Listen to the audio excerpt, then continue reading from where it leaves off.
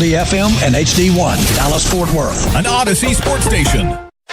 Driven by our D&M Leasing Studios, this is Sean and RJ on 105.3 The Fan. Here's the left-handed hitting Gilbert, and he lines one just beyond the reach of Nicky Lopez into right, and the ball goes under the glove of Nimmo. It rolls all the way to the wall. Susak has scored.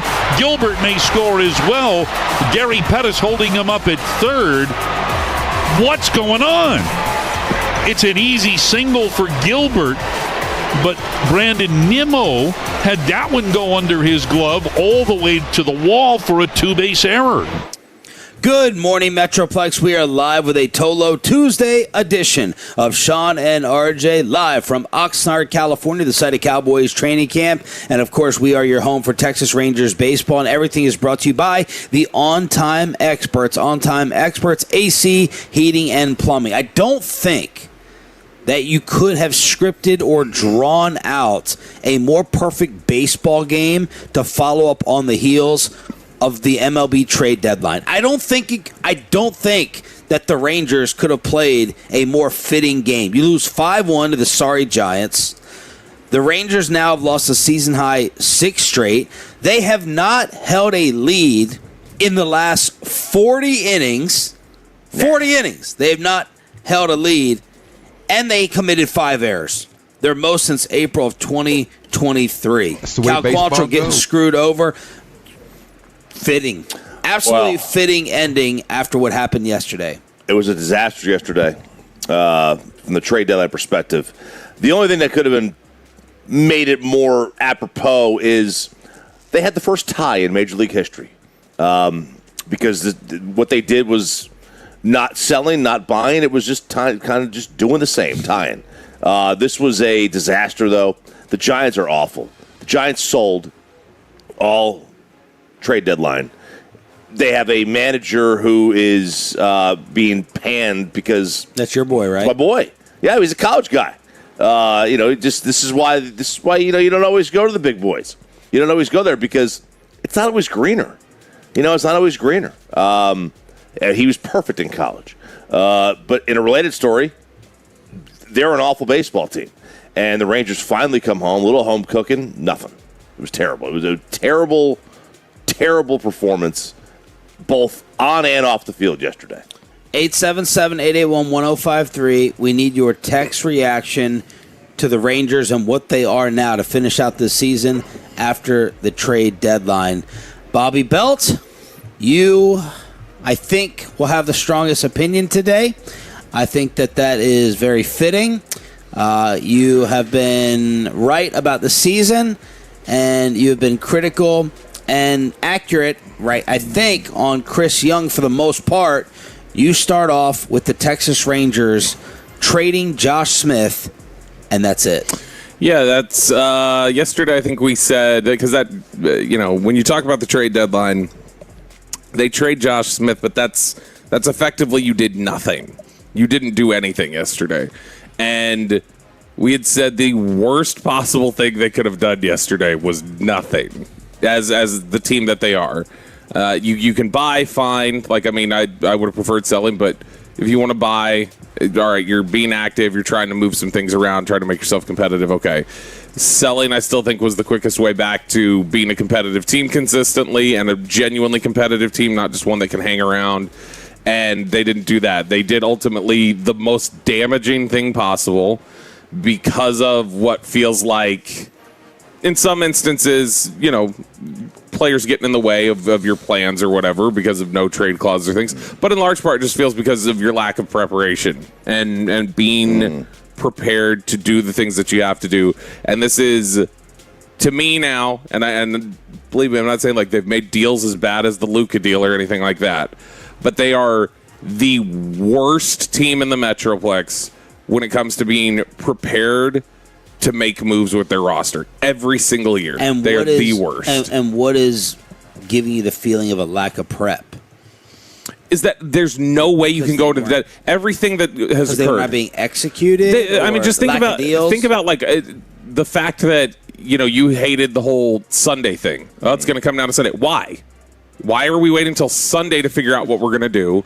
And why is it taking until Monday when all of a sudden we're hearing, oh, well, maybe they could trade Lats too. Maybe they could trade. They're never ready for it. And it's like they have all this time to prepare a couple years ago. And it's like, hey, you got 6 weeks where you want to add, and what are you going to do? And then it's like, Andrew Chafin. Give us Andrew Chafin. That's what we'll take. Yeah. Or last year, how it's like there feels to be this rush at the end of just, well, we couldn't get anything together.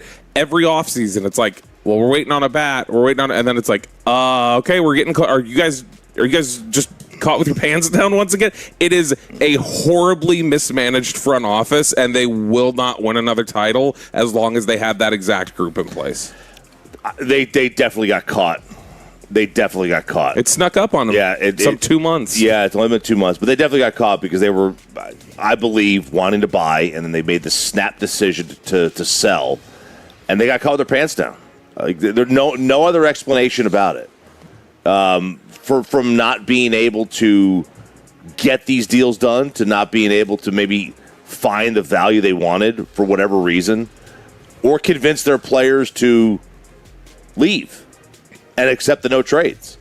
I just think they got caught. I don't know why, but that's how it seems. The one word I kept hearing yesterday from people behind the scenes was emotional. That part, I'm not guessing. Like I feel like the Rangers, particularly Chris Young, are extremely emotional. But this part, I'm going to kind of give my own description of. I don't know this for a fact. They're coming across as being directionless. They're coming across as being lost.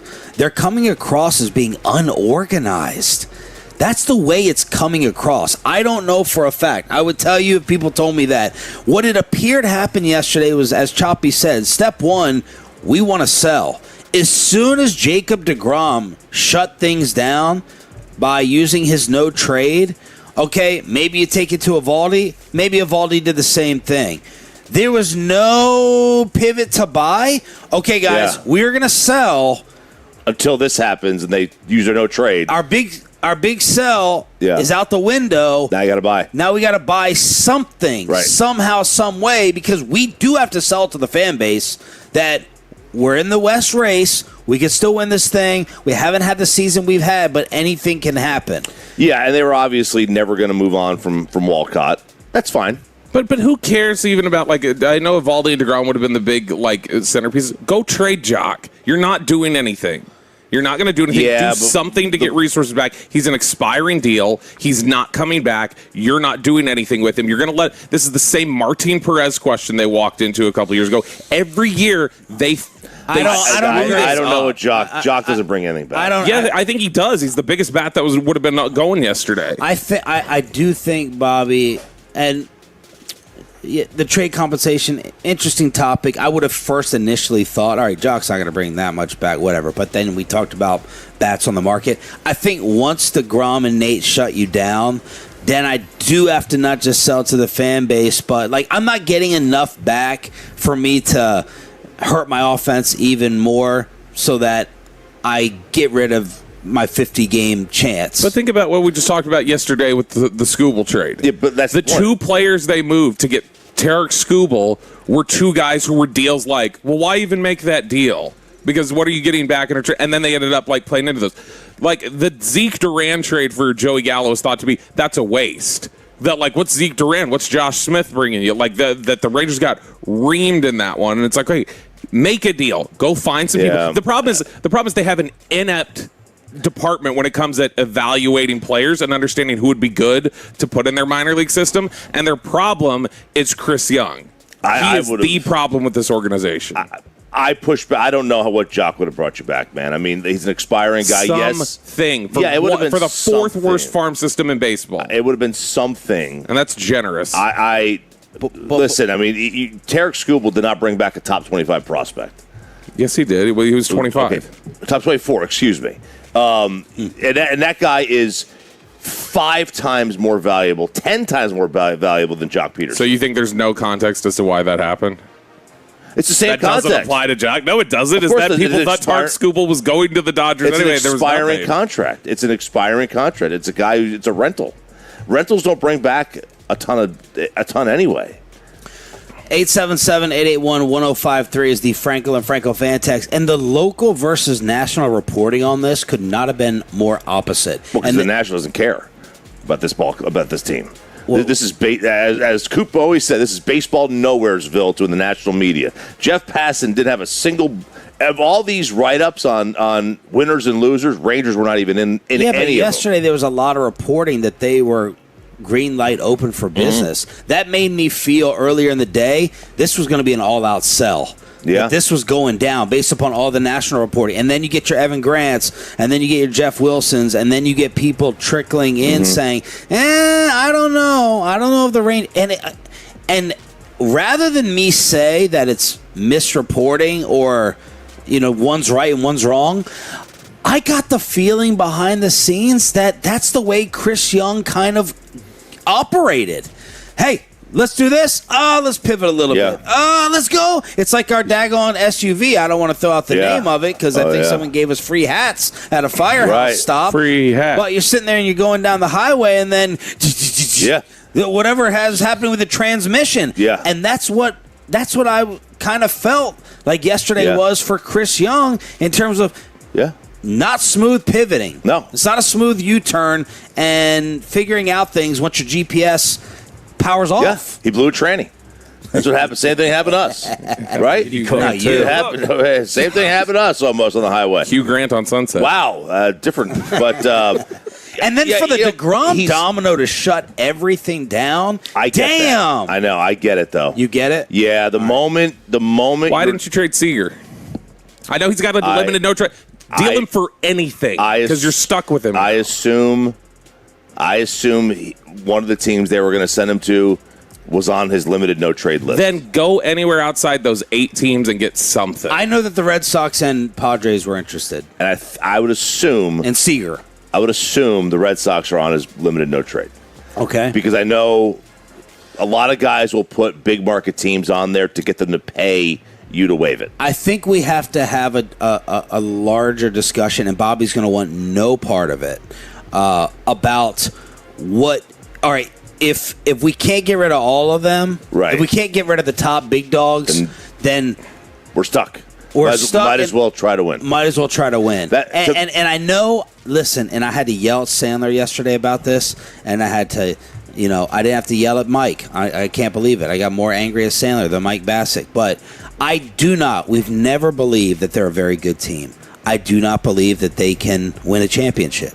I do not believe that they are a dangerous threat. I don't believe it. But they are 2.5 games back in a terrible division and terrible league. They are 2.5 back with a long-ass way to go. I would have... And there is value. There are enough eggs in that basket to where I can see them, like... Mm-hmm. Jake DeGrom, I don't know, we'll have a competitive conversation about him choosing to stay here versus going somewhere with more of a chance. But Jake DeGrom's like, I waived it because I believe that we can win here. Like, they can, over the final 50 games with their schedule, make a case and an argument that they can win the American League West. Sure. I mean, the moment they Jake, lost 6 in a row. Yeah, the moment Jake waived his no trade clause and then refused to waive it, and then Evaldi the same, you're stuck. You're never going to get anything back for these guys that you would like in a complete sell. To me, if you can't get rid of your top 2, then you might as well just hang on. You keep Berger and you keep Jock. No. You go get something for them instead of letting them walk away, and then you get nothing, and then we're in the same cycle next year. There's no resources in this organization. This is complete negligence from the Barry Switzer of Metroplex general managers, Chris Young. This is a joke of an organization. They tripped and fell into a World Series title that this group will never sniff again. 877-881-1053 on your home for Rangers baseball. Let us know in the chat. Pepe, are you upset?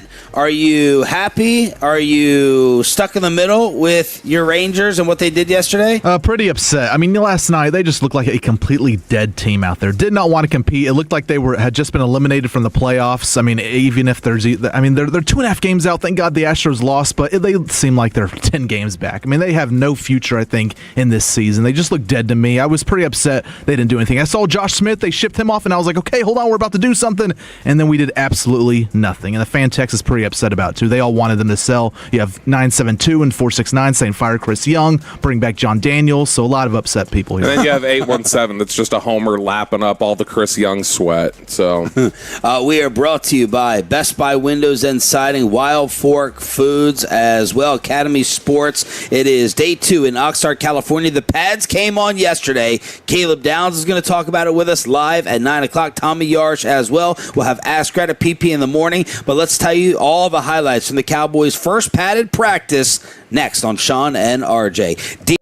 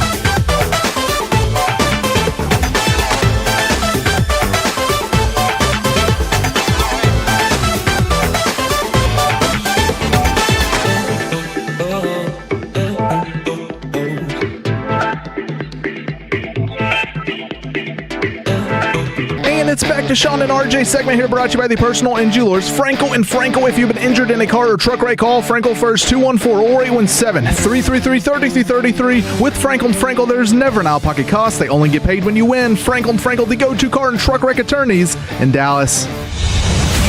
From news and notes to the coaches and players for America's team, let us go inside the Star on 105.3 The Fan.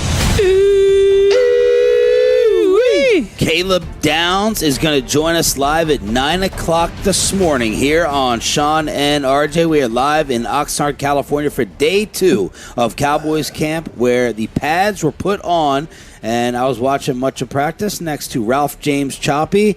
Give us your padded practice recap. Well, first off, George Pickens looks amazing. Okay. But how'd he play? We thought he played pretty amazing, too. Good deal. Yeah, he was pretty good.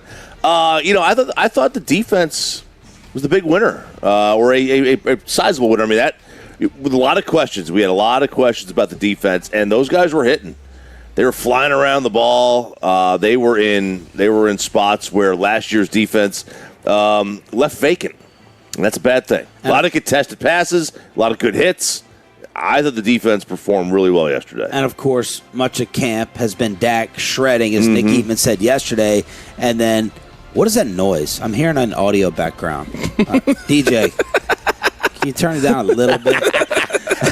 I was like, what do you guys got your computers on? That's that AM station over there. He's listening to an AM station. No, I was making an interference joke. He's already checking out the bone.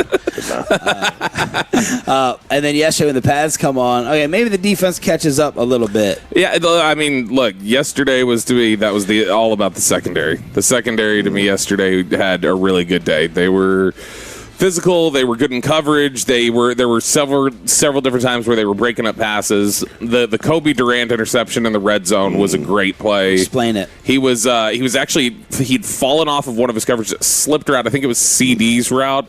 Slipped her out, got in front, picked Dak off. That was a really good play. Savone Revel broke up like 4 passes yesterday. He got, I think, a couple flags at some point too, but it's Durant and Revel yesterday. It's one of those things where you'll live with the flags if that's the case, because they weren't physical, or it wasn't like too much testosterone kind of physicality or stupid stuff. They're playing a certain style of football, and sometimes it's going to draw flags, and sometimes you're not going to get the benefit of the doubt from the officials, but it's a style that they have a lot of success with. And Revel looked confident out there. Like, he didn't look confident last year. He looked confident playing yesterday. Kobe Durant looked confident.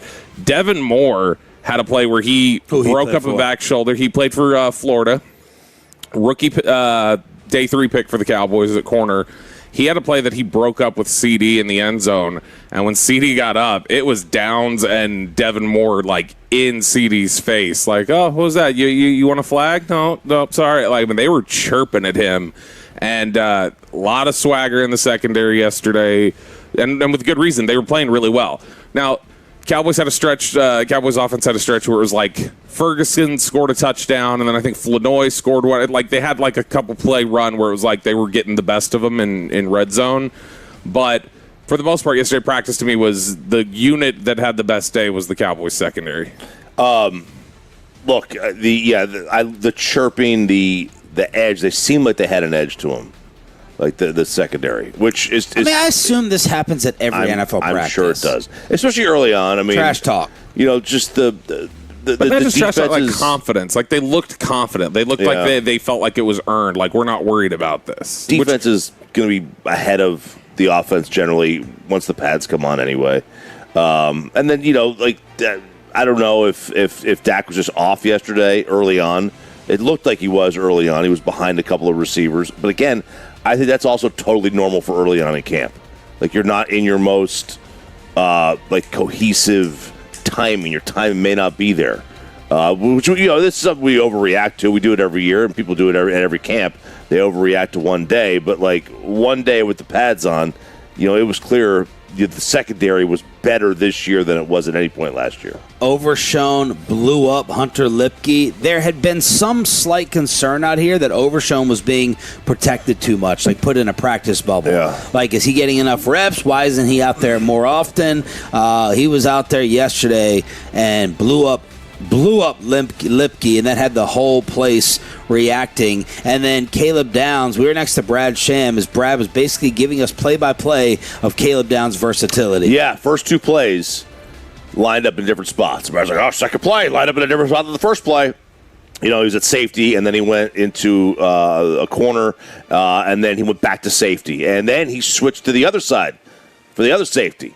So he was on the right side, then he was on the left side. So, he was kind of very, very versatile. He seemed... And he had a great run stop. You saw him somehow get in the middle of all the action. He seemed like he knew where he was supposed to be, knew what he was doing. He was around the ball. Guys love that. You want to be around the ball, though, early. You don't want to do the Bobby Carpenter around the ball where you just kind of get around the pile at the end. Yeah. He was great at that. Or just being like, the cameo shot in Romo's vacation photos in Mexico. But it looked like Caleb knew exactly where to be. He's in charge. He's going to be in charge of this defense really fast. He is talking the entire time they're out there. You hear him talking the entire time. There was one point yesterday where he's just looking around at the whole defense, and Elijah Clark is out there, and he's lined up on the wrong side, and you just hear him screaming, AC, AC, and he's moving him and directing everybody. He knows what everybody is supposed to be doing out there. He looks, a lot of what he does, because I was focused on him specifically for a lot of practice. A lot of what he does, it's okay, he's in coverage. You're not necessarily going to see him on every play. It's not going to be a big splash play. He's taking things away. He's doing things, but he is directing all of their traffic, and he's going to be, I think, everything as advertised when it comes to the type of communicator he is, the type of mental processor, and just the football IQ. Pepe, I don't get nervous for very many interviews, but I am nervous for this one today.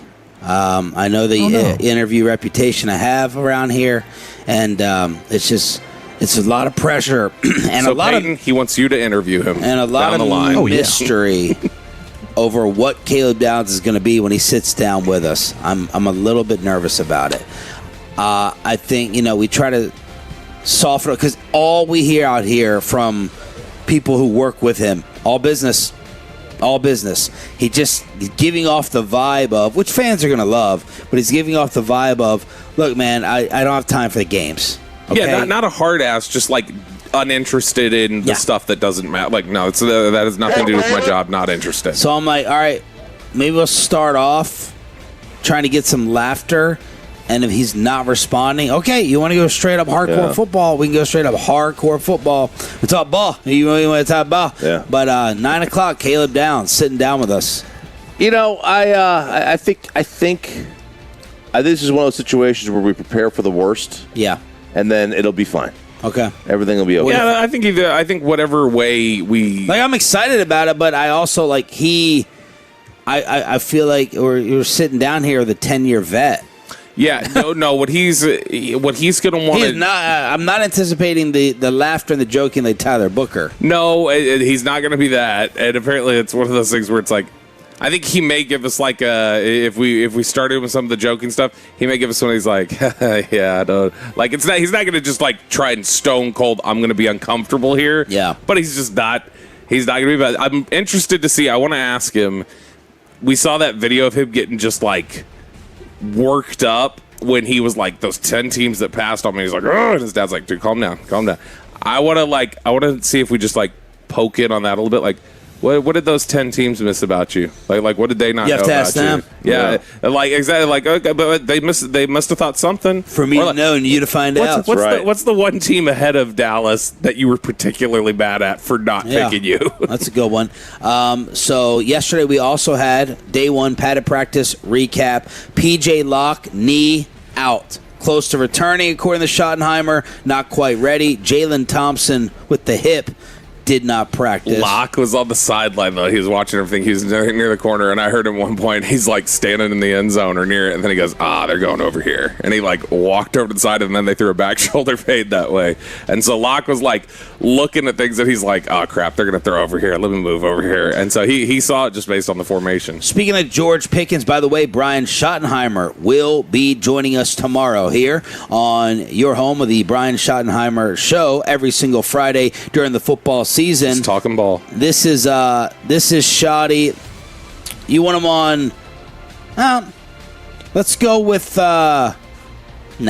We'll hold off on it. I want to talk about Bobby, popular Bobby Belt, as we were walking on the sidelines. First off, Nick Eatman stops me and he goes, "Hey, they just called Tommy Yarish." I wrote it down here. Tommy will join us at 9:20. Big Sexy. Big Sexy, that's right. What do you think of these fans who are calling Tommy Big Sexy? I was like, you need your vision check. You need Tommy's goggles or glasses or bifocals on your head to be calling Tommy Big Sexy. Is he a daddy? I would not call Tommy Yarish a daddy. I would call him a dad. Clark Kent. Yeah, dad. Yeah. And then, man, I heard a fan ask Bobby Belt for his autograph. Yeah. And then while walking out, you and I didn't even get acknowledged as a fan was like, Bobby, stop wearing hoodies, stop wearing sweatshirts. So the popularity of Bobby Belt taking over out here. Yeah, I mean, what can I say? I know ball, and my ball knowledge spreads to all the ball thirsters, and they know me. There's a lot more Guardian caps out here, and thank you, National Football League, or at least Dallas Cowboys, because they fixed the design of the Guardian cap, and holy crap, it looks so much better. And I think that has made guys feel okay in wearing them, CeeDee Lamb included. I had asked Bront from Cowboys PR, I was like, are they mandating like guys wear it more this year? And he said, he said there's a couple specific helmet designs that if you don't get your helmet cleared with the league, you have to wear them. Michael Irvin put on the new NFL helmet, like a Rams one. He was going bonkers. It's hilarious. Of one of my Instagram stories with Mike figuring out the adjustment of the chin strap here. This is brilliant. This is brilliant. You know how many times we're sitting here trying to click this thing in over the years saying, help me the F out. But Mike was melting down, loving the new technology of the Rams helmet. I'm dealing with this with Julian. He's like, I can't have a bucket. I can't have a bucket hat. That's what they call a regular helmet. They call it a bucket. It's got no drip, so he's got to have the Speed Flex. He's got to have the Z100 or 1400 or whatever the crap it is. The mica helmet. They want the mica helmet. That's what they want. And it's got the chin straps are different, and you can pump it up with air. I mean, they're super expensive, super nice. All right, could you copy this major league player in using soap only? There's no shampoo at all. You're never using it again. Soap only, and you're willing to take a pie in the face. You're willing to get creamed in the face at work. Whoa. Of course, it's PP in the morning next with the 6 a.m. Club right here on The Fan. And this...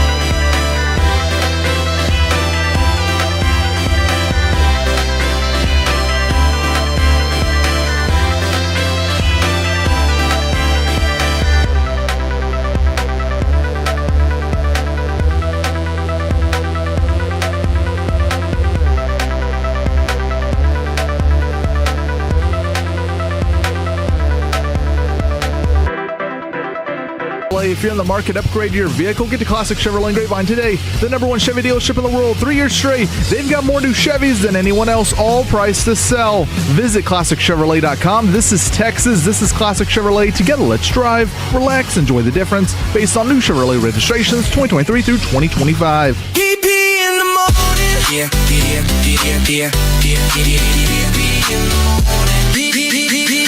DP in the morning.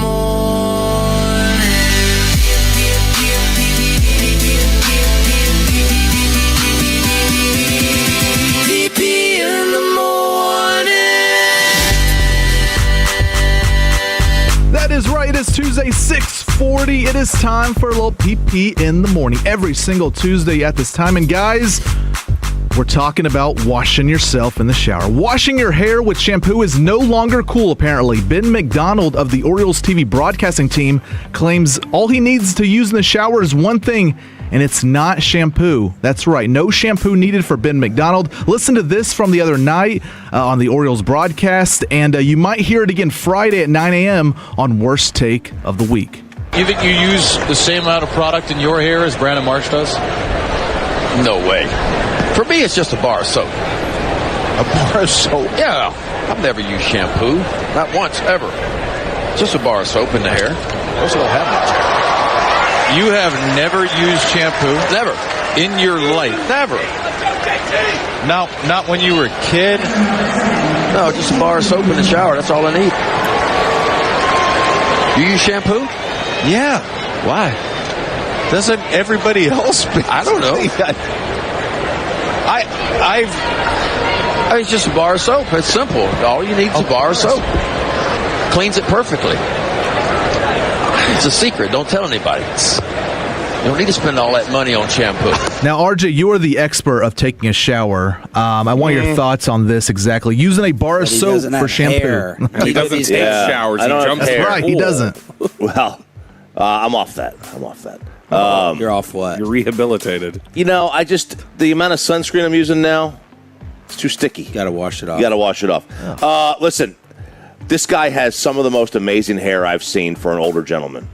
It's not. It's a crew cut. Oh, no, but it's thick. It's a Howie Long level haircut. The guy has lost not a single follicle in his life. Far be it for me to criticize how he is taking care of his scalp. Whatever he is doing, it is right. Now, I will judge him, though, for using a bar of soap in the year of our Lord 2026. Who's not using body wash at this point? I use a bar soap. I use soap. Yeah, I use a bar soap. Do you use a washcloth? No. How do you get the dead skin off? You scrub. No, you need. Oh my God. You need good texture. You need texture to get the dead skin. Nails. Nails. I don't like having to pump 4 times in order to get enough liquid on a washcloth or in my hand to wash my body. How many times is a good amount of pumps? With this, ask her. Well, I can't ask her. Oh, no, that's a crime, actually. So is the one you're committing today.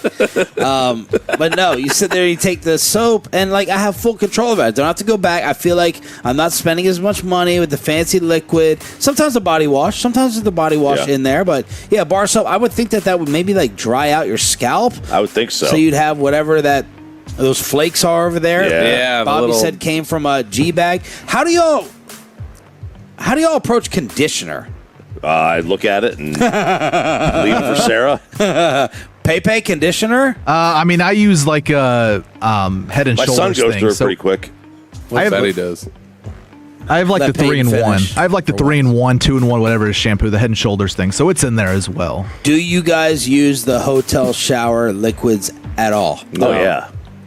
No, yeah. Yeah. Why are you saying no as in you're disgusted by it? No, I'm just saying it's all packed. Like Kristen packed all the specific soaps and shampoos. Do you have to have specific ones? Yeah, no, she packs a bar of soap because they only have the liquid dispensed ones in the hotel. Yeah. So she packs the bar of soap and then she packs the Neutrogena tea gel for the shampoo. Yeah, I just use whatever they have. Because then all these flakes over here would be me if I wasn't using the tea gel. Sarah will bring her own when we go travel. I assume women will bring their own a lot. For me, I mean, I use a washcloth. I'll Sometimes use this washcloth here. Yeah, I don't Yeah. use washcloths at home. I feel like that's for babies. That's for kids. I would like to bring a travel poof, but the washcloth's fine. Like Yeah. it's fine. Yeah, I mean, first But off, never non-shampoo on the hair.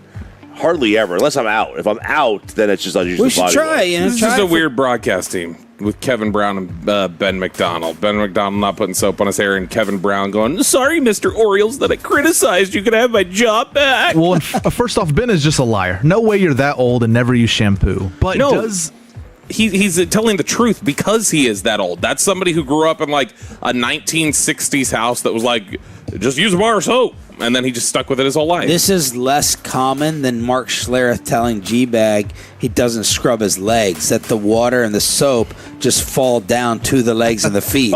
He doesn't scrub. No, that it's like I don't. Do you wash the bottom of your feet every shower? Not every shower. Not every No, shower. But like when I got back from the airport, Absolutely. and people were shaming my toes, including Tyler Booker, I had to scrub the bottom of my feet. Yeah. Because my feet were out and I was walking through the airport. Yeah, dogs out, baby. Yeah, not every time though. Well, you can't have your dogs out anymore. We learned yesterday after we saw your little bovine hoof Hey, of a foot.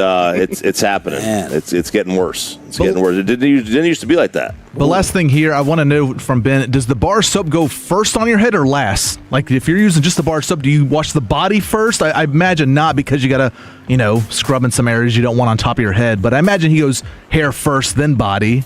Yeah, but if you use, he's not using a new bar of soap like getting a new pair of kicks for every NBA game. Yeah. Eventually, the soap that is on your nuts is going to be on your face. But are you doing, is that how he would do it? Would he be doing this, or would he not just be going in the hand and then scrubbing? I take the bar. I don't put the bar on. I put it you in. don't. No, That I'll would take scrub a it on my long hand, suds it up, time. and then I scrub. Well, then you might as well get the body lotion. Same thing. Because Same no. thing. Take the bar and no, and the rub it lotion, around. like you do the body wash, and your skin still feels like it didn't wash all the way off. That's why I I don't get that, use body especially wash. in these hotels. I mean, there's not a. Is there a hotel There's in the no world hard anymore? water. Is there a hotel in the world anymore that has water pressure above like 2 psi? I mean, this thing is a drip. I've seen old men at a urinal have a harder stream than the shower. Too many women reason up the hot water. Oh God, You need it's to go awful. in there with Jake Springer. There we go. Play some R. Kelly. Back to you, Peyton. Oh, jeez. All right, it is PP in the morning every single Tuesday at this time. RJ, how can you not be romantic about getting a cream pie at work? That's right, we're going pie to face at work in Connecticut. A former Comcast employee in Connecticut claims that a store manager forced employees to be tied to a chair and hit in the face with pies for not meeting sales goals. He is now seeking more than $15,000 in a lawsuit against the company. I think this is a perfect idea for us at the station. Lowest rated show of the month. All the other guys get a piece of them, throwing a little cream pie in their face, all lining up in the hallway. I think it would be incredible. I'm going to bring it up in the meeting next Monday, since I did not have one yesterday. I'm going to bring it up. I think it's a good idea. Okay. Team bonding didn't have moment to there, meet Sean. yesterday? It's all about team bonding, right? I can't remember when Spittle, he used to just want everyone to blend up,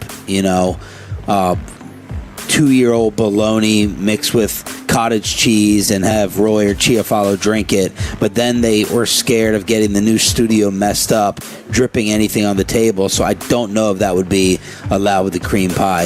Yeah. But I know we ain't losing. Yeah, I don't know if you can just throw people's faces in cream pies. That'd be a little bit of a messy situation. But I don't know. This is you should suggest this. You should bring this up as the payoff. I had the bet payoff. We were talking about this in the This is dumb. in the airport the other day. No, dumb because you're Oh, wait. terrified of it happening. What? Which is instead of the shaving the head, the next payoff should be full body hair shave. Like you have none left. You come in here looking like Charlie Villanueva. Because only you want to see the process of the full body getting shaven. Doesn't work for radio. We don't shave it in radio. You do it yourself, and you show up to work the next day with But no how do you- eyebrow, with my clothes no leg on? hair. Yeah, how do you know that I did? You're telling me right now I wouldn't be able to tell that you shaved Yeah. all your body hair. I'd know looking at You you. wouldn't know except for my eyebrow. Right. And your head and your face. You're not- the one who won't You shave. would look like a thumb. You wouldn't know my, below the belt. No, but I don't need to see that. That's the whole point. Honor I ain't system. shaved my eyebrows ain't going anywhere. Yeah, yesterday in the car, he's like, That's my number one. no. And I said, would you rather have one eyebrow or none? And he said he'd rather have one. You think you have great eyebrows? No. Sweat but the protector. sweat. That's what protects your eyes from sweat. I mean, I know a guy's got no eyebrows. It's the weirdest thing. It's a strange. I can't even look at him. Charlie V. Yeah, it's exactly what it. We do the Jada bet payoff, and I think that it would be a good one. All right, Pepe. So Bring it home. in this story, David is the man with the lawsuit, and he says employees had to tie the lowest ranked sales consultant for the prior month to a chair in the back office, and thereafter assault that person by violently smashing a cream pie in their face. And we need to ask Cody and sales if they should start doing this, and who would that person be tied to the chair? That'd be pretty interesting. David has contacted the regional manager, but to this day no one has followed up on the complaint. And this could be a very fun thing to do. You know, you have fun with people that couldn't do their job for a month. And then the show with the lowest ratings, I think, should get pie in the face there. But yeah, what if we took the worst producer? Since you're calling out everyone else. Who's making the decision? Oh, well, I mean, Alec would be there every month. I was going to say, it depends on who's making the call, and it might be Alec. And what's the judgment off of? Is it? I don't know. If it's off guess, it ain't Alec. No, Alec busts his ass He to gets get the guests. best. Yeah. He doesn't know how to play intros, but, you know, he's... Sends breaking news during our show. Yeah. Peyton, can you play Cut 12, the Rangers trade deadline reaction, real quick for us? Cut 12 is not that, sorry. Oh, which one's the trade deadline reaction cut? It's not on here. Interesting. But all right, guys, we got one last story here to get to on PP in the Morning every Tuesday at this time. Can yoga save you from the poop parasites? Maybe not, but studies show yoga might be able to prevent diarrhea. Studies show the yoga movements and first thing in the morning has been shown to get your gut moving to improve any oncoming stomach issues. Nearly 86% of participants reported improved constipation, 87% had less abdominal pain, and half saw improvements in their toilet time. Nearly 43% saw a reduction of irregular bowel habits. Certain yoga moves, they say, may aid constipation and provide a digestive massage. So, RJ, this is right up your alley. I feel like you want to do this, but if you want to prevent those stomach issues, you got to do yoga in the morning. First thing in the morning. I'm not opposed to yoga, but I don't have a problem in this department. I go. What department? I'm not constipated, and I don't. Currently have diarrhea. Yeah, so. I don't feel like you've been passing gas as rudely in front of us as you usually do, but I think what you could be doing it, and it's just being covered up by the scent of our hotel area. Boy, that's pretty bad. Pretty bad. Would you pull in there? What is that, Deej? Is that just seals? Is that seal gas? Seal farts, right? Those are seal farts. Yeah. No, I haven't. I've noticed that I haven't. It's a mixture of sewage and like a seafood market. It's not the hotel. It's just the area of the with the water. It's the water. That's what it is. But no, I haven't had a real good gas pass since we've been here. Gas pass? Yeah. Oh, okay. Well, I haven't. Walchuk had an issue yesterday. He was like, I've gone twice this morning. I'm starting to worry the runs might be coming up on me because I've had two really powerful bowel movements this morning. PP in the Morning here on Sean and RJ. We are live from Cowboys camp on DFW Sports Station. We have breaking news. A humongous deal just got done in the National Football League, and just prepare. Bobby's already on edge. I think Choppy's going to shove him overboard when he says Chris Young is not to blame for what happened yesterday. The Cowboys are still sleeping. Be careful. That's next on Sean and RJ with a concert ticket giveaway as well right here on The Fan.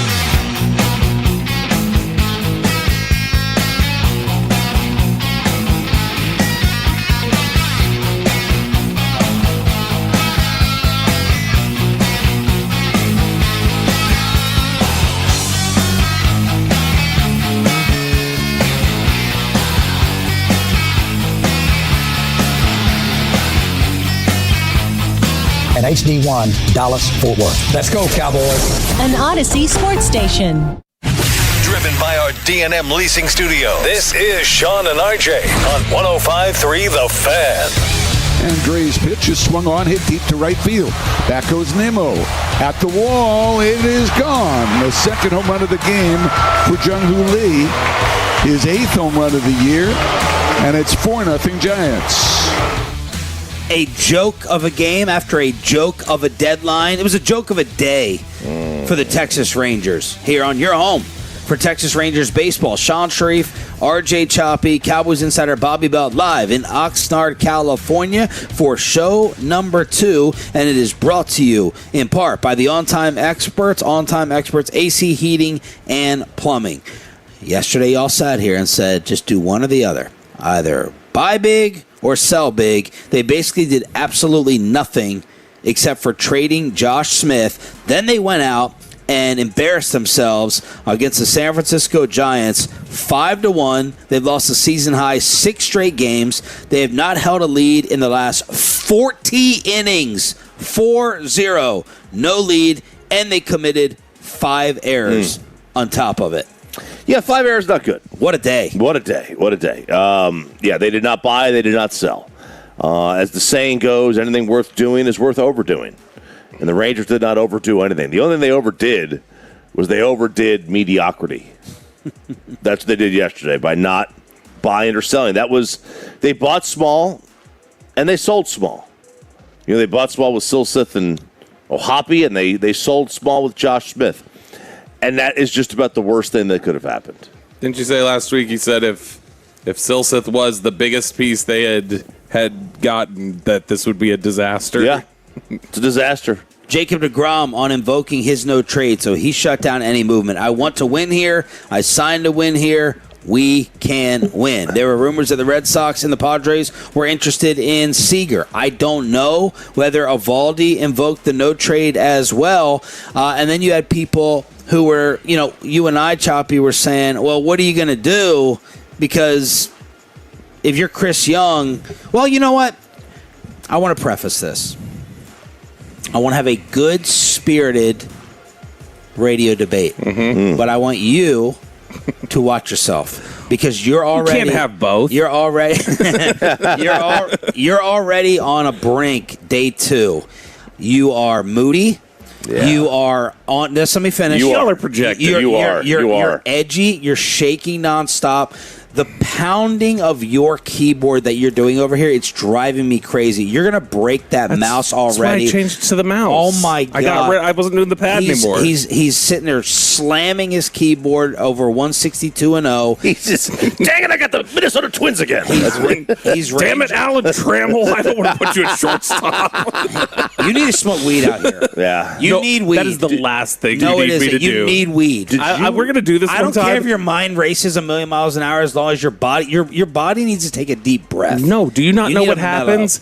If I were to do that, Am I smelling a little of the ganja? You would have me next to you the entire night going, you can't go anywhere because the monsters are coming to get me. And it's not mushrooms. Yeah. Did you have coital engagement before you left? No. Okay. Or wait, no, hold on. I thought you were talking about before I smoked weed or whatever. I've told you the whole thing. The last time I took part in marijuana, I stood against a wall with my back against it, and my brother walked up and goes, "What are you doing?" And I said, "If I stand against this wall, I can see all of you when you're coming for me, and you can't get me from behind." Oh, my God. And I stood there for 3 hours. Well, I think that this could push Bobby over the edge, as Choppy says Chris Young is not to blame. Edge me. Do it. I will. Listen, I mean, I wanted them to buy or sell, and what he did and what they did was a failure. I don't think there's any other way to say it. Yesterday was a failure. But DeGrom uses no trade, and Eovaldi uses no trade. We think. Seager may have. Now, can I blame him for giving them a no trade in the first place? That's the counter.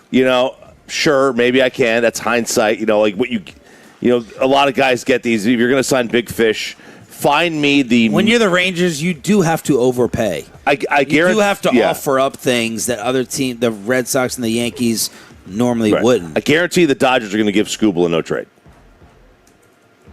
I guarantee you they are. Okay. Sure, if you want to blame him for not giving them the no trade, okay, we can have a discussion about that.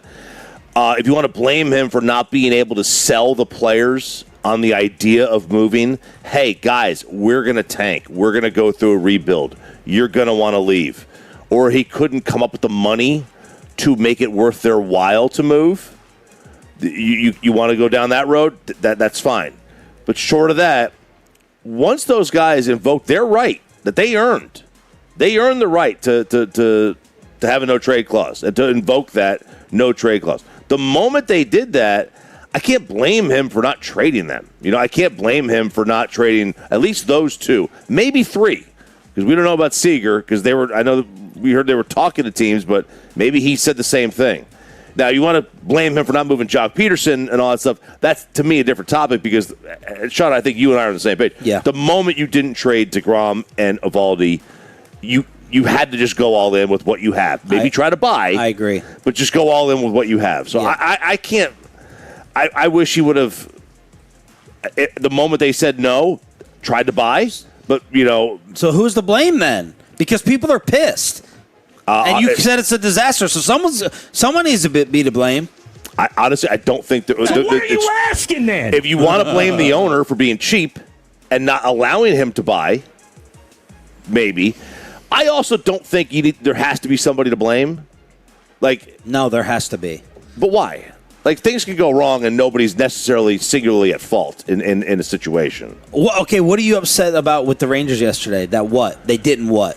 I would have liked to seen them sell or buy. Okay, so, right, but so the players shut down the selling. Correct. So someone has to be at fault for not buying. I would assume that's the owner then. Okay. Yeah, I would assume the owner said no. Someone stop you from buying.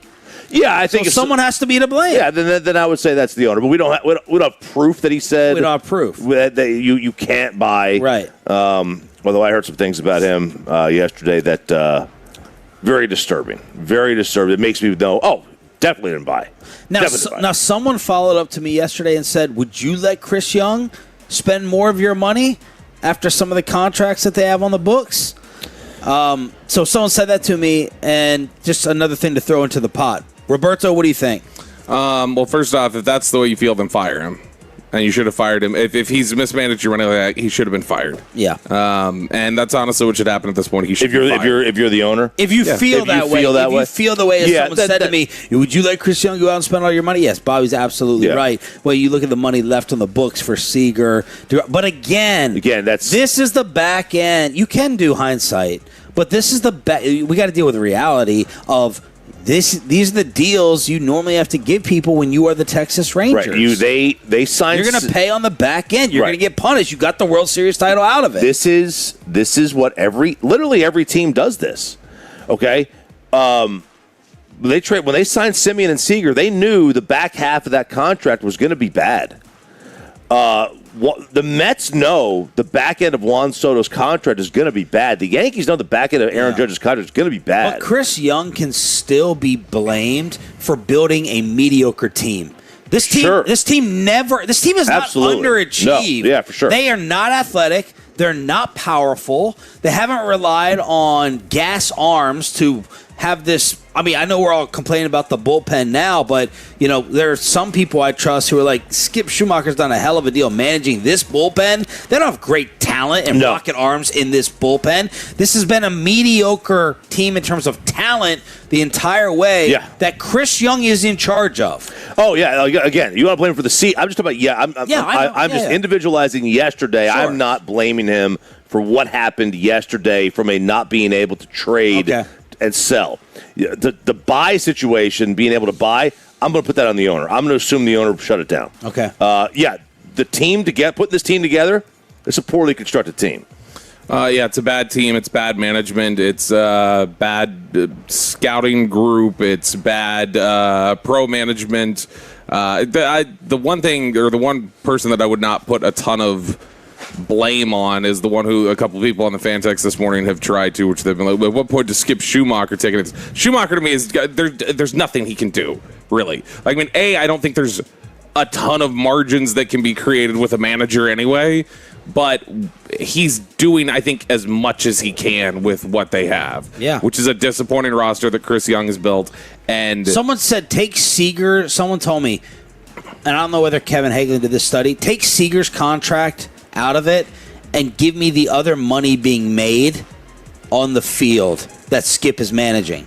Think about the contracts. Like, Jake Berger ain't making a ton of money. Josh Smith, who got shipped out, he's not sitting there making much. Go around the diamond. They're all either Evan Carter's not making a lot of money. No. Zeke Duran's not making a lot of money. There's not a whole lot of money on the money's on the pitching staff. It's not on the diamond. It's not on the diamond. From the 956. The catcher's not making a lot of money. No. 956 guys win the World Series. You get 5 years of grace after that. I don't know if it's 5. I don't know what fan base give him 5 years. And that is why I maybe I hate to say this. I hate to wonder it. I'm not going to say it. I won't bring myself to say it because I love Nate Eovaldi. I love it. I love him being a dog. I love the competitive nature. And I don't know if Nate invoked the no trade. But damn, man, I wonder about your competitive spirit if you didn't want up out of here for a better situation. Yep. Jacob deGrom, I have to ask about your competitive spirit. He's comfortable. He's not. It's and not that goes to the whole thing yeah. of you get 5 years here. Jake deGrom is not. We're going to flip out today, and we'll probably have some meltdowns in the second half of the season. But this ain't no New York media going after the Rangers. Well, this is not Philadelphia who's going to boo you. Well, no, you've got the nonstop. guy sitting right here who says he shouldn't be fired or held accountable for it. Chris Young? Yeah. He should be held accountable for I'm the just saying team. DeGrom and these players, they're not going to get. You should fire Chris Young. You should fire Kip Fagg. You should fire everybody that's in your developmental pipeline that has destroyed this. Again, you tripped and fell into a World Series in 2023. Congratulations. If you want to blame him for the roster for the season, that's absolute fair game. Every season I do. And he deserves blame for the roster for the season. I'm just saying yesterday. Gross negligence and incompetence. That is Chris Young's reputation. And you know, this is what I do. Morosi posted this tweet. Nathan Eovaldi with a full no trade clause won't be traded today. That to me is saying that Nathan Eovaldi invoked his no trade. Trade anybody. Trade anybody who is a tradable resource. I don't give a damn about maybe sneaking into the wild card. Get me resources. Yeah, Trade Esteban Loaiza and get me Michael Young back by accident. Do that. Don't sit here. I could not have done that. I'll tell you. I know you couldn't have done that, and that's why that 2000 Rangers team wouldn't have been jack shit because you would have. Jesus, Bobby, what does the matter with you? Dump that, Peyton. Whatever. I don't know. Go ahead. No, don't gaslight us and you drop the It's not a S-word gaslight thing. I'm saying what are we doing if we're not holding anybody accountable and we're not willing to do anything to get better ever? The moment you couldn't Go trade for a those two guys, Chris the Young. moment you couldn't have traded those two guys, Eovaldi and DeGrom, there's no point. You Chris still Young, have no, I know because Chris Young thinks pitchers are the only thing that are valuable in Major League Baseball. So if he can't trade them, what's he trading? You still have 2 months of a season to get through. You have players, you have veteran players. It's the last dance for these guys. Seager, he'll be a bum after the lockout, and DeGrom will be gone, and Eovaldi will be gone. Like you might as well ride it out. You still have a season to prepare for. Might as well ride it out has been the saying for 4 separate seasons where it's like, okay, and then what? You lost Martin Perez for nothing. You lose guys for nothing. You lose Malley for nothing. You lose all these guys for nothing. I would have, and then we're back in the same conversation every year because of it. Jock Peterson's not bringing you back much. Neither is Berger. DeGrom and Eovaldi would have brought you back something. So would Corey Seager. And if they said they didn't want to go anywhere and they have the no trade clause right, what are you going to do? 877-881-1053. We were almost there before waking up Brian Schottenheimer and some of the players. We'll ask Caleb Downs if he heard us at 9 o'clock this morning, and we'll ask Shotty when he joins us tomorrow. Someone please plug Bobby up over here. We need to plug. Let's go commercial free in the Expressway with a brand new ticket giveaway, and we got breaking news in the National Football League and a Cowboy trade update. That's next.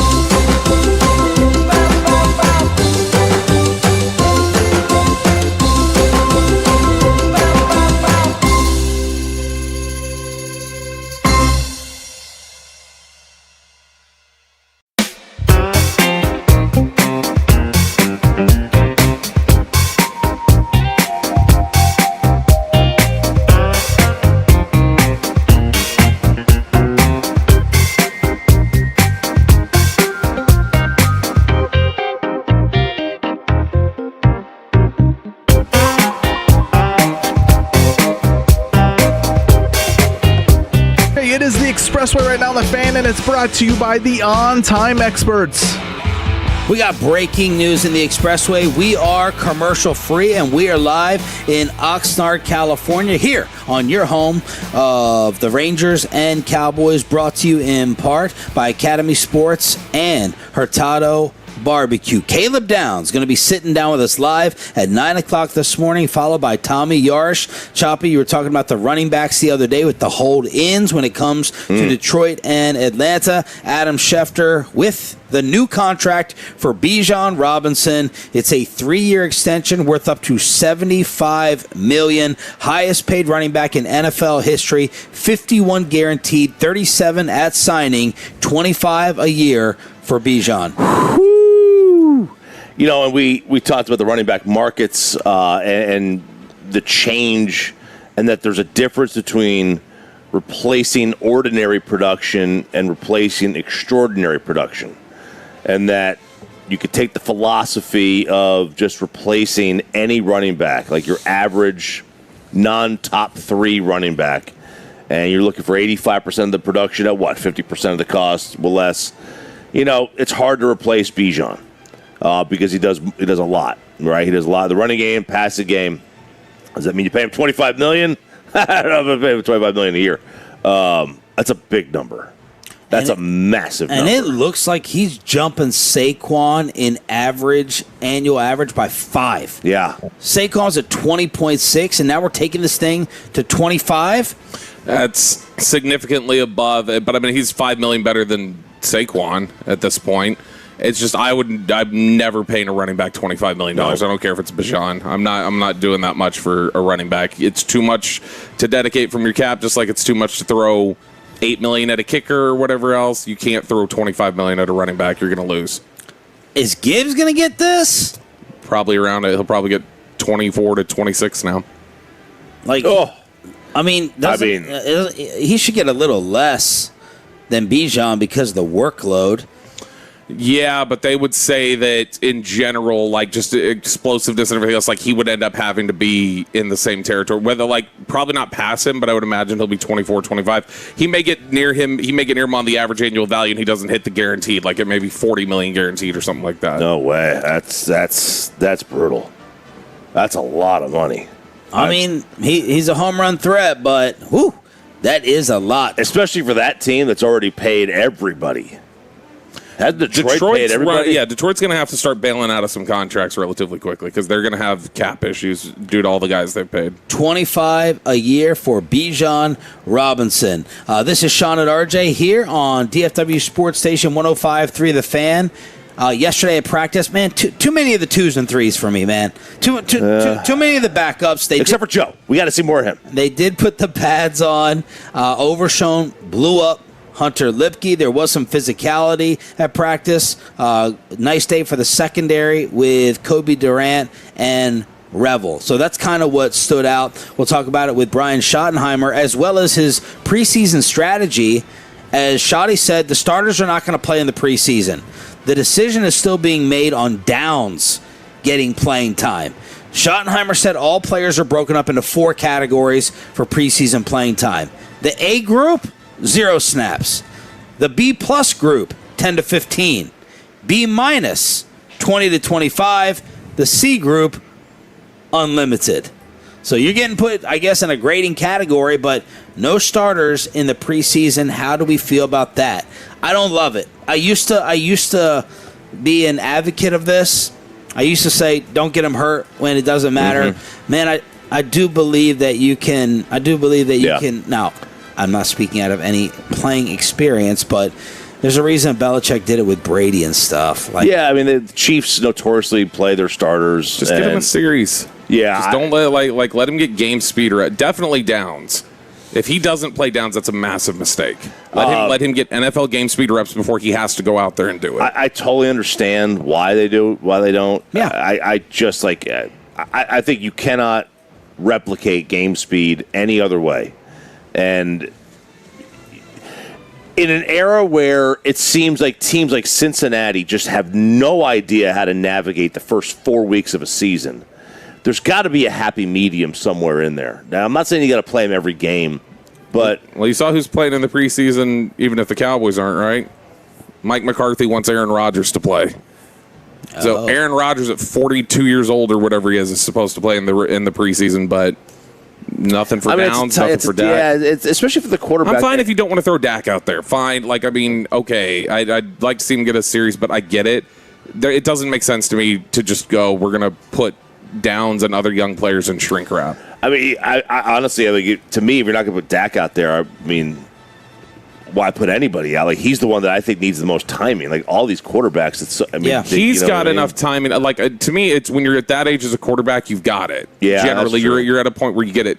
Downs has never been out there for an NFL snap. He doesn't know the speed. He's got for all the other adjustments, especially for a player who does not play, like, he's not a fast player. He plays fast because of mentally his reaction, but I'd let him get out there. Let him get used to what that snap speed is like. Are you fine now? Yeah, I've been fine. No, you're not. What do you mean? Brooding. I'm not brooding. You are What does brooding mean? Brooding is where chickens are sitting on eggs and they're trying to hatch Sad and them. moody. What and are you they're angry mad. about? I'm not angry about anything. Yeah, you are. No, I'm not. Yes, you are. I'm mad about the Rangers at the trade deadline. Let me ask you this: But But I'm not mad about that actively. of the three definitions of brooding, are you sad and moody? Are you deep thinking? Or are you in a dark atmosphere? Oh, 1 and 3. I'm not sad. I'm. What was one? Sad and moody. Moody is. I took that. Are you deep in thought? Like you being very quiet and serious while lost in heavy thoughts? No. I get that a lot. Like, we got a long way to go out here. I'm good. Get it together. I'm good. It's together. What did you go back and do? Did you punch the porta potty? No, I went and peed. For 7 minutes? No, I peed and then I was walking back. He was trying to be like Fred. He loves Fred so much. I have to copy Fred. Oh, yeah? I do love Fred. I have to disappear for 20 minutes. Has No, Fred- if I was Fred, I would not have been back till 8 o'clock. Has Fred replaced Chiafalo as your man crush? I love Fred. Fred's a good dude. I like Fred too. Fred. So what are you asking then? Right. All right, speaking of... AI Fred, that photo he posted was good too. What's that? He had posted a photo on the Fred and Blake Facebook. Their Instagram, social media manager social media. posted that, not him. Oh, they have a social media manager? What? Yeah. Come again? They have a social media manager for their account. Who is it, Trevor or Kevin Walker? Yeah, is it Blake's girlfriend? No. It's look, Is someone being compensated for this? I don't know. I know it's the same person that had got them covered to come out here, and then they still weren't Jacoby able Durant? to. Wow, look at that. Look at us. Oh, man. Not doing it right. We need a social media manager. All right, explain why this athletic quarterback list stands out. If you think it does whatsoever, it's out. The tier list. Yep. So it's useful in that it's similar to like the Fowler list in terms of the way that it's cultivated and It's 50 executives and coaches ranking 35 veteran quarterbacks. and Sando is very plugged in with various executives and people to where they would be open and honest with him. So it's just a clean, open look. Okay, so this is the league just on the quarterbacks. We do this list every year. We are commercial free in the Expressway. We'll have Ask Reddit coming up. You ready? Yeah. Tier 1, pay attention to the qualifications. Carries his team each week. The team wins because of him. Expertly handles pure passing situations, which gets RJ so excited. Has no real holes in his game. Number 1 in the league. Is or should be, are you looking at the list? Yes, he is. I'm going. I'm not going down. But he saw the cover image. I saw the cover of it, but that doesn't mean anything to me because there's no way that Jackson Dart is tier 2. Did you already look at it? No. All right, who's number 1? Allen. I'm going to guess it's Allen. It's not Allen. I'm going to guess it's Mahomes. It is Mahomes. The executives don't know what they're talking about. Quote, I still think he's a 1, but this year will show. How the panelists vote. Open it up because you guys can look at different quotes and stuff. We don't need to do all this guesswork. It's the same 10 guys usually. I just want to see what's said about them or if there's any crazy order. Here's how they voted. Tier 1, 49 votes. One person put him in Tier 2. Man, I don't know how you get him in tier 2. I just don't know how Someone you do said, I know no one sees this list, but no one wants to be the one that takes the one off. He has earned that. So Mahomes is 1. Number 2, it's got to be Allen. It is Josh Allen. He's actually tied with someone else. 2 people put Josh Allen in tier 2. yo, man. That's stupid. You're fired. You're out. If I'm an NFL owner and I found out that my executive put him in tier 2, you're gone. You have to be. Are you? What do you? Well, what? Yeah. The only thing I would think is that you don't love his, like, he's cut down the turnovers. Pure passing, like his pure pocket passing ability, maybe. Or you're docking him for not being able to win big games, which is, that's not really one of the criteria. Someone's just knocking him over what happened at the end of the Denver half in the playoff game. Quote, until he stops doing that, you can't rank him as the top quarterback. That is one of the worst plays I've ever seen cost them the game when he was scrambling under 30 seconds left and that fumble. Number 3, well, he's tied for 2. Tied for 2. It's got to be Burrow. Oh, jeez. Nope. Yeah. People love him. Matt Stafford. His football intelligence matches his football talent. So Stafford tying for 2. Yeah, I mean, he's reached the point of his career where he's just his brains match his talent, and he still has pretty good talent. He may not be as good as he was in, like, pure talent wise as like 2016 or 2018, but the brain's there. Number 4. Well, I mean, I'd already said it. Now it's Joe Burrow. It is Burrow. 4 people put him on tier 2. Of course, he came in as the 8th best quarterback on the Players NFL Top 100? Maybe. No, yeah, he's going to come out as like which they came out with the 10 that just missed yesterday, and one of them was Stroud, which means Goff is included in the group that's ahead of him, I would think, because there's no way Stroud was ahead of Goff. So that's it for tier 1 from the executives. Burrow, that's fair. Stafford, Allen, Mahomes. I don't have a problem with that. I mean, I think those guys are separated from the pack. Yeah, one of the bigger controversial talking points from this is who starts off tier 2. Here are the qualifications. Carries his team sometimes, handles pure passing situations in doses, has other dimensions that elevate him above tier 3, has a hole or 2 in his game. Dak Prescott is going to have to be in this tier. Starting off at number 5 is Lamar Jackson. If he doesn't play well, they don't win games. 22 people put him in tier 1. 28 people put him in tier 2. Number 6. Have you both seen it? I'm not looking at it. I had looked at it now. Number 6. They're going to put Herbert here. You are correct. He should have had goated. He should have had more accolades at this point, said a defensive coordinator. 3 people put him in tier 3. 19 put him in tier 1.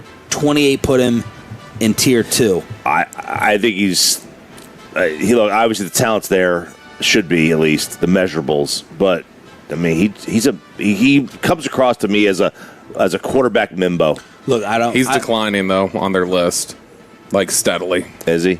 Yeah, he was tier 1, and then he was lower on tier 1 in 23, then 24. He was tier 2 at 60%, 68% last year, and then this year it's 56%. See, that tier 1, that was second year tier 1. I mean, that was just insane. Like, it's way, way too early to put him in tier 1. We got a brand new concert ticket giveaway coming up here, commercial free in the Expressway, and then 8 o'clock segment may just get us totally canceled, period, with the 3 topics that I have cooked up. Number 7 is Dak Prescott.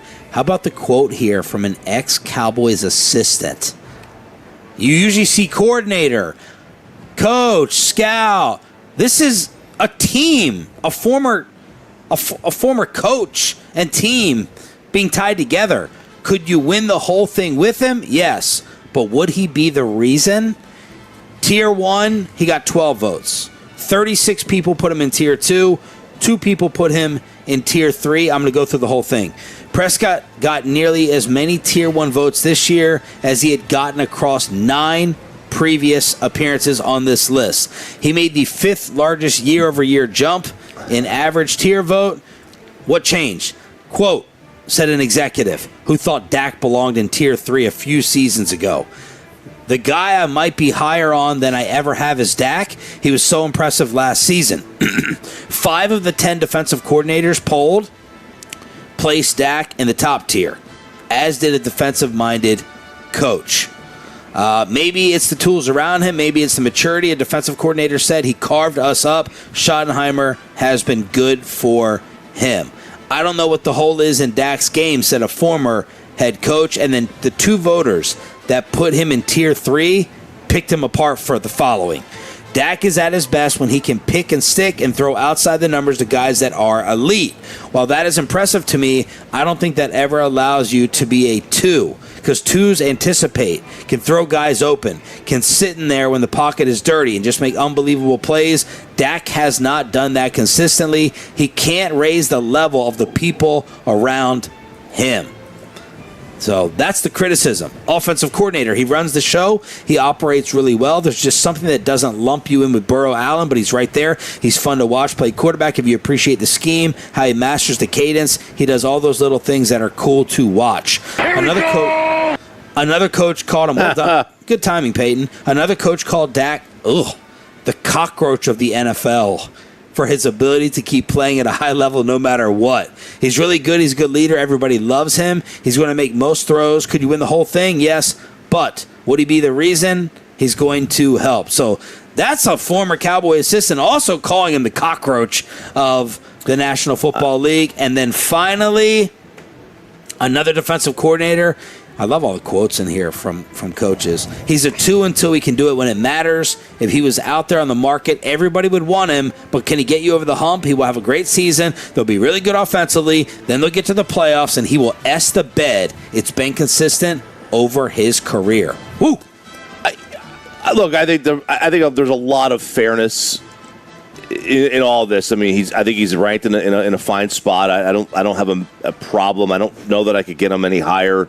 I don't know that I would get him above Herbert. I could get him above her. I get him to 6. Above Herbert. I get him to 6. I mean, if you wanted to put, there were some other guys maybe you wanted to put ahead of him, I wouldn't lose my mind over it. But I think there's a lot of fairness in this. He's very, very good. He sometimes has bad games against better opponents. I don't know that I could ever put him in tier 1. I don't know that I could get him in tier 1. I also don't know how you put him in tier 3. Well, I think he is the perfect tier 2 guy. I agree, and there are points in the season where he's playing tier 1. Where he's playing tier 1. We just never kind of say it in the offseason when things are done and over with and we're getting ready for a season. But yeah, I mean, he's in MVP conversations at points in times. Bob, what do you think? Yeah, I mean, it's fair, right?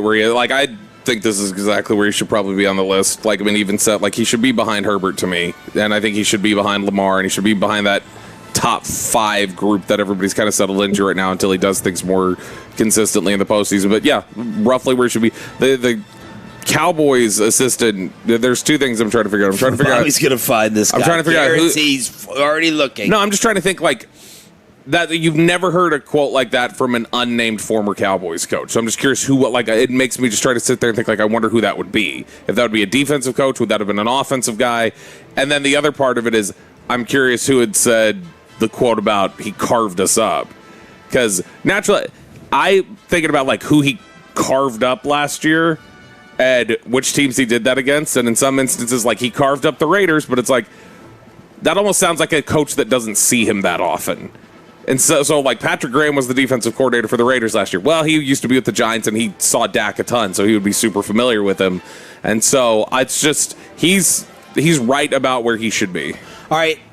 Choppy, going to get physically ill. But I did vote him tier 1 on the little fan survey they have at the bottom of his... Well, then you better put Herbert up there, too. Yeah, he's there. He's number 1 on the whole list. Shut up. Drake May tied for 8th. Also tier 1. Number 9, Jared Goff. He was tied with Drake May. I'm sorry, I shouldn't say 9. Tied for 8th. Jordan Love at 10. And then we go to Brock Purdy at 11. Caleb Williams is tied at 11 as well. The most underrated player in football, Brock Purdy. I agree. Jaden Daniels. Well, there's a couple, but he's one of them. Jaden Daniels, 13. Who put Jaden Daniels tier 1? He's not tier 1. No, somebody voted him. He got 1 vote for tier 1. Who did that? Wow. Baker, quote, the streakiest player of all time. He's tied at 14th with Sam Darnold. Now you got me looking for tier 1s here. Oh, my God. Someone put Trevor on tier 1.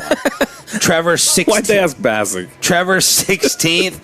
Jalen Hurts is 17th. They'll lose their minds in Philly. He didn't get 1 tier 1 vote. He got 25 tier 2s, and he got 25 tier 3s. Man, there's a lot of tier 2 play. I mean, that tier 2 is massive. Oh, my gosh. Somebody put the next guy. Get down the list. There's. I'm looking at the very top of tier 3, and somebody gave him a tier 1 vote. That was the end of tier 2. Tier 3 starts with Bo Nix. Bo Nix at 18. Aaron Rodgers at 19. Someone gave Rodgers a tier 1 voting vote. on this? Four guys gave him tier 4. Tier 1? CJ Stroud 20. Daniel Jones 21. 21.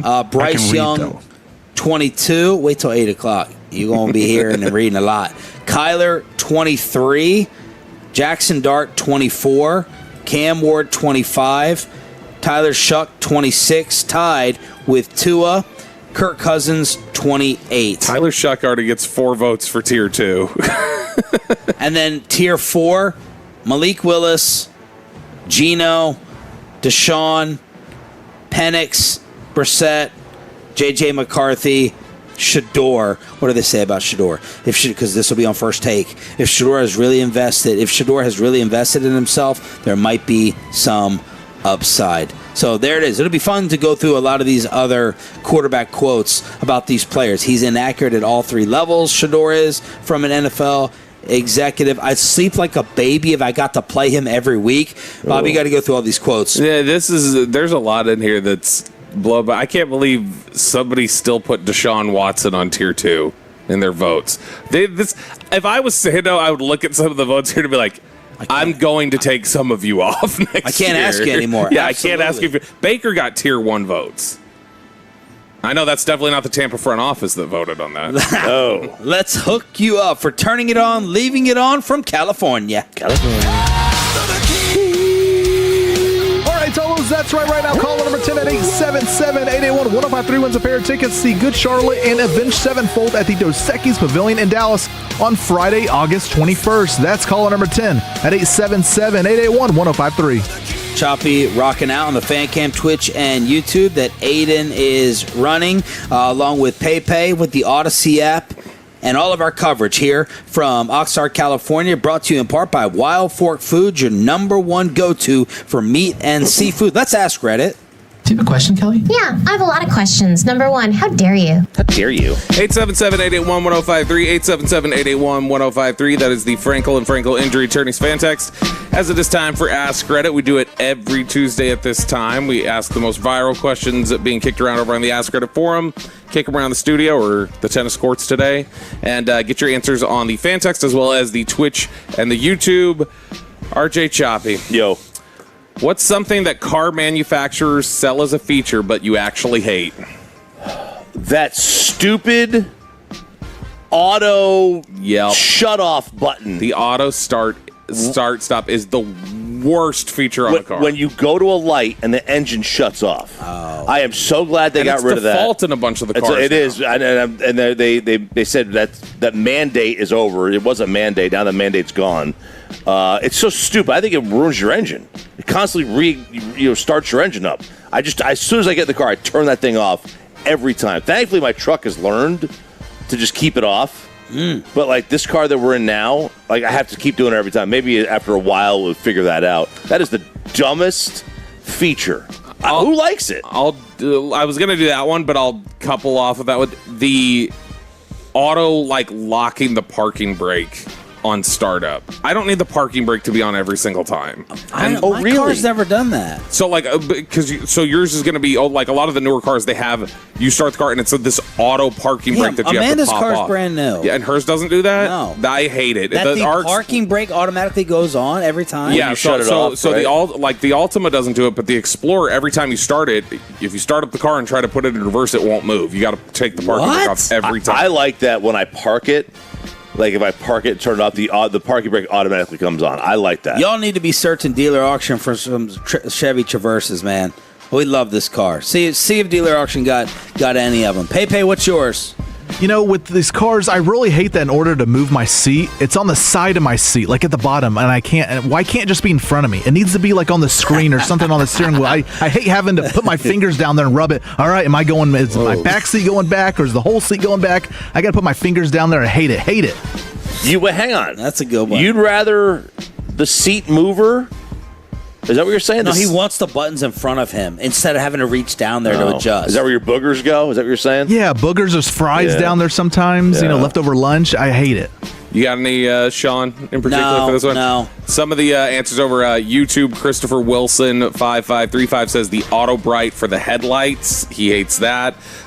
We've got adaptive cruise control from the 817. Push button start from the 321. Who doesn't like push button start? Right. Who wants to carry around a key that just jabs you and puts holes in your pants? Right. It doesn't bug me, but I don't know. I guess if you're just like a classic person, you like the turning over an engine thing. I don't know whether the Wi-Fi that's one part about the Traverse. It's whatever Wi-Fi package we have or didn't get, because when two of us are in there trying to connect with this vehicle, it's a pain in the ass. It's a nightmare. I don't know what's wrong with it. We can never figure it out. You have to? That'll be do you our have to complaint. plug in?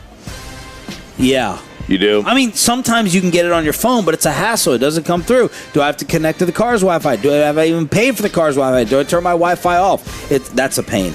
All right, Ask Her to Hear on 105.3 The Fan. I really can't wait for this next segment. Peyton Russell, what's one brand name food that no generic or knockoff version can match? It's easy for me. It's Dr. Pepper. You have Mr. Pibb and Trash Dr. Thunder, whatever that is. It's all gross. Everything is gross. It's Dr. Pepper. There's one brand you got to get it or you don't get it at all. Move on to Sprite or Coke or something else. It's Dr. Pepper for me. Ooh. Topo. Oh, my God. My mother and my wife would agree with you. I love Topo. I did find a good one. Man, that's a sign that you're old, though. Yeah. I don't like any of that stuff. Yeah. I hate LaCroix. I don't like Topo. I'll put it in a mixed drink. Yeah, absolutely. But I don't want to just drink. My mom and my wife, I just want to drink a cold Topo Chico. I found there's no offense, Topo Chico. Y'all dominate. You're never on the shelves when they're going to look for it. It's always sold out. It is. We did find one I think called Mineragua that we like. But if you take those little powdered packets of Crystal Light or whatever, just drink mix, put half water, half Topo, and that in, it's actually really refreshing. Okay. And it's not too carbonated. Bob?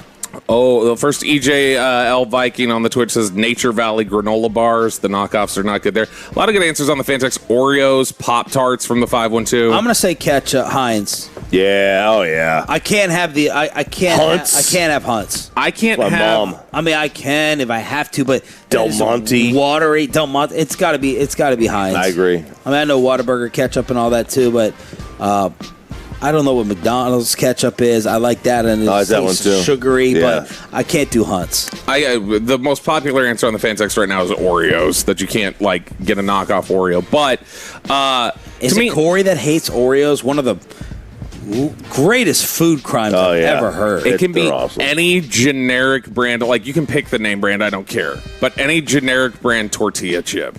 The oil usually just tastes bad. I don't like the salt levels usually on the chips.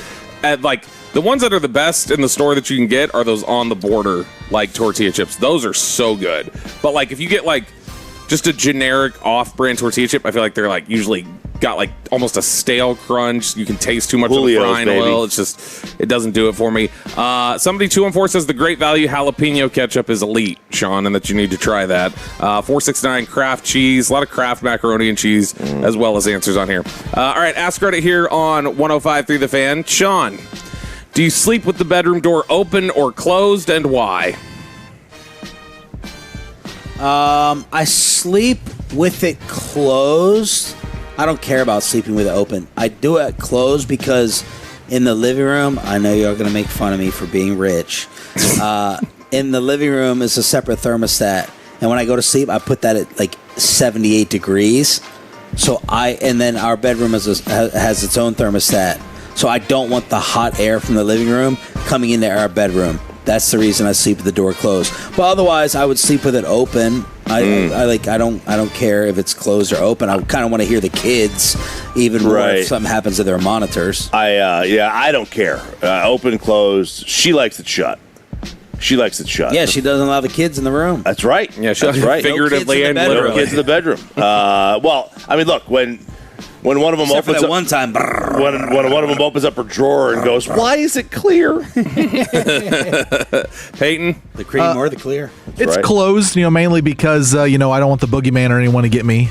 So I leave it closed to back them off of there. But no, it's mainly because I don't want the dogs to go on adventures during the night. They like to go out there and they go, I like to poop and pee in this spot that I've never done before. So I leave it closed. But I've always had it closed.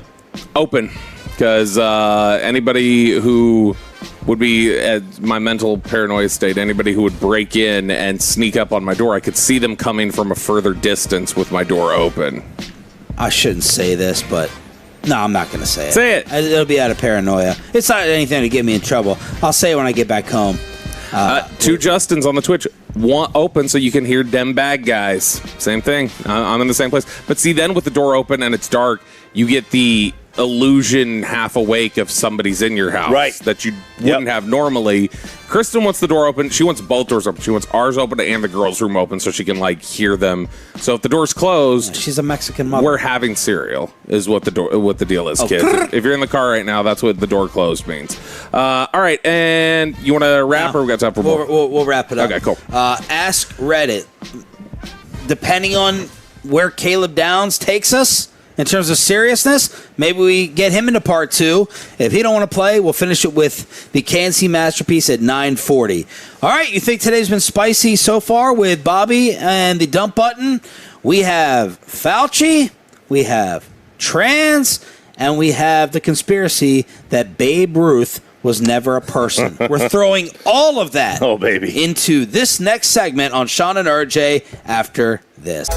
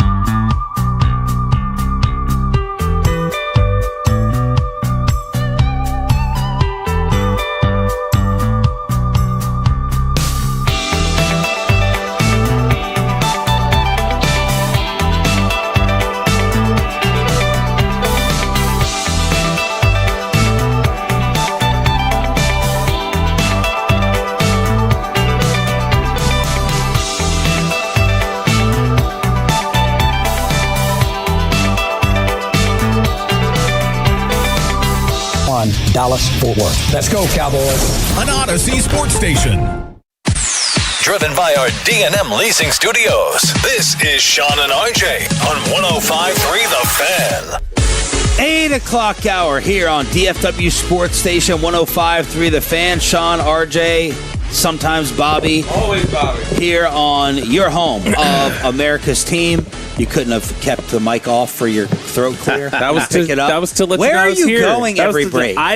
Where are you disappearing? I You're had so to damn pee. weird. I had to Shut up pee. for a second. You asked a It was question. rhetorical. It was rhetorical. We're on show 2, and you're already pushing me to my limit already. Why can't you just be here? If we have to plan something for a segment right before we come back, where are you going off to? I just went to the bathroom. I was emptying my bowels. You were in the bathroom when I went in there? I was in the ADA restroom, which I don't think technically I'm allowed That's to be a in, handicap. Oh, you went to the. He went to the actual because he we're went to not the open, actual- and so I know it's not. Yeah, I was Wolchucking it. That's what we call it. I was down there because I knew that one was going to be unused and private, and it was the executive. It's a bigger suite. bowl too. Have you gone to the? Boy, but flushing that thing, it makes this grinding noise that is terrifying that I thought I broke the pipes. You have any on you in your room? Baby wipes? No, he's talking. Oh, yeah, I do. I have. Yeah, you want one? Oh wait, you do, don't Yeah. you? That's right. Isn't it in your bag? Yeah. Oh, give it to me real quick. I might need let's split it.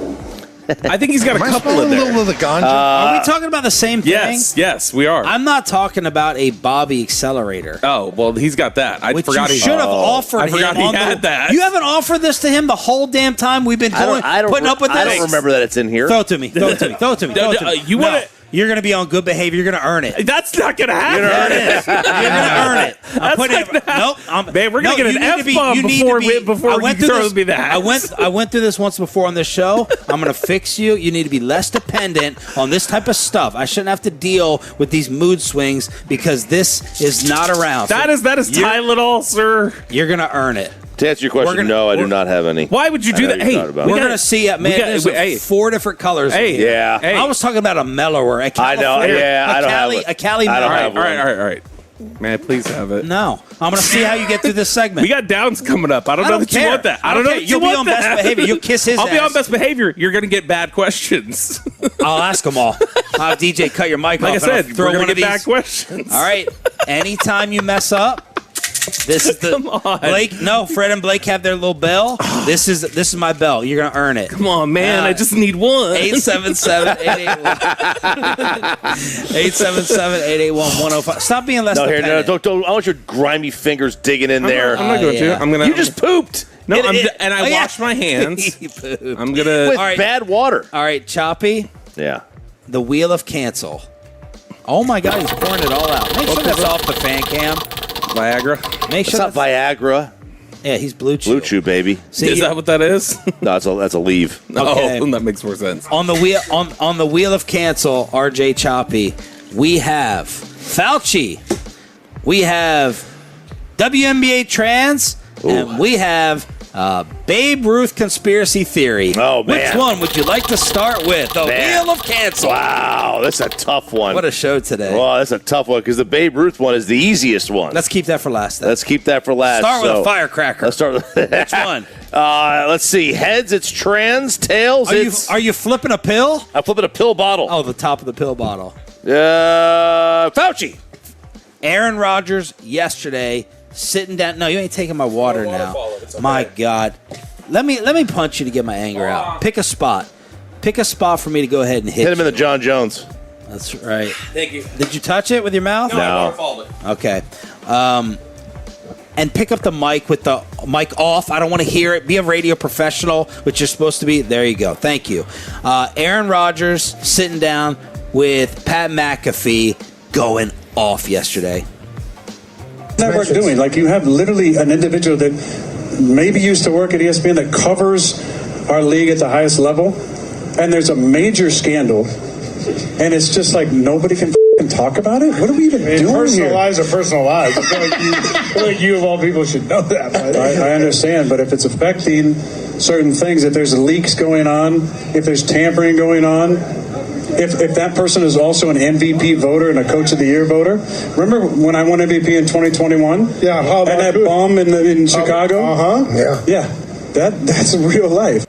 Where's this? So that was Rossini. Where's this audio coming from? Oh, well, you had just told me 4, 10, 17, so I played 4. 4, 10, 17. Okay. All right. Let me reset. Can we dump that? No, it doesn't. Nothing needs to be dumped. So there's part of him going off on the Rossini thing, yeah. So he's mad at ESPN and blasting them and calling them out for not covering the Vrabel Rossini story. Yeah, and basically he would go on at times say, this is a Coach of the Year, MVP voter, and he had that run-in with that MVP voter in Chicago who refused to vote for him because he was Aaron Rodgers or whatever, because I think it was when he won in 2021, and he had spoken out about his vaccine, and that guy refused to vote for him. I think he was the only one that didn't vote for him. He's a complete hypocrite, though, with this clip. Why? Because he's getting on them for not talking about it, and he will not say her name. Like you weren't sure what the clip was at first because he's going, there's a major scandal of someone who may or may not used to work here, and we can't talk about this person who's a voter. And it's like, you're not even going to say her name. Well, or what maybe he doesn't want to give her attention. I think it's different. He clearly just said he wants them to pay attention. Why aren't y'all talking about it? He's probably worried about getting sued. Yeah. But then the counter of that is like, okay, they probably are too.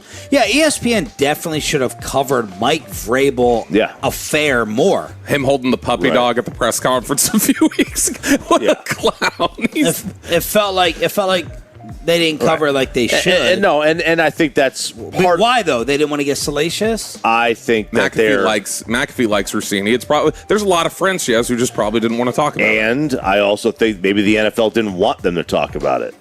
And the NFL owns 10% of that network, do they not? Yeah. She has a lot of friends. That's a major conflict of interest. It's ridiculous. All compromised. Scott Zolak, he's compromised on it. You definitely have to talk about the head coach having an affair and his Saturday or Sunday emergency therapy and then missing the first part of the draft. I still respect the Zolak one, just the tiniest bit of that. He's telling you that's why. He's at least not faking it, pretending like there's no controversy. All right, here's the clip that went super viral of him going off on Anthony Fauci. Is everything better? Is everything funner? Is everything more awesome? How do you kind of view this year versus maybe the years of the past? I'm going to plead the fifth. Okay. Okay. Gotta love that guy. Like that absolute coward, Tony Fauci. Absolute coward. Yeah. Hey, it's back, baby. Are you kidding me? Yeah, 111 You times. got a pardon and you're in front and you pleaded over 100 times at the White House? What are you scared of, Tony? I thought you were the science. Yeah. I thought you were I am science, and you get up there and you can't answer a question? Yeah. What are we doing? And how much time did the network spend at that? How much time did they spend on my responses every week, on my vaccination status, on Taylor and Travis's wedding? Did they do even a minute? Did they do even a minute on Tony Fauci? No, I don't think I've heard anything. I bet they didn't. But on that note... And there was another scandal this offseason, too, involving a voter for MVP, for Coach of the Year. How much time did your network spend? Where's your Kim? Did your network spend on that? Our network. How much time did you spend? This is awesome. Go back to Fauci? Yeah. Go back to the coward Tony Fauci and science? Hold on now. Who's spending the entire time writing in his diary about how fun it is to be famous? You got to be kidding me. Man. He was in rare form yesterday. He is on purpose. He said He said I told them I was going to come in here hot today. Yeah. Did he want ESPN to cover Tony Fauci's congressional hearing? No, he's not getting on them for that. I think he's talking about media in Mentioning general. it. And then he's saying, you media, your version of media, you didn't cover this. But again, he'll mention Fauci's name, but he won't do Rossini. He won't. I mean, he won't say her name. Yeah, I mean, he's in the. First off, technically, and I ask you guys know how I go about things. I want to try to be educated on, ask 30,000 different questions, but just for the sake of being technical, I thought I read somewhere that Fauci, just for the record, he was not totally in the clear with his immunity because it did not protect him from that congressional hearing point moving forward. He's not good to go no matter what. And I think he was, worried that, there's been, witch hunts out for certain Trump enemies or people that they want to get. So obviously he was terrified to say anything. I'm unclear and trying to figure out whether his immunity was covered for that. Because I read somewhere that it was not. Anyway.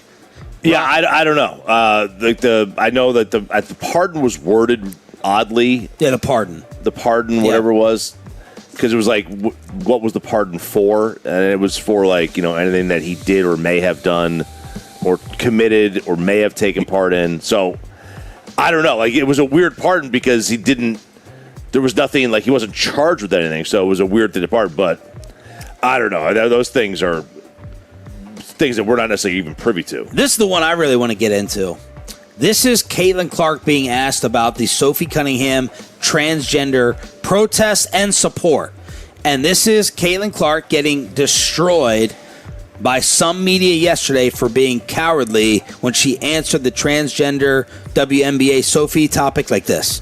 I think for us, it's not really a discussion we really have in our locker room. I think it's for leagues and the governing bodies to work with their athletes to find solutions, but our focus is on basketball, and that's what we talk about and how we can get wins, and obviously we didn't do that tonight, so need to find an area to improve in that way.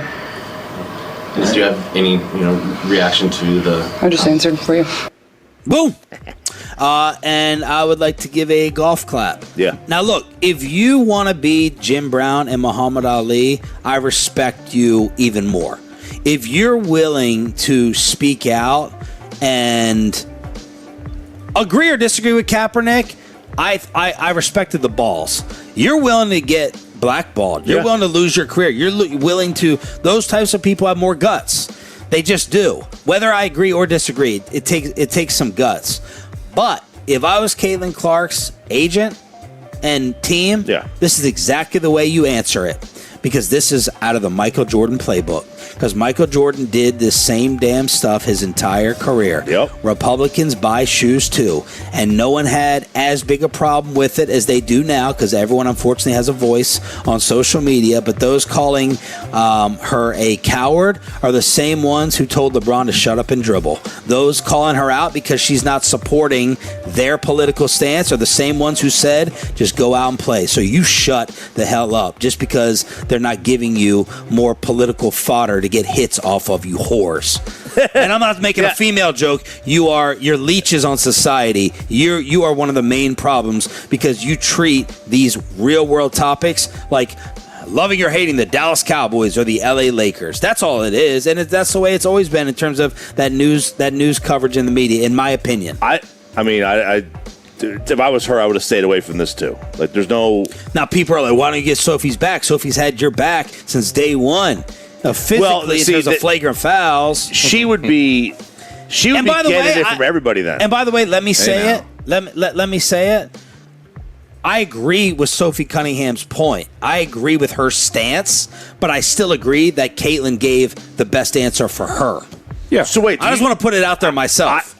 I ain't scared to say it. I agree with Sophie Cunningham's take. Yeah, it's a common sense take. But like, here's the thing: like, who's coming at Caitlin? Is it who's calling her a coward? Is she getting it from both sides? Oh, I think it's more from the right. Okay, because I thought she would have gotten the cowardly stuff for, like, why didn't you disagree with Sophie? And right. So both sides. So yeah, I mean, like, I just seen Megyn Kelly and Portnoy fighting with each other. You're a coward because you're going to get it from both. Yeah. Why don't you defend us? Why don't you attack the other? I don't think it's cowardice. I mean, like, you don't have to have an opinion on everything. For one, and I'm certain she has an opinion. She doesn't have to share her opinion about everything. Right? Yeah. Maybe she's never been more accurate in her career than she was in this. Oh, you haven't seen her play her last 5 games. Yeah, man. I saw she was not efficient in the last one. Fire. And I think she's now at 30 games in a row with 4 turnovers or more. League leader all-time triple doubles. With 4, which is insane. Which is insane. The leader in the history of the sport. Okay, maybe we save the conspiracy theory. Perfect tie-in to RJ Choppy and Diamond Calves. We've already had a fight. S-bomb Peyton dropping things, Chris Young to blame, ownership to blame. Yesterday was a humongous dud, and then they played exactly like their trade deadline execution in an embarrassing loss to the Giants. What about the other moves throughout the sport, and where do we go from here on your home for Rangers baseball? Choppy has it with Diamond Cavs next, and Caleb Downs at 9 right here from Oxnard.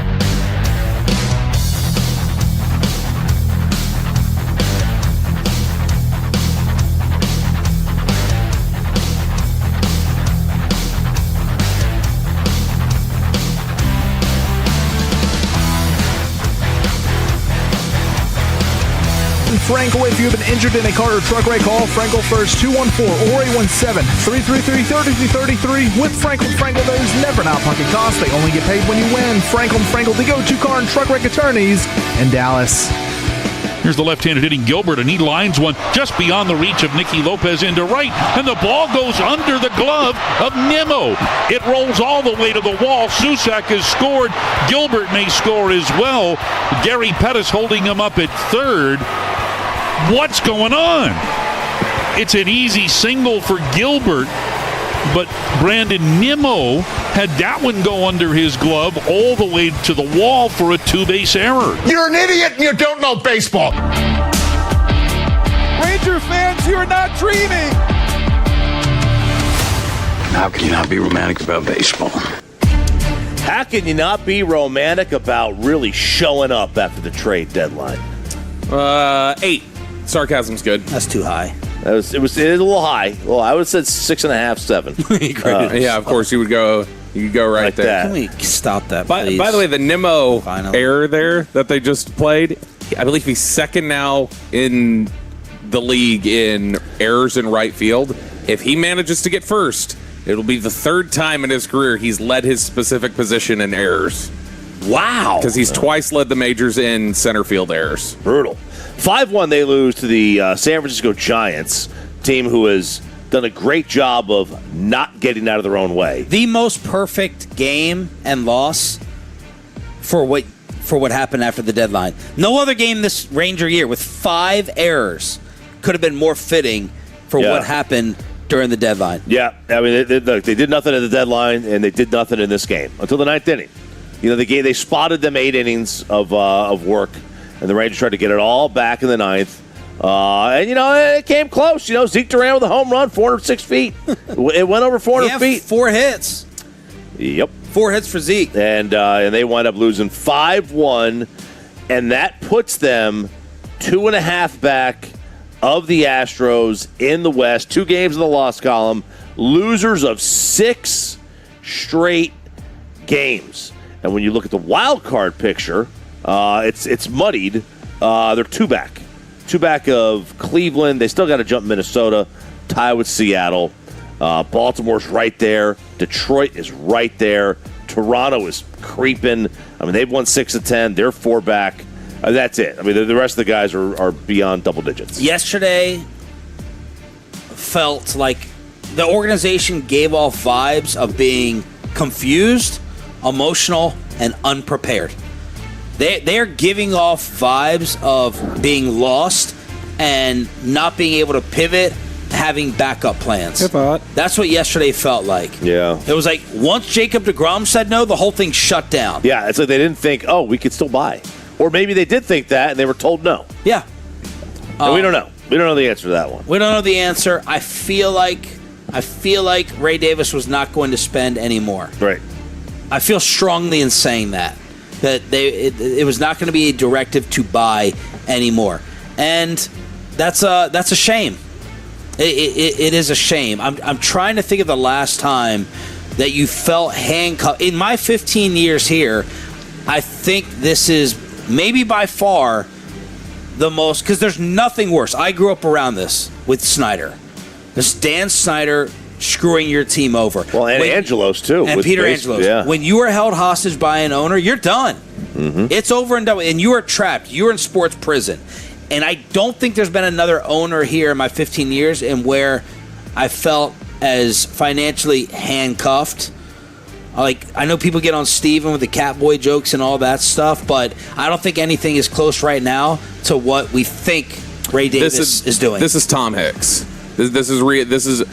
So right before you got here was the end of the Hicks era. Yeah. Where, like, the Rangers during that section, the Hicks finances had gotten so bad, they had to basically, anything they wanted to do, they had to go get mommy and daddy's approval at the league office to tell them they were allowed to spend it. Wow. Because they were so that felt like you were never getting away from that. I think it was, didn't the Cliff Lee trade have to, like, there was concern that wasn't going to go through, I think, at first? Well, they were battling. There was a couple of teams that were involved with the Lee deal.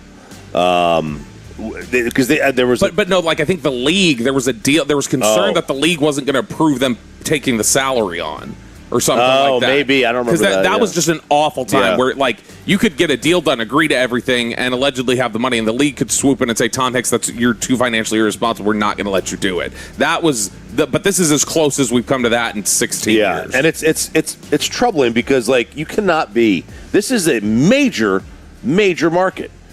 And all the other teams that are in bigger markets than the Rangers are, they're either consistent buyers or they've got, in the case of the Dodgers, they've got great farm system and a ton of money. The Red Sox were going to add yesterday. They just were because there's pressure on them to add.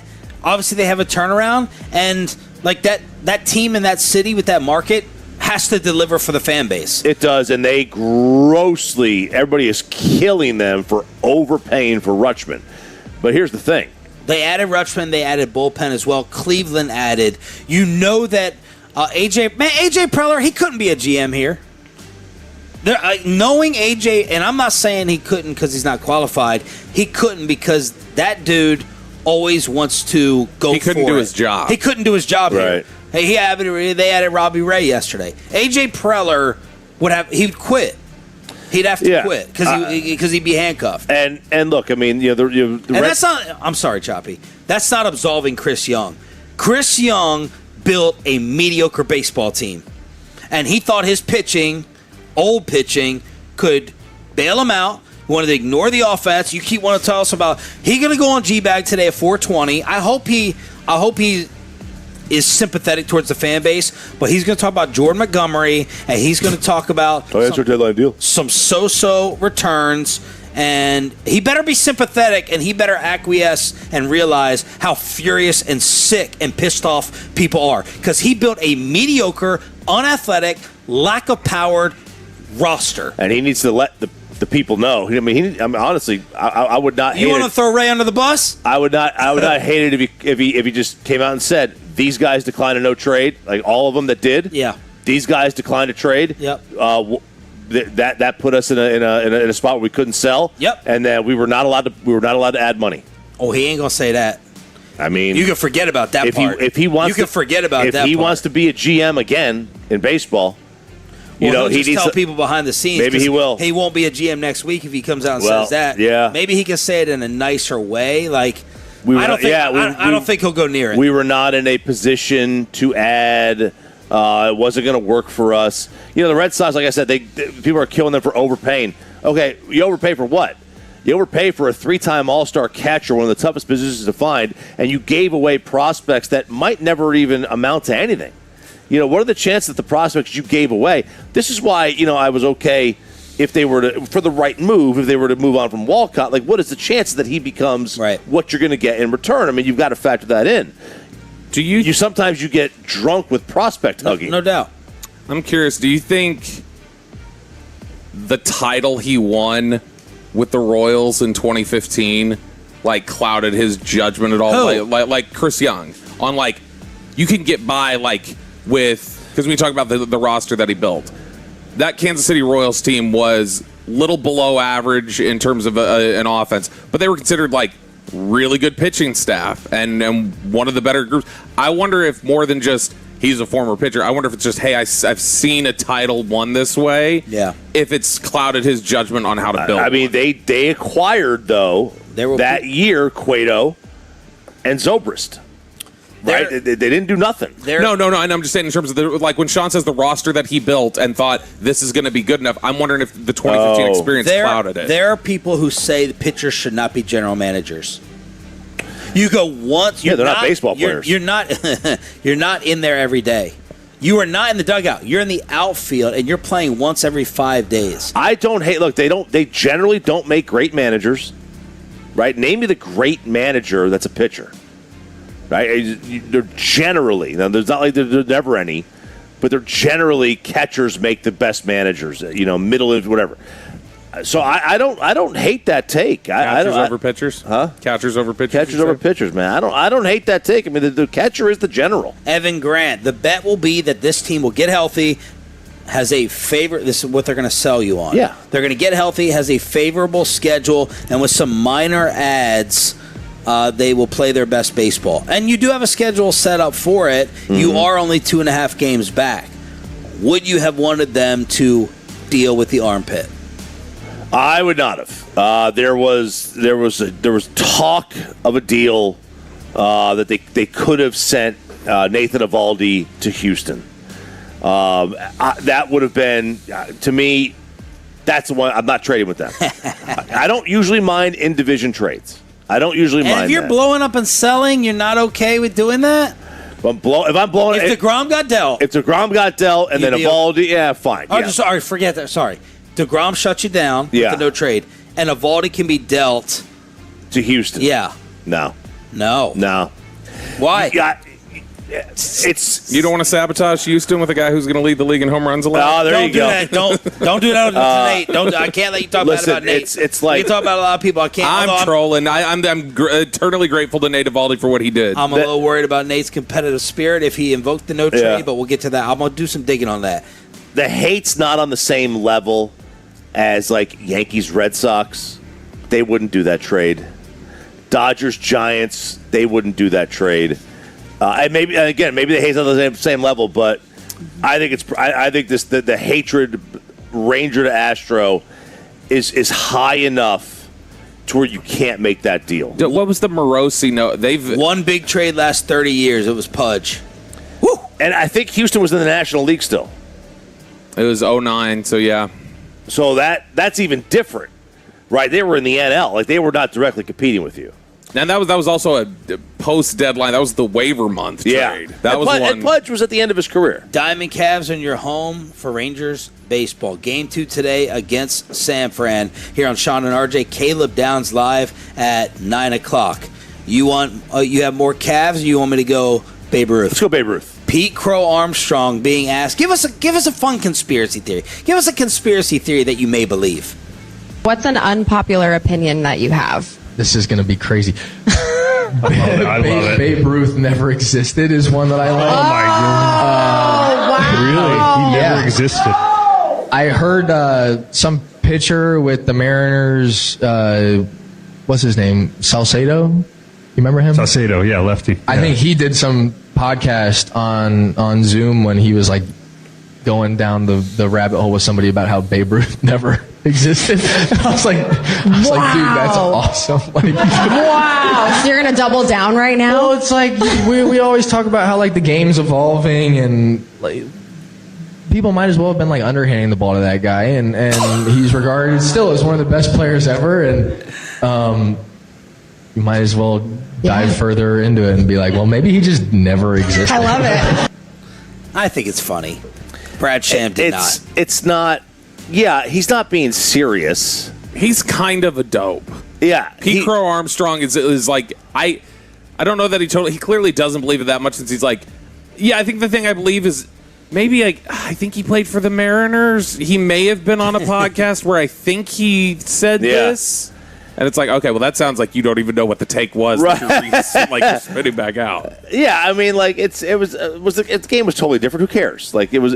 That doesn't mean that Babe doesn't exist or wasn't amazing at the time. I still love that movie with John Goodman. I don't think enough people have seen it. The Babe? It's a great movie, right? It's great. But all the black and white photos, I think it's funny. I chuckled. It is, and you know, I would love to do a time machine and go watch a play. I would love that, but because the other thing there is he can sit there and say that like how heavy was Babe's bat? I mean, it was like 50 ounces. It was insane. Guys today cannot pick that bat up. They have it in the Hall of Fame, and it looks like a 2x4. There's a lot of things. 54 ounces is what he would play. Did he steal bases? No, I think he had like. Early on, he did. Maybe early on, yeah. Because there's a lot of things that like kind of don't make sense. He had 16 triples one year. That doesn't make sense. Because the outfield was like 500 That's feet. The thing. Polo grounds, you're hitting at 490 and it rolls to the wall. Yeah. Caleb Downs at 9. Was this Cowboy actually better than anyone realized in 2025? That's next. And below, B-Bell. Right here on Sean and RJ. But.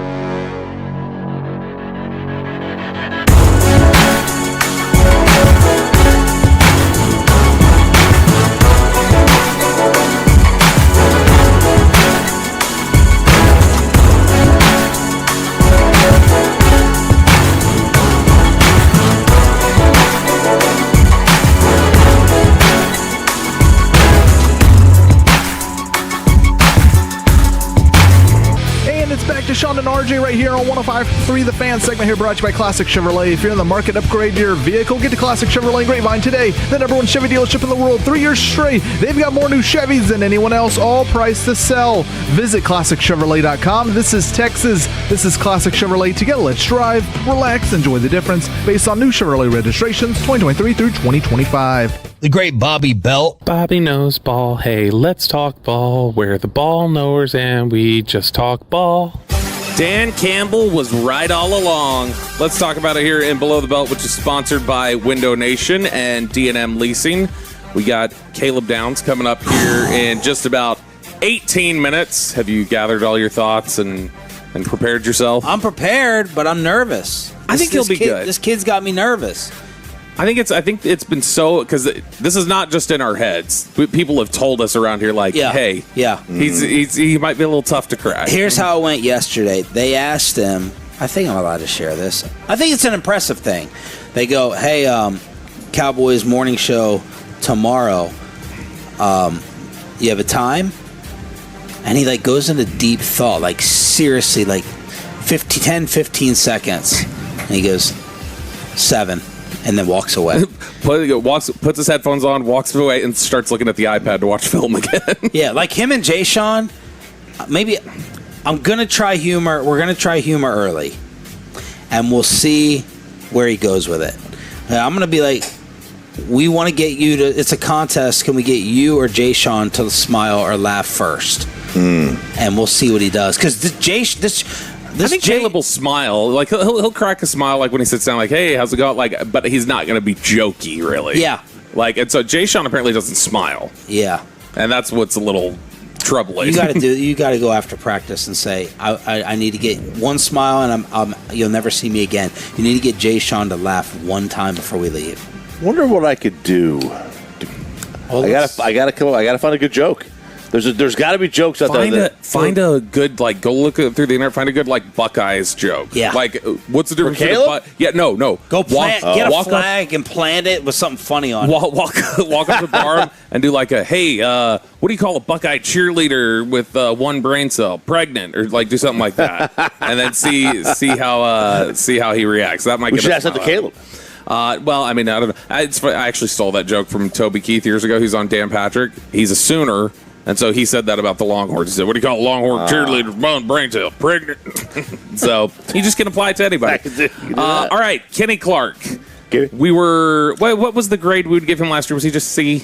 Like he was fine. C at the most. Yeah, he was fine. I didn't notice him out here yesterday. There was a big D tackle who made a play, and I wanted to get really excited. I thought it was Kenny. It was not. Well, and I mean, like, so Booker telling us yesterday, one of the hallmarks is he said, man, you want those big D tackles up front that they're gonna keep hold of the guys in the trenches there, and you're gonna keep your linebackers free, and they're gonna make plays. And if that's what he's doing, then great. That'll be helpful for what they need. You're not gonna notice them nearly as much, but double teams is a big focus for defensive tackles, especially when you're playing nose. When you're playing nose, which is specifically nose is head up on the center. Like you are defensive tackle in front of the center, and you're taking on the double teams. And Next Gen Stats, one of their researchers, had put a post up the other day that I thought was interesting. They were talking about the guys who faced the most double teams in the National Football League last year, regardless of position. Number 1 was Dexter Lawrence. Number 2 was Vita Vea. Number 3 was Leonard Williams. Number 4 was Travis Jones from Baltimore. And number 5 was Kenny Clark. It's like, okay, well, I mean, he faced double teams. Well, what happened there? Because he says the research note that was shared was, here's the number of double teams faced and the number of pressures they generated off of the double teams. Dexter Lawrence, 8 pressures in 246 snaps where he was double teamed. Vita Vea, 14 on 241. Leonard Williams, 13 pressures on 223. Travis Jones, 7 on 201. And then Kenny Clark, 11 pressures on 200 snaps. He's roughly, he's not far off the pace of Vita Vea and Leonard Williams in terms of pressures against double teams. He is significantly ahead of Dexter Lawrence and Travis Jones of pressure rate when double teamed from last year. Wow. And so I think there were times last year he was sold as like, this is the run fix, right? Like, hey, Kenny Clark is here to do what Micah couldn't, right? We're not worried about him rushing the passer. So these notes, while it's like, hey, that's nice, that's also not what he was brought here to do. He was brought here to keep linebackers clean, to make problems in the run game. And there were times last year he didn't do it. I will go back consistently, and I'm sure if you asked him about it, he would talk about how that was something that disappointed him. But that Carolina game last year, you can't have the Panthers putting you on the ground like repeatedly to the point where it's like, are you hurt?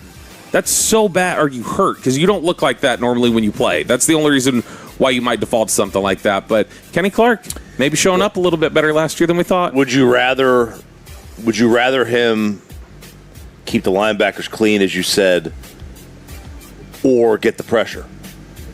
I think we'd all within this defense. I want him to keep the linebackers clean. Yeah, because you're talking about that's going to make everything cleaner at the second level.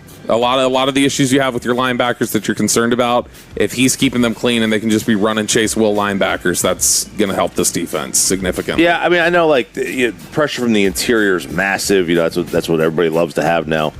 We got Quinnen for that. That's right. Mm-hmm. But also, if he's got 11 pressures over the entire year, we're not talking one a game. How could that be? That's 11 pressures against double teams only. But if you were to take all the pressures that he got, or any defensive lineman got throughout the course of the year, very rarely would you be getting more than 2 or 3 a game compared to 60 snaps of good integrity of the defense. Yeah, and then that was something that them not having that consistently at times last year was part of what contributed to the vulnerability that they had on defense. Now, we talked about the other day the Chris Olave extension that got done, and I think we talked kind of just generally about how does this impact things, or will this get George any more money? I went and looked up some numbers specifically to where he's at relative to Pickens and how this might help his contract case, or what it may do to his contract case. So Olave and Pickens, I was kind of stunned at this because Olave's got such a good reputation, and I think he's a good player. But if you look at over their careers, they are essentially the same receiver, numbers-wise. Now, Olave's been just a consistent 1,100 yards, 1,100, and then I think he had a down year last year. And Pickens has had 1,000-yard season before Dallas, and then last year he obviously had the biggest season of either of the two of them have ever had. But if you average out their careers at this point, George Pickens is 4 catches, 66 yards a game, 62% catch percentage, 53.5% success rate. Chris Olave is 5 catches compared to 4, 68 yards compared to 66. His catch percentage is 64 compared to Pickens' 62, and his success rate is 53.4% compared to Pickens' 53.5. So if you just talk about efficiency and averaging them out, basically the same receiver. So when Chris Olave ends up with $33 million per season as his average, and you project out that in general, they like to project, maybe 10 to 15 million, or sometimes it just comes down to percentage. They expect 6.5% cap growth. So that's the current projection for next year. If Pickens hits the market, then I would imagine the baseline starting point would be Olave, but it would be Olave accounted for inflation, which would mean the baseline for Pickens is likely to be 4 years and $141 million, which is $35 million. It's basically 35.2 per season as the floor. This was Pickens the other day being asked by CBS, what type of contract would you want? Is there a certain number that you would love to be able to hear come from your agent in terms of contract that you'd be like, yeah, let's get it done? Or definitely something that the other guys are getting, you know what I mean? Because that's all I can really look forward to. Yeah, in that neighborhood. Yeah, I can't really ask for nothing too crazy, but just what I see. So definitely somewhere where the other guys are getting. Of course, the breaking news this morning, Bijan, 3 for 75. The extension with Atlanta, 25 per. Saquon was the highest at 20 per. So you signed Javonte Williams for less on a 3-year deal than Bijan is averaging for. And not that Bijan and Javonte are the same player, but just shows you that you are getting bang for your buck right now, assuming he becomes the player that he is. First padded practice was yesterday for the Cowboys. We've talked about it today. Secondary was the real big standout. Savone Revel and Kobe Durant in particular. And I did not notice yesterday very much. That Kobe Durant interception. It's fantastic play. It just felt intelligent. Yeah. Mm-hmm. To Kobe Durant? And I thought about that just last year has scarred me. And I was like, damn, the reading it, reacting, maybe not not tricking Dak, but Dak clearly not seeing it. It just felt so intelligent, and you did not get much of that last year. No, that was. I mean, you were having problems with like really basic stuff last year and basic coverage concepts, and Kobe Durant just doing a great job of jumping the route. And like John Oney noted it yesterday, he said Durant comes off his receiver to jump Lamb's route. It's incredible processing the way that he made the play. He was really, really good yesterday. Revel was physical yesterday. Devin Moore was physical yesterday. The guy I didn't notice was Deron Bland. I know. And I didn't notice him getting toasted or anything. Yeah. But it does make me wonder, like, okay, if camp goes like we saw that practice yesterday, are we talking about you start the season as your three corners are going to be Downs, Durant, and Revel and not Bland? The guy Nick Eatman was salivating over was Julius Wood, the safety. He wanted to get in a fight every play, it seemed like. He's super physical and super feisty. Choppy and I, though, and this could probably get us kicked out of here if the players ever here. We were just leg profiling. Oh, yeah, big leg profiling. We were together on the sideline, leg profiling everyone in the secondary. I'm 50-50 on whether to break the ice with Caleb Downs by talking about you talking about his thighs first. Yeah, I can do that. It was Caleb. Yeah, I can do that. He did not say would you. He said he's 50-50. It was Caleb's thighs. It was some of the legs. We don't need to say name names, but there's some, as I said, Ashley Lilly calf guy out here. That was hilarious, but the number one takeaway, Savone Revel has Aiden Butler's leg hair. Yeah. Very high T count. 100%. Aiden back home around the fan cam, Twitch, and YouTube. He's so hairy. And yesterday, I did not want to be Savone Revel's leg when they untaped him. They put a primer underneath. Maybe that's why he was fidgety with the brace last year. He kept getting caught in his leg hair. They put a primer underneath. The amount of pain that man must go through getting untaped with that amount of leg hair. He's got that is a man. Real quick before he gets over here, you were wondering about it. Downs, did he look small compared to everybody? For Yes. you? He did? Okay. Did he to you? Go look at the short, not short. I was looking at his legs. Just shorter. I was looking at his legs. His thighs. Yeah. All right, it's showtime. Here we go. One of our most anticipated Cowboy interviews in a long time. The Phenom, Caleb Downs, sits down with us live on the Fan Cam, Twitch, and YouTube. Next.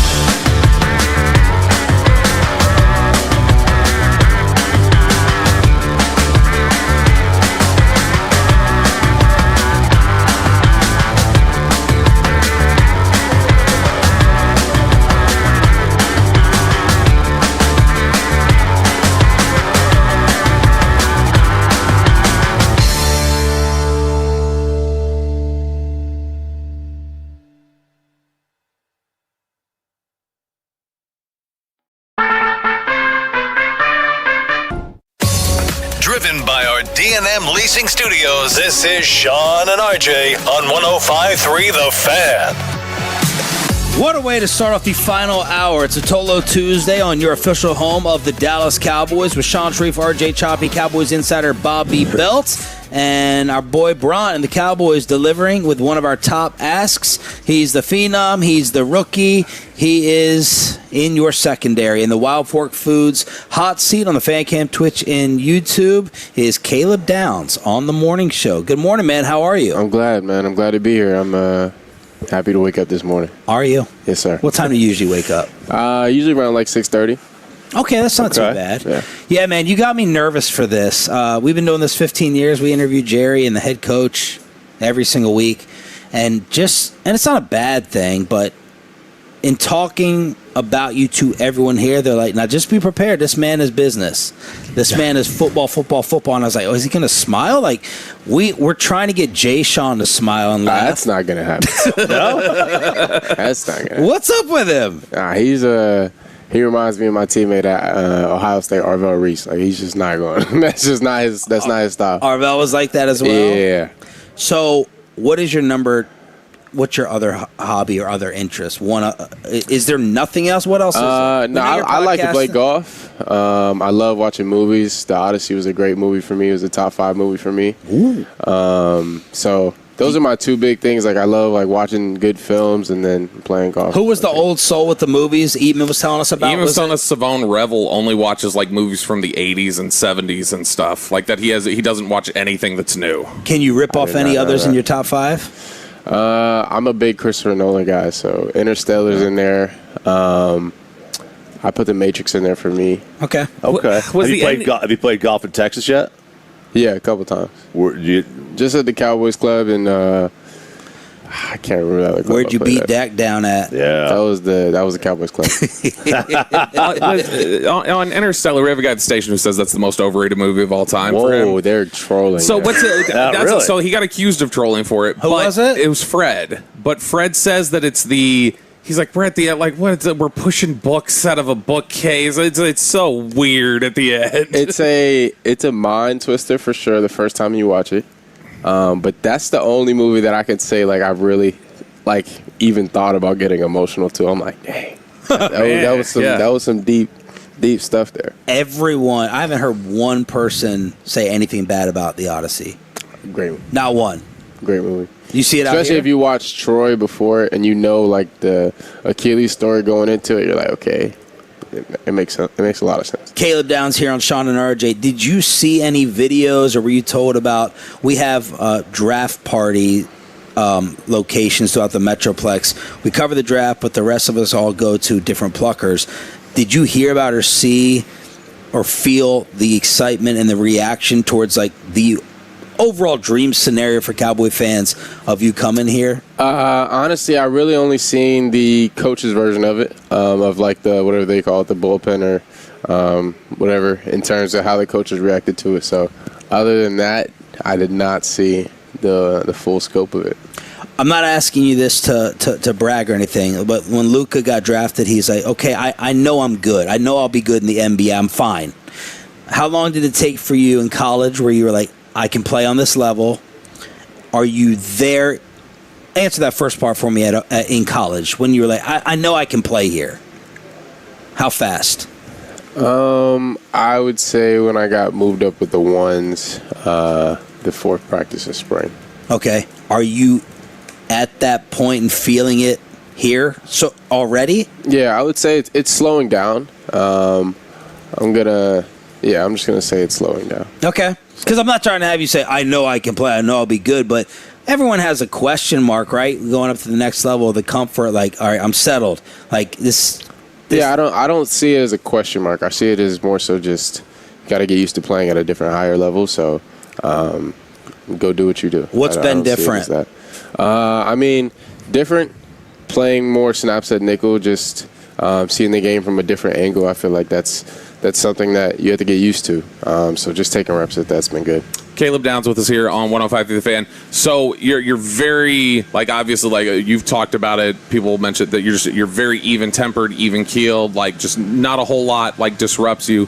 We were watching the Downs to Business documentary, that mini documentary y'all did of draft night. Oh, yeah. And there was one moment where you kind of got a little emotional, and you mic'd up and you were like, they were about to announce the 11th pick, and you said, and 10 teams passed, and you got kind of like, ugh, and like kind of frustrated. What did those teams ahead? Frustration. What did those teams ahead of Dallas would you say missed about you as a player that they were wrong about? I mean, I can't necessarily say that. I feel like they did their due diligence. They picked who they wanted to pick. That's not up to me to control. So, really, just that's up to them. I don't have anything to say about that. But you said you weren't frustrated. He said he was not frustrated. That's just 10 people pick ahead of you. That's just a fact. Is there anything that's like a chip on your shoulder though, of like, that team could have used me, they didn't want me? Okay, all right. Chip on my shoulder, I don't feel like there's ever not been a chip. So I don't feel like there's ever not been a drive to go do what I need to do. So yeah. You know, we talk about like a lot of the mental processing stuff. People talk about how that's just, you see the game at a different level and things like that. When you break the huddle, just like kind of break down for people, you're breaking out of the huddle. What's the first thing your eyes are looking at? What are you evaluating when the offense is walking up to the line of scrimmage? The tempo, the intent that they have in terms of the receivers. Are they trying to make sure they're ready and lined up for their routes, or are they lollygagging out there? Are they talking to the quarterback? Is one of them looking at the quarterback more because the play is designed to go to them? See the splits of the formation, just in terms of where they're aligned, where Dak, their quarterback, is looking pre-snap, because that can be a tell sometimes in terms of just where's his last look. Okay, he looked left last. This may be his first progression. He may need to see something on the defense first over here. So I feel like those are like just good starters just to look at before you play, to give yourself an idea of what's going to happen. Do you love like the X's and O's of it? Yeah, I mean, that makes the biggest difference, especially in being a younger guy and being able to come in and try to play fast. It's just being able to try to see it at the same level as people that are playing for 10 years. Can you give a sentence or two just on some of the great minds you've been around, of just kind of what encapsulates them, or what defines them, or what stands out to you about them? Let's start with Patricia. Patricia, a real teacher, honestly. Somebody that can not just see the game and call a game and do that at the highest level, be a DC, but also try to teach his players to do that himself. He actually told me that one time during practice. He was like, "You want to call the rest of the practice?" I was like, "What are you talking about?" He's like, "If somebody goes down, you may have to call it." I was like, "Okay." So I feel like him being a teacher, Coach Saban was just one of the most consistent people that I've ever met in terms of pushing himself every day to be the same person, have the same intensity every day. So I feel like that's special, and that's why he was who he was. Coach Day, truly caring about your players, and truly caring about the people that you're around, and having that drive you to be better every day. What about CP impressions so far? CP, he's got a chip on his shoulder. I feel like that's something that can't really be taken advantage of. At the end of the day, if you're motivated to do something at a high level, you're going to put the time in. And I was driving past the facility at like 10 o'clock one day, and I just seen him walking home. I was like, "Why are you? This is the middle of the summer, and you're leaving at 10 o'clock for no reason." So just motivated. We heard a story, Caleb Downs here on the Fan, that they had to. My bad. You crashed our YouTube with the amount of viewers, so I had to reset my computer. They're like, we were waiting on Caleb for something to film, and he was in there by himself for an hour, hour and a half, just watching. When's the last time? We always talk about play calling and Schottenheimer and McCarthy and Garrett we've had here. Can you really come up with new plays? When's the last time? Do you see a lot of new? When's the last time you've seen or been blown away by new concepts, or someone from an X's and O's standpoint coming up with something that really, really impressed you? Or is it kind of all the same and it's just disguised at this point? It's definitely all the same, but it's how you build the formation, how you build the play, which is the special part, and who are you trying to attack. So, like the other day, I was watching a game with CP, and we were watching Philly play Buffalo last year, and we were watching Joe Brady's play calls and how he was designing the play, who he was trying to attack. So I feel like that's super special to watch, and just in terms of who they're attacking, how they know that they're going to react to it, and how the whole scheme works together just to get to one portion of the field. Who's a quarterback that was challenging with you from a chess match in college, and how's it been playing chess with Dak out here? I would say, Fernando was the most consistent quarterback I played. He made every play that he needed to make, made every throw that he needed to make, and it seemed like he knew the weakness of our defense every play. So I would say that. And then you can see the veteran mentality that Dak goes around with, and you can see it when I watch film on him, especially after practice. I'm like, okay, this is why he looked here, came back to it. So you can just see how he operates and how he uses his eyes on the field. Is it super noticeable how much faster the ball comes out? Yeah, like I said that during the spring. I was like, you're playing against the receivers 2/3 of the way, and then that last third you really can't control because the quarterback puts it there. It's kind of just, you can't control that, and it just is what it is. A lot of people in sports are like, keep me in one position, right? So in baseball, if it's a utility guy, yeah, you're versatile, but, I want to be more comfortable in one spot. You prefer to move around? Like yesterday we were sitting there watching, we knew about your versatility when you were picked, but you prefer to move around everywhere? Or you're like, hey, I'm a safety, even though we know here you're going to play a ton of nickel? Yeah, I would say I love to move around. Like, I can't say that if you catch me on an off day and you're like, hey, what do you want to go do? I'm like, oh, let's go play pickleball, let's go play golf, let's go do all these things just because I want to compete at everything. Yeah. That's just who I am. So, I want to play nickel, I want to play dime, I want to play safety.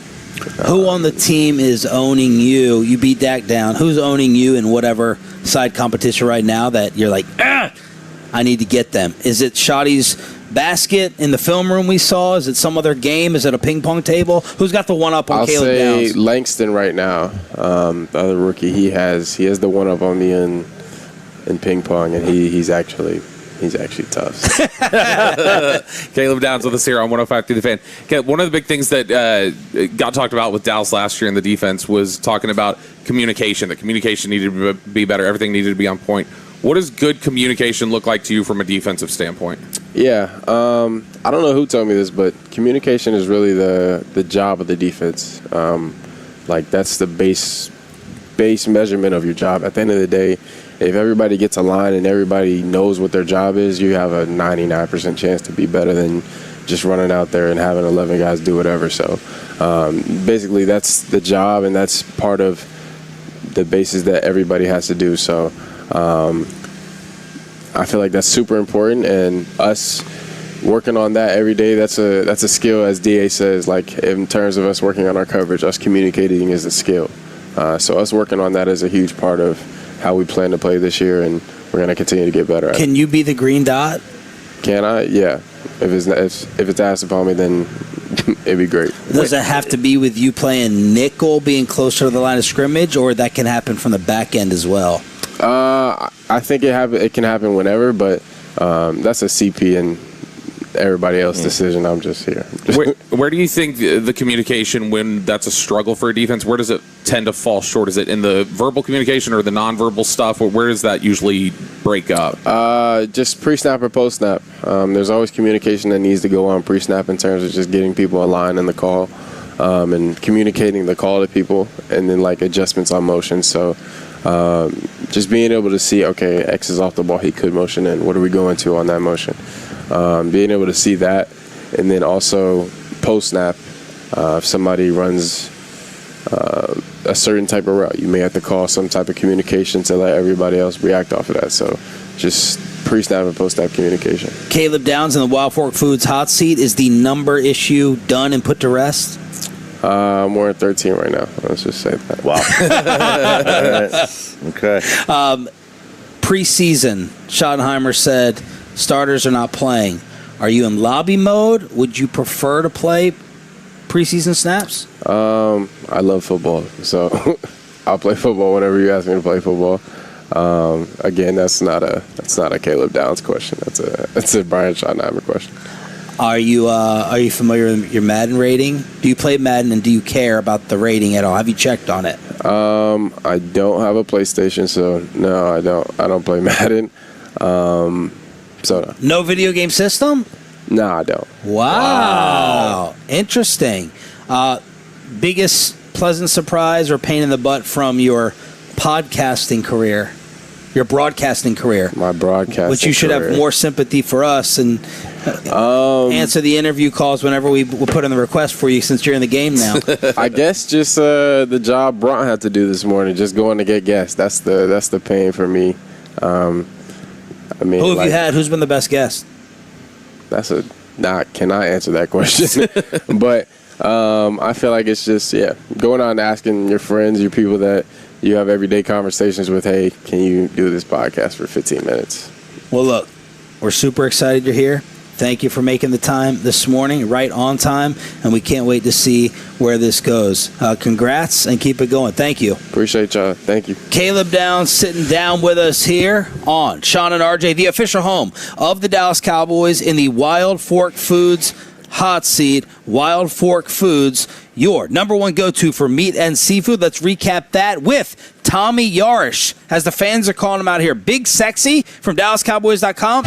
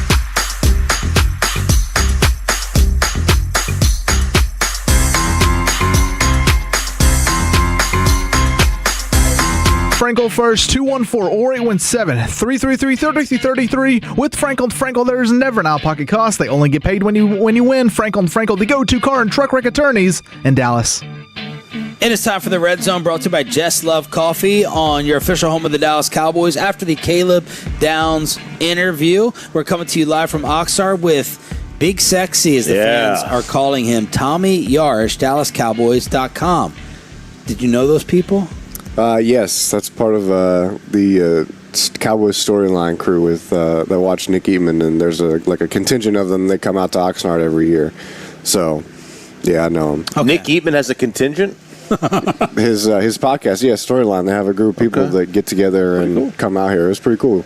Does your lady know they're calling you Big Sexy out here, and how does she feel about that? I did tell her, and she got a chuckle out of it, so I don't know what to make of that. That's not the reaction you want. You don't want, they called me Big Sexy. She goes, you don't want that. Did she call you Daddy? No. That's the last question I'm taking on that. Tell us what jumped out from the first pad of practice. I think it was good to see the pads popping a little bit there. I think it gives you an opportunity to look at offensive and defensive lines really and what stands out there. And I think the consistent thing that we saw from when the pads weren't on to now when they were on is Quinnen Williams and Kenny Clark are very difficult to manage. And mainly Quinnen Williams, you see him just collapse in the pocket so much, whether it's the passing play or rundowns, and there was not much going up the middle for these guys. And so that's obviously something that you always want to see. The defense in general, I think, kind of won the day. The defensive back room was really good. And, in a defense where your defensive coordinator is so secondary based and he's got that background, if your secondary's playing well, that's a good sign for your defense. So it's only one day, but Kobe Durant had the pick on Dak Prescott. Savone Revel probably had his best practice as a Cowboy. And just left and right, you saw guys making plays. I thought Julius Wood was having a heck of a day. You heard his pads a lot. So overall, pretty strong day for Christian Parker's crew. Overshown lit up Lipke. And I had read before we arrived here that there was some concern reading. Yes, it's a well. For me, it is. There was some concern that Overshown was like being bubble wrapped a little bit, being protected. He wasn't out there for the amount of reps that fans were hoping for, the amount with the first team. Was there any of that? Has there been any of that through camp, like being extra careful with Overshown, even though we're hoping and feeling like he's fully ready to go? I think there's been some of it with Overshown, but there's also been some of it with some of the other guys that are coming back from injuries, like Deron Bland and Jalen didn't practice yesterday. Savone Revel. So I think that you're seeing that more of just a precaution thing than it is anything else. You want to get these guys' bodies in football shape, and when you've had the injury history that some of these guys have had, it's okay to let them ramp up and ramp into it. So I think you're going to see that with more guys, and they've played in the league long enough, and I know Overshown hasn't played in as many games as you would have wanted over the course of his career, but physicalities, I don't think anything that you have to question with him. I think he showed that yesterday. Tommy Yarsh, brought to you by the WinStar World Casino and Resort. Proud to be the casino of the Dallas Cowboys. Please game responsibly. So, Tommy, if yesterday's practice is an indicator of what we see throughout the rest of training camp, is there a scenario where your nickel corner, like your three corners on the field when they're in nickel, doesn't include Deron Bland?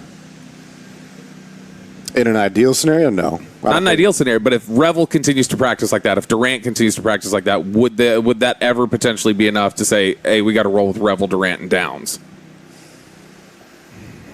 I could see it, but I don't think it would be like a... Essentially, yeah.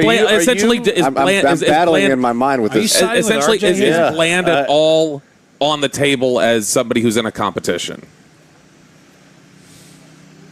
I wouldn't say so. Now that I've thought about it more, I don't think so. I think he's one of your starting corners regardless. I think you're going to see these guys rotate a bunch, especially if Durant keeps playing, because you don't want to keep players that are good players off the field.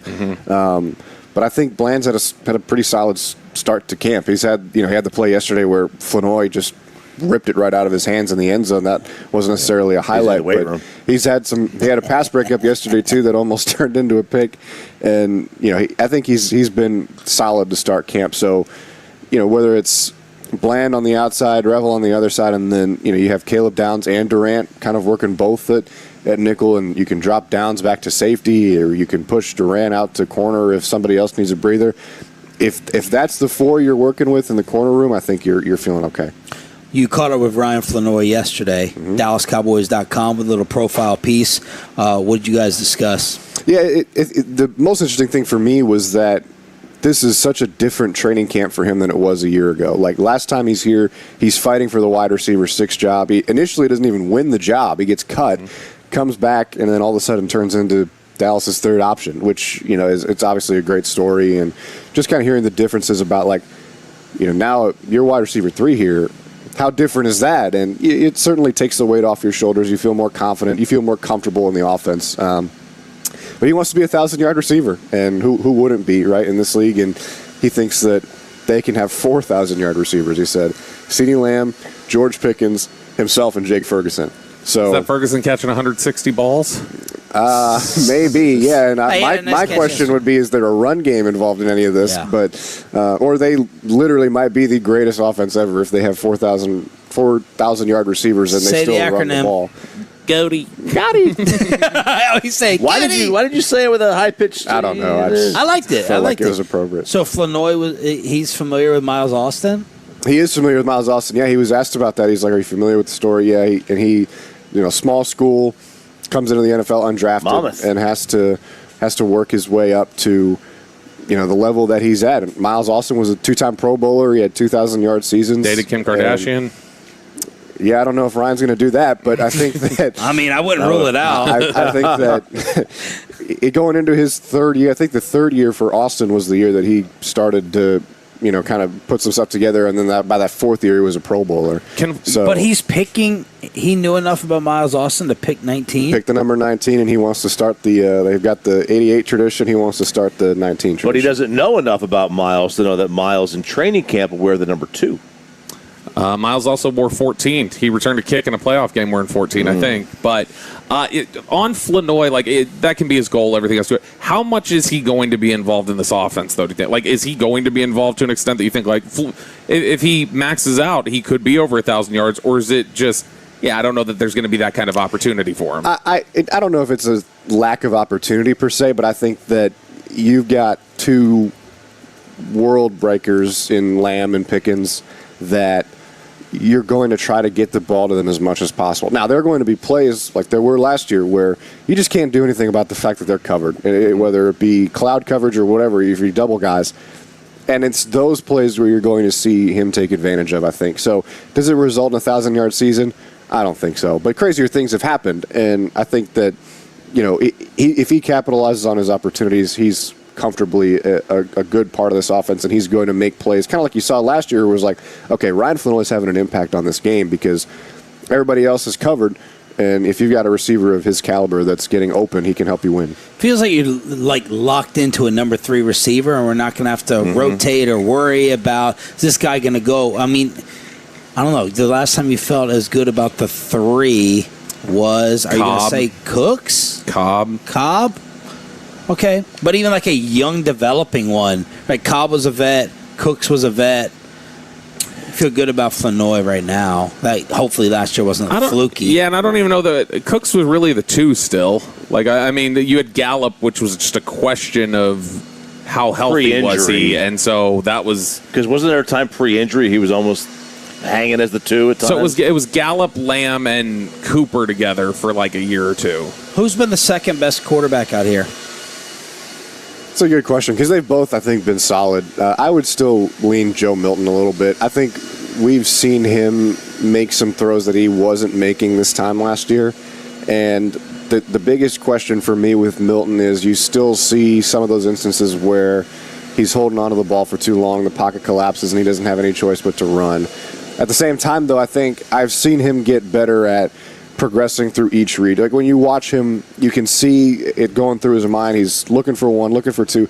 He had one yesterday where, I mean, it would have been a sack anyways. I think Justin Barron got him, but you saw him look through the reads. He still stuck his feet in the pocket, and he threw a touchdown over the middle to DJ Rogers when they were in the red zone. And those are the kind of things that you want to see that maybe you weren't seeing as much this time last year. Because I know with Tennessee, it was basically clap the ball, throw it 60 yards, and try to score a touchdown. So basically, last year he ran. He did those kind of scrambles a lot more last year. If he doesn't win the backup job, that's a big miss, I think, for the team. Because why? I predicted he wouldn't win it. Well, because first of all you gave up something to get him. You gave a 4th to get him as a project. That's a long-term investment. And if you wanted to, if he performed well in camp, you wanted to flip him. Right? If he doesn't win the number 2 job, you're going to lose. Yeah, value I prefer for him to. Yeah, I but just wasn't predicting it, but I feel like he might after watching him. Yeah, because the other guy's out there skipping rocks. I mean, he's just awful. So you said guys. The other guy is out. Yeah, the other guy is out there. The guy is the guy out there. There was no is or no s. I thought you were making a plural for. Oh no! The other guy's out there. Okay. Oh, he was talking yesterday when Kobe Durant. He's like, yeah, I got a Joe Milton touchdown. You gonna keep posting your interceptions? That's what I tried to set him up for right there. Well, I mean, yesterday, yes, Dak was not Dak, but I'm not gonna go there. He doesn't need to go there. Tommy, I know I have horrible handwriting. What's that last number right there? 692. Is that the highest number of the numbers listed? Yes. Yes, it is. Tommy Yarsh on the YouTube has the highest. He is big sexy. Kicking Caleb down. You have the highest number of people viewing throughout the program and the show this morning. Tolos, thank you guys. I thought following Caleb Downs was going to be tough. Well, my computer crashed during Caleb, so I didn't see it totally. Okay, so that's a big help. It's the highest of what I've seen. 692 for Tommy Yarsh, DallasCowboys.com. Big sexy here on Sean and RJ. Thank you, brother. Thank you, guys. Appreciate y'all. Pepe, you couldn't get the music? Pee-pee in the morning. Oh, I didn't even see your text. Sorry. Wow. I had the perfect music for Tommy's outro. Do you know what it was? If it was Big Sexy? Like what? Oh, yeah. It was Kevin Nash's. Shawn Michaels. Well, I wanted give it to me. Fucking cute. I know it's sexy. I got the looks. And the drive.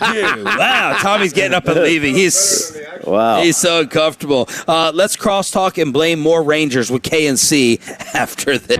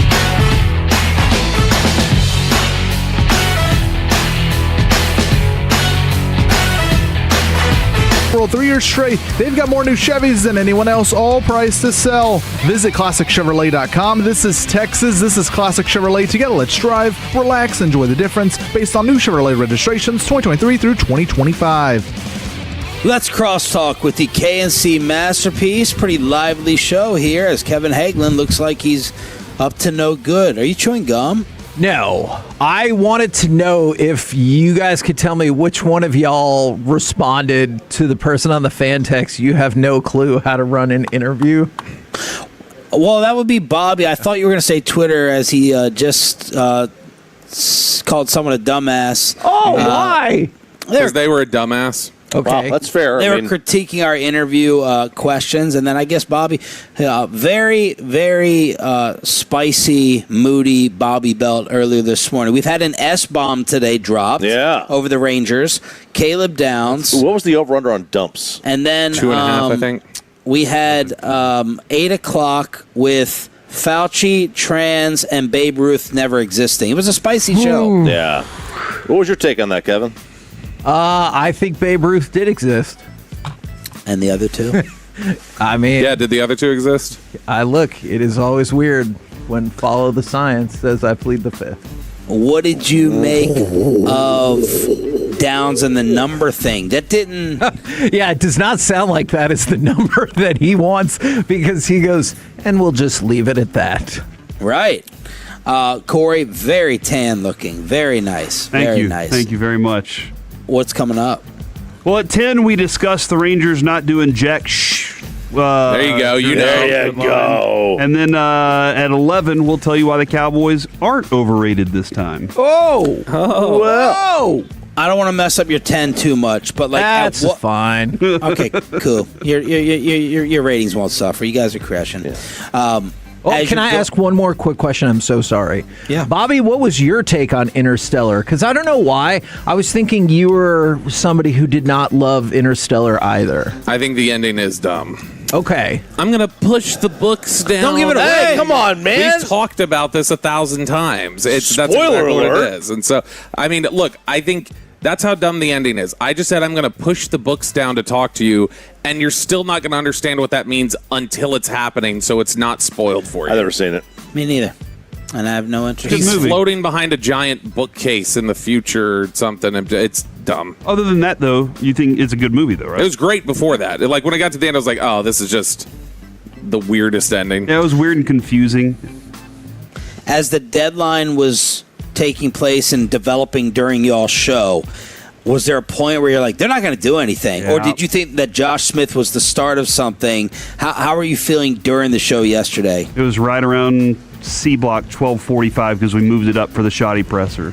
And right around that time was whenever it started kind of feeling like the Rangers weren't going to do anything. And that was Evan Grant standing firm that he felt that way, right? Yeah. And that was Good job, Evan. That was the moment where we were just like, oh no. And it kind of, to me, Kevin, felt like the DeGrom thing set everything in motion. Yeah. Once the DeGrom thing didn't go through, every plan fell apart that they probably had, and they just were like, we didn't know what a backup plan was today. Yeah, like, Sean, to your point, I actually felt both of those things throughout the show. I thought the Josh Smith thing was the start of an extravaganza, but to Corey's point, we got to a place where they pretty much decided, well, if we can't sell literally everything, let's sell nothing, which is a confusing take. Like, It's like if you had a garage sale and the first person walked up and they were like, I would like these items, and you said, you either buy everything we have or you get nothing, and the garage sale is closed. And you push the person back in the street. And I disagree with the analogy. Oh. Me and Choppy disagree. I don't. Tell me. I When's the last believe time you we had a garage sale? We don't care, Bobby. I said me and Choppy. You know, October we're having a garage sale. Matter of fact, my wife is dying to have one. She's dying to have one. Yeah. I can't wait. I don't think they're allowed in the neighborhood. Oh, really? Wow. Yeah. You don't have a neighborhood garage. We have one. We have one a year. Neighborhood. Everybody's got them the whole day. Yeah. Me and Choppy believe that once Nate and Jake and maybe Seager shut you down, then go ahead and just keep them for the stretch run while you're 2.5 back. Jake Berger and Corey Seager don't have full trade, no trade. No, but I mean, Seager's got a limited one, and who knows if that was to one of the teams that has that is on it, and he could have very well have shot it down. I would rather and trade to the other 22. I would rather, and more importantly, the Rangers had to at least stay this course. I know they lost 6 straight, but they're still 2.5 back, 50 games Hey, don't to go. forget they had 5 errors yesterday.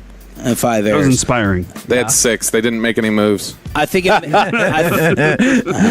think it makes more sense to keep what little offense you have if you can't get rid of your stud players. So getting rid of Jake and Jock, that does nothing for me, really. I'd rather try to go ahead and roll the... I'm not saying they're going to do anything. I don't believe in them. But I understand why they said we have to at least roll the dice with this once you weren't going to buy and once DeGrom shut everything down. What about throwing darts, though?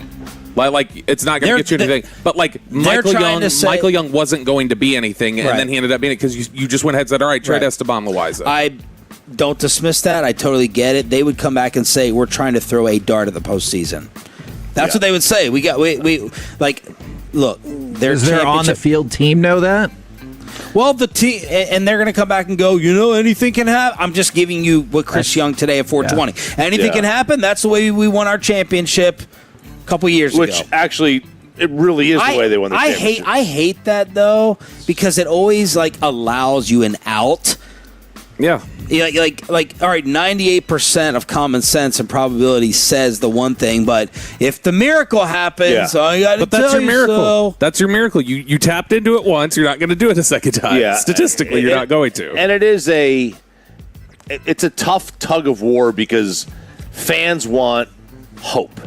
Yeah, they always want there to be hope, and they somehow created a situation yesterday where neither gave them hope. Yep. I was happy. I'll be honest. I was happy. I was happy they lost the Giant game the way they did. Yeah. I'm like, y'all deserve that today. Y'all deserve it. Not the players on the field, but y'all as an organization, y'all deserve this. That was the most. You could argue that's the most embarrassing loss of the year. I was in a situation I did not care if they bought, and I didn't care if they sold.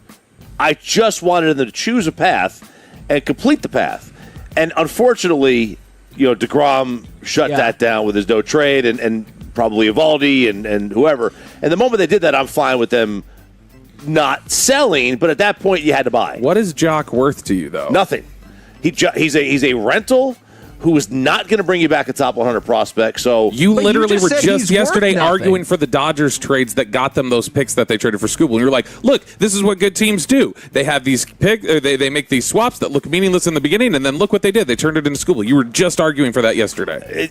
But they're not. Skubal was always going to get back a lot more than Jock. No, but those guys ended up being top 50 prospects, regardless of if they went for Skubal or not.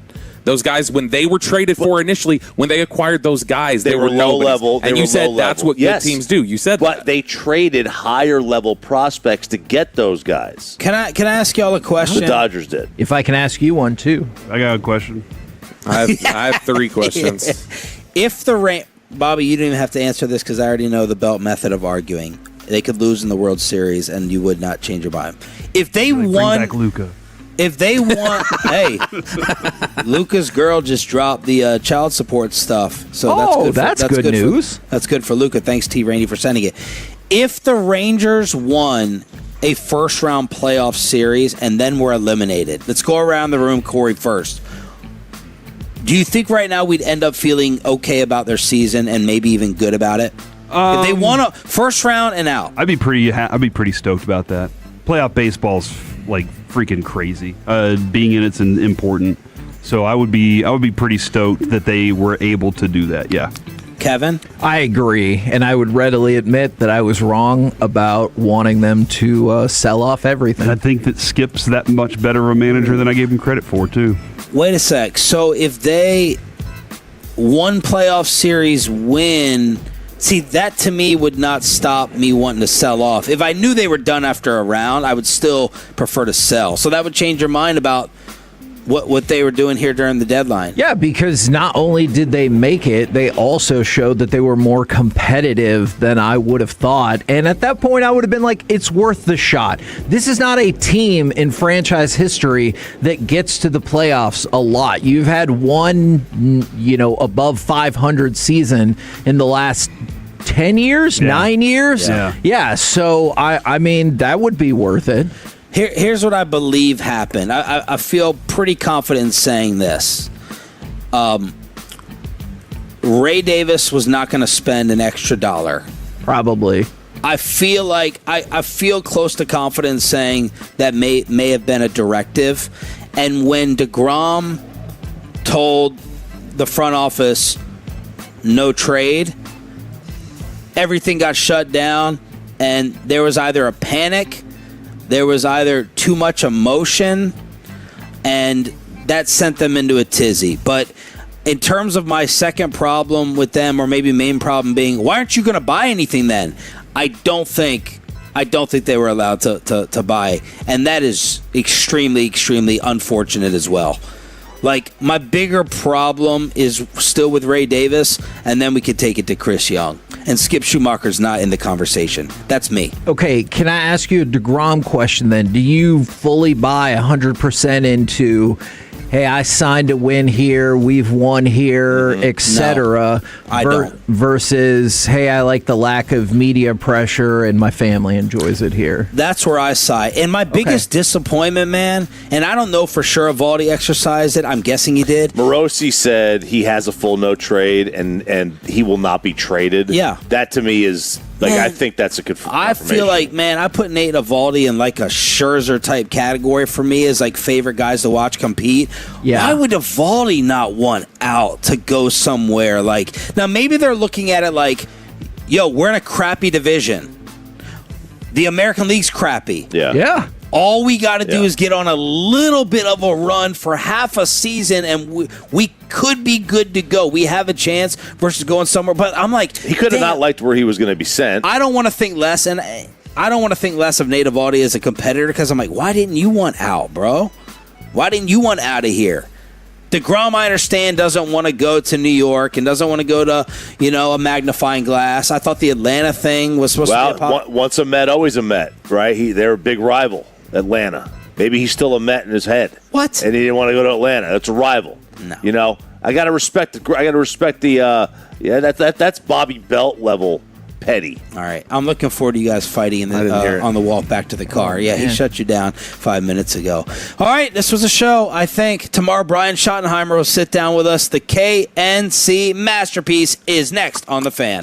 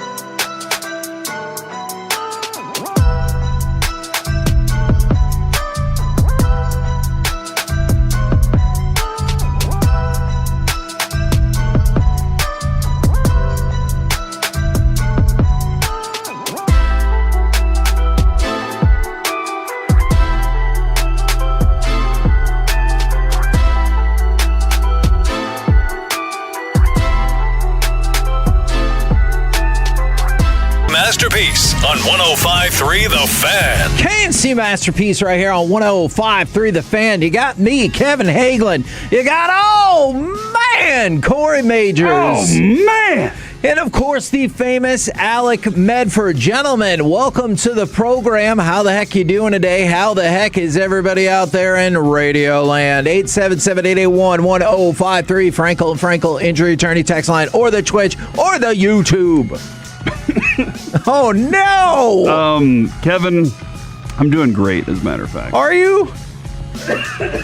Yeah, I'm doing good. I inhaled something. I think a bug flu. And, here's the thing, though. I'm down today. What does that mean? Do you know why I'm down today? Take a guess. Because, I don't know. It's Tank Top Tuesday. You should be pumped. It's the final Tank Top Tuesday. Oh, why? Kids start school next week, Kevin.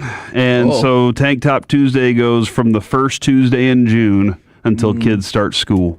And so the kids start school next week. And says who? What do you, the school district says that. It says that the kids start school. They're like, you have to bring your kid to They school. have no jurisdiction over your Tank Top Tuesday, though. Allow me. This is the rules I made. Oh. Yeah, I made the rules. We could extend Tank Top Tuesday. I can't because I made these rules a long time ago this morning. And that was, what? It was a long time this morning.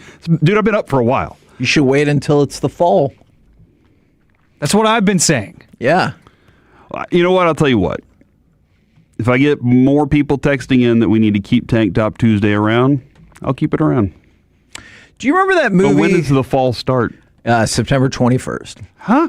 Or 22nd. Who says that? I don't know. The Atlas people. Is that when the mole comes out of the ground and is like, hey? No, it used to be. Moles are blind anyway. How does he know? On my birthday. But I feel like they changed it to the 20th. But do you remember that movie, 500 Days of Summer, which I thought was pretty good? And he's dating this gal named Summer, and it's like problematic and tumultuous and all that. And then at the end, he meets this new girl, and she's like, "Hi, my name's Autumn." I wanted to audibly boo at the screen at that part because I thought it was so stupid. That was why the whole movie was made. Man, they had a title, probably right. And they had that ending, and they were like, "Oh, it's gonna, everybody will love it."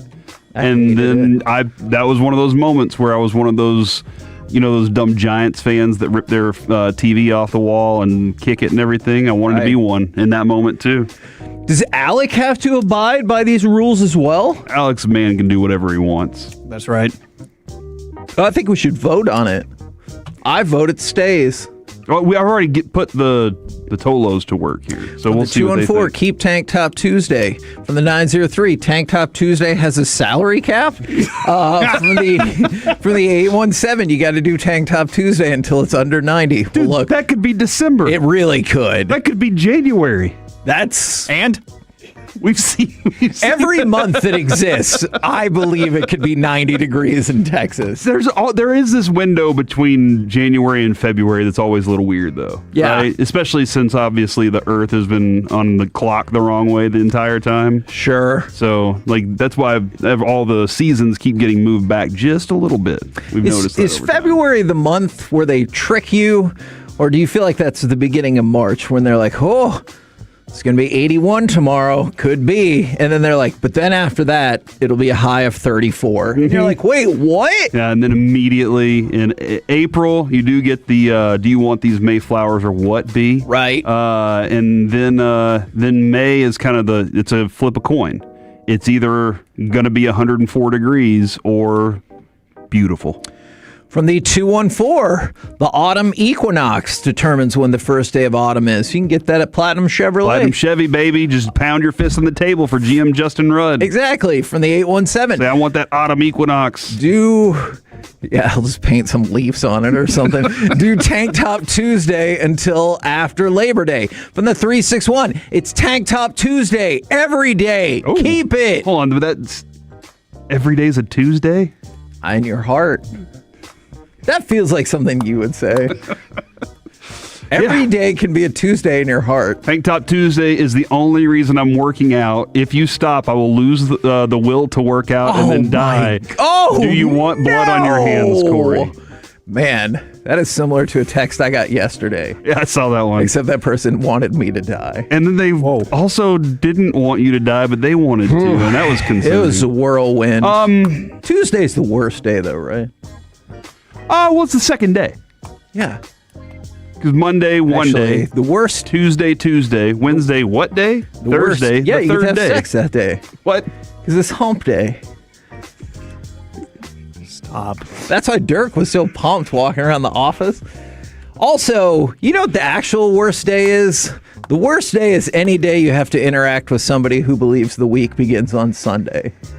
Those are the worst days. I am one of those people. You are a liar. You just said today was the second day. I hate Sunday.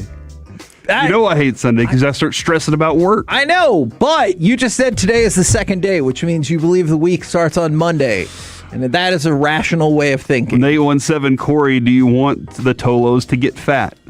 That's a good point. So hold on. Y'all are saying that tank tops are the only reason that y'all been staying in shape. It shames you into keeping it tight. Because in the winter, that's the worst time to keep it tight. You just put your hoodie on, and then it's a gamble.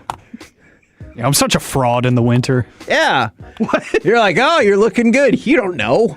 I have a shirt on, maybe another shirt, and a hoodie. It's just the structure, the bones are what's keeping this hoodie They're up. like, oh, did you lose weight? No, I dropped 2 layers today. I lost nothing. All right, you know what, guys? For at least one more week, we will have Tank Top Tuesday. We'll revisit this and reconvene next Tuesday. Every Tuesday. No, we don't have to, but we'll reconvene next Tuesday with the Tolos that sounds at exhausting. KNC1053 on Twitter and the Facebook page, the KNC Masterpiece. So go ahead and check those out, and we'll revisit this conversation next Tuesday, whether or not I have a picture posted of me and Alec in a tank top. All right. All right. Now, Alec, in the meantime, can you give me a positive Rangers highlight from yesterday? About that. Hold on, I'm looking at the sheet. Look, you could put a lot of highlights on there, and it wouldn't be. You just be happy I didn't ask for a super cut of all the errors. They scored a run, dude. There were so many errors yesterday. Yes, 5. And here's the. I know most in more than 2 years. We're not at this point of conversation. This will be a conversation later in the day, I believe. But how do you get a club that went through that yesterday, knowing the club was willing to trade them? Right. A multitude of dudes on that team. Right. And now they're all back to, they got to figure out how to play for each other again. Yeah. And that's the responsibility of your manager and your leadership group now. And they've had all season to show you that they can do it for an extended period of time, yet to do it so far. And you got to a point as the GM where you're like, and the president of baseball operations, where you're like, I don't believe in this group anymore.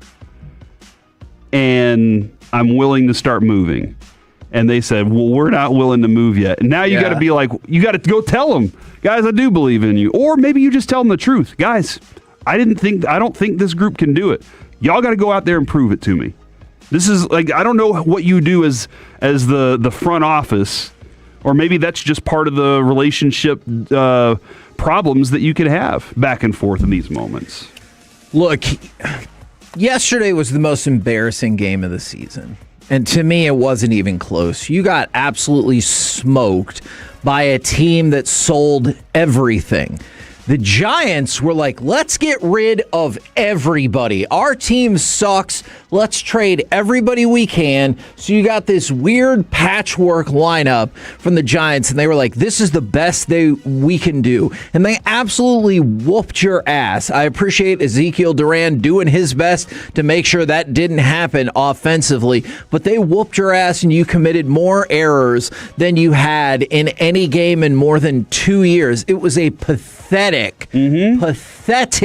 showing from the Rangers last night. It was a group of dudes who had nothing to lose and everything to win, right? Those Giants players, they're like, I'm not supposed to be out here today. My team told me our season is over. Yeah, and so I'm going to go out there and just play really hard, and hopefully I get a job. Hopefully I earn a job from this, that they see me do this and I can gain some confidence. Where on the other side of the field, you have a bunch of dudes who are like, I don't know if I really don't know what we're doing right now. And I don't know what in that clubhouse, what the guys are telling themselves. That's you asked the question, Kevin, about whether or not we believe that DeGrom's here to win. Like he said, I believe we can win here. I've seen him do it before here. I want to win here. Yeah. And I just wanted to know if people took that at face value or not. I don't. Okay. Quite honestly, I don't. I think there are a lot of other reasons he didn't want to move.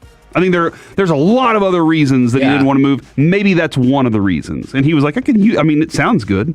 It sounds great, right? But y'all haven't won this year. They haven't won with him around, actually, honestly.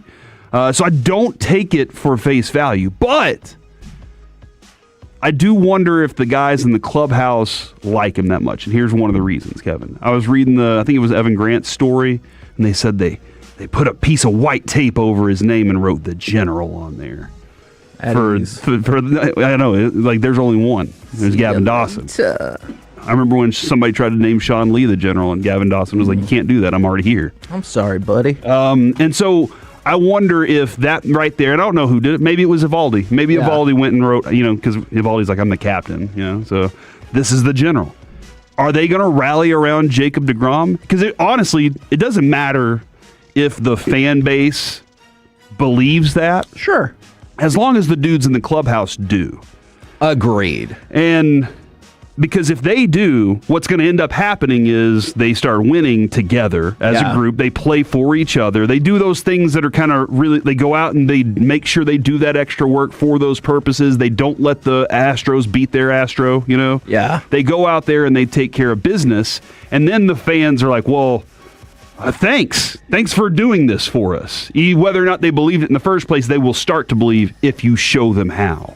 And so that's my only question now is that a fake thing where they take the General up there and they're or is that something that club is going to be like, we love Jacob deGrom, he's a great teammate, and we love this guy, and I can't wait, because yesterday showed absolutely zero faith that they have that in them. And so I think, and maybe that's also one of those moments, Kev, I'm sorry, you ever have something traumatic happen to you and you're like, I just kind of need a day to you'd hope they would have gone out yesterday and just been like, I'm going to peel the skin off this baseball. Yeah. But maybe yesterday was the one where they're like, all right, I need one day and I'll recover. I can excuse that, but they lost the previous 5. Yeah, including another season-defining series against the Astros in which they thoroughly got embarrassed. I'm not disputing anything you say. I think my concern is all of those things can be true and you just might not be good enough.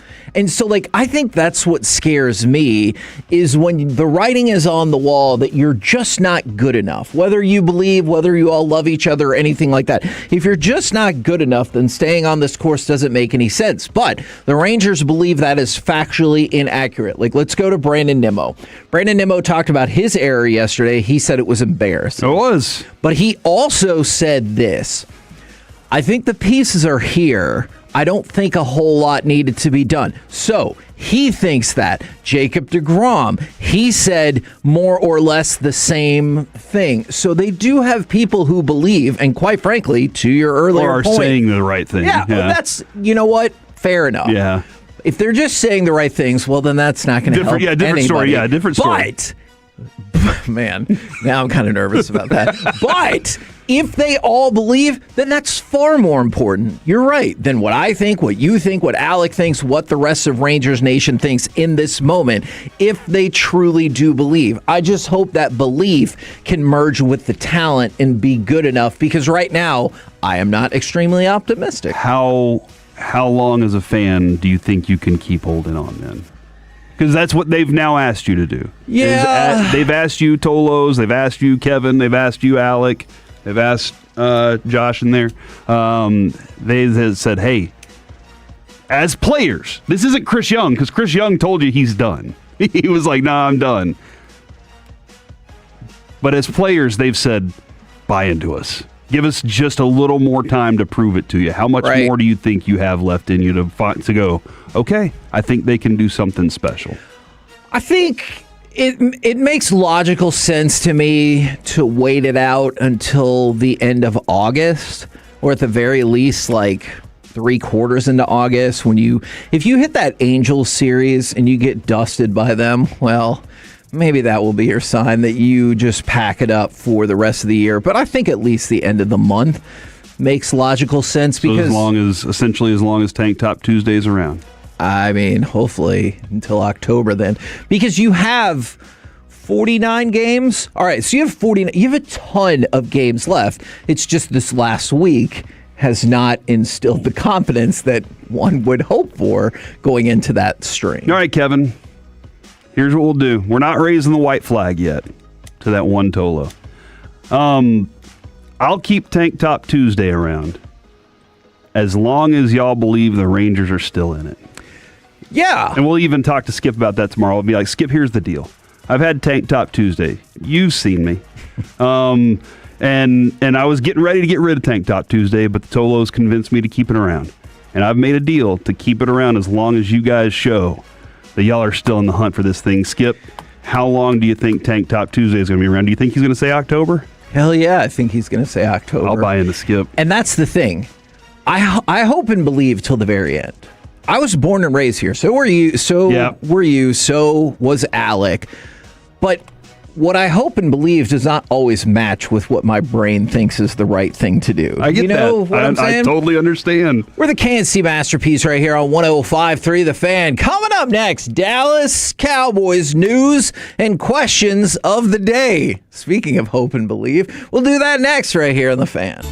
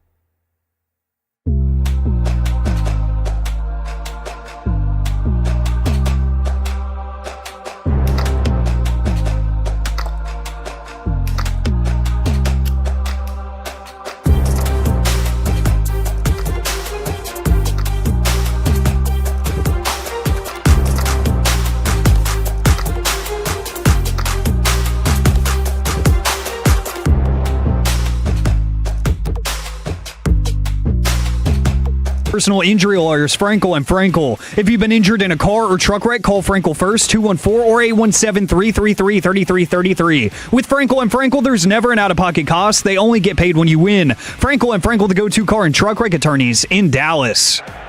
2nd down and 6. They're inside the 10, trying to regain the lead. Prescott under center back, looking over the middle into the end zone. Hung on, Ferguson. First touchdown since the Truman administration. K&C Masterpiece right here on 105.3 The Fan. If you needed one more note to know why Tank Top Tuesday is so important, you know, Corey, that tank tops love Tuesday, right? No. It's the only day they don't have to shoulder any responsibility. Thank you very much to the 561 for that one. Now, it's time for Dallas Cowboys news of the day.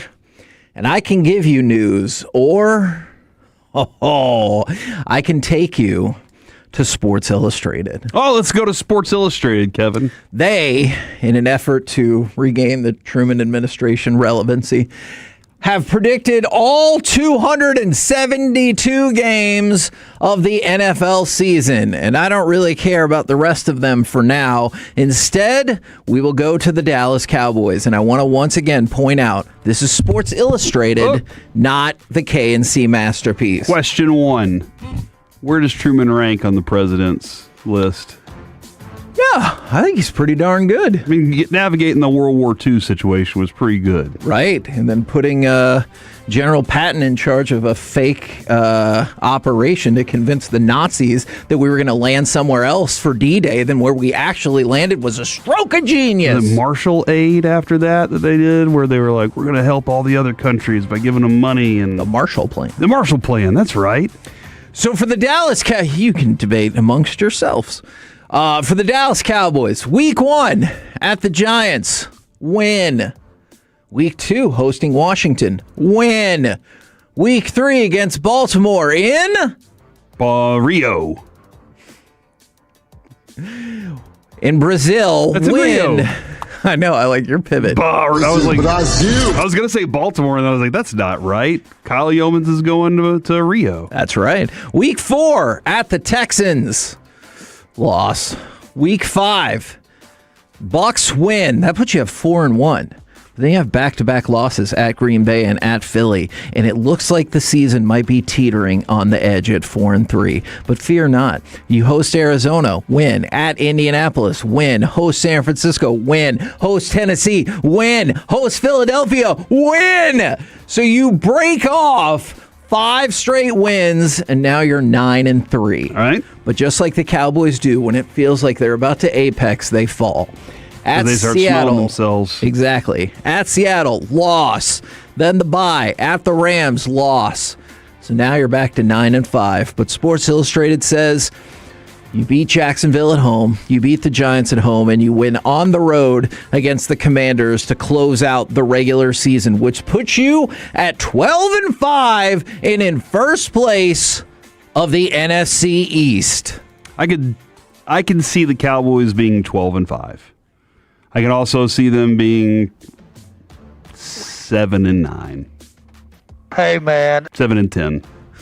7-9 going into that to be determined game at the end of the year. I can see them being anywhere in that range.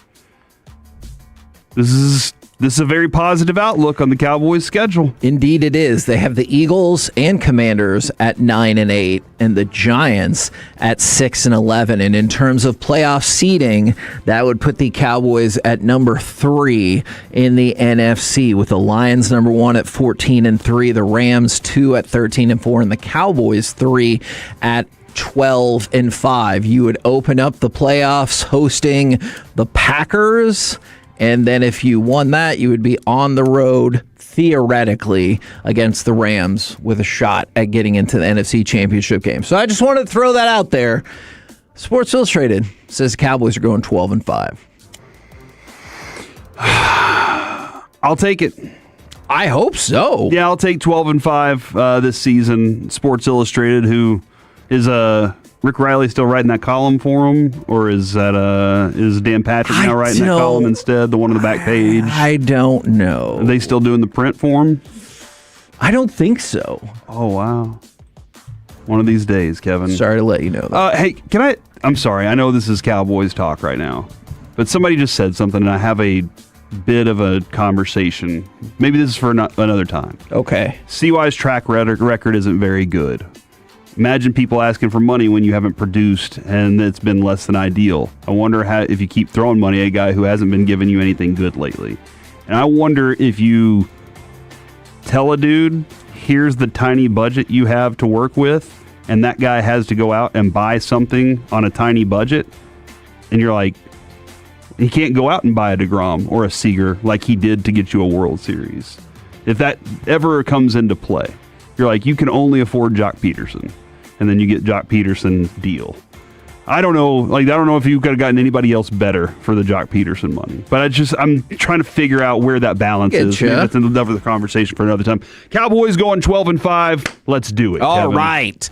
Now, let's go to Dak Prescott. Dak Prescott had the leg sleeve on yesterday. Shoddy had said back during OTAs that he was dealing with some knee soreness, but it hasn't kept him off the field at all so far in the offseason. Just something if you want to check out, or maybe it just makes him look cooler. It is cool looking. I, however, though, stepped off of a ledge in my house this morning and thought I can't strain my calf. So, oh no! Yeah, I thought I was going to have a leg sleeve on today, but then I remembered no sleeves today, baby. So okay, all right, good. No matter what. Okay, no matter what. All right. So yesterday, it feels like everyone essentially agrees that the defense controlled the day, and it once again seems like consensus is that Revel probably had his best practice as a Dallas Cowboy. Is that, I mean, I know we're not doing the in-person thing for us specifically, but you're able to see plenty of stuff from practice, and then we have G-Bag and Sean and RJ on the ground in Oxnard. Yeah, and I think hearing about Revel's conversation with himself, where he's just talking about, I'm starting to see myself back at ECU now. I'm starting to see glimpses of what I was before. And he said that's where my focus is every day, is to go back out and just make sure I go watch the film on myself. And I'm like, am I doing something like that again? Am I back to being that kind of player? That's a positive thing, because he has an image that he wants. And the plays that he was making yesterday, positive. Here's the thing. When you can start being physical again in the secondary a little bit, you can change the way that receivers do things. They aren't just freely allowed to run around without the fear of getting lit up. And so that does change whenever you're able to do that. The brand of secondary that Christian Parker wants this defense to play with is tough. They are not going, they're going to be, I know CeeDee Lamb said annoying early on, right? But annoying as in they are stuck to you. They are making it difficult at every single move. They're putting their hands in your shoulder whenever you're trying to make the play.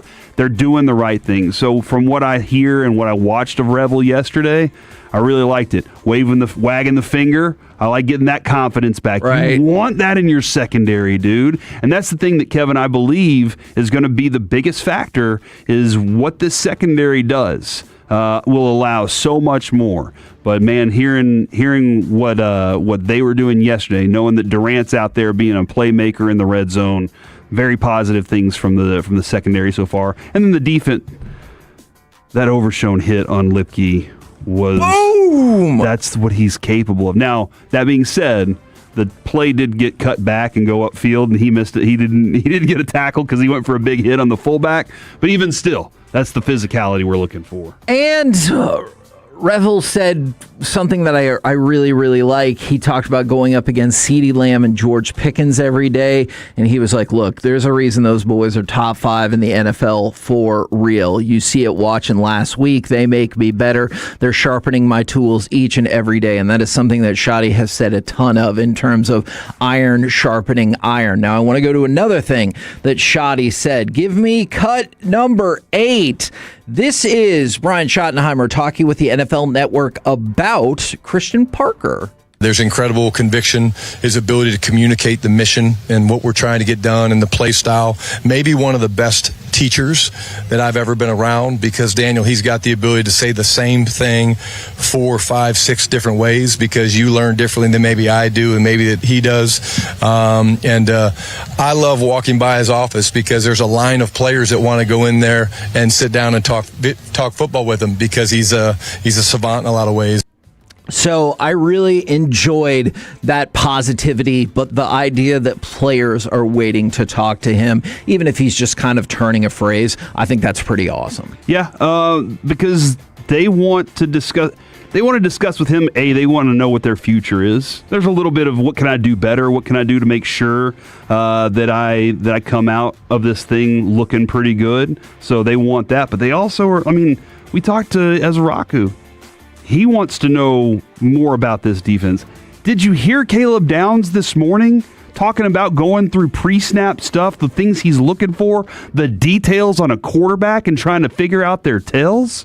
Like, those are the things that you get with Christian Parker. Those are the little details, too, that I think all these guys are going to be buying in on for sure. Now, one of the things that Brian Schottenheimer talked about yesterday was their offense in the red zone, and we have talked about those struggles, but I wanted to throw it over to CeeDee Lamb, who had a similar idea about how to make the offense be better. He was asked about, hey, not scoring touchdowns in the red zone, and he goes, absolutely, absolutely, absolutely.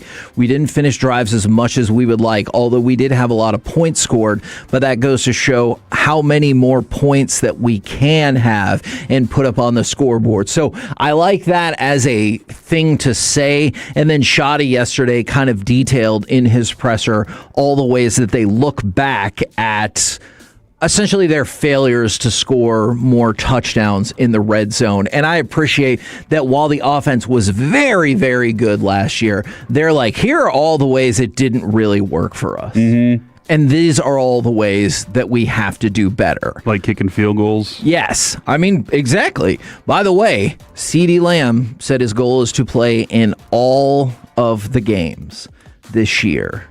Over the last 2 seasons, he's missed 5 games. In the first 4 seasons of his career, he missed 1. What do you think about the prospect of, let's just say, 15 or 16 games being close enough to a completed season? What do you think about the idea that CeeDee Lamb will play 15 or 16 games this year? I think he can play 15. Okay. Obviously, that TBD game against Washington, we have no clue where that's going to be. And maybe even the last couple games of the season, he's like, you know what, we could use a little maintenance on him. Plus, Kevin, I think that Ryan Flanoy, I'm going to go, if the over-under is 5.5 touchdowns, I'm going 6. Do you think the discussions about him maybe getting 1,000 yards are insane? Yes. Okay. Just because volume's tough. Yeah. But big catches, I got faith in this dude right now. Right. So when it comes to that, getting him more work could take the load off of CeeDee Lamb a little bit too. With that trio of receivers, it could be easier for CeeDee Lamb to be on the field that much more and not have to go into some of those places where he can get hurt.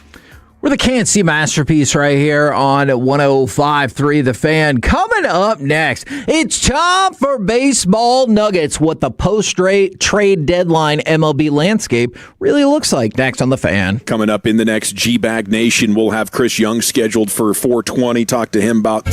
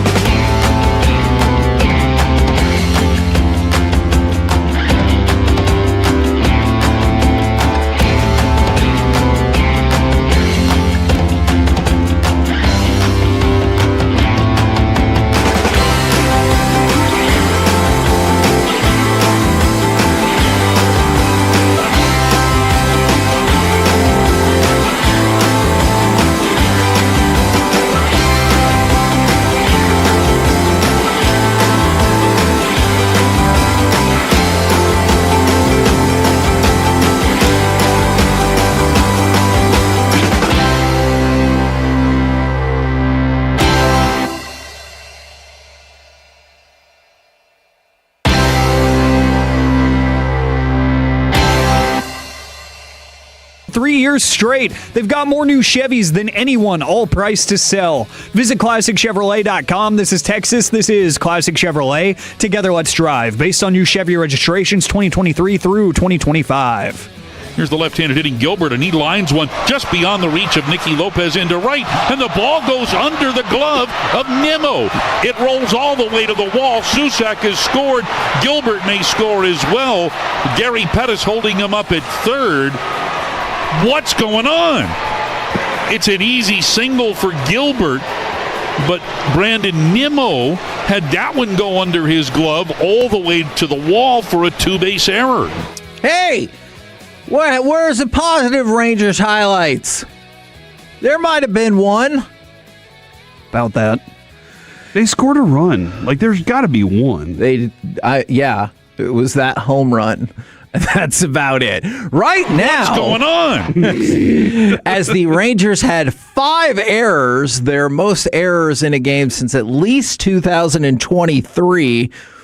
Ooh. That is a not focused team. Yeah. Like they don't have errors like that. That's a not focused team. And that was the error that Nimmo said was embarrassing. Right now, it's time for some baseball nuggets. I don't think that will ever stop being funny to me. Then I won't stop doing it. Hell yeah. By the way, in case you wanted to know, CBS Sports gave the Texas Rangers a C- for the trade deadline, and Chris Young said sometimes the best deals are the deals you say no to, and I think we did a good job of that and staying disciplined as well. So I look forward to the G-Bag Nation today to hearing more about how they did pretty good because of all the deals that they said no to. How crappy were some of the deals that they were offered then? Yeah, I mean... That's what I got to... So you say that for 2 reasons. You got offered jack squat, which Bobby would say something different. Yeah. Or you are trying to justify it to yourself that you did nothing. That's what I think. I don't know the specifics, but I do know that the San Diego Padres were interested in Corey Seager. Now, again, you don't know the specifics. Yeah. Discussions were, look, and that's why I fact-checked and multi-sourced things, because I had heard things about one of the San Diego Padres' super prospects, Ethan Salas, and I know that is a name that came up in the Corey Seager discussions. But it was not as simple as, we will give you Ethan Salas for Corey Seager and pay most of the money. So I want to make sure that is clear. It was not as simple as that. Well, and then Corey Seager went out and walked, struck out, and he got a hit. So, quite frankly, that's a heroic effort from yesterday. Mm-hmm. Well, I mean, Ezekiel Duran was heroic. Well, yeah, Ezekiel Duran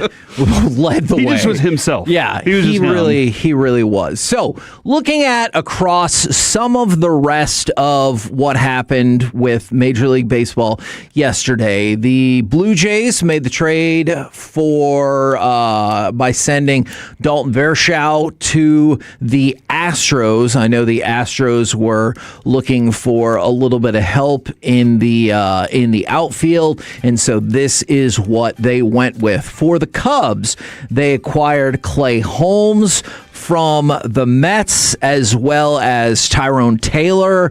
So they made a pretty big splash. That was a big deal, especially since we knew that the Mets were looking to offload people. And the Cubs were, I guess, more aggressive than perhaps a lot of people maybe thought the Brewers were going to be the level of aggressive as the Cubs were yesterday. Yeah, two teams with with quality farm systems. For sure. They could do something like that. And to your point, that goes back to the whole idea of if you wanted the Rangers to buy, like, to a big degree yesterday, with what?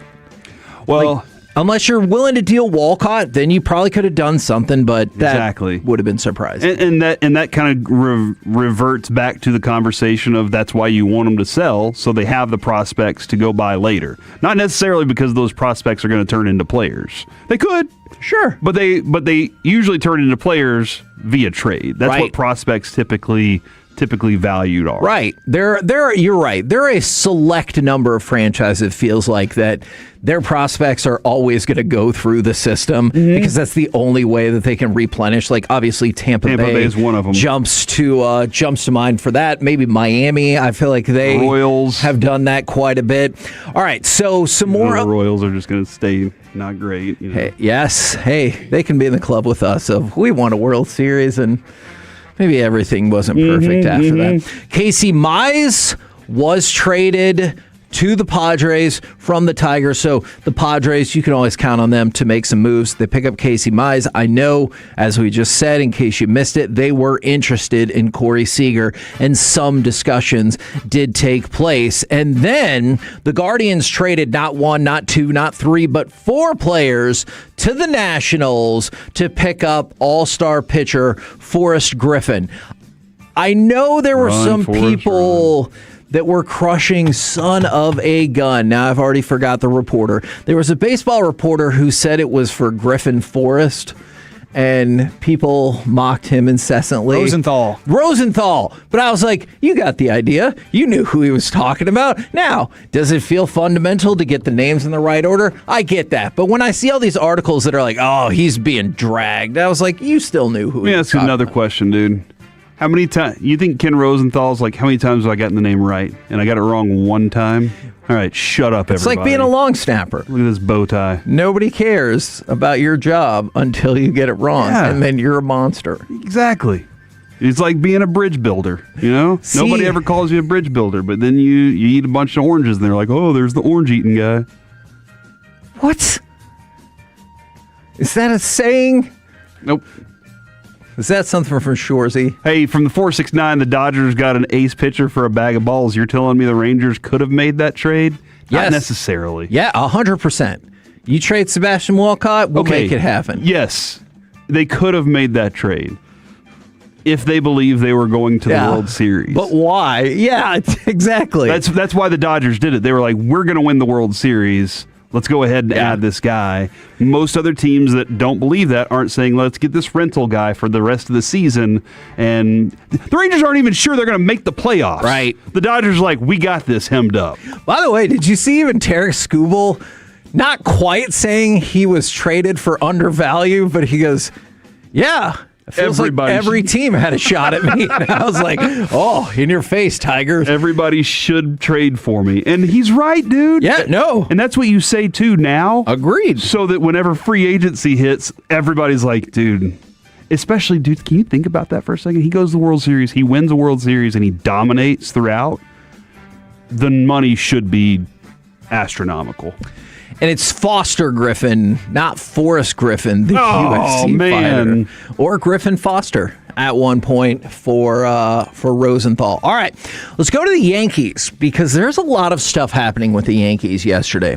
They did make the deal to trade for Helio Ramos from the Giants, one of at least 6 players I think that the Giants traded off yesterday, hence making that loss even worse. But at the same time, they sent Anthony Volpe back to the minor leagues, and in his stead, they brought up their number 1 prospect, George Lombard Jr. So a lot of movings and shakings there. However, there was also this.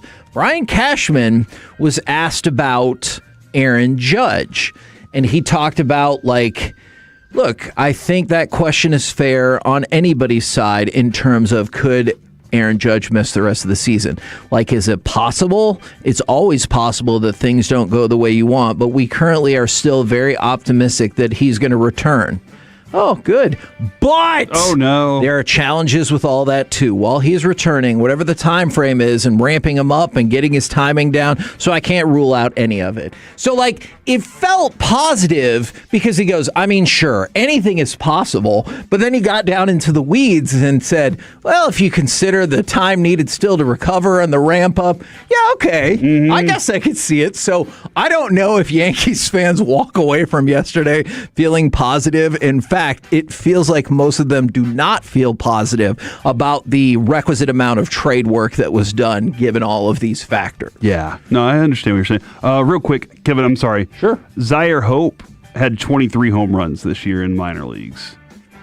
Yeah. He's a good player. Somebody said you didn't have to give up Walcott. You probably did. Yeah. Zaire Hope's a really good player. And he was the best prospect in that deal. I think he's like 25 or 30. 21. Oh, I'm sorry. In the rankings. I was like, he's 21 years old. He's not 30. Yeah, they traded for their super stud 30-year-old prospect. I meant in the rankings. Nelson Cruz, baby. Yeah. In the rankings. And so considering that like there's a big gap for the Rangers between Walcott and like Scarborough, I think you probably would. Yeah. We're the KNC Masterpiece right here on 105.3 The Fan. Coming up next, with training camps all underway, give us an NFL team or two you think is overrated and ones that are underrated. Next on The Fan.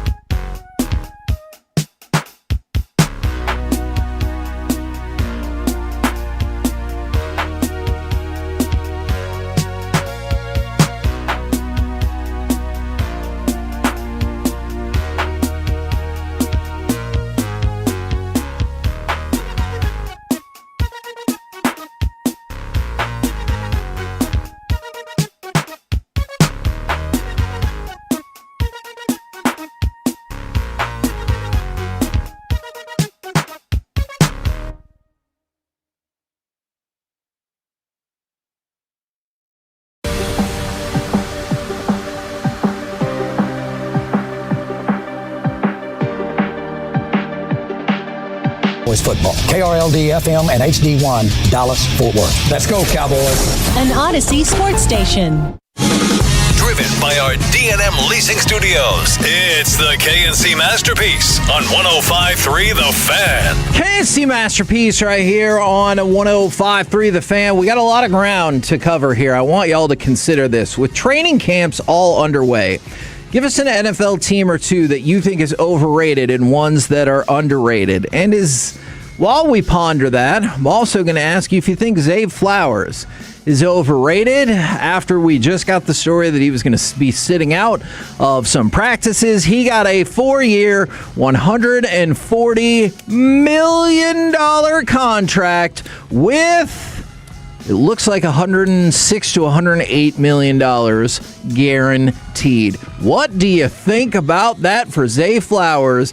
And do these days continue to stack up to be the greatest of George Pickens' life? So he is making the 5th most out of all receivers annually. Okay. At this point, so Jackson Smith and Jigma's at 42-1. Jamar Chase is at 40. Drake London's 35-2, and then Justin Jefferson's at 35. So Justin Jefferson had set the market. He's not in the same category as any of those four. Right. He's not in the CeeDee Lamb category, who's at 34.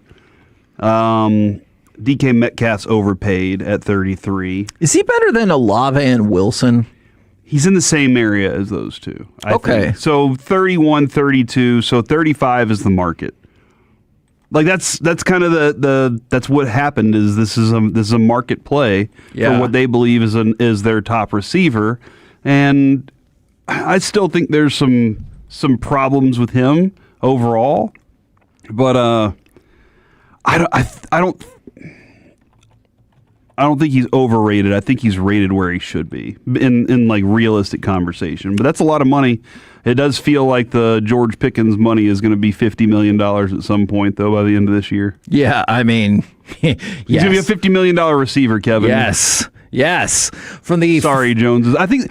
Can I say this though? I think the Joneses kind of know. They're like, I think more than anything else, they're like, we're going to treat him as a person that we drafted, right? And or actually as a person we traded for. We hope he comes in here, gets his money, and somewhere else. Like I think that they're kind of hoping he outperforms the trade, and that they look good on the other end of it. Going, we traded for that guy. Sure, we flipped a pick for that guy. We ended up getting great stuff out of him, and then he went and got paid elsewhere. Yeah, no, man, people are not reacting super positively to this for the monetary sake. All right, would you guys like to go to teams that are overrated and underrated, or a bizarre side quest I have for us based on a movie that Alec told me to watch? Oh, no. I don't know, because it's football season. But you told me during the break, you said, either you go with me on this bizarre side quest or I'll punch you in the face. You don't have to do it at the like, front of the segment. Oh. It's very bizarre. Let's ride this side quest, Kevin. Let's see where it goes. All right. Do you believe, and if so, with how much confidence do you believe that you have spent time with or been around somebody within 24 hours of them doing heroin? Now, here is the reason for this question. There is a movie that I watched at the recommendation of Alec. It is called The Drama. There's a pretty hard twist about 15 to 20 minutes in that was not what I was expecting at all. But later in the movie, don't worry, I'm not spoiling the twist. But later in the movie or around that time, Robert Pattinson and Zendaya are going to get married. And they see somebody on the street that they think is their wedding DJ doing heroin. And I mentioned that story to Jess to tell her what a bizarrely interesting movie it was. And she goes, do you need Should you be judging your wedding DJ on that? And I was like, hold on, what? And so then we had a discussion about, she goes, well, I wouldn't want them to be doing heroin the day of the wedding. And then all this and that. And then she said with 100% certainty, she had been hanging around with somebody within 24 hours of them doing heroin. And I asked who, to which she said she didn't have an answer. She just said, think of all the people you've ever spent time with. And I was like, touche. So that is my question to start. And if you have, your question's not within the last 24 hours. Within 24 hours of At when any you point in your spent life. time, at any point in your life, do you believe you have spent time with somebody who did heroin? Yeah. Now, I wanted to go out of my way to avoid the twist in the movie. Watch it. It is very entertaining. And, Alec, don't ever date that person. I'm trying not to, but hey, apparently you got to get engaged to find out those things. Yeah, this is pretty shocking. All right, so you are emphatically yes. Yeah, I worked in the restaurant industry. Okay. You know what? I'm going to use that. There's a lot of drugs navigating that area. I'm going to use that and say also yes, because I worked at Blockbuster, and one of the employees there once definitely tried to have sex with the exhaust pipe of a car. So that sounds like meth. I mean, but like, if he's on meth, I can't rule out that we're dabbling. Maybe a little in blue other, chew. Yeah. So I'll say probably.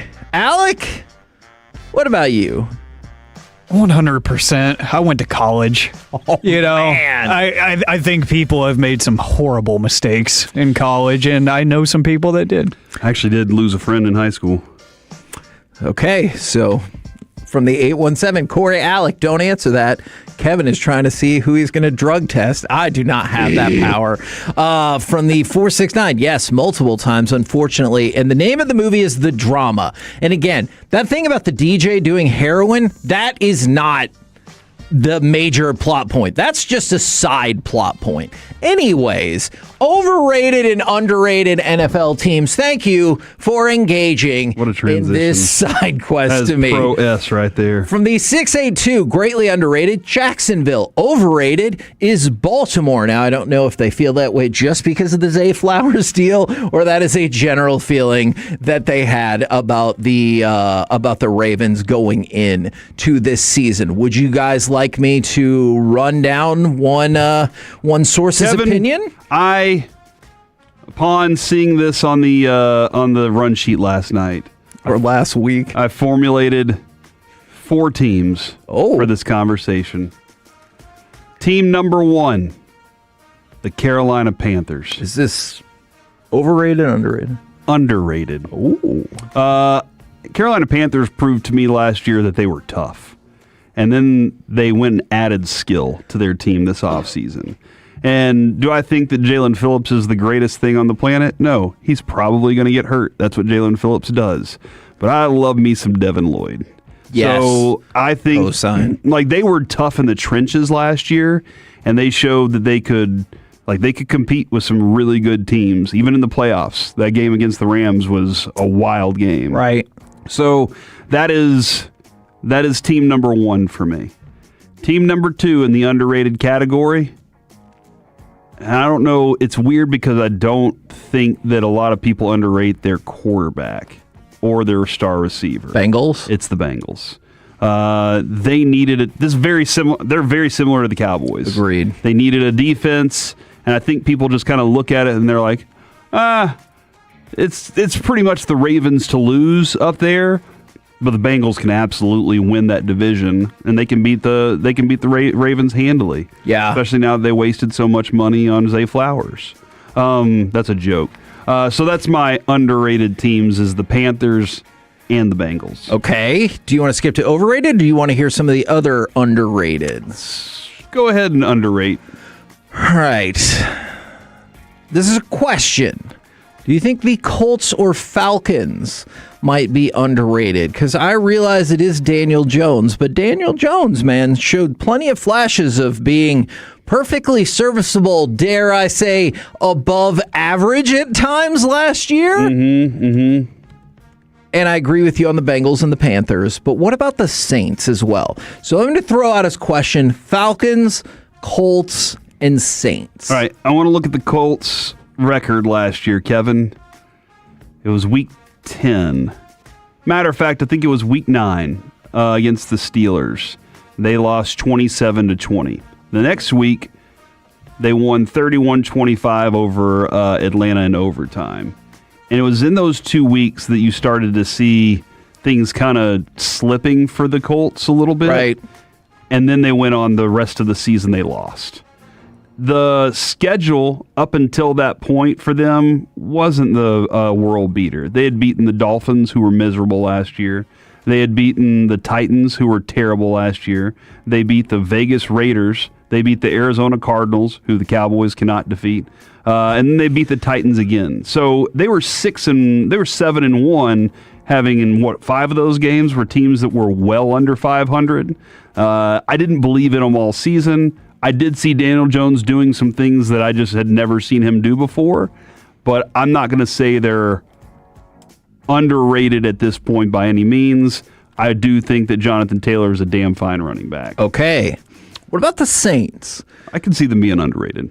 And I think Alec is our resident expert on all things Saints. I have to admit, going into last season, I thought they might have had the worst combination of talent in the entire NFL. But what they were able to do with Tyler Shuck moving to the forefront was quite astonishing. Now, that next step will be very key. Where do you fall on the Saints then? I feel a lot better because they have an offensive play caller as a head coach, which I think they've really needed, and they've missed since Sean Payton's glory days as the head coach in that Super Bowl run. But on top of that, they finally are starting to figure out how to round out that roster by getting another true outside wide receiver that is going to keep Chris Olave healthy. That's why they gave him the extension, is because they think he's going to stay on the field, because they have another target that's going to get some volume to where he's inevitably not going to get as many dangerous passes thrown his way. Makes a ton of sense. The running back room got bolstered. Their offensive line has gotten better over time. I think the expectations for them should be steadily rising, and I really like what they've done. I think they're in the underrated category going into the season. Is there any chance that the Cowboys have moved into the overrated category? For example, Yahoo is doing their countdown power ranking of all the NFL teams, and they've got the Cowboys at 8 now. Is it possible that the Cowboys have moved from middle of the pack, and rightfully so, to overrated? No. This is what happens with the Cowboys, Kevin. You can put them anywhere, and they are rated wherever you think they are. All right. But middle of the pack is where they belong. Okay. It's the Cowboys, dude. If you're gonna rate them 1, yeah, sure, they're number 1 in your heart and money. There's lots of ways to rate the Cowboys. I think I said it best, Kevin. The other day when we were talking with Steven, I think you can see the seedlings growing. All right, the cone. You see what's been you see what's been planted. Go watch my cone seedling video. Everybody should watch the cone seedling video. You saw it, right, Alec? I did. It's funny. I'll be honest, real quick, Alec. We got out of the car and Kevin goes, "Hey, can you do me a favor and just point your camera at that thing?" And I was like, "What about you?" And he was like, No, just at that." And I went, "Okay." And he goes, "A lot of people want to know where cones come from." And I was like, "I know exactly where this is going." As soon as he said that, I was like, "This is great." But with the Cowboys, I think there's all this potential that's unproven right now. You kind of know what the offense is. You kind of know what you have with the quarterback. You kind of know some things on the defense, but you don't know how it's all going to work. So if you're optimistic about this team, then you can see this team doing a lot more and making it to an NFC championship. If you're pessimistic, you can see them being garbage. Sure. But they're probably right there in the middle somewhere. So maybe you're right, but I haven't heard a lot of people put them at 8 yet. So that's why I don't think so. From the 480 underrated Bears, I think the combination of Johnson and Williams round 2 will be even better. What if I told you overrated the Buffalo Bills? I agree. The Buffalo Bills, again, I'm going to go to the Yahoo countdown. I'm overrating the Bears, by the way. Ooh. I've said too many good things about them, and I'm probably hyped up that train. And Ben Johnson last week saying we're the number one candidate for regression. Right. Like that brought me back to earth a little bit on the Bears, but I'm one of those that believes too much in them already. By the way, the Bears are 11 on that Yahoo list, which means they're rated below the Cowboys. The Bills are number 3. They haven't done 1 and 2. It's going to be the Seahawks and Rams, I'm assuming, in that order. What have the Seahawks done? They are the defending Super Bowl champions. But so Yahoo has the Bills as the team to beat in the AFC, at least going into this season. Do you think that potentially the Bills could be overrated? First-year head coach in Joe Brady. So he has a lot more than just the offense to focus on. There's going to be some. I know one thing he can do. This is smart on his part. He already ran the offense with Josh Allen. Right. So Josh Allen should have a good understanding of what's being expected of him, and maybe he can focus a little more on helping the defense and those things too. But I can see them being a team that takes another step back. They've been at the top for a long time, and they've been trying to add to this thing. It's tough to get over the hump that way, and they played a lot of football over that time as well. You know, you mentioned the concept of regression, and obviously we discussed it with the Bears. If I told you that it felt like the Patriots were a top candidate for regression as well, what would y'all say to that? I would say they're a tough team for me to count out. Okay. Their division is not great. The Miami Dolphins went with Malik Willis. Right. The Jets exist. And both of those teams suck. And I said those might be the worst 2 teams in the NFL. And historically, I mean, look at what Cardinals. Look at how it's been. It's been a kind of a cakewalk for the Patriots for a long time because of that. And I think the Bills might regress. I still think they're going to be good. I just don't know if I consider them top 3 all season. Yeah. The Patriots, I can't count them out because I think they're going to be very well prepared defensively. Christian Gonzalez is an absolute freak, dude. That dude's awesome. I know we had the discussion. I watched some film on Christian Gonzalez last night, and I was just blown away by what kind of a cornerback he is. And so you have that. Drake Mays should take another step up in his progression with the McDaniels offense. Who I don't like him. I don't like Josh McDaniels, but I do think that the dude's a very good offensive coordinator. He's just a bit of a flake as a human, and so I can't count him out. That's why I have a hard time with that. But are you saying that because of the head coach offseason? Not necessarily. I just think the toughening up of the schedule, all of the close victories, possible slight quarterback regression, I can see that. Yeah. all in the mix. One thing I do really love about this show and our audience is even in moments of nonsense, you get very clear, very serious kind of feedback right here from the 214. Yes, I have been around somebody who's done heroin, and it was my best friend of over 20 years, and unfortunately, he passed away back in February. Very sorry for that, and thank you for sharing. And from the 95945, another one, October the 2nd, I will have 5 years clean off of heroin. Love y'all. Congratulations. Low Justin. So keep it up. Yeah, appreciate even in the nonsense moments, y'all cutting to the chase and being absolutely real with us. We're the KNC Masterpiece right here on 105.3 The Fan. Coming up next, it's time for AM on the FM. We got the question of the day, plus sliding in the DMs actually works. Let's do it. Next on The Fan. Oh.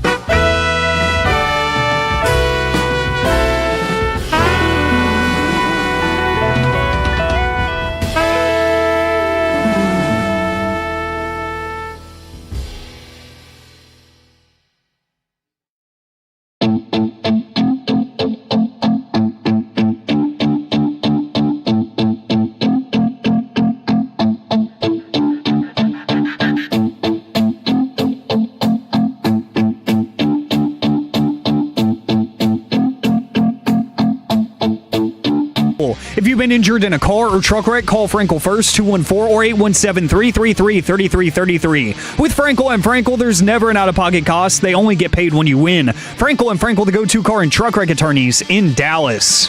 KNC Masterpiece right here on 105.3 The Fan. And ladies and gentlemen, good news for you right now. It's time for this. What does this button do? Please, please, do not push the button. You have no idea what it... Alec, you be quiet. Alec, that was awful. 1 for Alec, 0 for Peyton. Don't you dare touch that dial. Don't you dare do it. It is time for AM on the FM. My name is Alec Medford, the man that they call. Yeah, give me a title shot. The pride of Mansfield, Texas, and the mayor of the Medford Plex. Might want your mic on. Why did Liv Morgan run away? Because she's the chicken-ass heel. That's right. She's scared. And Stephanie Vaquer is just too tough. Me personally, I would never run away from Stephanie Vaquer. Right. That's just me. That's just me. And hey, the tease at the end of Monday Night Raw before we get into any of this. Is Roman Reigns going to show up in AAA Mexico? It does appear, hopefully, to wrestle Mr. Iguana. Yes! Is that minor league wrestling? No, it is. You just said AAA. One of the primary promotions in Mexico. Oh, yes. His car broke down? No, not that AAA. And he doesn't have an alcohol problem, if that's what you're going to pivot to next. That's AA. Yeah, what are you talking right. about? That's AA. But in Canada, do you think it's called AAA? We got the question of the day. I actually like that one. Yeah! No, you didn't. Stop. I love Canada jokes. Stop. You know what's insane? It was the Want to tell me to go Canuck myself, eh? Okay, that's enough. All right. Dude, you almost got us. Yeah! The kids are still out of school until next week. So I've heard. Yeah. That's why the tank tops are still on. Remember the wedding cake joke that you made last week, Kevin? Yes. So I told because my dad made a dad joke on Friday after the show, and I was like, stop. Like, I already deal with this enough with Kevin at work. And he was like, hey, tell him he's not good enough for that. And then I told him the joke, and he was like, never mind, he is good enough for that. Yes! Woohoo! So... Oh, is that the tears one? Yes, even the cake was in tears. Yeah, I told him that, and he lost it. That's a good joke. He lost it, so one Medford thinks you're good at this stuff. Not me. But we got the question of the day plus. Ask it. We're also going to talk about how sliding in the DMs actually works. I've never done that. Just a little bit.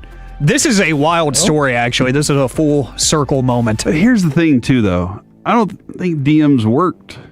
I mean, he's about to tell you the story that it does. Before I got married. That's true. It's probably true. You know? So don't slide into DMs now. Not now. It'd be a bad decision. Yeah. Especially because of paper trails. And digital footprints. And dishonesty and integrity. You know, that too. Right. You know, women are, right? Anyways, today is... Washington said that. That was quoting PJ. Today is the great Louis Vuitton's birthday. Okay. It is Louis Vuitton's Is that birthday. the red bottom shoes person? No. Is that a different... That's Christian Louboutin. What? They're strikingly similar. Yeah. I hate it. Because growing up, hearing both of those names in different songs, I'm like, that's the same person. Why are we pronouncing it differently? No, we're not. They're different people. Man. I think that here's the thing too. Back in the day, those shoes were like $500. Adrian was like, I want a pair of those, and I was like, all right, that's expensive. Maybe whenever I can make some cash. Now they're $1,000. Yeah. And I'm like, and I told her, I was like, Adrian, and she goes, Corey, the red wears off too fast. Don't even worry about it. Okay. So I was like, all right. I like my wife. She's a budget gal. You do make a lot of cash, though. That's right. You got that Plano money. But the question of the day, because my favorite thing about designer brands like that is they make simple things that you can get for simple prices and get in simple manners, but they are 15 times the price. So the question of the day is, what is something that is overly expensive that you wish you had? 877-881-1053. Something unnecessarily expensive, because for me, I have always wanted a Louis Vuitton wallet. Like, it's a wallet. it serves the same purpose as one that you can go get at Ross, for $10, right? But the one that I want, I think, is $550. Dang! And it's just a wallet. There is nothing that it does differently than the wallet I have now. Now, there is a reason I want to get rid of this wallet. Was it gifted to me by my ex? Yes. So I don't want it anymore. So I'm trying to convince myself that a Louis Vuitton wallet is the right way to go. But I'm like, am I really going to pay $550 for it? I don't know. But that is something I've wanted since I was in high school. I've always wanted a designer wallet, even though it serves the same purpose. I gain nothing from having it. Let me ask you this then. Back in high school. Oh, go ahead. If somebody were to get you said wallet, how many milestone moments does that buy them out of for you? Oh, at least 5, right? Because that's designer. Like third date type stuff? Is that what you're talking about? No. Also, good to know your elevation scale. Jeez. That's a milestone, isn't it? I don't know what you're referencing. All right. Do y'all wait till third date? 4. Oh, y'all can figure that out. What percentage of people kiss on the first date? I don't know. I feel like the young ones, Alec was saying the generation now is like, let's do it all the time. Yeah, they're easy. Well, okie dokie then. And Show me your meat. And us, we're like, 3 dates. You had to go on the 3 dates and then maybe, maybe you wasted your time. Maybe you didn't. Man, this is starting to remind me of that conversation with that stranger who sat next to us on the plane. And then, remember, he turned his Wi-Fi back on and he was going through his Tinder or whatever. And he goes, man, women today, they do crazy things. That's right. And then he told about how he's married for 20 years. And I was like, dude, I don't even know you. We didn't even talk during the flight. What? Back in the day, back in high school, it was a Nakona baseball glove. Oh, yeah. They're just the softest. I had a baseball glove that was perfect. My baseball glove fit me just fine. Maybe I could have gone pro if I had a better glove. Who knows, But nowadays, and listen, it's never happening. Corey doesn't have this type of money, all right? But I want to be a lake person. I want to be a boat people. Oh, yeah. Having a boat would be so dope. Do you want to come out to the lake for July the 4th? If I went out to your in-laws' lake house before I made it to your house, I would be very ashamed of myself. They have a jet ski, too. What? Gosh, dude, I've always wanted to jet ski. And it has this little, part of their dock is it raises the jet ski and the boat. That's and too lowers cool. it What? Can you imagine jet skiing out to the middle of the lake and the moon's just hanging right there in the sky and making some sweet love? On the jet ski? On a jet ski. Okay. That would be Corey. You do fair boats. boat. But yeah, boats and I would like a boat. But they're expensive. Those are expensive. That's a fan cam exclusive right there. If you watched the fan cam, you probably saw what I mouthed to him. Yeah, you could probably guess. Boats are expensive. You got to have a boat slip. You have to have or maybe you the boat slip's dope too though, because you can party on it. You got the dock that you can party on if that's where you want to do that. Oh. That's what we used to do at Lake Texoma all the time. But having a boat, you got to maintain it. You got to clean the barnacles off of it all the time. You were going to say that. I knew you were going to say barnacles after that. Got to swab the deck. Can cross that off the KNC bingo card for the day. Barnacles. How big is this boat that you have? Not Jerry's boat. Okay, that's a yacht. Oh. But it's you can give me a little dinghy. That's fine. I'll be all right with that. Just something I can float out into the ocean on or the lake. Okay, man. Why did Jerry buy that boat? Show off his money. That's right. Okay, and to make people in his family happy. I could see that. Sometimes that's what we do. Mm-hmm. Do you want a boat? I'll get you a boat. From the 817 jet ski lovemaking, pretty solid third date. Man, making sweet love in front of the moon. I've clearly progressed on Why's my the dates moon too have to watch slowly. Dancing in the moonlight. That's what that song's about. man. Having sex on a jet ski? Not a jet ski, but just making sweet love. Oh, my goodness. This is a sports show. It sounds like a Saturday on Lake Louisville for anybody in my generation. How do you think the athletes were made, Kevin? Oh. Sports. From the 214, a Rolex.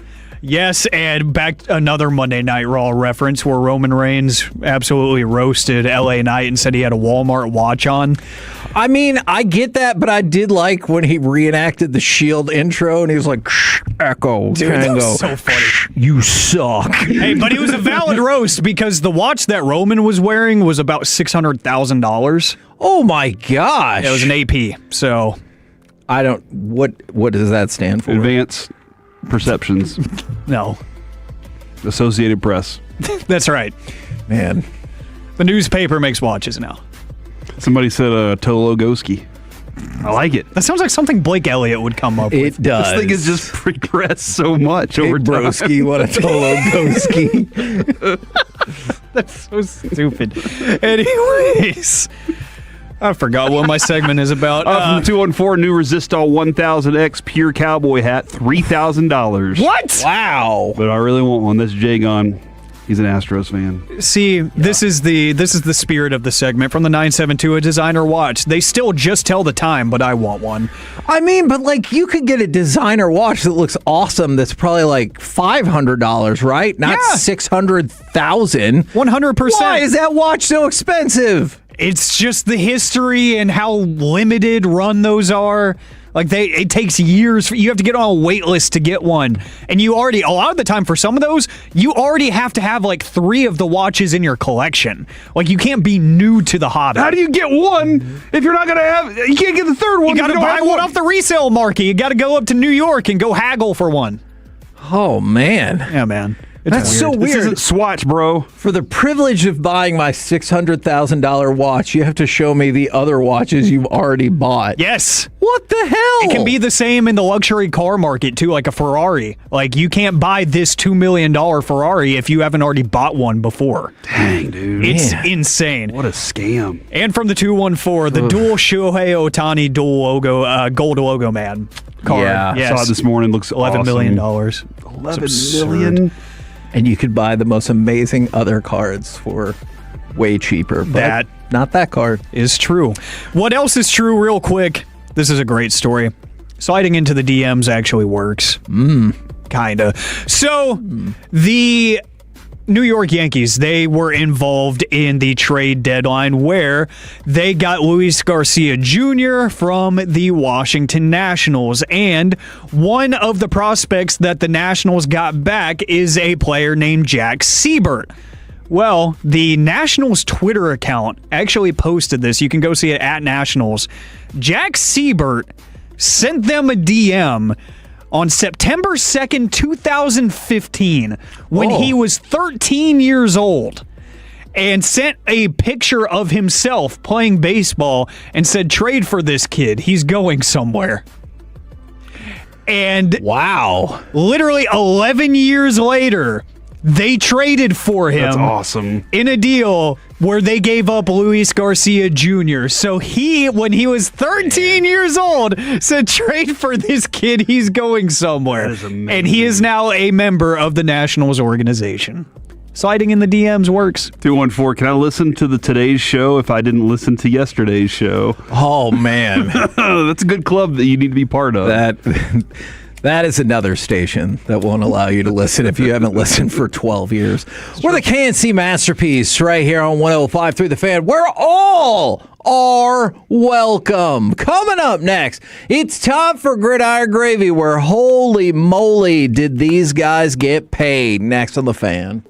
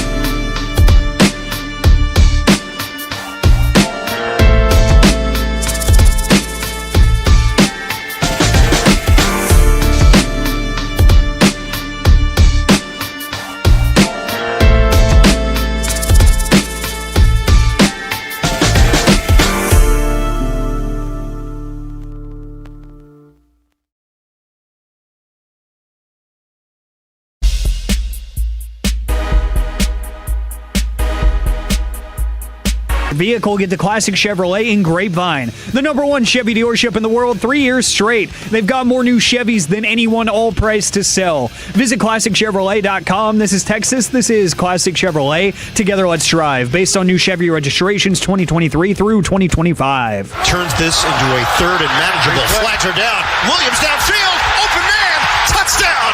DJ Moore. KNC Masterpiece back here on 105.3 The Fan right now. Time to go around the entire NFL and dip into some gridiron gravy. Dip it and flip it. Let's start with the people getting paid. In case you missed it earlier, Zay Flowers with the 4-year, $140 million extension with $108 million guaranteed. At this rate, if you have to make the prediction, do you believe that George Pickens will get paid $40 million per year? Yes. Woo! I think he's going to get $44 million. Per? Mm-hmm. Oh, highest paid receiver in the NFL? Yeah, after the season. Wow. Not from the Cowboys. Yeah. But I think there's going to be a team out there that's just like... They could just franchise tag him again? If they really wanted to, yes. Yeah. How much is that? You have to go up at least 20%, so it'd be at a minimum of like $33.5 million, but...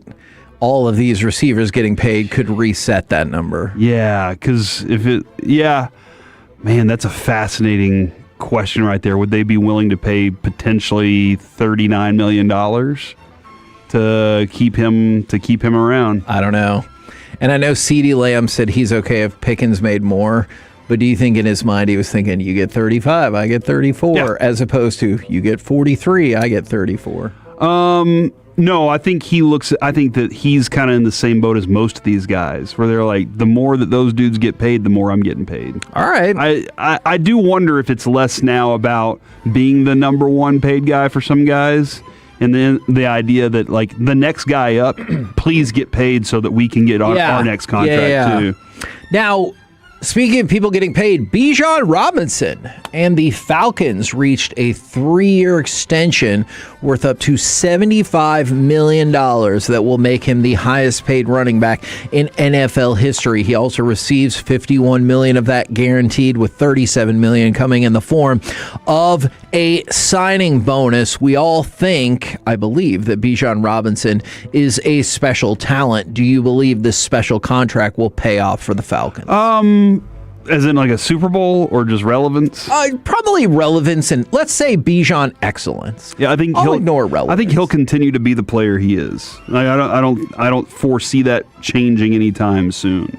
But I am kind of curious, does this change the running back market again? Or is it just whenever they have special ones? And how do you decide which ones are special? Right. You know, like, is it only dudes that can be receivers and rushers? Is it only those kind of the Christian McCaffreys and the Jahmyr Gibbs and Bijans? Is that just what the game's going to turn into? And what is the value of that market for dudes who get the ball so much in the game? Sure.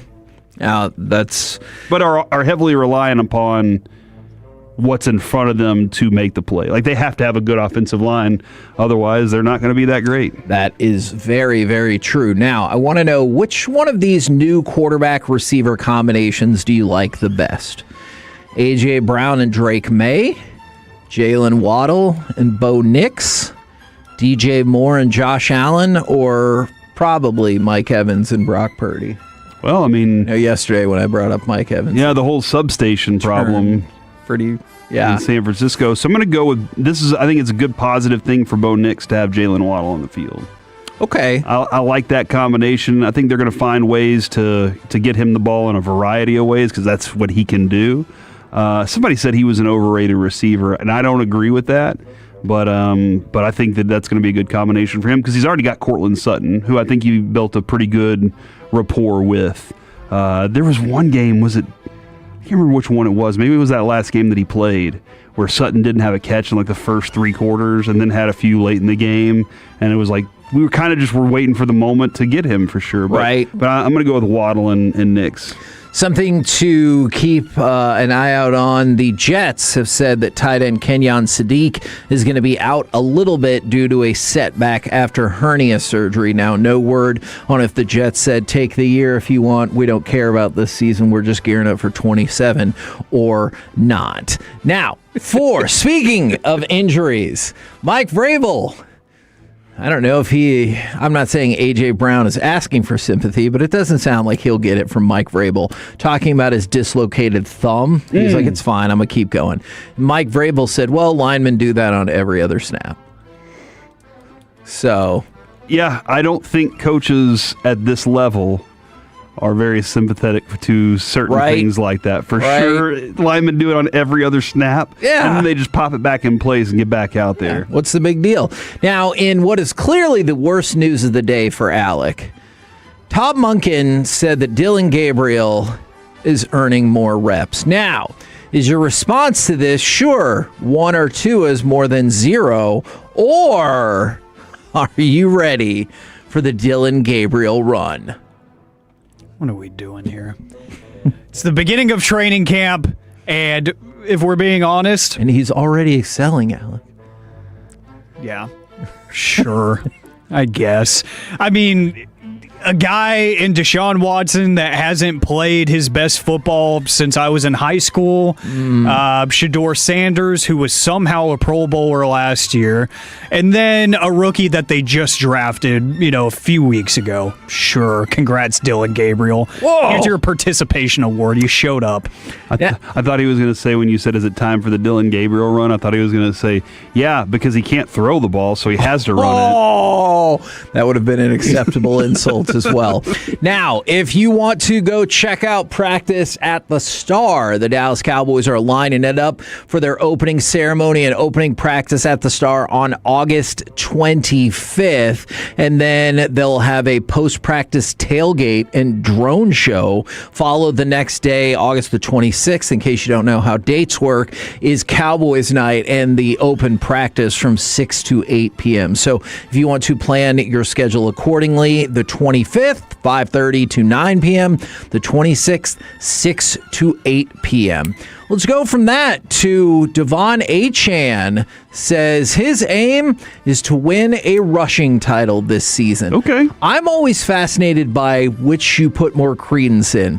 Well, they better just run the ball with him a whole lot, or he doesn't have a coherent passing game at the moment that's going to facilitate him running for all those yards. Maybe they will try what was it, a couple years ago whenever Lamar Jackson just ran like crazy. And they'll let him and Malik Willis just run the backfield out there. That would be interesting. I think that means a lot of touches. I think that means some injury problems for Achane if that's the case. I don't think his body holds up that well with that many carries. I think he's a good split back. I just don't know that I love him in the you're going to get the ball every time role. Okay, all right. I hear that. Now, this is not technically for the NFL, but I wanted to bring it up because it was very thought-provoking for me.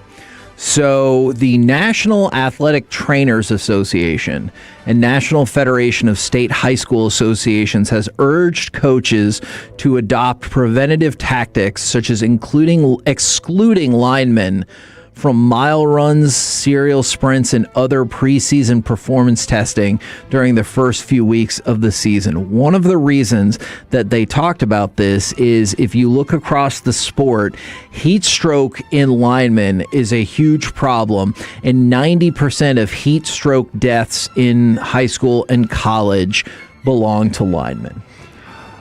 Do you think this is smart, or do you think people will be like, man, people are getting soft? There is a smartness to it. I think rather than exclude them from it, figure out a way for them to get that work done throughout the summer.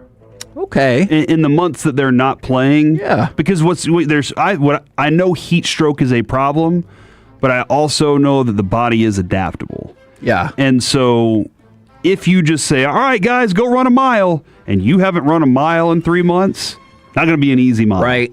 So I think that's one of the things that I would say and you are making it softer by asking them not to do the work during the offseason. But then again, you can't guarantee they did the work in the offseason. Sure. So you got to figure out a way to chart and figure that out. I would prefer that. But I understand. These are trainers, though, Kevin. Like, they are the National Trainers Association. Yes. You said. So I say let him. And then this feels a bit more subjective. They also cautioned against exertion drills as punishment. They said 37% of football heat stroke deaths were because of punishment drills. Yeah, I think there's another way to punish. Okay. I do think there's another way to punish and motivate players. Some people do need a certain punishment. But you got to figure out ways to get people to go through something tough to become better on the other side of it. Yeah. And that takes some creativity. And for the longest time, it was do the bear crawl up and down the field, or whatever it is. But you got to figure, you got to be creative, and that's just part of creativity is part of evolution, right? Like, the more creative we become, the more we've adapted to things and gotten better at things. Right. And by the way, Jonathan Taylor said, hey, maybe I need to check in with my agent, too, after the Bijan Robinson deal. We're the KNC Masterpiece right here on 105.3 The Fan. Coming up next, we'll go out to Oxnard to talk with our Dallas Cowboys insider, Mickey Spagnola, right here on The Fan.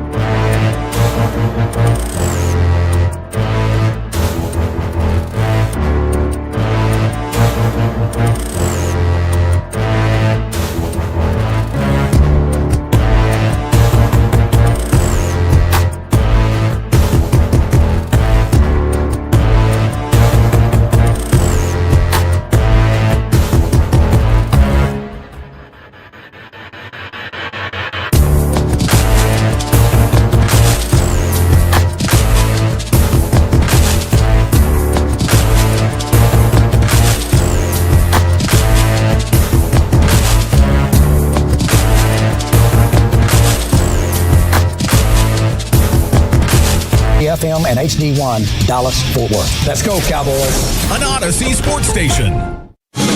Driven by our D&M Leasing Studios, it's the KNC Masterpiece on 105.3 The Fan. KNC Masterpiece right here on 105.3 The Fan. Right now, brought to you by your North Texas Ford dealers, not food dealers, Ford dealers. Ford is the best in Texas. And Specs, how about them savings from Specs? Proud partner of the Dallas Cowboys. We bring to you Dallas Cowboys insider Mickey Spagnola. How are you doing, sir? I am great. I'm in Oxnard, California, and about ready to watch another padded practice here in a little bit. So I'm going to take what you just said and a question that was posted on the mailbag on DallasCowboys.com.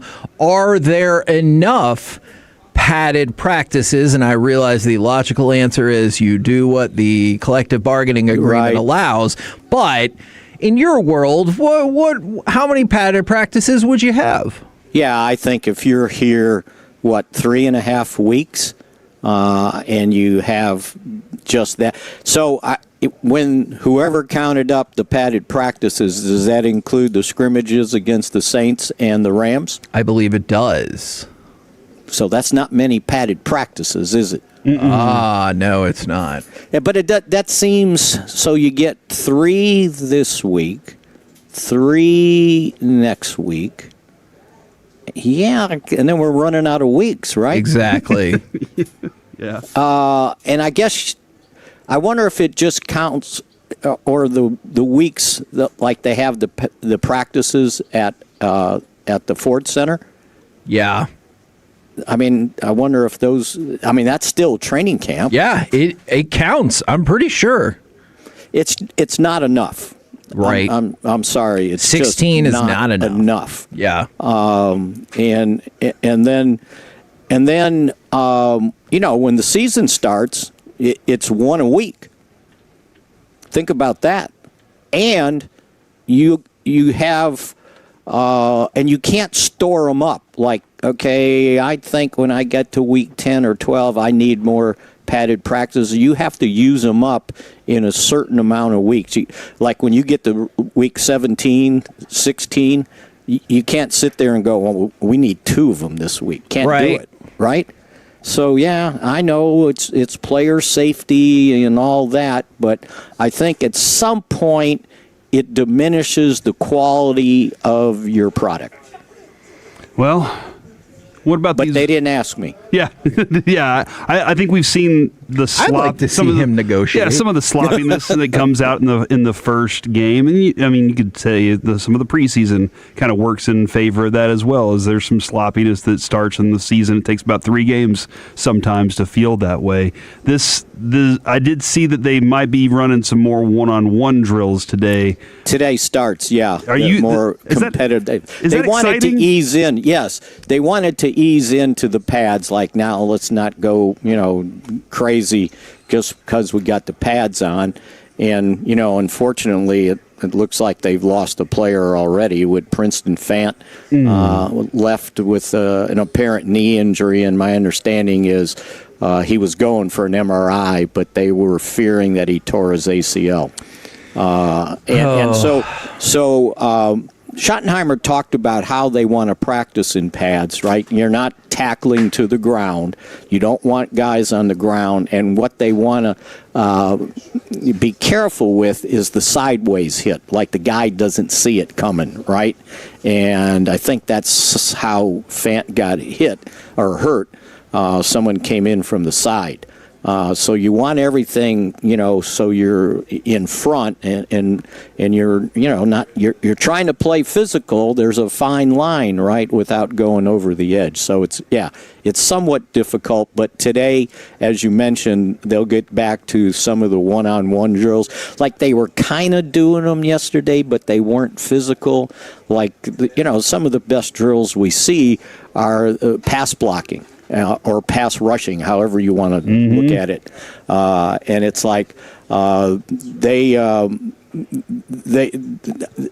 those are very telling drills, and then the pass coverage, route running, Those are really telling. And the one-on-ones with the wide receivers and the DBs, it's the most unfair drill they do because the receivers got the whole field to work with, right? And normally in a game, the cornerback in one-on-one is not just totally having to cover the whole field. And if you do, you got some trouble because there's no pass rush.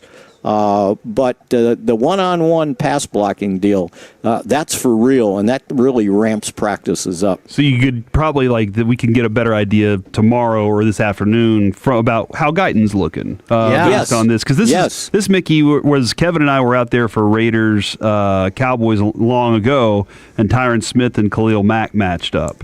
And Tyron Smith got beat by Mack, and Kevin was like, "See, I told you he's going to be awesome."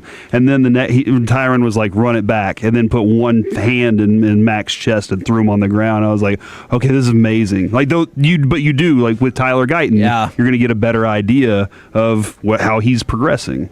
Oh, and just think of, we just got done where we were talking about some of that on our podcast, and Nate Newton was talking about when he first got here and how the kind of one-on-one drills and, going up against back then they were practicing against the Raiders, and he had to go against Chester McLaughlin of the Raiders. Ooh. And he goes, "Oh, well, hello, this is the NFL, right?" And he told the story, and so this is indicative of what's happening. Tony Wise, when Wise, the new regime, got here, he said, "Now, Nate, you got to work on your left hand. Your left hand punch is not real good. So in this practice, we need you to work against." He goes, "Well, the Raiders come in and they act like they're playing a game." And Nate goes, "And I'm using my left hand, and I'm using my left hand, and I'm struggling." And he said, finally, Tony Wise go, "Hey, screw the left hands. You just need to battle with both hands against a team like this." And that what really ramps up those practices. And the funny thing is, so next week, I think I don't have my schedule. I think we're a week away from the Rams, going to Rams and practicing against them. And we were joking about it because the last 2 years when the Rams came here and Jarrett Verse was Jarrett Verse, right? Oh, yeah. And he's active and he's really good and he'll trash talk and, just stop short of stopping fights, and he intimidated this team. And someone says, "Thank God he's gone." And they go, "No, not thank God he's gone, because now Myles Garrett's here."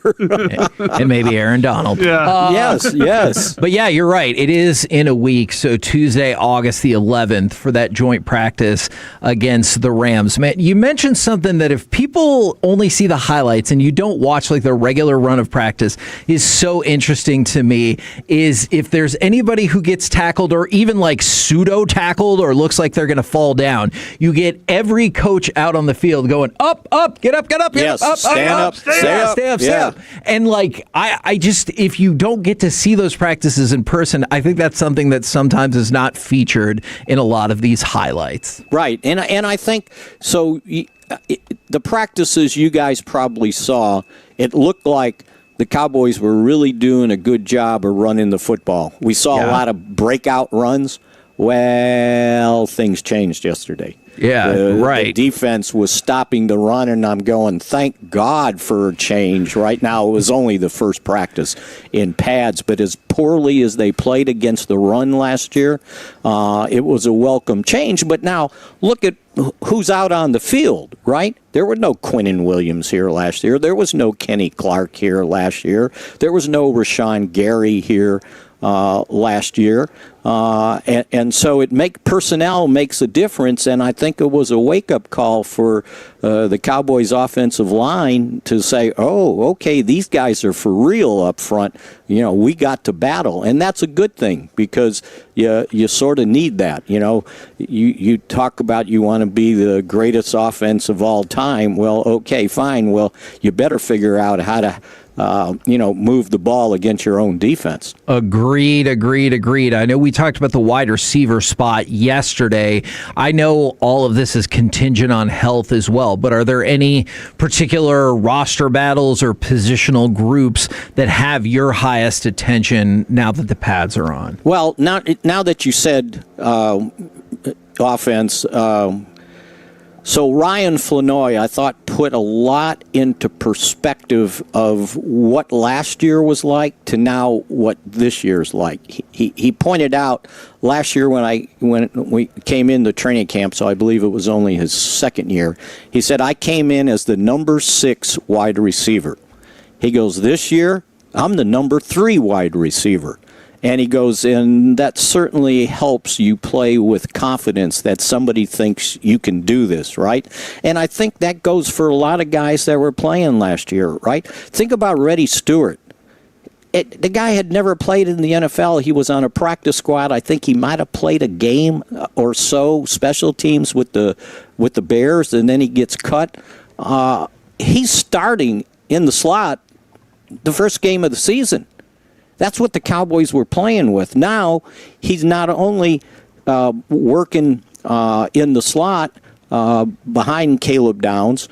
When Jalen Thompson suffered his hip flexor and they were short on safeties, well, they got Marquise Bell on the first-team defense with Hooker, and the second guy out there is Reddy Stewart doing 2 different things, playing deep safety, right?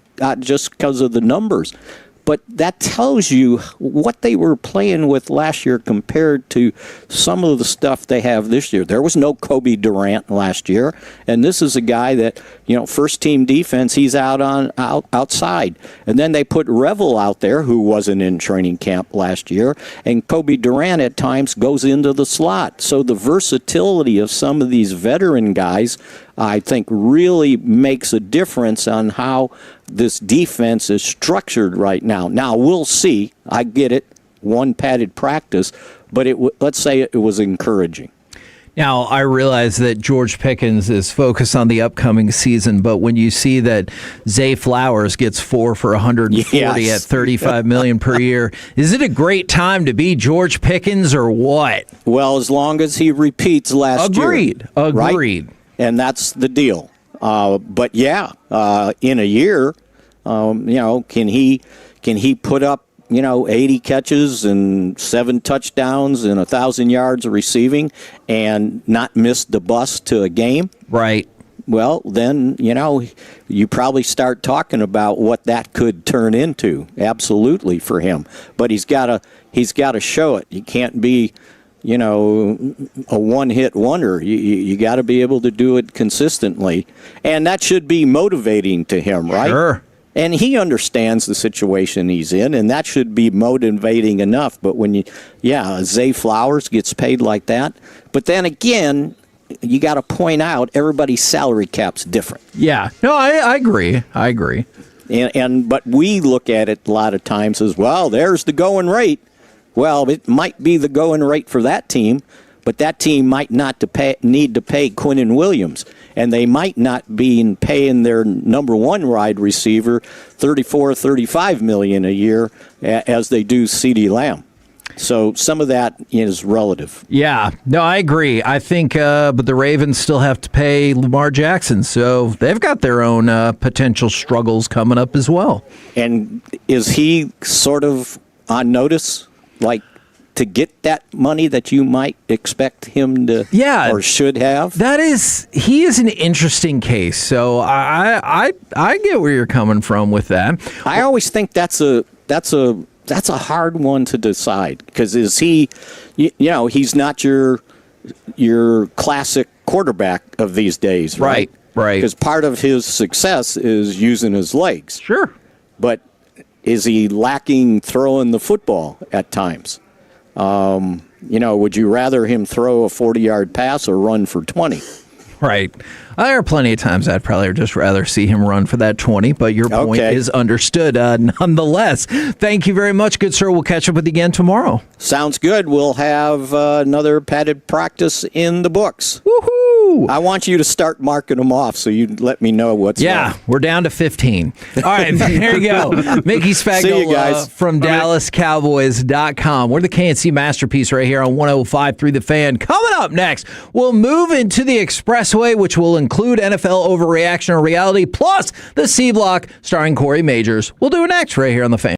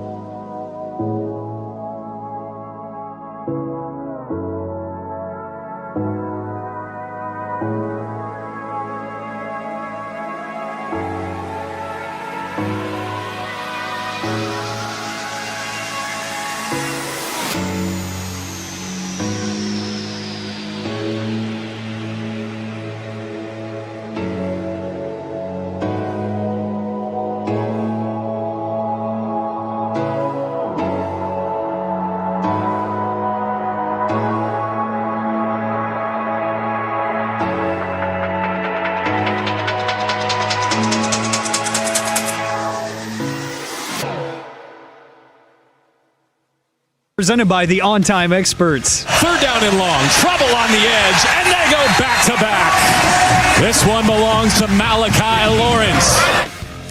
KNC Masterpiece right here on 105.3 The Fan, where I will tell you this. Nobody does better impressions of our hosts than people who also work in this building, specifically also work in this, our company, our specific station. Tremendous work right there. All right, let's start with a little NFL overreaction or reality. This came in a few days ago from the 806. You were fascinated by this question, as was I, so we'll toss it out right now. Overreaction or reality, Malachi Lawrence having the same Cowboys career as DeMarcus Lawrence would be a disappointment to a lot of fans. I have thought about this more than I should. Good job, 806. I am not disappointed in DeMarcus Lawrence's career. I understand how... And Kevin, we had this argument many times, discussion more than I think than argument of what his responsibility is. Sure. And would I've liked more than 5, 6.5, 3, 6, 4 sacks? Yes. Because there were a couple of years where you got 14.5 and 10.5, and then you got paid. That's right. And so we kind of expected you'd be getting 10 and being paid for 10 sacks. But the reality was he did something else that was very important for this team as well. I think that people will be disappointed because the expectation is for him to be a pass rush genius and all these things. But a lot of times, again, if he has 6 sacks every year for his career and plays 12 years, that's like 72 sacks or something. Very good. And that's a pretty good year. That's a pretty good career. So, in DeMarcus Lawrence, 2014, he's in 2025. That's 11 years right there. He's at 67.5 sacks. So about 6 a year. Pretty good career. Yeah. And I don't know how much difference a second rounder versus a first rounder makes, even though DeMarcus Lawrence was a high second round pick. DeMarcus Lawrence had one All-Pro second team while he was here, though. That was that 14.5 sack year. Yeah. And so I think people are like, hey, and I think they think the Cowboys reached on him. And I don't think you should be disappointed in it.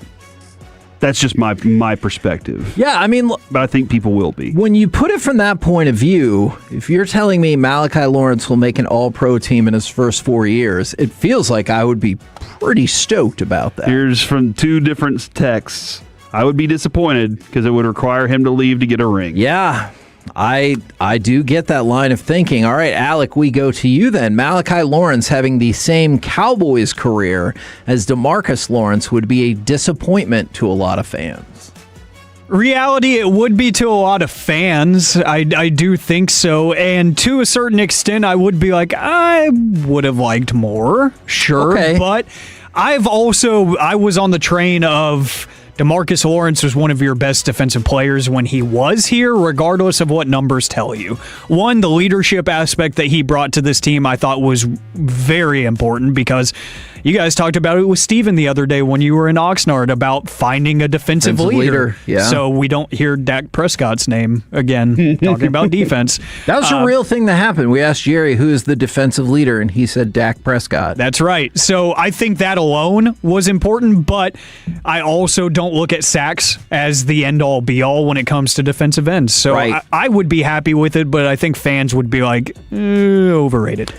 Overreaction or reality? It is impossible to draft Christian McCaffrey in fantasy without being nervous. Reality. Like, I know he went to Germany and then had a really good season, right? Like, he went to Germany. What did he get while he was in Germany? Good question. Kevin, you're the only person I know that's been to Germany. Not hair plugs, right? Where do people go? Is that Turkey for the fake hair? I have no clue what I was. Really? Yeah. How do y'all know? Both Alec and Aiden, who have a full head of hair. I know it because of wrestling. Okay. Same. Gotcha. All right. And he went to Turkey. is what he Okay. said. Yeah. Gobble, gobble.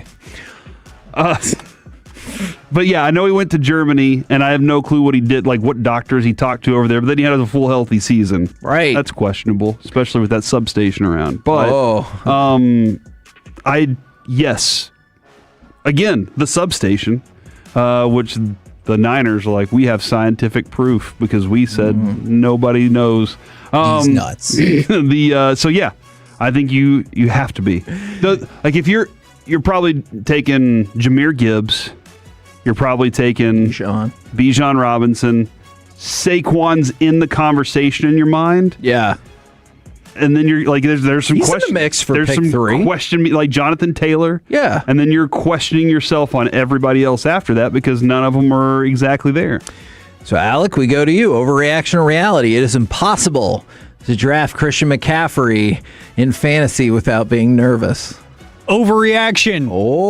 Because I started a theory once the substation phenomenon came up last year that I think what is happening is all these injuries to the players surrounding Christian McCaffrey, those are essentially blood sacrifices to the all-powerful substation. Oh, my goodness. So gracious. those sacrifices power him and give him eternal health. So at this point... if they can't find a scientific reason, I'm going to find a witchcraft reason to say that Christian McCaffrey is making sacrifices happen for his well-being. He's seen obsession. The current PPR running back rankings: Gibbs, Bijan, Taylor, McCaffrey, Cook. That's the top 5 PPR because that's points per reception also. Yes. Overreaction or reality? Ben Johnson is on the precipice of being a top 5 NFL coach. What do precipice mean? He is right on the edge. Right. I knew what it meant. I was just making sure other people. I just wanted to answer your question. Yes, that's reality. Is McVay one? I think McVay is kind of the consensus one. I mean, obviously, the Seahawks head coach definitely belongs in that conversation after what he did last year. Reed, Shanahan. Especially if you're watching the Hard Knocks right now, too, Kevin, which everybody should be. I'm not. I saw the highlights on Twitter. That's what Alec told me to do. Alec said, watch highlights on Twitter. Our generation is highlight culture. All right. But yeah, I think he's in that. He needs to show that he can do it again. Because even the Lions, everybody freaked out about Dan Campbell, right? Right. And then they're kind of drifting back and forth right now. So Ben Johnson has to prove in one of the top divisions in the league that he can do it again, and that he can get Caleb Williams to go to the next level. Ooh, that is fascinating. Bonus question on the spot. Bonus. The consensus right now is that Ben Johnson is a better head coach than Dan Campbell. That's a good question. You inspired it. Did that person text in Rick Bonus before I even asked a bonus question? Hell yeah, they did. I don't know that there's a consensus on it. That might just be me, but I do feel like that Dan Campbell having to change offensive and defensive coordinators, and now you're kind of seeing, you saw them in a down season last year. Yeah. And again, very tough division, so I think there's a little bit to be said about that. And I think, Kevin, a lot of times it's whatever's on the rise. and Ben Johnson's on the rise. And Ben Johnson was a big factor in Dan Campbell's success. Sure. So I can't say that the consensus is that's changed yet, but I think that being on the rise is always a positive thing for you. So, Alec, I go to you then with the question and bonus question. Ben Johnson is on the precipice of being a top 5 head coach in the NFL. Overreaction or reality, with the bonus being, and the consensus right now is that he is a better coach than Dan Campbell. Reality to both questions. Woo! I do think he is knocking on the door of top 5 because we see the offensive genius that he has had already for years. But on top of that, the leadership is starting to stick out to me as well. Like, I love the comment that you guys have mentioned a couple times where he's like, we're the number 1 candidate to take a step back a little bit for some regression, and he's okay with that. He's okay with admitting it out loud, and he gets those guys ready to play. That was one of the most inspired groups that I saw last season. It just seemed like they had the right energy, they had the right idea going into every game. And I do think that the student has surpassed the teacher. I think he is a better coach than Dan Campbell because of what Corey said. You saw what happened when he had to get rid of both coordinators because they got head coaching jobs. He had to go find new guys. Didn't exactly work last season. The product didn't look the same, but it still looked decent enough because he has a veteran team. So I think he's better than the teacher. Somebody asked, Kevin, asked this question. They said, buy all the great players and you're the top coach, really? Regarding Sean McVay. And I just kind of went and looked, and that dude in 9 years has had 1 losing season. Yeah. And has only had 2 seasons where he's had non-double-digit wins. And he won a Super Bowl. And I understand the talent. You still have to manage the talent. That's part of being a great coach, too. Honestly, you know what I think he should get some credit for, too? He was part of the driving force of, hey, I know we got to the Super Bowl with this quarterback, but we need to do better at quarterback. I think you get credit for that. Mm-hmm. Lost the Super Bowl when they were the number 2 offense in the entire league. And who is Puka Nacua? Puka Nacua is a nobody until he got in that Broadus offense. didn't even watch him. Which is the most shocking thing still. Because Broadus watches everybody. Yeah. He's always like, I got 300 guys. If you don't think McVay is the best, that's fine. But, I feel like the consensus is he's certainly top 3, at least. Overreaction to reality. This one comes with a weird stat for you. Dak Prescott will start at least 14 games this season. Do you know that you have to go all the way back to 2018 to find the last even season in which Dak played more than 12 games? Are you talking about good Bo, bad Bo? A little good bit. Cam, bad Cam? Because in 2024, 8, 2022, 12, 2020, 5. So you have to go back to 2018 to find an even-numbered year in which Dak played more than 12 games. So overreaction to reality. Dak Prescott will start at least 14 games this season. Is that kind of your reality? Okay. Dak's got it this year. Tyler Guyton's going to step in. Let's watch these one-on-ones, Kevin, and see how Tyler Guyton Today does. will be your determining that'll day. determine whether or not he makes it through the year. All right, Alec, we go to you. Overreaction or reality? Dak Prescott will start at least 14 games this season. Reality, I think the offense has a good enough identity that's going to keep him on his feet. Whether or not Tyler Guyton decides to be that dude or not, I think that they can game plan around any inefficiencies. Overreaction or reality? If you are betting on the Hall of Fame game, you have a gambling problem.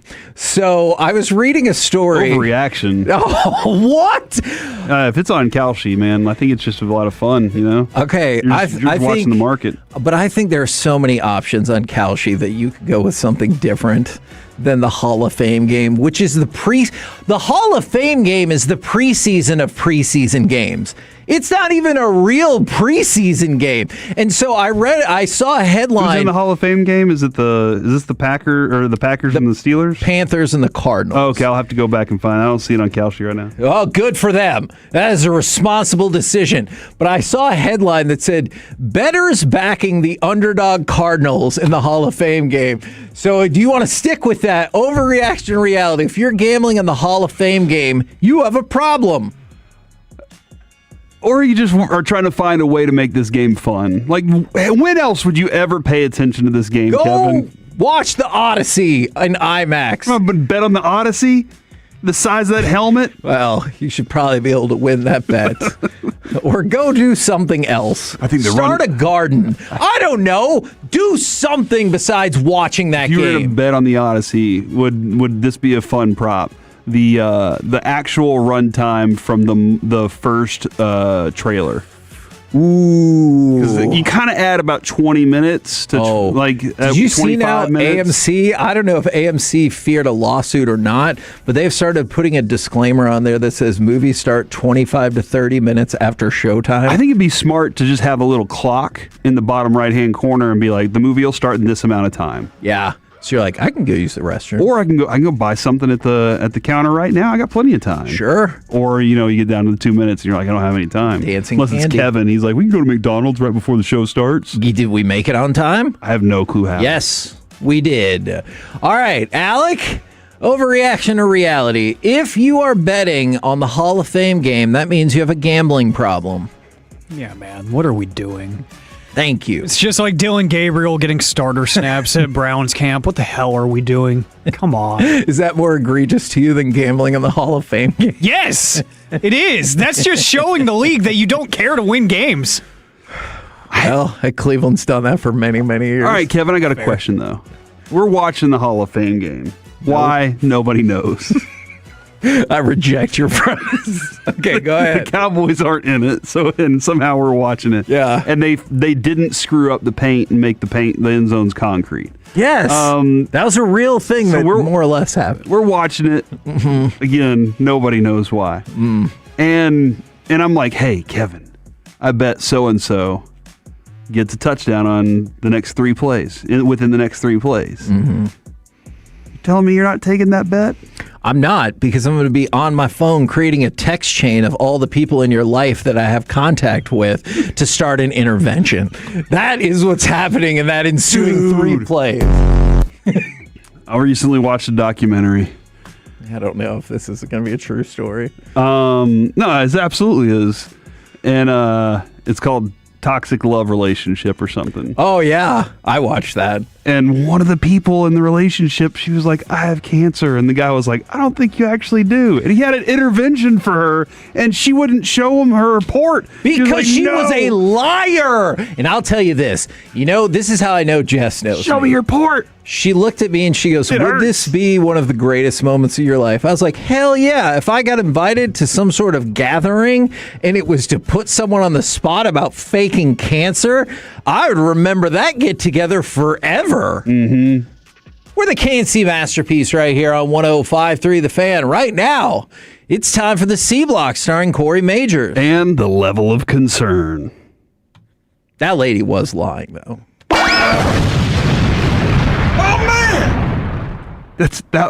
She got caught. All right. Yeah. She gets caught. They said, hey, show us your report where you get the stuff.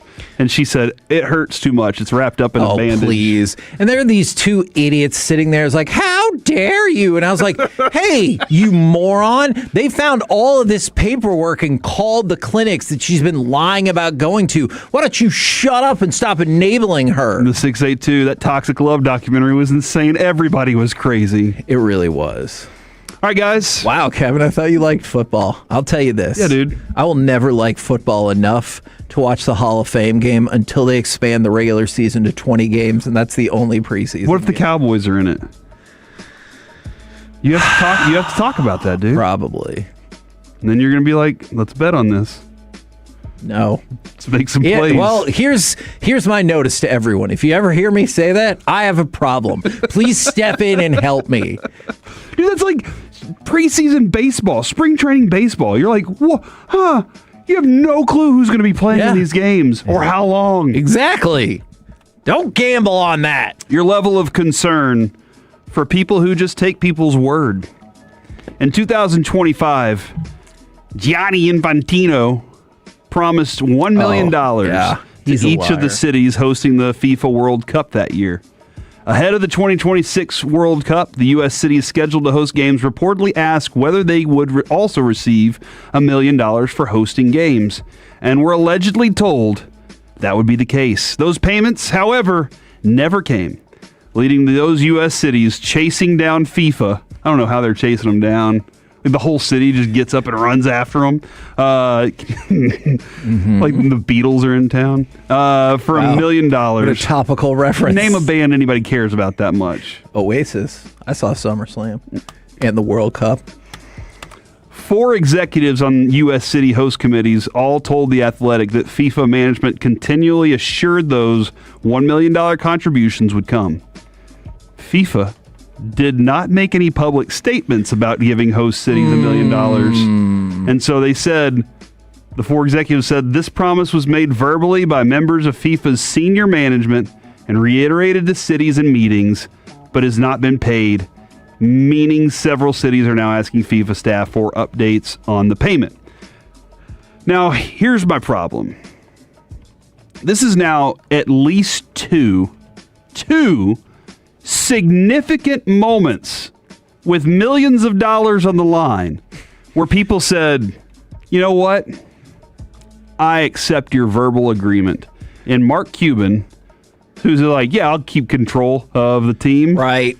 And not saying, hey, let's get this in writing. I do not understand. I get you. People out there. Businesses require you all the time to put something in writing to confirm so they have legal action they can take. Never, I don't know how often ever, it's going to work where you go into court and go, well, he said I could. Right. Well, he said he was going to do that. Do not trust a verbal agreement until ink is on the paper. I definitely hear you. It's part of a bygone era. They would call it the gentleman's agreement or whatever. Solid as yeah, exactly. But I'm with you about FIFA. I would never trust anything that Infantino or FIFA said. What? And so, like, you don't even think that the real winner was Spain? I do, because I saw it. If I didn't see the games and he told me that, I'd be like, I don't think so. Mm-hmm. Well, they said those city meetings have to be on record, right? And I presume so, but they said they never said anything publicly. So I wonder if that, that's, if they said it, I don't know. These agreements were just at dinner. Yeah. And again, when it comes to a guy like Infantino, he's got you at a dinner. He's talking to you. He's showing you all the elegant stuff. Hey, look at how many miles I'm going to fly on this airplane throughout my entire trip around the country and the region. I get your point. For FIFA especially. But doesn't it bum you out just a little bit? I guess my level of concern is 1,500 pounds. 1,500 pounds. Does it bum you out at all then that, like, our society can't operate like that even a little bit anymore? Yes, because I want to presume that people will just say, have integrity. Right. And keep up their word. Right. But the reality, that's not based in reality. Sure. And Kevin, if the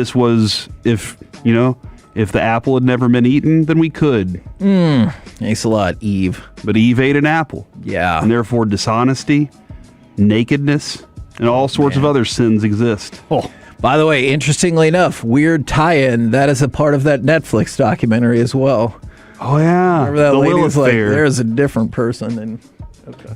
Oh, sorry. Watch the documentary. Yeah. It's not that special.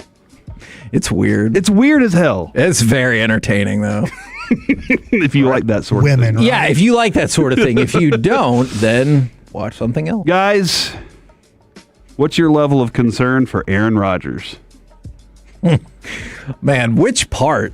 Because I feel like this could go a few different directions. Now that Drew Aller is turning heads at Steelers camp, Aaron Rodgers is old. That's true. And has played quarterback before. That is also true. Won some MVPs in a Super Bowl. Choked in some many big moments as well. He did. Destroyed the souls of Cowboys fans often as well. God. But now Drew Aller is on the way. And evidently, Kevin, turning some heads with some beautiful 60-yard dimes out at practice. Your level of concern that Mike McCarthy, I was like, man, there's so many Mikes out there. McCarthy is going to be like, you know what? I don't need to deal with this egomaniac. No. Who just now got together with his family again. Low. 5 pounds. And I'll tell you why. Because first of all, I don't believe that Mike McCarthy has got the guts to bench Aaron Rodgers for Drew Aller. Secondly, if it does all fall apart, what the hell do I care? He broke my heart way too many football times. So I hope he loses. The 682, it never says apple. Most likely in a fig or something similar to a mango. Not an apple, just saying. Good point. Is the apple easier for our tiny human brains to comprehend? Yeah, exactly. Just like look up what simple. a real angel would look like. Oh, we did that, remember? Terrifying. One looked like a bottom hole. That's why every time when the angel shows up, the angel says, "Do not be afraid." You're like, oh my God! Why do you have so many eyes? Terrified. Can you change it to something else? Yes. I don't know. Your level of concern for Pete Crow Armstrong. Alec? Hold on. Pause real quick. I want to let you know that before I saw that you're going to play this audio, or even you made a vague allusion to what he's about to say, I had never heard this in my entire life. I had no idea that this was a prevailing thought process that some people had. I had never heard anything about this until here. Let's play it. What's an unpopular opinion that you have? This is going to be crazy. I love it. Babe Ruth never existed is one that I like. Oh my God. Wow. Really? He never existed. I heard some pitcher with the Mariners, what's his name? Salcedo? You remember him? Salcedo, yeah, lefty. I think he did some podcast on Zoom when he was like going down the rabbit hole with somebody about how Babe Ruth never existed. I was like, dude, that's awesome. Like, Wow. So you're going to double down right now? well, it's like we always talk about how like the game's evolving and like people might as well have been like underhanding the ball to that guy, and he's regarded still as one of the best players ever, and you might as well dive further into it and be like, well, maybe he just never existed. I love it. You're concerned for Pete Crow Armstrong that he might be a hypotheticalist or whatever. A conspiracy theorist. Hypotheticalist. Dude, like, come on, dude. I know the footage is choppy. Not RJ choppy. And I know the footage is a little weird, and he runs so fast around those bases. But how can you deny that Babe Ruth ever existed? And again, I had never heard that my entire life until today. Do you have to sit with that one for a little bit and really kind of let it sink in? I believe Babe Ruth existed. Why? Because I've seen the videos, and there's You think we just came up with so AI? much information. Yes. You think this is just I a do recent not thing? believe that the people of the 1930s had AI, or else they would have made themselves not look so old when they were 30. You don't think the Matrix has been running that long, huh? I mean, no. You don't think the architect had that much design going? No. He's been updating this son of a gun every 10 years. I don't. But look, if this little old lady is making muffins in her kitchen or whatever, and she knows who the chosen one is, then great. But no, I don't believe that. So for your level of concern for Pete Crow Armstrong? I don't know. It's like probably 500 pounds. My concern is for something that stuck with him. He seemed to know very limited details about it. He goes, there was this guy who did like a podcast or a Zoom. What was his name? Yeah. And I was like, hold on. Usually it's the theorists are the ones that are like, no, here, let me lay out a 12-minute plan on you. I just finished my Tales from the Crypt marathon. It was 2 a.m. on a Wednesday, and I listened to this. Like, they usually have every detail down, and he really had vague details about it. Your level of concern that scandal is rocking the female Tour de France and that women are also riding bikes. Women are being accused of padding their bras in order to get more aerodynamic.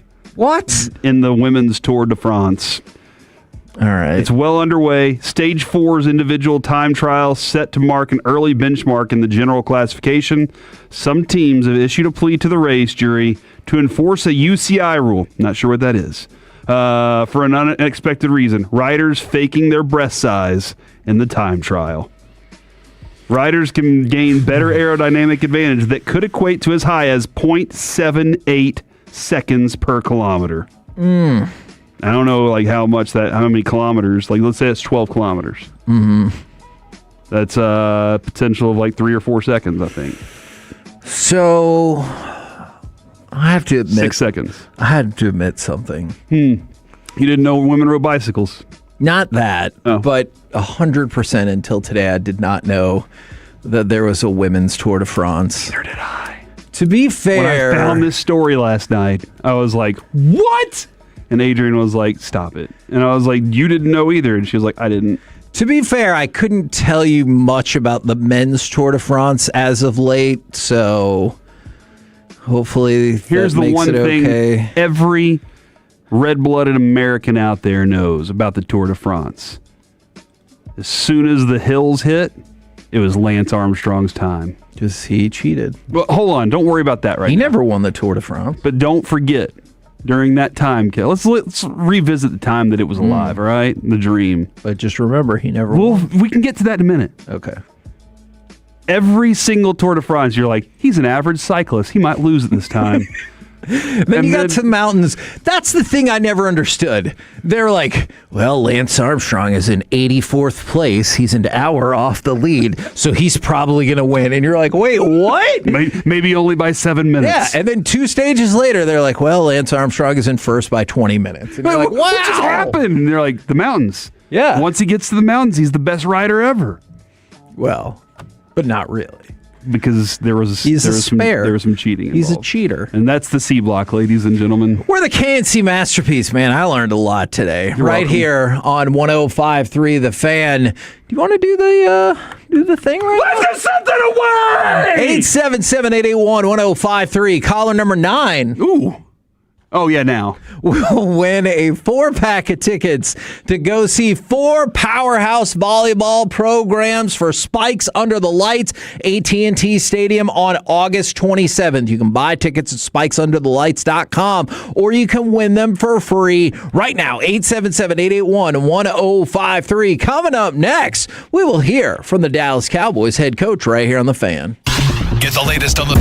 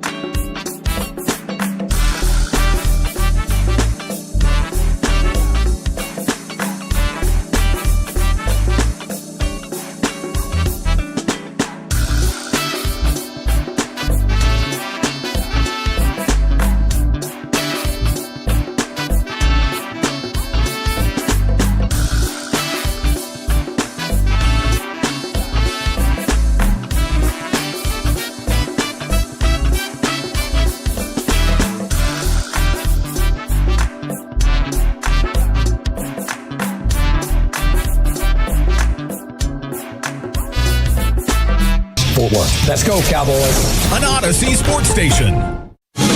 Driven by our D&M Leasing Studios, it's the KNC Masterpiece on 105.3 The Fan. KNC Masterpiece right here on 105.3 The Fan. We will hear from Dallas Cowboys head coach Brian Schottenheimer in just a minute. In the meantime, did you see that the Notre Dame USC football rivalry is back? The series will resume in 2030 and retain its traditional home and home format.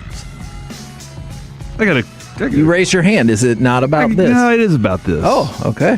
Who cares? Whoa! In your face, Jared. Does he? Does he really hate Notre Dame like that? I don't know. Or is he like more of a? Does he hate UCLA or Oregon more?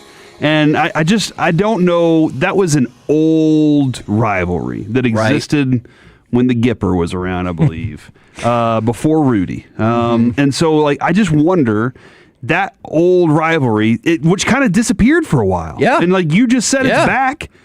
So this doesn't move the needle for cares? you. Well, and obviously for me it doesn't, because I wasn't even in that generation. Right. And it's not in my region. It really is. It's not that big of a deal for me.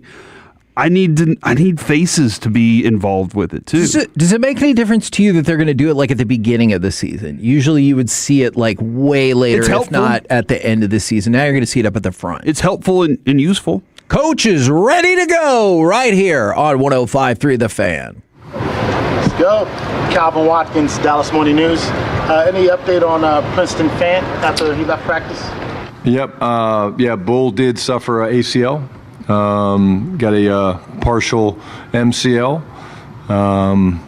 Really disappointed for him for everything that he's put into this. Obviously, he was very disappointed. But I told him, hey, look, your story is far from over. He's been through this injury before, and the doctors feel really good about the chance for him making a full recovery. And so he'll have surgery here in a couple weeks once the MCL calms down a little bit. After that first padded practice, what were your thoughts on what you saw? Yeah, I thought it was really good back and forth. I thought defense did some really good things. I thought the offense responded in the red zone, a couple touchdowns.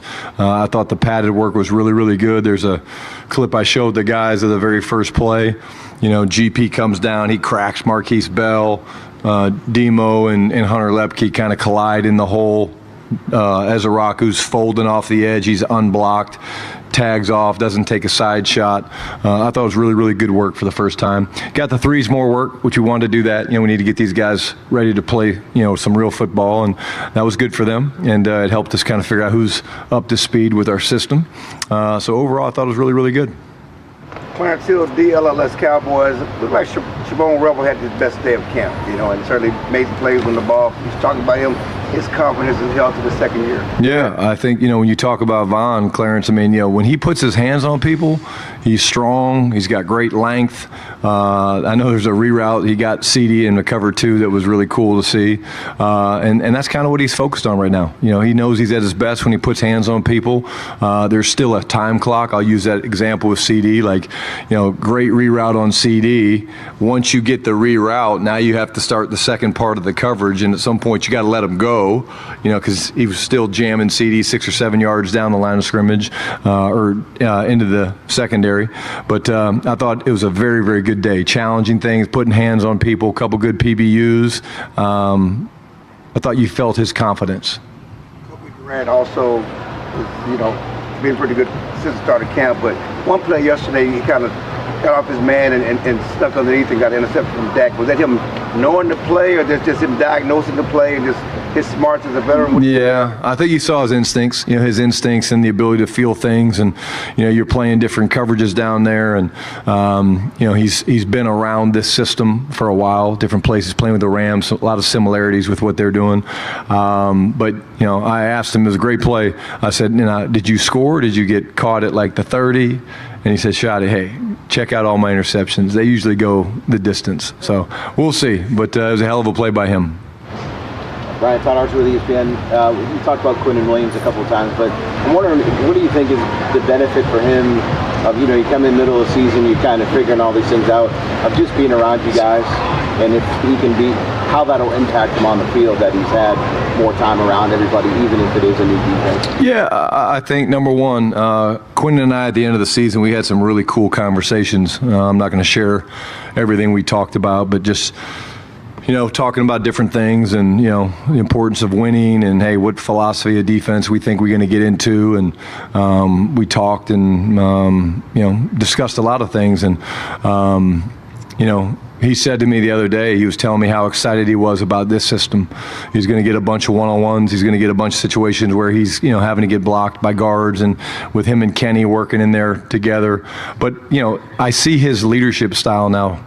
Todd, I mean, I feel him. Quinn's, he doesn't speak a lot, but boy, the way he works, the way he practices is impressive. But he's a grown-ass man, and there's some leadership things that we see that you guys probably don't, where there's some things maybe going on that need to get kind of shut down, and he's the first one on the spot to get it shut down.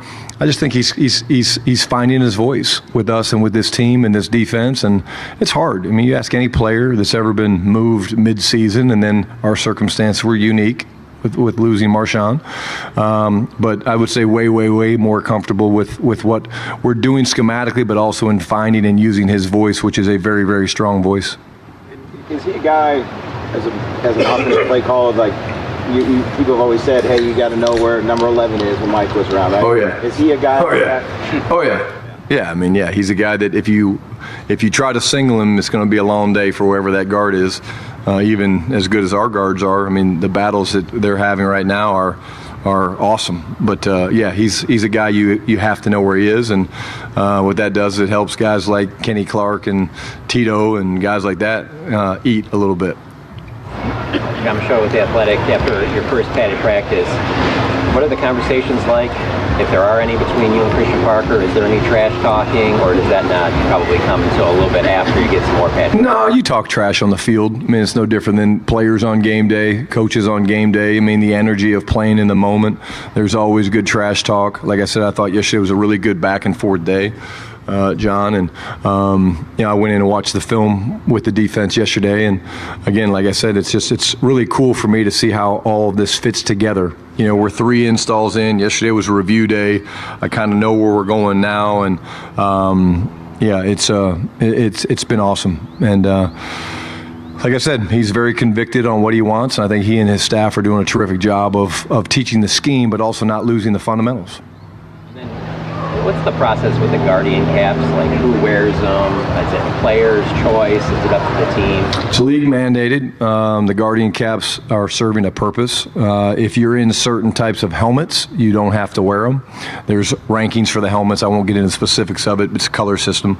But if you wear certain helmets, you don't have to wear the Guardian caps.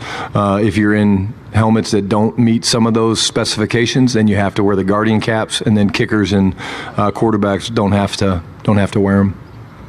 Nick Harris, Forward Star Telegram. I think overall for the DBs yesterday, it had to be positive to see on y'all's end. Just overall, the physicality in the first day of bats from the secondary specifically. Yeah. When you play this quarters type system, Nick, I mean, you're going to have to crack these safeties. They're going to show up fast. Jalen Thompson, PJ Locke, he'll work back into practice, by the way, today. Marquise Bell, Julius Wood. So the corners have to be able to tackle.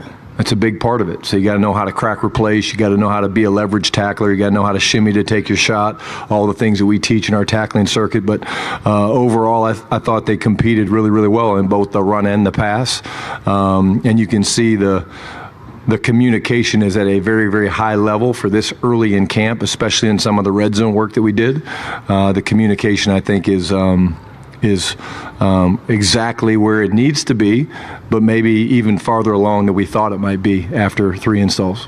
Ryan Flanoy's catch in the end zone yesterday, and just kind of speaking to how different things are this year for him compared to this time last year. Yeah, you guys ask about Flo every now and again. I mean, I think You know, he's one of those young players going into year 3. We talk a lot around here about year 3 kind of being not the only time it can happen, but usually it happens around year 3.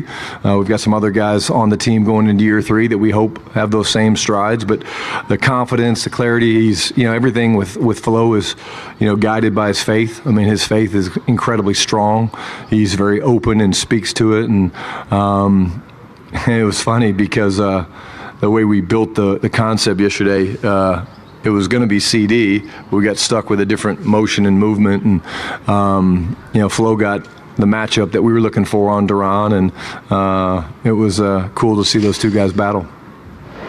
Tommy Yarsh, DallasCowboys.com. In those periods yesterday where you let Clayton and Christian call the plays, maybe more so with Clayton, but as a play caller, do you watch what he calls and say, oh, that sequence, I didn't think about it that way, and maybe try to pluck some ideas from how he does it for yourself? No, great question. No, I was more on the defense. You know, when I get a chance to be over there, I want to know what the call is and kind of test myself as I'm learning some of the language and understanding the adjustments and things like that. I thought both guys did a great job. What I told them both, and this is something that, you know, was you know, said to me a long time ago, was, you know, when they went in yesterday in their quiet moments, which late at night, whatever, just shut your door and just list things you did well. They did good things, right? Things you felt you could have done better. And then, of course, come up with a plan of how to do that. But I thought both those guys did a good job. You know, Clayton mixed the personnel up. You know, he moved the pocket some, which was really good. Played ourselves in some 3rd and long situations. And I thought, you know, CP was really good. He threw some pressures at us. He did some things from a front standpoint that we weren't expecting. But, you know, I'm giving those guys chances to do it. But they have to maximize that by taking the time when they get back to their rooms to sit down and list those things. And that's the only way you're going to get better. When you're getting into one-on-ones today, I know players typically get excited for that. What do you look for when you turn the film back on later on today? Yeah, again, I obviously want them to compete one, but again, I want to see these guys, you know, with receivers, DBs, can you get open or do you get gloved? You know, offensive lineman, can you block a defensive end or an outside linebacker or a defensive lineman? And, you know, running backs, can you win on your routes? It's all route-based today. There won't be any pass protection for the skill guys. The O-line will. But you really, you know, these are well-thought-out matchups. And I think that's, you know, something that we'll watch, and we'll watch it with the guys, too, because they do love it. And it's part of using, you know, can you go out there and in a one-on-one situation where there's no play given and be thinking of concepts, schemes, coverages, and then use your proper technique. A lot of guys just go out there and say, okay, I'm going to cover Todd, but it's more than that. Am I outside leverage? Am I inside leverage? Am I near hand jam? Am I replace? Am I a bail corner? Am I a patient corner? I mean, there's all kinds of things that you have to figure out. Brad Sham, Cowboys Radio 105.3 The Fan. As you're trying to build your depth in the offensive line, what about Cornelius' skill set made you look at him and see a guard? We love his length. I mean, he's got length, Brad. You know, AJ's a guy that obviously we, you know, liked enough to draft.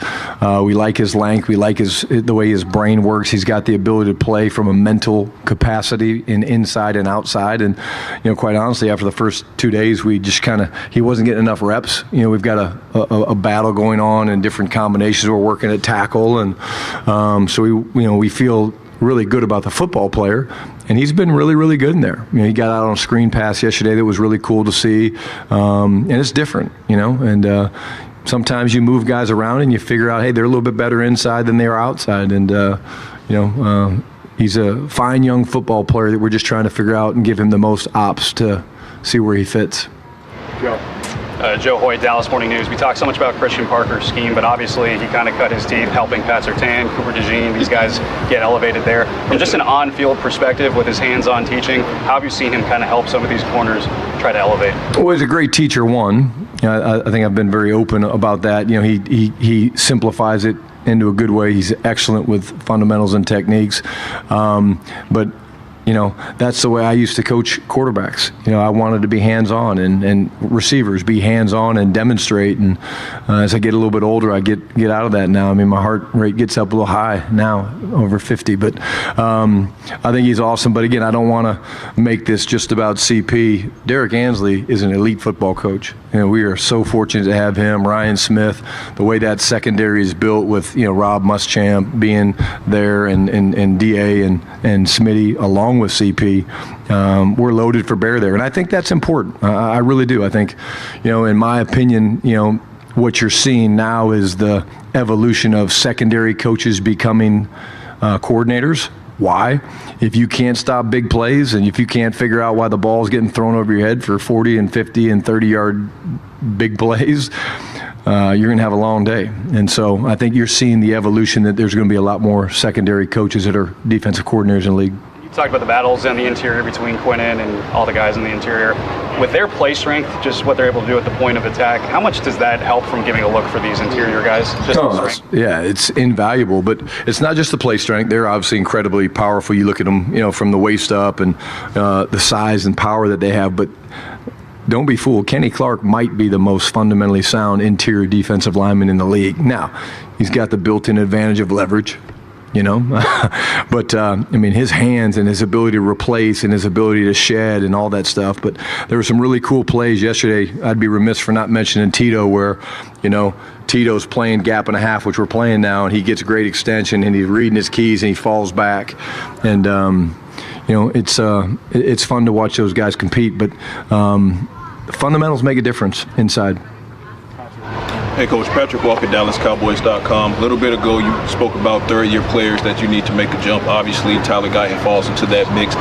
Biggest red flag on him is availability. Time will tell that story. But yesterday, first padded practice, acquitted himself very well. What are you seeing from him? What do you need to continue seeing from him? Yeah, I think he's doing some really great things. I think his sets are very compact. He's in control. He's not oversetting. He's playing the leverage game. His punches have been good.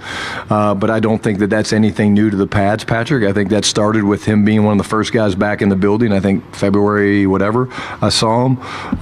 He was an off-season award winner. I think you feel confidence. Obviously we have the right to, adjust some things. And so we're going to keep him at starting left tackle right now. We talked to Nate and said, Nate needs to show us a little bit more consistent play to push for that. And so, I know we had told you guys about the rotation, so Tyler will stay at left tackle. Excited to see how Nate handles that challenge. But Tyler's playing really, really well. Sydney Staples, DG10 Sports. Coach, who on this team would you say has a similar leadership style to you? Like you see yourself in the way that they lead their teammates? I think it's a tough question. Because, I'm who I am. Dak comes to mind, high energy, starts with the positive message, but makes the critical or the criticism real. I think, on defense, Demo has a little bit of that. He's fiery. He got, Hunter pretty good on a shot yesterday late after Hunter kind of got the better part of him. But, my whole thing is, Sydney, I want these guys to be themselves. I don't want anybody to try to be like me. I know Dak's not trying to be like me. I'm not trying to be like Dak. But as long as these guys are authentic, that message will come through loud and clear and the players will follow. What these guys can smell is BS. And if you're not the same guy every day, if you're not leading to your true personality, if you're one way in front of the cameras and you're another way out there in the locker room, these guys will know that and they won't follow you. There you go, Dallas Cowboys head coach Brian Schottenheimer right here on 105.3 The Fan. The big news coming out of there, and I think a lot of people feared this, that it is indeed a torn ACL and partial MCL tear for Princeton Fant. He'll have surgery in a couple of weeks. Obviously, will be out for the remainder of the season, or for the entirety of the season. That's terrible, man. That's not what you want. You want to stay as healthy as possible. This is part of it. Unfortunately, yes. But man, that stinks for him, and a dude who is like right there on the precipice of doing something special around here. It's a good word. We're the KNC Masterpiece right here on 105.3 The Fan. Coming up next, This is now pretty much the team the Rangers have for the rest of the season. What can they actually achieve? Next on The Fan.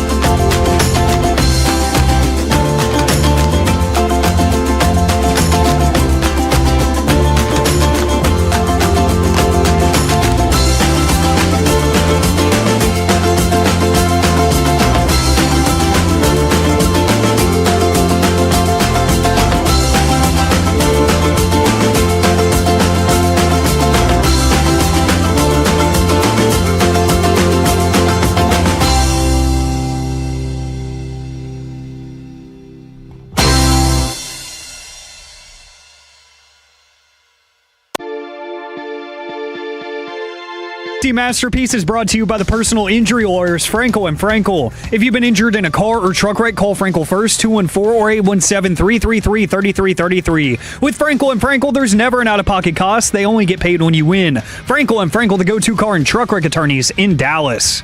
And Gray's pitch is swung on, hit deep to right field. Back goes Nimmo. At the wall, it is gone. The second home run of the game for Jung-Hoo Lee. His 8th home run of the year. And it's 4-0 Giants. KNC Masterpiece. That is pretty much what happened in the game for the Rangers yesterday. The deflation. Ezekiel Duran did what he could. Everybody else in the team, for the most part, was just poor last night. 5 errors for the Rangers. But a couple of things.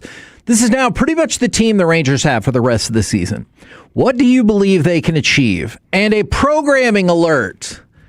Tomorrow morning, make sure you listen to all of Sean and RJ, but I especially want you to make sure that you catch their interview with Brian Schottenheimer, because it does sound as though Bobby Belt had an idea and a bit that he wanted to execute, and much to the chagrin of Sean Sharif, it has been executed excellently. I love it, for one, because I know what the bit is.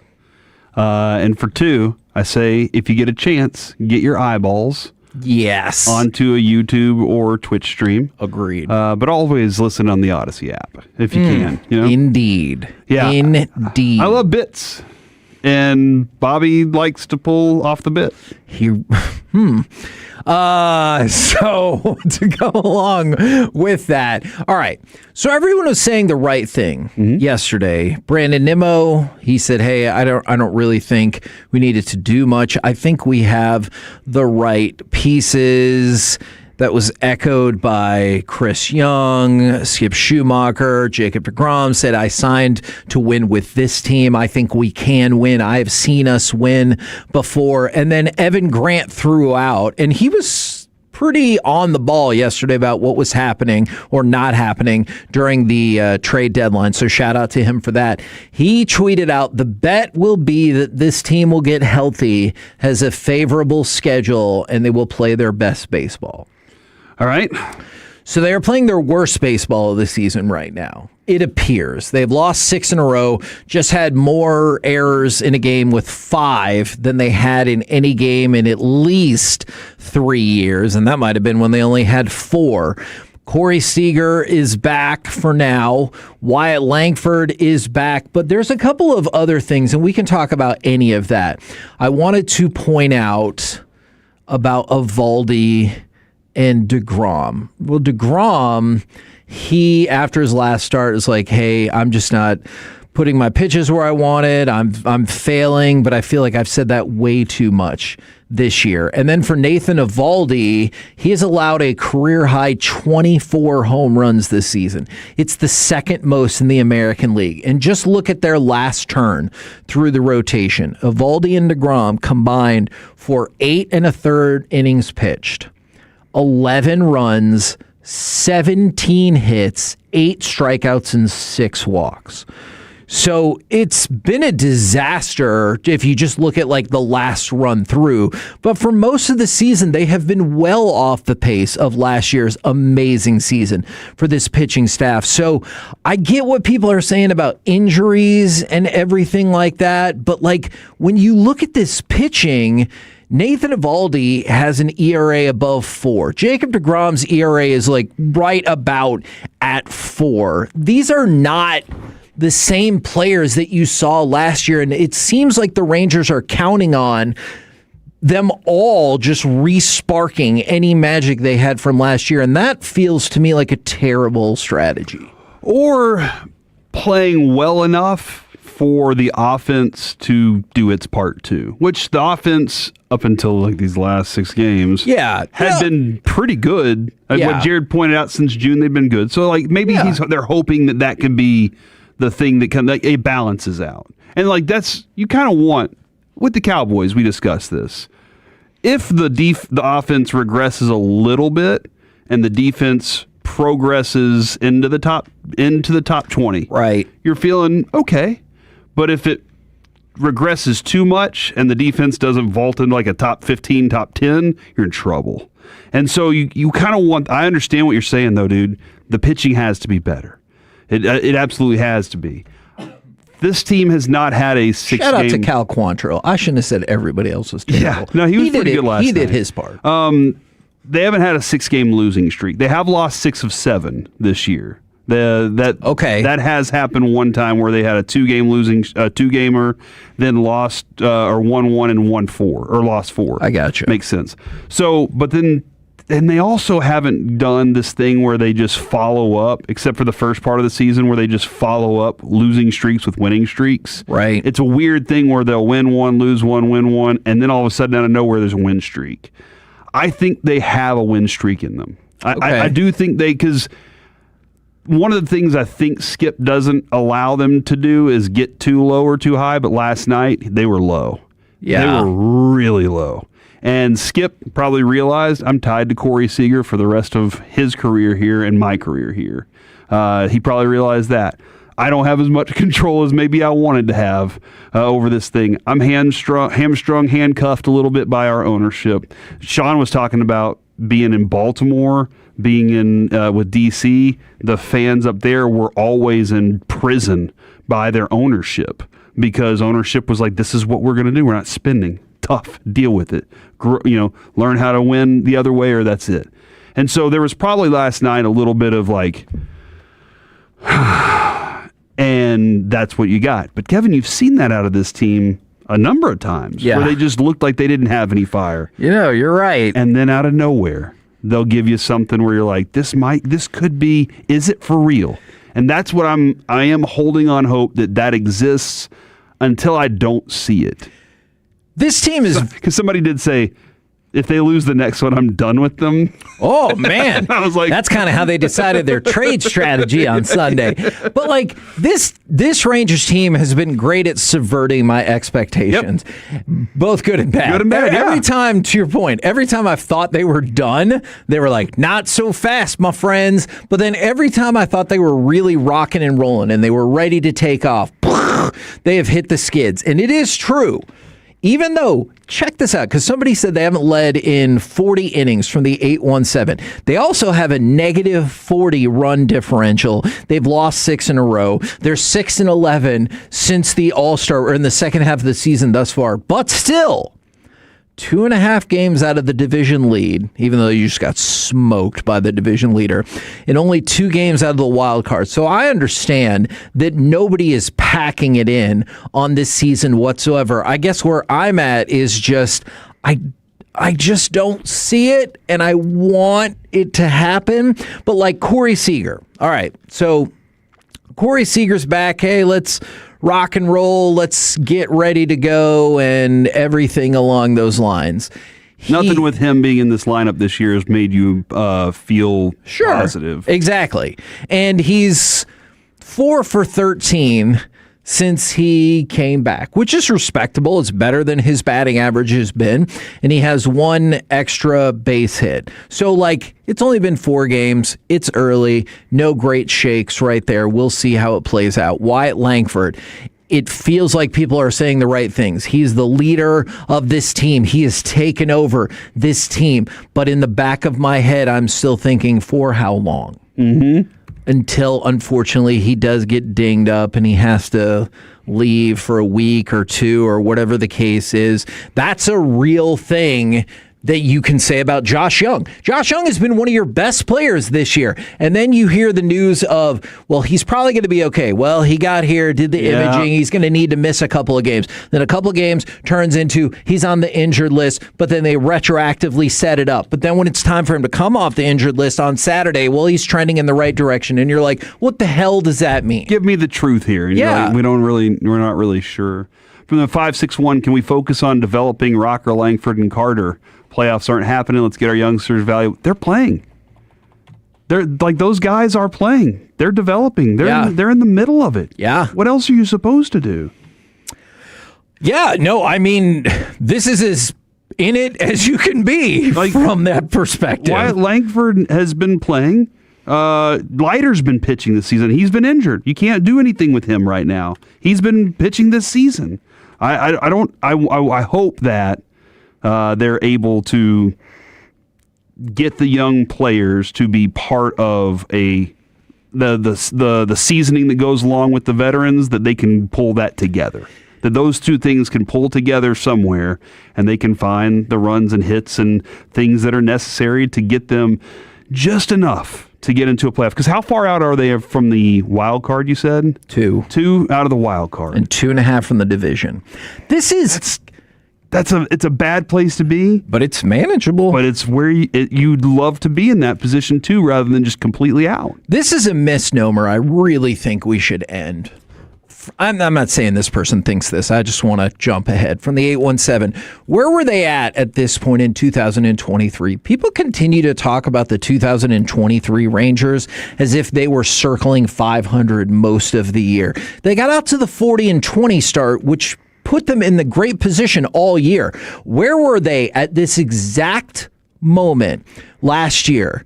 They just lost a game, which broke a winning streak of 8 straight. The Rangers were 68-47. Ooh, I gave them 2 extra games. 67-46. They were... Last year? No, in 23. Oh, okay. They were so far ahead of where this team was, both in terms of pitching components, winning streaks, momentum, overall record. They led the division much like they did the entire year. At that point, too, remember what happened, Kevin? I think we were in Oxnard, and that was the moment. Maybe I can't remember if you were in Oxnard that year, but we were in Oxnard. And that was the Marcus Semien stomps on home plate moment. Right. They had fire. Like they found something that fired them up, gave them a rallying cry, and it was a moment against the Astros where they were like, you know what? Screw those guys. Right. This is our state. They went out and they literally went out and took it at that point. And this team had their opportunity to show just recently, and it was around the trade deadline too in 23. That was a moment of galvanization. I think this team's still looking for that moment. Was the information that the Rangers were looking to trade Jacob deGrom enough to get the guys in that clubhouse to rally against management or to rally for themselves against whatever other forces are out there holding them back? That's the question we have to figure out right now. Yeah, and it was just one game, but the first game did not inspire confidence. But we'll see tonight and going forward. And then we get these 2 texts. Call Sebastian Walcott up tomorrow. Give him that Evan Carter magic. We'll get to that. And then from the 972, if Walcott is such a sick commodity, why isn't he playing here? So the issue for Walcott is that he was injured most of the year, and he's just come back. He's only played 15 games. If you want to skip out on the rookie league, that's totally fine. He's played 13 games at AA. In those 13 games, he had 3 home runs, 9 RBIs, an average of 308, and an OPS of 9.34. So really damn good. But right when he was getting his feet under him for this part of the season, then he got hit in the face with a ricochet ball off of the pickoff play back to first base. So he's currently on the 7-day concussion list, and so who knows how that's going to play out. But you're talking about somebody, I hear y'all on this, but he's 20, and he's only played in 13 real games this season. If he would have played through AA and hopefully been up to AAA by now, I could have totally seen it. I don't think that the Rangers would do that, but at this point, I do not think there are that many bad ideas. Oh, yeah, they got him when he was 17. So we've been talking about him for a long time because of that, right? Yeah. And he was still so young. Dude, at 17, you're just not ready for the league. Sure. And so, but he's been on our mind as he's going to be this and this and this. Heck, I think Mike even talked to him that year.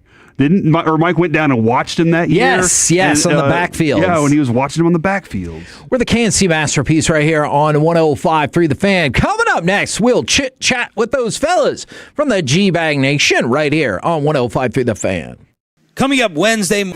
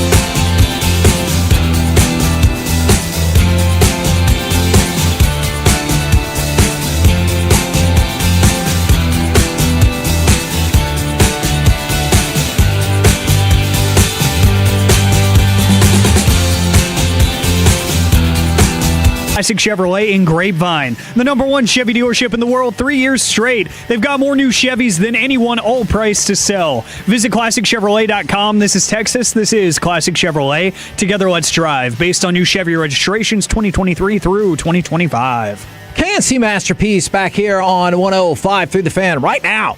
Courtesy of D&M Leasing, it is time for our chit-chat with those fellas from the G-Bang Nation. Gentlemen, how is you today? Terrific, Hagee. How are you? And doing well, doing well. Are you guys enjoying football heaven thus far? Oh, yeah, it was great. Sean and RJ just talked with Shoddy. It was incredible. It was electric. We just had the Shoddy presser. As you know, we got news flowing. So it's a very content-rich environment, and the weather's perfect. So yes, Hagee, to answer that question for just myself, Eric, Zach, and Brian will have to speak for themselves, but I think you're getting a big thumbs up from me.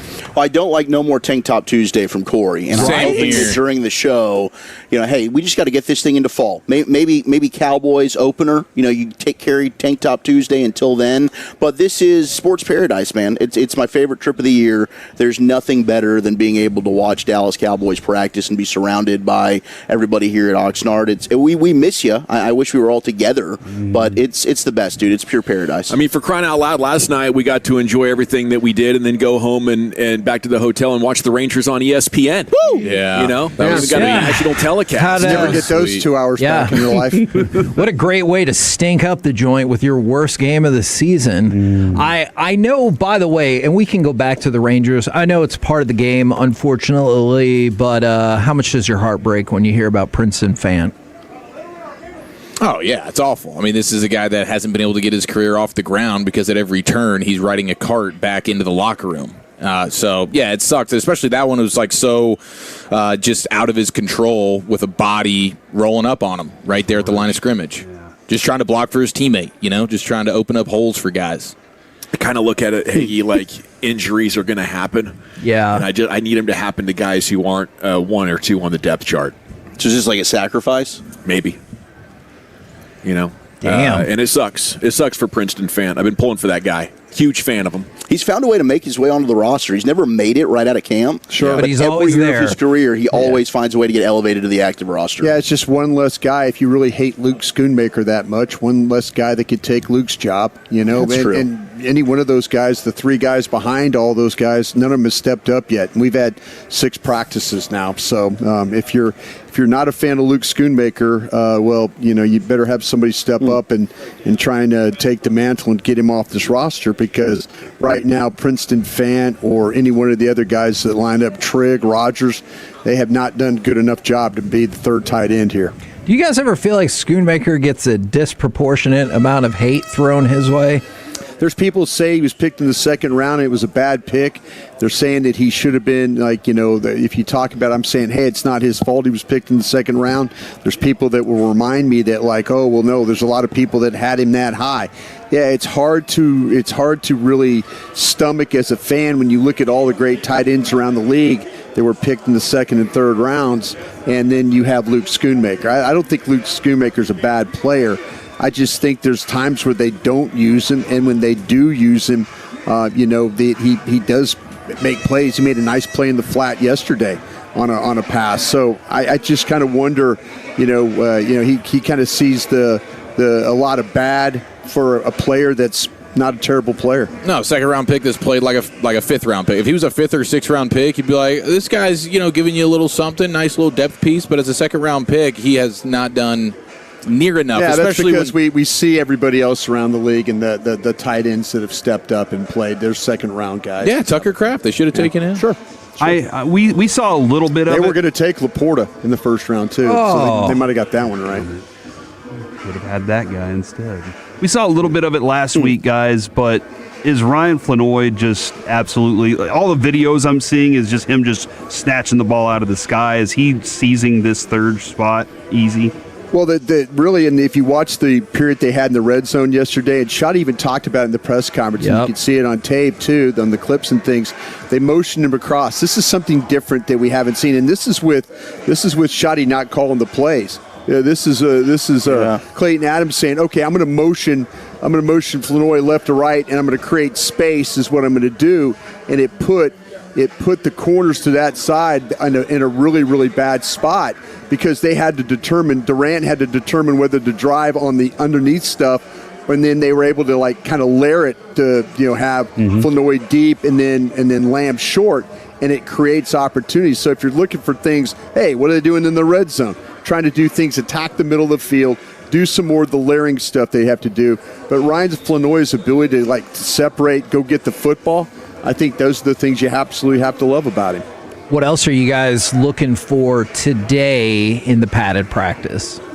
1v1s, man. I think that's going to be a lot of fun. And I know Shotty was pointing out during his presser a lot of the receivers versus the DBs. I mean, getting Caleb Downs, getting him worked on. I mean, if we get that matchup with a Pickens or a Lamb, I think that'll be fun. But even Savone Rebel, who I thought was a big standout yesterday, had a really strong practice. And those, I do think you're going to see more wins. I think we always do with the wide receivers. It's kind of set up for them to succeed. Yeah. But you just want to see the competition and compete. Be in the area.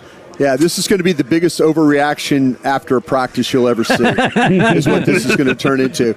The offensive linemen are at a huge disadvantage with the pass protection stuff if they do one-on-one, and then the secondary and running backs, or excuse me, the secondary linebackers, if they do one-on-ones, they're at a disadvantage there. So if you're winning it one-on-one, then congratulations, though. Especially if you're at the disadvantage like the defense is, then we need to talk about you a little more. Let's get some Ezraku and Malachi Lawrence going in these one-on-ones. Yeah. Let's just get a little excitement. I could use it.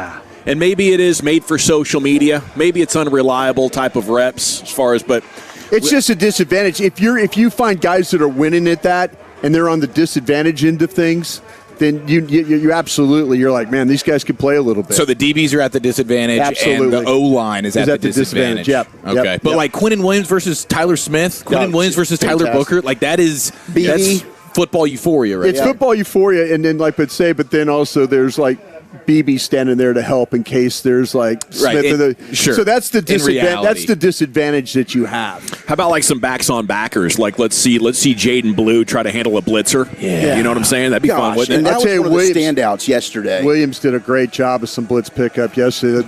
Walter saw Blue doing versus Overshown. Yeah. Nice. What do you find, fellas? I mean, it sounds like it's going to be amazing. What else do you find, fellas, got coming up? Pure Gold, as always, thanks for asking. It is a loaded show. Mike Sandoz said to join us, talk about his QB tiers at 3 o'clock. Chase Silseth, 3:20 Rangers player show. George Pickens at 3:45 or 4. Wow. And CY at 4:20. Oh, my goodness. That is a murderer's freaking row of guests right there. That is fantastic. Well, roll home with the G-Bag Nation. Why the heck would you not? We'll be back tomorrow, 10 a.m. to 1 p.m., leading you into Rangers baseball right here on 105 The Fan. Say Bobby knows ball and talking ball with Shotty.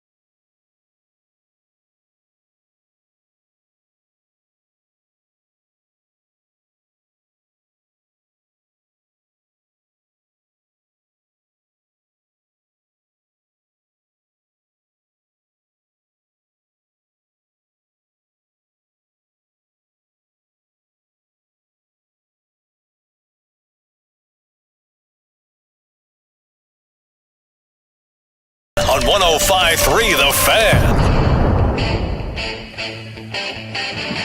All right, I'm going to try to get out maybe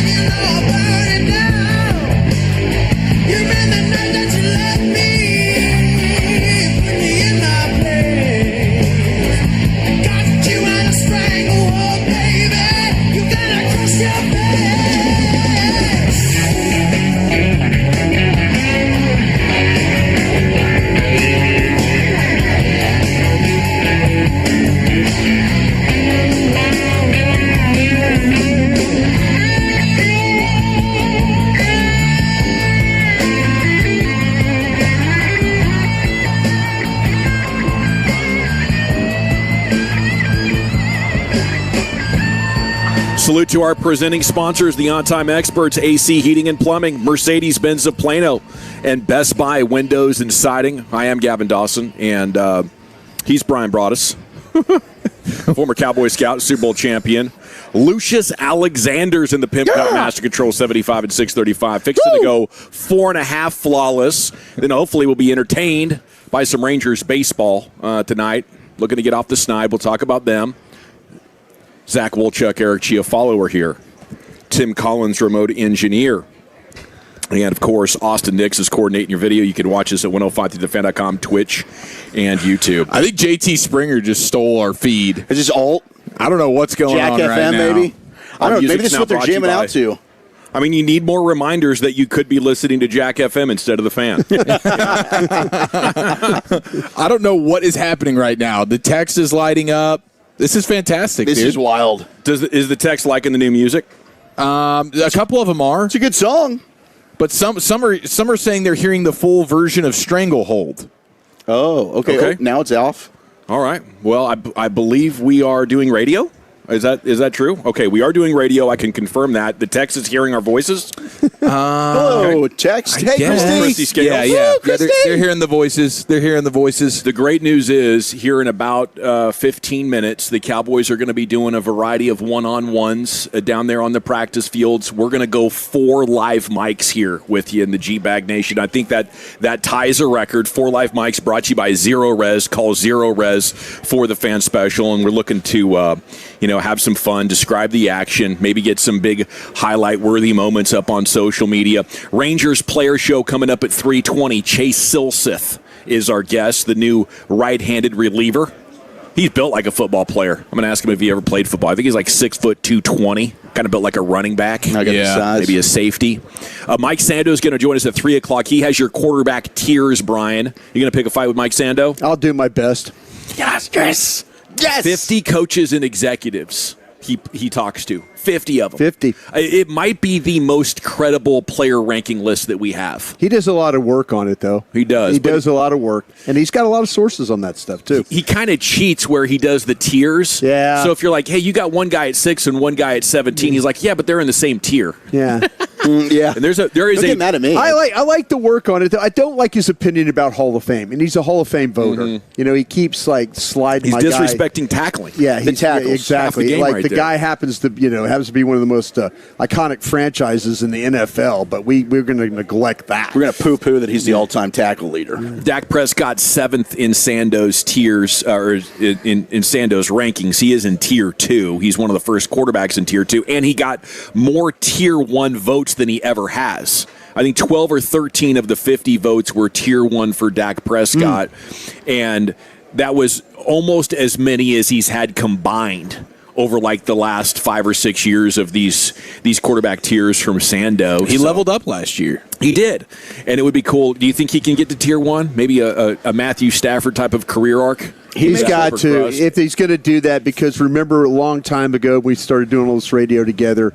We always talked about Eli Manning. We talked about Stafford and Dak all in the same group. Like Kirk Cousins. Yeah, they all, and then now all of a sudden Stafford just completely separated himself from everybody else. You win a Super Bowl, you start going deep into the postseason. They think a lot more of you than you are.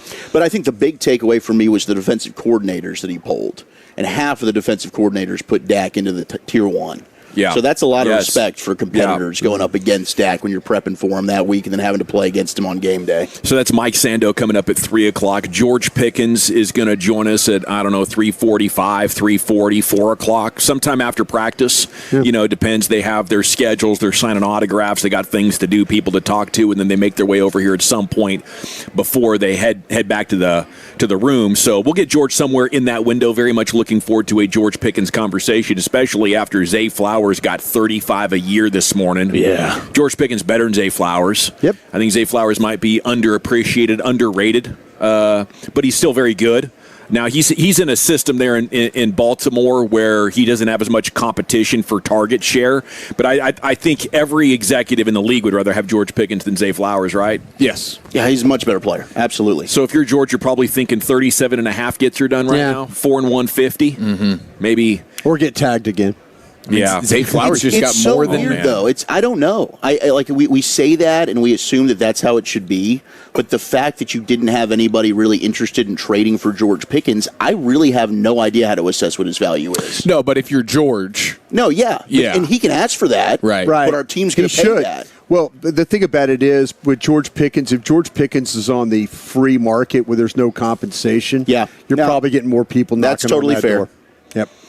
Yeah, so we'll see how this thing plays out. That would be fascinating if he gets tagged again next year. But heck, if you're not going to make it tough, why not? If you're the Cowboys, and I think that's probably beyond the scope of what George wants to talk about publicly. But we'll try. I want to ask him how difficult it was maybe to get a Mulligetta to back off the Jones boys because they're going at it. And George is going to be the first Mulligetta client to play on the franchise tag. So there's a lot of interesting angles. But more importantly, I just want to talk to George about how difficult it is to tackle this man. Last year we talked about his approach to high pointing the football and making all these contested catches. Just look up. Now I want to know, that's it, man. Yeah, just look up. Just look up. That's the key to it. But there's so many plays where George Pickens, it looks like he is in too confined of an area, and he's tall and long, and usually those kinds of athletes can't put on the jukes, and then he adds some breakaway speed, and then he's also, I believe, the strongest wide receiver in the NFL when it comes to trying to take somebody down. Like some of these long, lean dudes, you can push them over. Like that's how I imagine Chris Brazzell is. You just shoulder bump that dude. He's like, oh, I'm too tall, and I'm out of balance here. George Pickens at the end of a play is standing there with multiple DBs scattered about him. Mm-hmm. Like he's Darnell Washington, the tight end with the Steelers or something like that. So I want to talk to George about that yak ability. I think he did have a career high in yak last year. But CY coming up at 4:20. We'll ask him the tough questions about why the Rangers decided to maybe do the thing that makes the least sense, which was nothing virtually. Yeah. Maybe you're in a tough spot after the guys won't accept or waive the no trade clause. Yeah. maybe you're in a tough spot right there, and it was the compromise that they had to make. It was the one that it actually ended up making the most sense considering the situation that they were in. But Rangers fans are getting restless. They're ready for you to go for it or pack it up. I'm just nervous that if you pack it up, it might be a long time before they're competitive again. So I'm clinging to this desperate attempt to contend still, I believe. Yeah, respect to you for the hopium there, and I think it's kind of gut check time in the clubhouse because it definitely came across, I think, to the players, it certainly did to us, that they were trying to sell. No, 100%. So it's like the organization is sort of telling you, everybody in this clubhouse, we don't necessarily believe in you. And then, we can't sell, so now let's get after it, guys. Let's go try and keep the focus, and go win baseball games. And you saw how much that affected them last night versus a bad baseball team, bunch of errors. It just mentally, I don't think they were there, and maybe they can use it as a galvanizer.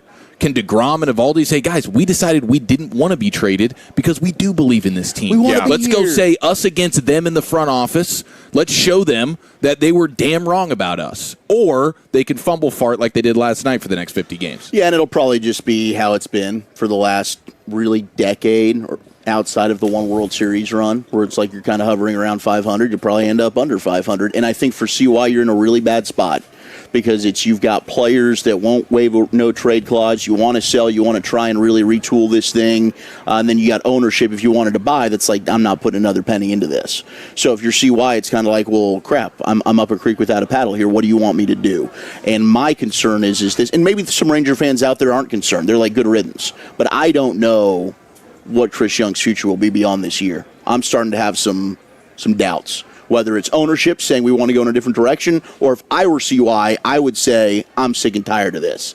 I'm the ultimate competitor, and you're not doing enough for me to be able to go out there and put the baseball team on the diamond that I'd like to put out there to compete. And I understand his feelings on that. Now, the pushback is they've had a top 8 payroll the last couple of years, and they've underachieved. So I can understand Ray Davis saying, CY, dude, I've done it, man. And you wanted me to go pay Jock Peterson, and he sucked year one. Well, Jock's producing now. So this organization really doesn't know what they are and what they want to be, and that's a problem.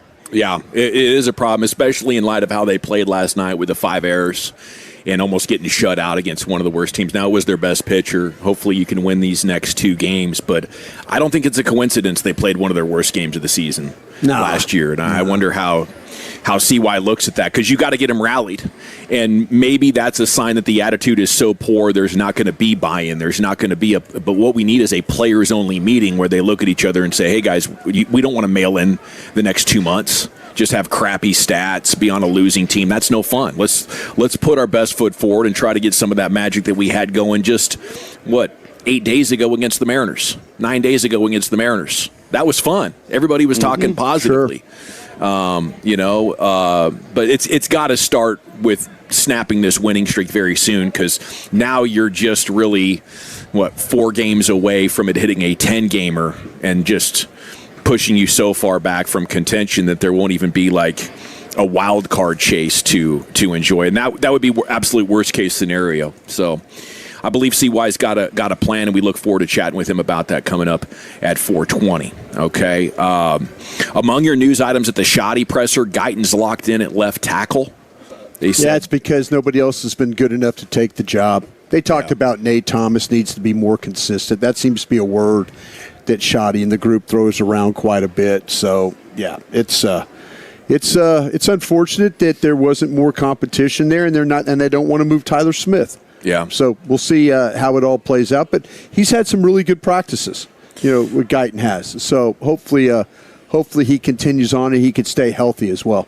So, I guess it was realistic up to a point in the offseason talking about it, but then Tyler Guyton gets out here and plays the way that he does, moves the way he does, and Nate Thomas gets out there, and it's like you can't say it with a straight face. Mm-hmm. But I think you got the benefit already by keeping a Tyler Guyton super engaged from the end of minicamp to the 6 weeks to training camp, and hopefully it serves as a piece of motivation that could allow him to play the best football of his career.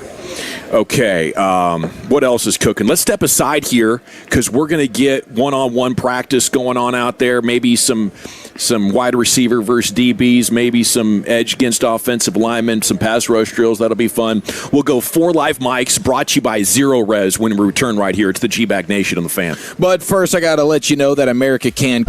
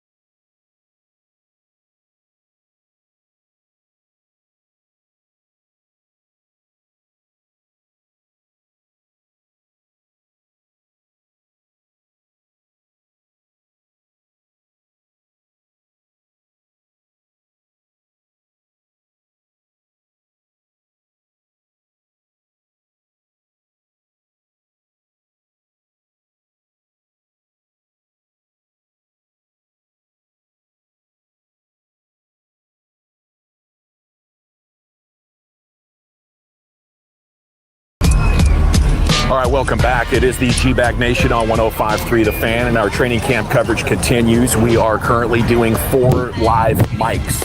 It's brought to you by Zero Res. And this segment is brought to you by the Frankels. Life's unpredictable. Accidents happen. If you or a loved one's injured in a car or truck wreck, call the Frankels first.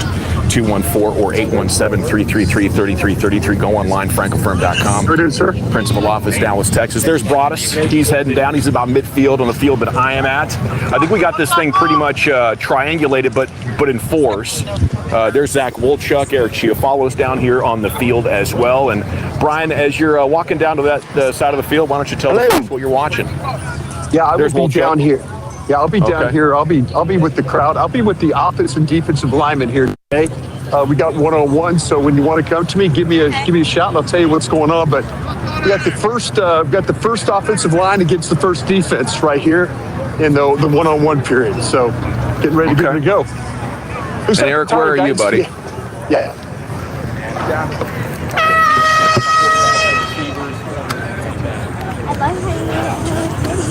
Okay, yeah, we're having a hard time hearing Chief, but we got, can we hear you? Eric is on the, so they were having I got you. I'm going to walk over to the quarterbacks and the wide receivers. I'll get on the other side since we've got this thing on both sides of practice. But right now we've got a big media dispute going on as they've got a scrum with Cowboys PR because they've said the media is not allowed to record and post practice. It's got to be high and tight shots. So we got a little bit of a mutiny happening. Oh, Hunter Lipke with a tremendous catch over the shoulder of Shamar James in some one-on-one drills. This is a nice play by Hunter Lipke. Soft hands late. Bam, Shamar James. That was, dude. Himself. He didn't pick that. That was like over the shoulder. He kind of pinned it to his shoulder pad with his outside arm as he went up the sideline there. Yes, and you're right, Wolchuk. This is about to become a big story because I think this is where maybe Jerry Jones likes the social media engagement and all those impressions that you get, but maybe the coaching staff has been pushing against it. And I know I've talked a lot about how I like what Schottenheimer is doing as far as resetting the priorities of this organization. But this is one that I think would really hurt the fans and the media's ability to cover this team and share these images with the folks back home. Yeah, well, down here, let's talk a little bit of football if we can. I mean, the first offensive line just went through. And I'll say this: I was really impressed. Tyler got against Donovan Ezeracco, and then on the other end of things, with Rashawn Gary going up against Steele. Gary didn't do anything to affect Steele in a way. Steele was able to sit right down on him. So across the board, I would say the first 5 for the Dallas Cowboys offensive line against the first team defensive line, I'd say 5 wins for the Dallas Cowboys offensive line on this one. They needed that after the wide receivers, didn't they? Go ahead, Will. We got here and Joe Milton, so we got some resistant interception on Triquez Bridges on Mark Scantling. Right now, I gotta say, guys, the DBs they're playing tight. They're getting some practice. They're not playing so far early in these one-on-ones, and the DBs are playing really physical with these wide receivers. We got Dacko, and now tremendous route by Trayshawn Holden on the rookie Devin Moore. Faked like he was going out, then broke inside, was wide open, created natural separation, good hands. Trayshawn Holden, much like last year in practice, fellas, is just stacking up good days. I thought he was a standout yesterday, Brian. I don't know about last week if he was flashing, but so far, the 2 days we've been out here, Holden's looking good again.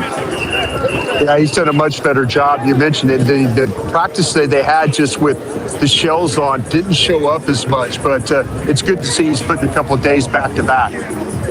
Back here with the offensive line, still working through the second group right now. And I'll tell you what, though, that was a great rep. You got Houston, going up against Drew Shelton. Drew Shelton, he's got to learn the thing with going against a guy like Houston. And right now he's getting a little coaching. It's about his outside leg, got a little too far over, got a little too far extended. Houston felt his weight go forward and was able to shake him there. So that was the first rep that Shelton got. Houston got the better of him, though. But the coaches are working with Shelton right now about his footwork and his body position with his hands and his feet working together. I mean, James Houston had him on skates, bro. That was a pretty nasty move. Yeah, that was Houston. Houston felt it. Houston felt where the his weight was. Nice win by Sam Williams. He was able to win right there against Marcellus Johnson. So that was again a guy that's kind of overmatched there a little bit. Yeah, James Houston's a player here that we got Caleb maybe you could Downs. benefit from if you could actually get some leads going. What's that, Wolchuk? Caleb Brian Flournoy, and he just stones him here at the line of scrimmage, gets off balance. He tries to get back up, redirect his steps, but Downs was all over him. Pass from Milton ended up going a little bit wide, but that was a great rep with Downs working against Ryan Flournoy. What do you got down here, Brian? I'll tell you what, it looks like really a nice rep right there by Shaez Pete. He was able to, Shaez Pete playing guard, he's 6'9", and you're like going, boy, that just does not look right at all. But he was able to go against another young guy, Tommy Dunn, and able to handle that. Kind of a poor rep right there for Maris Leofow. He goes rushing down the middle right there, but Johnny Cornelius, and Cornelius just simply sits right down on it and is able to make the play where nothing can, no movement at all. You figure a guy, a little bit lighter guy like that with Maris Leofow, he's got to do a little bit more movement. Going down the middle of these tackles, he's going to get stoned that way. How do you like his chances to maybe make some of his career out there? Yeah, well, they're trying to find him a spot, and that's the thing. He's to the point where he's previous regimes 2 years ago, he was drafted by another regime. So now he's trying to fight these things. They're trying to put him at inside linebacker, outside linebacker. They want to use him as a pass rusher.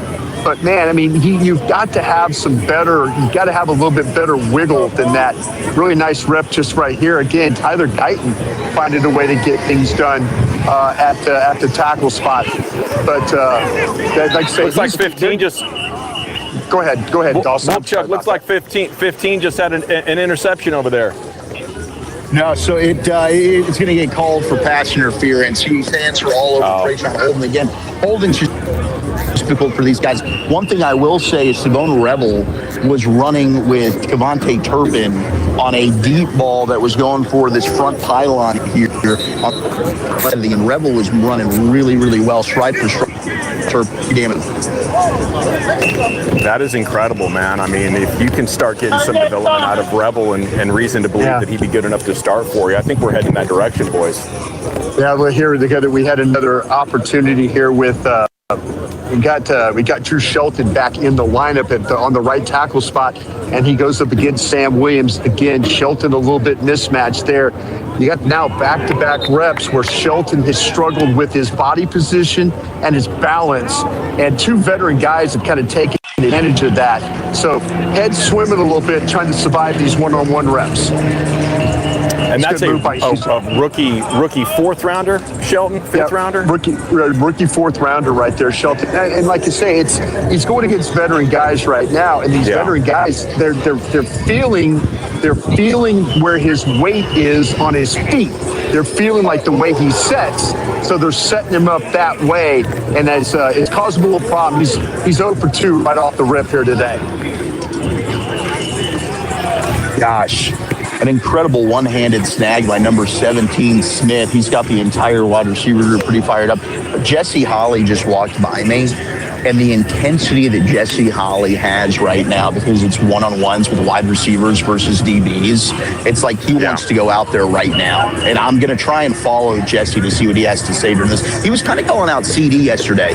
He didn't love what he saw from CD during the padded practice. Jesse's very critical when we get out here and he's watching these wide receivers work.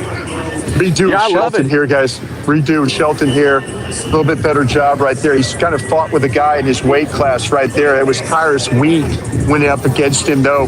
Wheat was able to get the outside shoulder, but then you got Shelton was able to kind of slam the door by getting his feet back underneath him. They're working with him right now. This is one-on-one. Steele's over here talking to him. They kind of realized the kid struggled a little bit, but a little bit better rep on number 3 going against Tyrus Wheat, who's more of his weight class in fighting. When are we going to get the starters back out over there, Brian? I'll tell you what, though, I think what's going to happen here is it's going to continue to be these young guys are going to continue to get work. I think the veterans went through the one time, and they're all kind of standing and waiting and seeing. So we're going through 2s and 3s right now on this particular offensive line group. I mean, these one-on-ones are great, though. You can feel the energy from the players, the excitement when plays are made. I think it builds camaraderie, maybe a good competitiveness. And, you know, Mike McCarthy didn't want to do these for a while. Yeah, well, it's one thing when you do this in front. It's almost like you don't want to embarrass players, but man, you got to figure out a way to you got to get this work. Yeah, and nice job there by Pete going against. I know the people were asking about LT Overton, from Alabama, the 4-eye 5 technique guy right there. Pete stoned him. If Overton's going to rush like that, that's not going to help this. That's not going to help him at all, because you got to. If you're rushing guys down the middle, that's a big problem. Overton's got to know next time. Hey, I've got to throw some moves at this guy, especially a tall guy like Pete, who's 6'9". Overton was a 5-star recruit to A&M, right, that ended up at Bama. Incredibly strong guy, but he showed no pass rush ability. If he has a career, it's going to have to be as a strong interior guy, isn't it? Mm-hmm.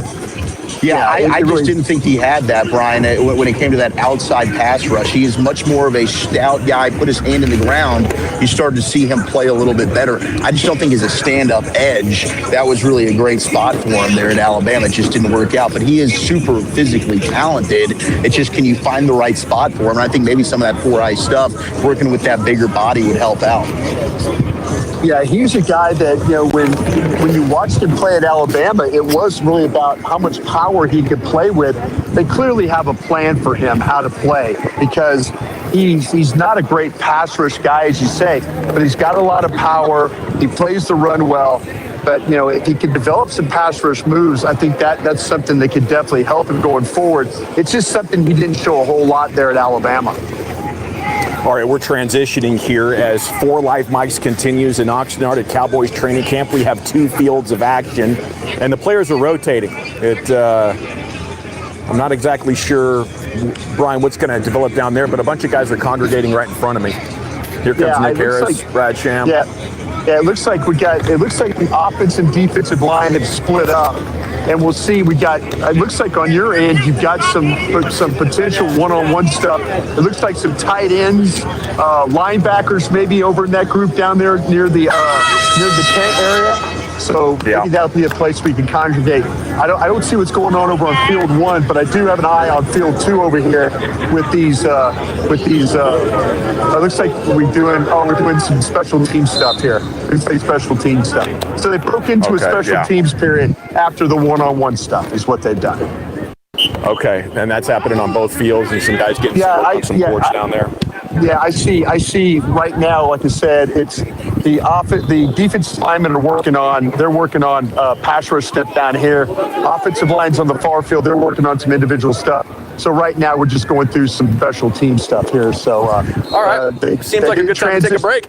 Absolutely, good time at all. Yeah, it's pretty great. All right. Let's take a break. We'll come back. Maybe we'll stay here on the fields or return to the tennis courts. Should have some team periods coming up a little bit later on, Brian, still, right? Yeah, absolutely. Yeah, team periods after the special team stuff for sure. Right on. So we'll get that here as 4 Live Mics continues on your home of the Cowboys live in Oxnard, brought to you by Zero Res Zero on 105.3 The Fan. Coming up Wednesday morning on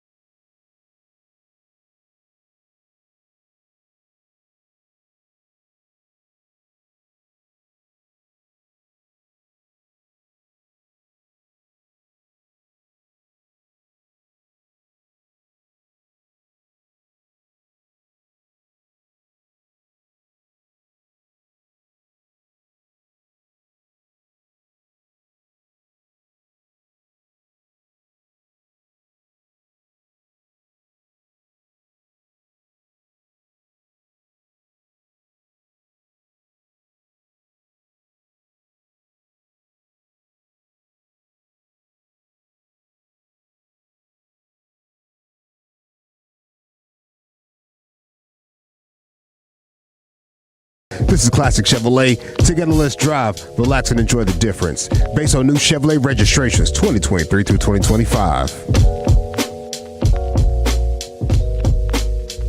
Training Camp 2026 in Oxnard. Mike Sandoz coming up at 3 o'clock. We're going to talk about quarterback tiers and where you put Dak and Hurts and Lamar and Mahomes and all the big polarizing topics from that. Salute to our associate training camp sponsors, Mercedes-Benz of Plano and Best Buy Windows and Siding, and, of course, the presenting sponsor, On Time Experts. Thank you so much for making this happen.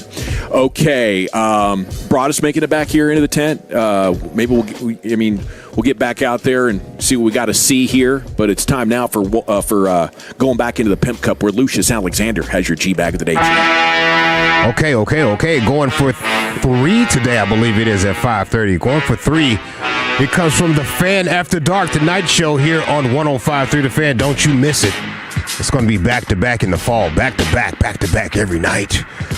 Fred and Blake go off on slot corners and whatnot on the second day of training camp. I like Simone Ravel. I took the Maffa route because everybody else has taken the Jaden Blue route. Agreed. So and that's I appreciate you for that. No one's disagreeing. I brought it up and said, your guys are not playing well. And I assumed you would be like, what hey, do you want me to say, Blake? I think you would defend the guys. Hey, I think he's And gonna... I did. I said it's day 2. Okay, what a defense. It's day 2. We'll just throw our hands up. What do you want me to say? I wasn't at camp, Blake. Yeah, but we're seeing the same videos. It's not like I was at camp either. Okay, and what are you saying? What's your point? What are you saying about Ravel and Maffa? Maffa fumbled. Okay, great. What's bad about Ravel? We'll just do that then. No, just help me understand. Help me, because you clearly had a point when you said it. I was saying it, hoping you defend your guys. All you said was, it's day 2. That's a blanketed statement you can make about anybody. So what do you want me to say? What do you want me to do? Get in the weeds? I don't know. Breakdown of them, Blake? Is that what you want? I thought you'd defend your guys. And I did defend them. It's day 2. There's a lot of football left. Okay. We're 2 days into training camp, Blake. That's my defense. Let's give no football takes in. We'll do no football. We'll go back. Right, fine. We'll do no football. If that's going to be your take all day, it's day 2. Could that not work for Dak Prescott? Could that not work for Shoddy? No, it wouldn't Could that not work for Ferguson? Could that not work for Caleb Downs? We could all just say, who cares? It's day 2. Good or bad. Don't listen to anything we have to say today on the Fan, guys, because it's day 2. It's day 2. Who cares? Don't listen to G-Bag. Don't listen to Sean and RJ. Don't listen to KNC, because it's day 2. There's no takeaways. There's no takeaways. It is day 2. So guys aren't allowed to have bad days? They are, Fred. I didn't say the guy should be cut. When did I say that? So what are you asking then? Oh, he's getting mad. Let's go to break. You keep talking in circles, man. Take us to break. Take us to break. Well, when we come back, we will continue talking about the Dallas Cowboys. He said, what do you want me to say? I don't know. Just, I didn't know. You can't let these generation, what is Blake, a Generation Y? You can't let these people around middle-aged folks, I think he's Gen Z. They're incessant trolls. They take nothing serious. I don't know. I think it's a younger, even more trolly generation. But I'm not the expert on the generations. Maybe you're right. Maybe that is Gen Z. I think he's Gen Z. Yeah, Gen Z. Yeah, well, hell of a job. And I did think Fred was angry at least a good minute, maybe 2 minutes earlier. And I'm looking forward to chatting with Fred about this tomorrow night in Crosstalk. We'll have Rangers baseball tomorrow, and then a full Fred and Blake back-to-back days. I tell you what, Revel has looked pretty good, though. Yes. If that's what Fred was calling, that Revel is going to be impressive or more impressive than he was as a rookie, I think that checks out, Fred. He was a much more confident football player, and maybe some of the early practices, first 5 practices, he got beat up pretty good. And he got beat up by a really good player when you start to talk about Pickens. Yeah. But his confidence didn't waver, I don't think. And, you saw him yesterday when he had the opportunity to cover. He can do that. He's capable. He's long. He's physical. Coach was talking about this. The one issue that he runs into is he's got to have that time and clock in his head, that when you're jamming 5 yards and you get to the 6 yard, let it go, reset yourself, and then go play football. So he tends to be a little bit more physical in past the 5 yard area, and that's going to get him called. But overall, though, the guy's a really good football player. He's got a short memory, by the way, because Pickens made some incredible plays on him last week. and it could have affected him. He could have gone in the tank bad, but it doesn't look like he has. He's bounced back pretty well. Well, you mentioned that. That's exactly what happened when he was against Turpin today in the 1v1. The big takeaway for me was just how well he was moving, and Turpin being one of the faster players on the team. He ran stride for stride with him downfield, but he did get flagged because he gets past that 5-yard mark, and he's a little too handsy there. So the pro NFL officials that are out here went ahead and made the call, but I just love to see the movement there. Like, the knee is looking so much better, and the fact that he doesn't have the brace on, like, that's really the key for me, is he looks healthy. It's smooth, explosive, confident, healthy, which gives him a chance to live up to the expectations the people had for him when he got taken. And, it's pretty high, pretty high. Okay, the injury update there on Princeton Fant. Brought to you by Window Nation, the official window replacement company of the Dallas Cowboys. We had that news 20 minutes or so ago. I needed to get in the sponsorship read. Why don't you remind the audience what's going on with Fant there? Yeah, Princeton Fant with an ACL, MCL. He's going to have surgery here as soon as the swelling goes down. All righty. It's time now for Zach Wolchuk's Top 10 at 2:50 or so. Here he is, Zach, with an H. Let's do this, man. Let's talk a little chocolate chip, shall we? Because it's National Chocolate Chip Day. So I feel like we celebrate this every year out in Oxnard. And I try and do some form of cookie list. And I know that is near and dear to Gavin Dawson's heart. But really, all of ours. Who doesn't love a delicious cookie? Now, I will say, in terms of just the best cookie store-bought in the game, Oreo to me is always going to be, the double stuff specifically, my go-to. But I think Tiff's is the most tried and true consistent in the game if you're going to go like the more boutique, specialty type of cookies.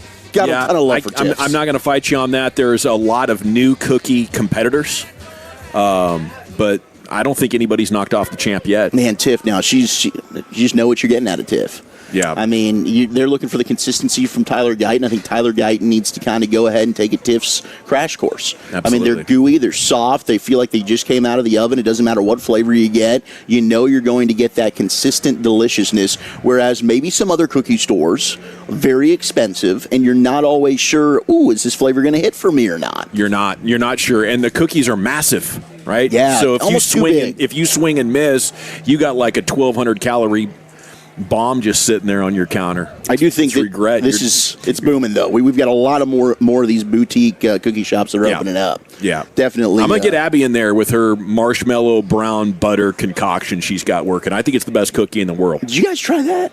We still haven't. No, we have not gotten that opportunity yet. The one time we did have that opportunity, I believe Dawson housed about a dozen of them on the flight. Oh, that's right. Before we landed in Surprise, Arizona. I was supposed to bring them to you at the next show. Yeah. And about halfway through them, I was like, man, I can't just take them 6. They can't even last in a car ride with them from home to the studio.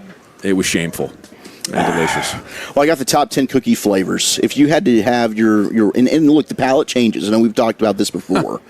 But your best cookie flavor right now, you mentioned the marshmallow, brown butter. Yeah. Is that is that the one seed? Yes, it is number one. But I think a perfect sugar cookie, a perfect peanut butter cookie, there's a lot out there that I think are sort of under the radar as elite flavor profiles.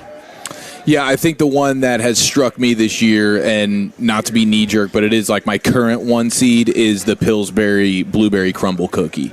Okay. Which I've been looking for at the grocery store. I don't know why I can't find them. They flying off the shelves. They might be because the people that make the mistake, like my mom did, thinking it was a chocolate chip cookie, and then they go home and they're like, well, we might as well try it. And then they realize, okay, this is a top-tier experience. So it almost tastes like a blueberry pancake with syrup on it. They find a way to really put it all together that way. I cannot encourage everyone within ear's reach of me right now to find that Pillsbury Blueberry Crumble cookie. Well, and I'll say that oatmeal one that you brought up, and I'm not a big oatmeal cookie fan always. Yeah, my mom's friend Patty Jo. But she those throws are delightful. Heat with those, dude. It's like an oatmeal, chocolate chip, marshmallow, freaking extravaganza. Really outstanding. Really, really special stuff. Lucius, what is your go-to cookie currently? Man, the boneless chocolate chip cookies.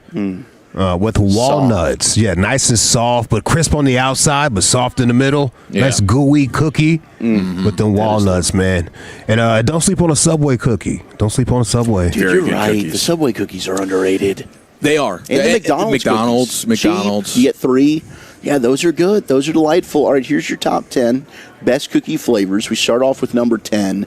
It's the cookie butter.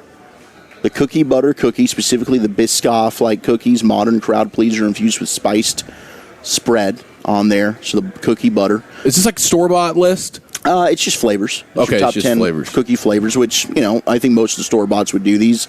Black and white cookies, which if you go to a Jewish deli, those are outstanding. What's a black and white cookie? So it's kind of like a sugar cookie, but then it's dipped, half of it's in vanilla, and then it's like fondant. Vanilla fondant, chocolate fondant on the top. Nice. So it's it's very, very good.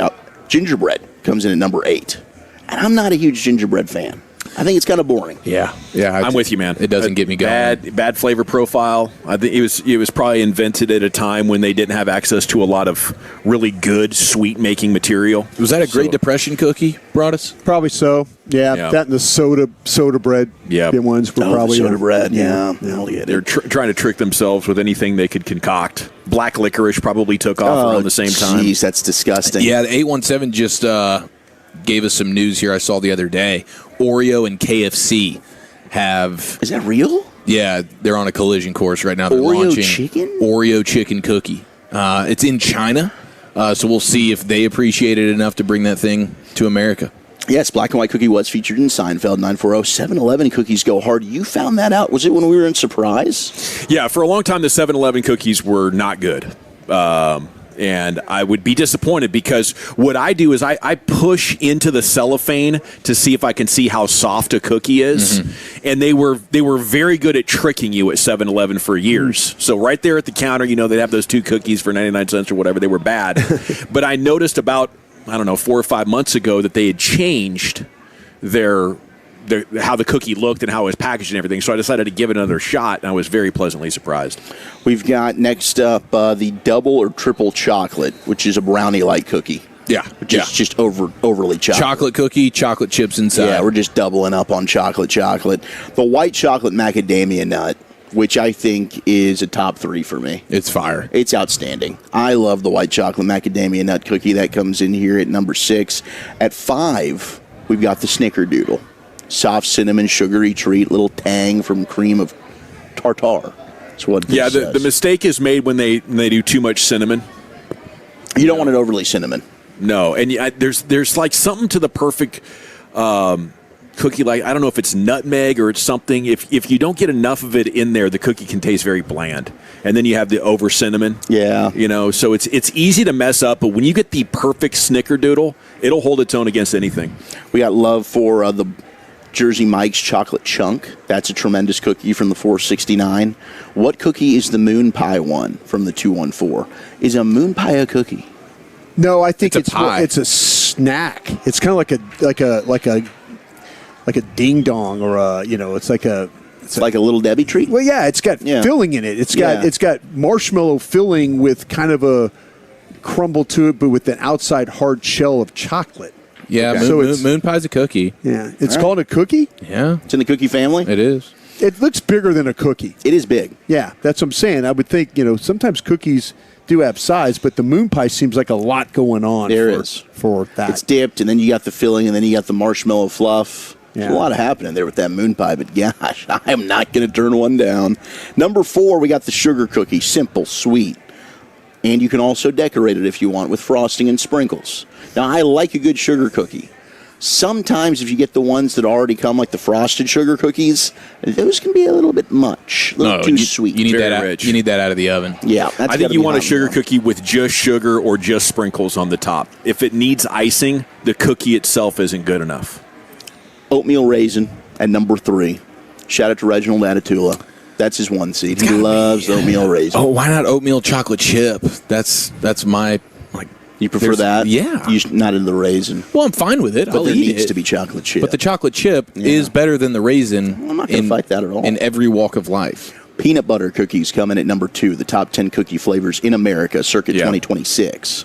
But number 1, on National Chocolate Chip Day, it is the chocolate chip freaking cookie. No doubt about it. It's undefeated. I think the peanut butter cookie is the only cookie where I like the nuts. because the peanut butter cookie in there. You get some of that chunky peanut butter that you made it with. I think it hits right there. But the macadamia nuts, the walnuts, any other kind of nut you want to put in it, it's ruining my sweet experience. You generally stay away from the nut in the cookie. I do. Other than the peanut butter cookies. Okay, plop a Hershey's Kiss there in the peanut butter cookie when you throw it in the oven. See. Yeah, next level. That's church mom stuff right there. No question. Church moms get it done, dude. They've been whipping them up for the banquets and the bazaars and all that. Mike Sando of The Athletic with his quarterback tears. Does he nail it on Dak? Is this guy still number one? Those questions and more coming up next on The Fan. All right.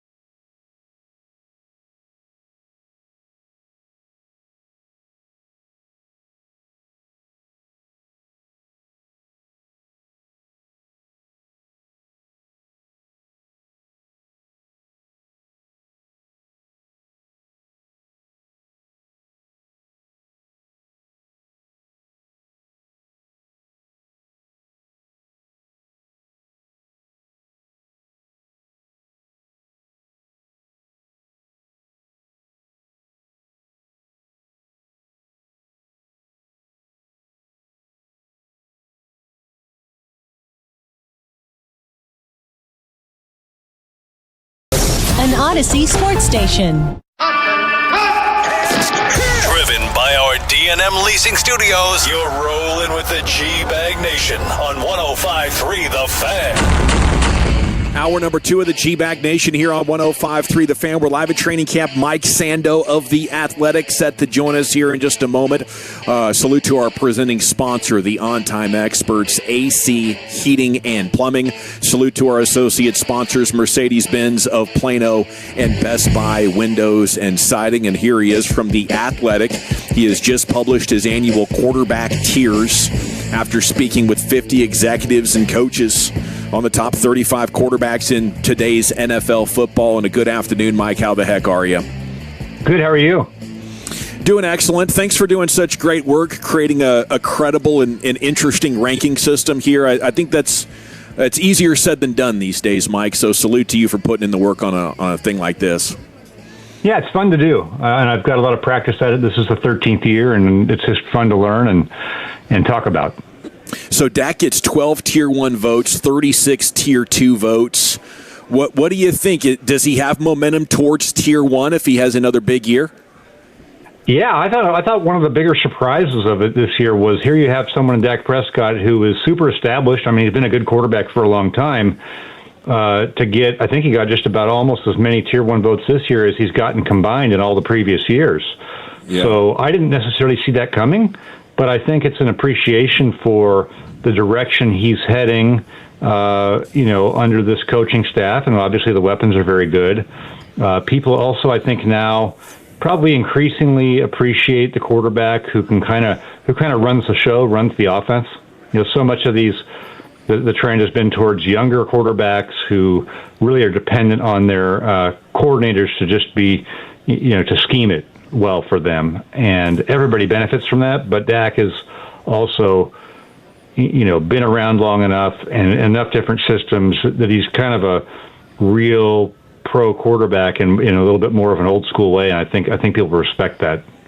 Yeah, one of the things that really stood out to me, Mike, was when you have 5 of the 10 defensive coordinators that you polled that had him in Tier 2, and then you wrote about a defensive-minded head coach that also had him in the top. Well, when you're kind of writing this and you're talking with the executives, but when the coaches who are having to scheme and game plan against these quarterbacks, does that stand out to you as well when you're kind of elevating and putting these quarterbacks into tiers? It is interesting. I'll just say it's interesting how the votes can look a little different based on what your job is. I think, for example, Justin Herbert got most of his Tier 1 votes from GMs and not from the rest of them. Well, what are the GMs like? They like guys who look like Justin Herbert, right? Big, yeah. All of that type of a thing. So Dak's appreciation is, for his ability to run a real pro offense. And I do think that there's respect from him among the coaches. And like I said, he to go up 5 spots, I think he went up 5 spots, I believe. I mean, that's amazing when you're already that high. It's, he moved up more than I thought he would. Mike, for most of this century and even before that, obviously the game still does revolve around quarterback, but it was like you needed an elite quarterback. You needed a Mahomes. You needed a Brady. What do you think of the recent trend of maybe lesser quarterbacks being on teams that are almost capable of carrying them to the promised land?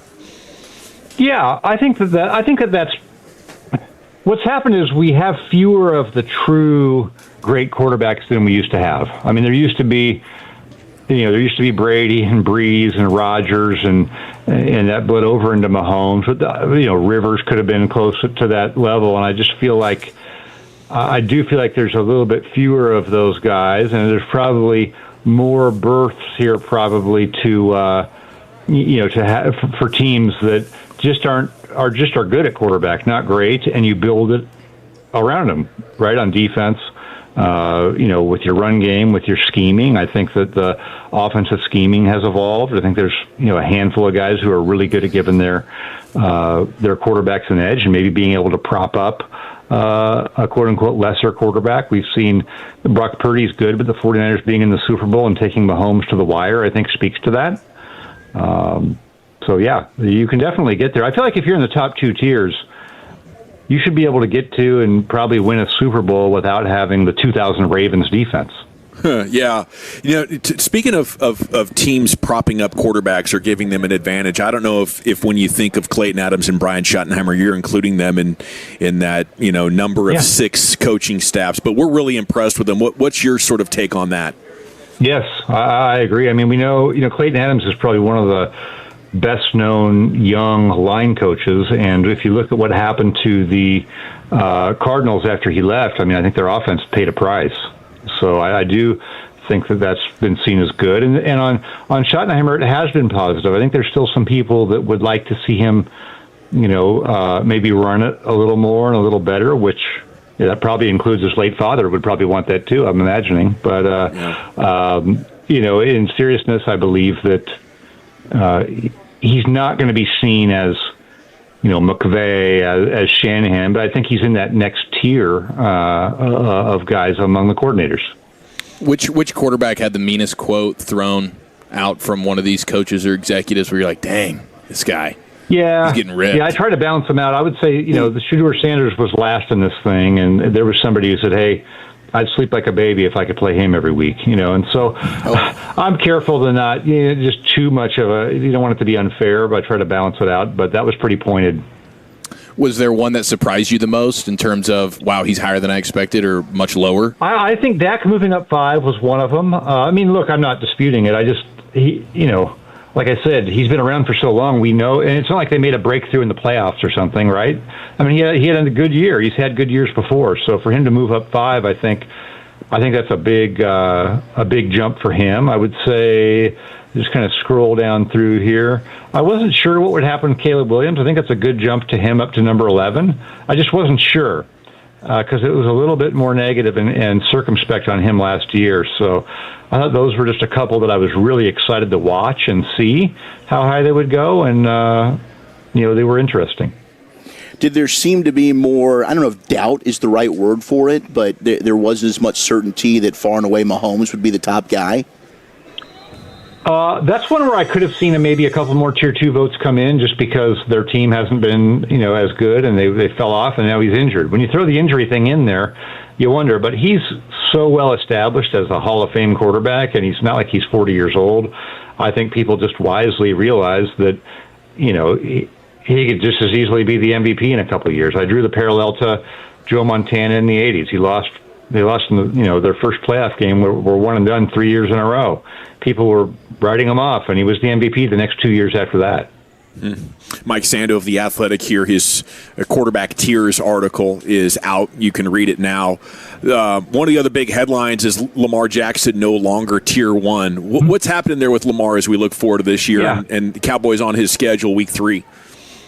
Yeah, so, I mean, last year he went down to about half of his rushing production on a per-game basis from where it was the last couple of years before that, and that's down from where it was before that. So some of the feedback I got was that he just looked like he didn't want to run the ball.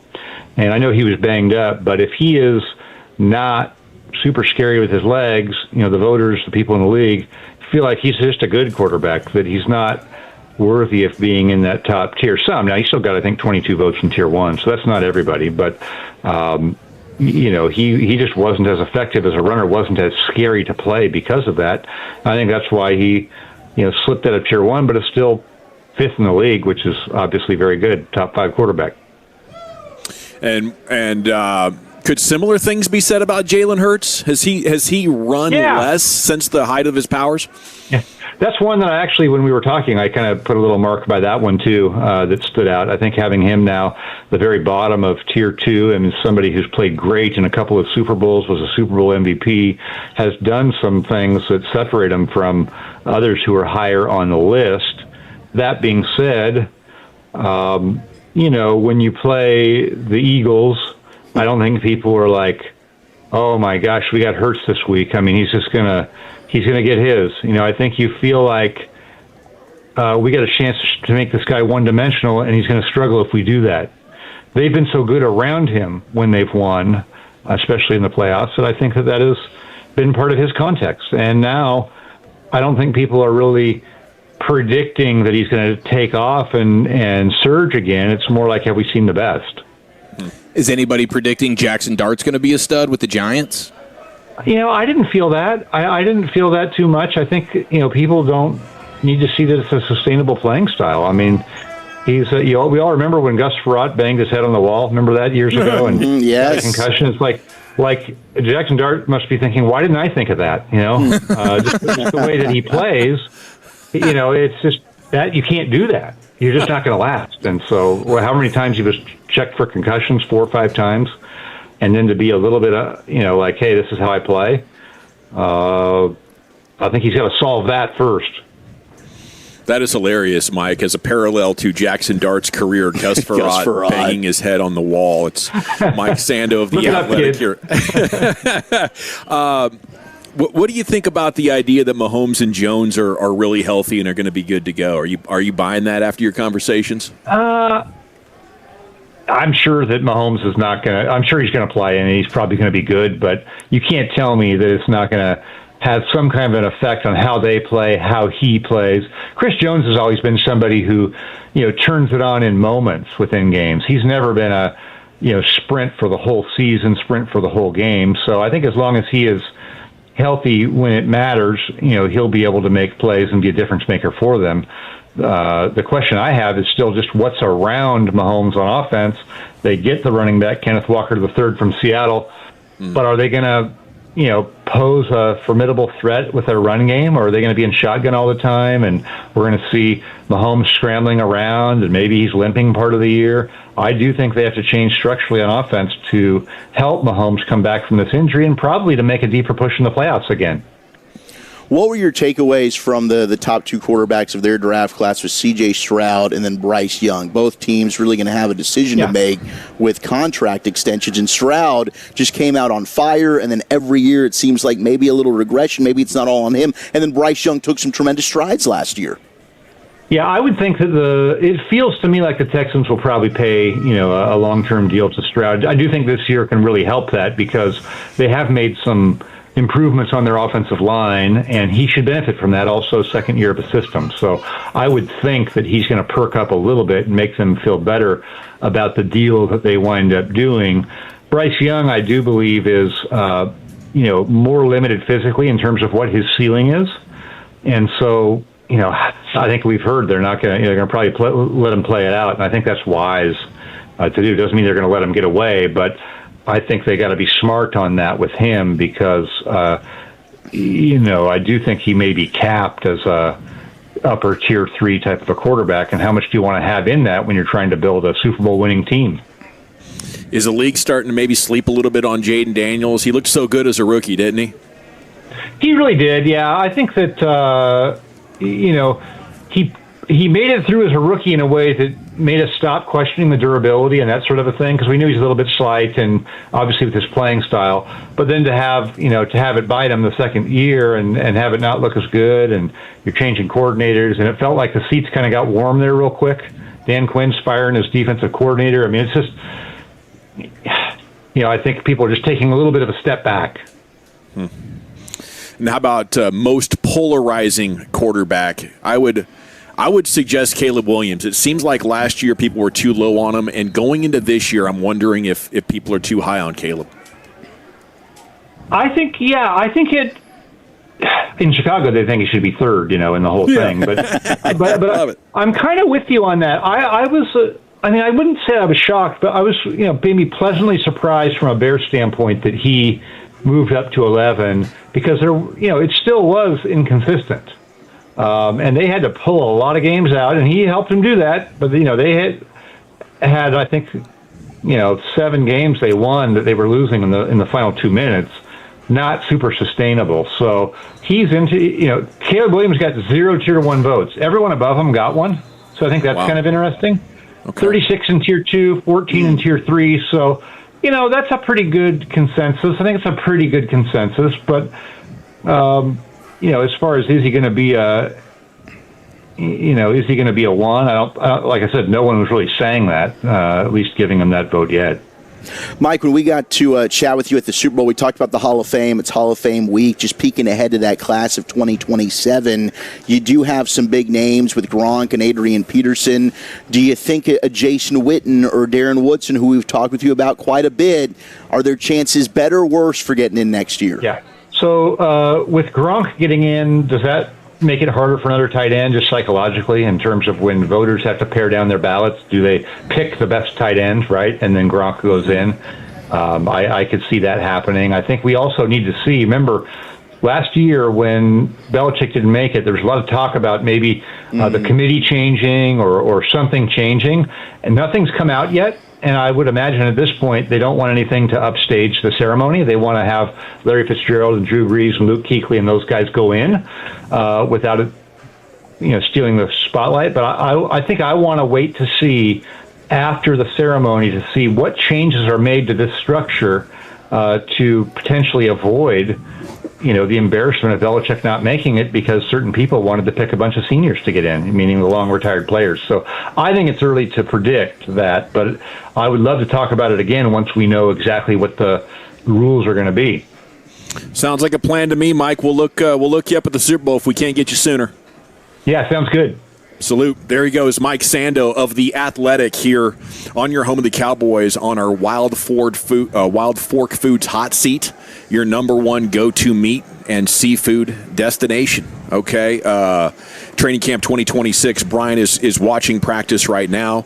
We have George Pickens coming up here in the next 15 or 45 minutes or so. So just keep it locked right here. George is going to join us. But it's time next for the Rangers Player Show, and new Rangers reliever Chase Silseth will join you next right here. It's the G-Bag Nation on 105.3 The Fan.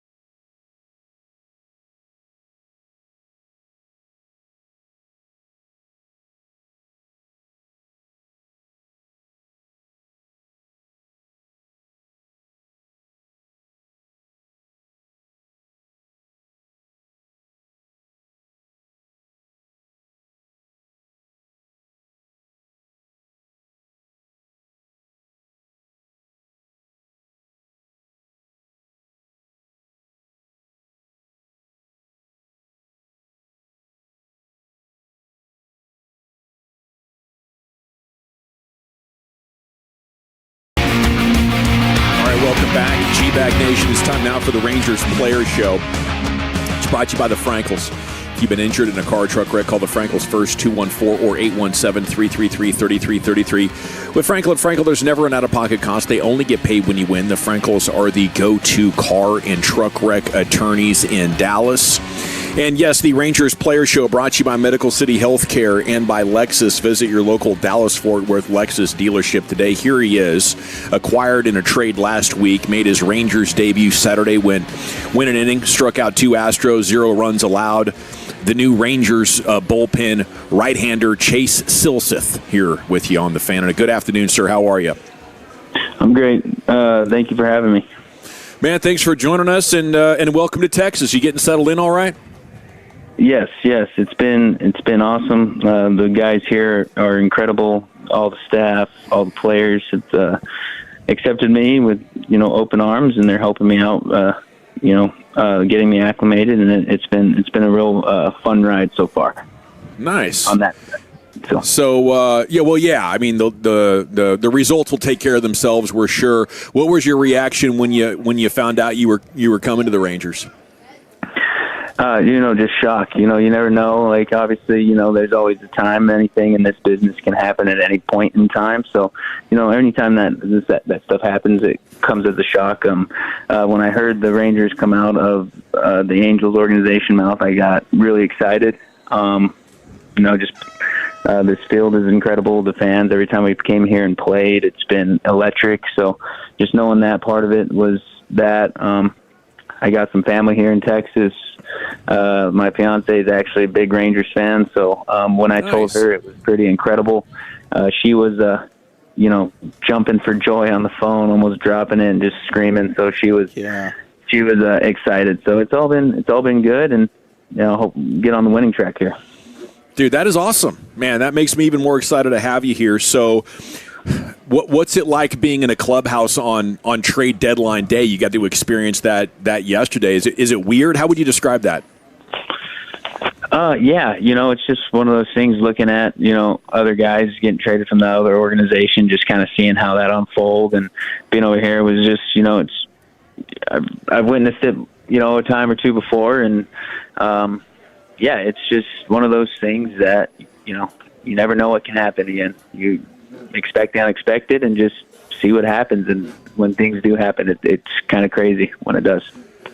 Chase, I mean, when you're talking about the trade deadline day and then the team goes out and it ends up being the result that it was last night, did it feel like maybe the drama or the emotions of the day, like human nature, it spilled out onto the field at all?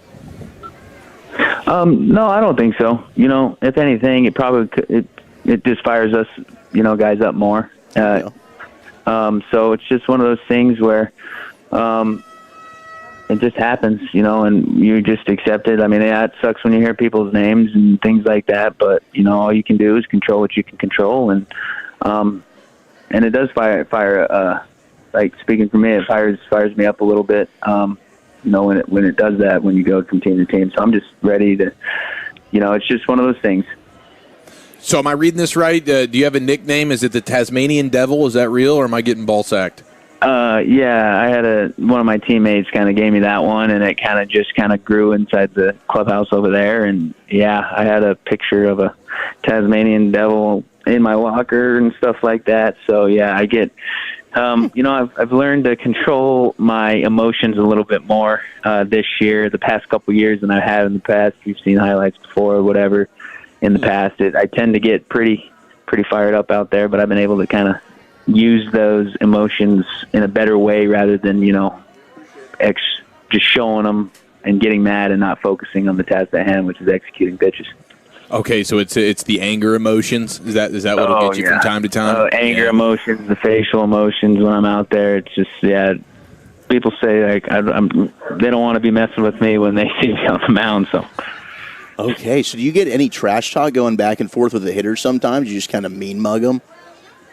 Yeah, mean mug them. Like, I don't try to, trash talk, but, sometimes, I get just mad. I'm like, gosh dang, how do you not swing or something like that, or in my head, or I show the emotion. I say it inside my head, but then show the emotion and just That's just me. I'm just trying to execute and just compete and get the guy out. So okay, so we talked with Tyler Alexander, your teammate now in spring training in the clubhouse about this. But do you have a game plan if you were to have to throw down, like somebody charges the mound? Well, I've already been fake charged in my career. Okay. So it's one of those things that if it does happen, I guess it just instincts in the moment will take over. I'll be pretty adrenalined up and pretty mad already that I'm in the game in that mode competing. So I mean, hopefully we never have to find out. But I guess that's just an instinctual thing that if it does happen, we'll find out. But you sound pretty confident in your ability to handle yourself. Oh yeah. I mean, I'm going to give it my all. I mean, I'm not going to go down easy. Chase Silseth, the new Rangers, got a freaking dog over here. He boys. is a dog. Yeah, we do. At 6'2", you're kind of built like a football running back. I could say that. I mean, most people say defensive lineman a little bit, or like offensive lineman, but I feel like I can take the ball. You and me both, brother. I can take the ball. I'd love to be. I was a running back in 3rd grade, 4th grade when I was playing football, and I love taking the ball and just going and trying to run somebody over. That's me. That was more my running style back in the day. Not trying to be, loosey goosey. I'm going right through you. You're running like the Tasmanian devil out there. I am. If only I had a tornado that could just wipe them out. But would you ever get a tattoo of that? We'll see. Maybe if a World Series comes on, maybe we'll have to have a Tasmanian devil holding up a World Series champion thing or whatever, something. Maybe that's the secret to the. I've actually talked about that with somebody, and it's out there, it's on the table, but we'll have to see. Chase Silseth here, 50 strikeouts, I think, in 40 innings of work this year. That's a pretty impressive strikeout to inning ratio. What's the secret? What do you got there? What's so effective about making these guys whiff?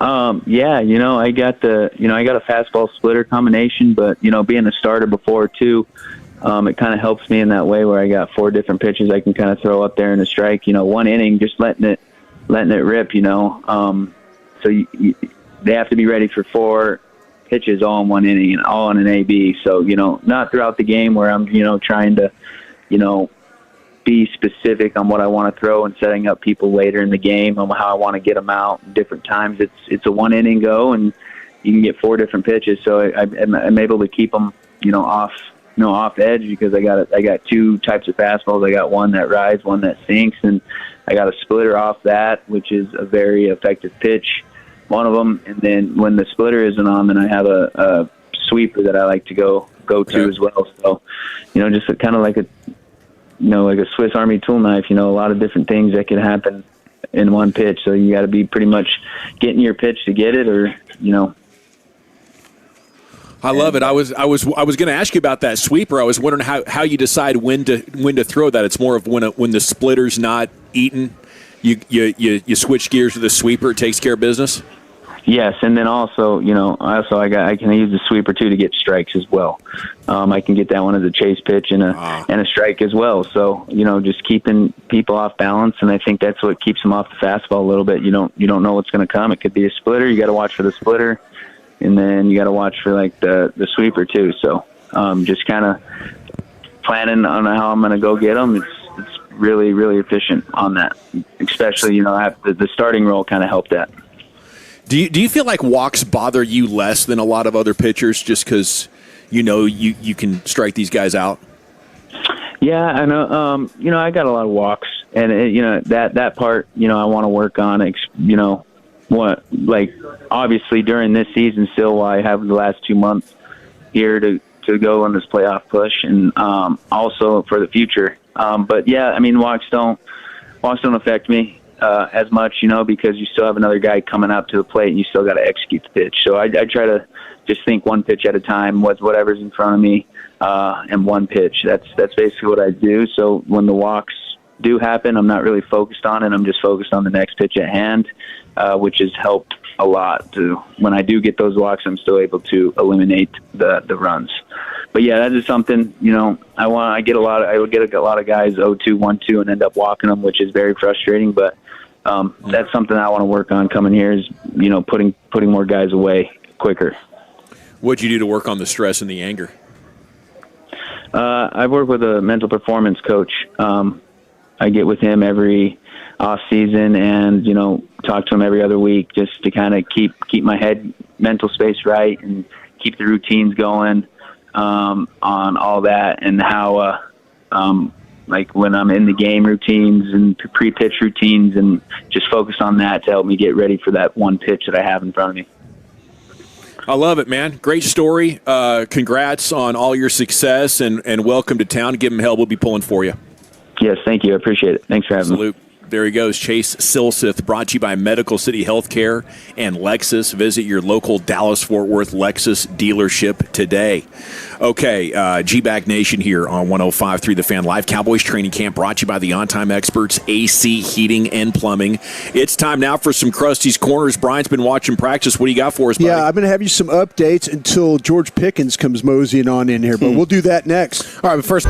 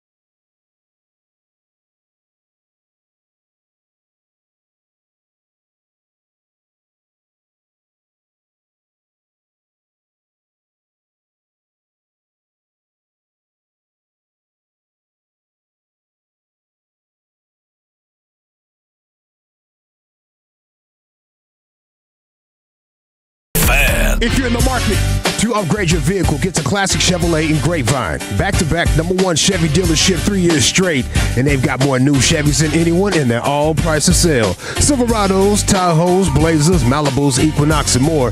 Visit ClassicChevrolet.com. This is Texas. This is Classic Chevrolet. Together, let's drive, relax, and enjoy the difference. Based on new Chevrolet registrations 2023 through 2025. Thank you, Lucius. It's the G-Back Nation here on 105 through the fan. George Pickens is going to sit down at his broadcast position here before too long. It's time now for some Krusty's Corner, and here's the king, Ryan. Hey, kids! Your old pal Krusty's gonna teach you 5 new words. You're not wrong about that. From Dallas, Texas, number 55, Brian Brothers. Thank you very much, Lucius. Always appreciate you playing that. And thanks again for putting up with us, Lucius. I know you're juggling chainsaws in there, so thank you for making it happen the way you do. Got to see a little bit of practice. Got to see the one-on-one stuff. I know we were down there for the 4 live mics. I always call it 2 live mics, but 3, 2, 17. Yeah, as many as we can get. Let's get the whole crew out there. Nothing wrong with that. But I was down there stationed with the one-on-one drills, and I would have to say this, and if you weren't listening, shame on you to start that. But the offensive line, the first offensive line took 1 rep each. And I would say we were 5 for 5 on winning.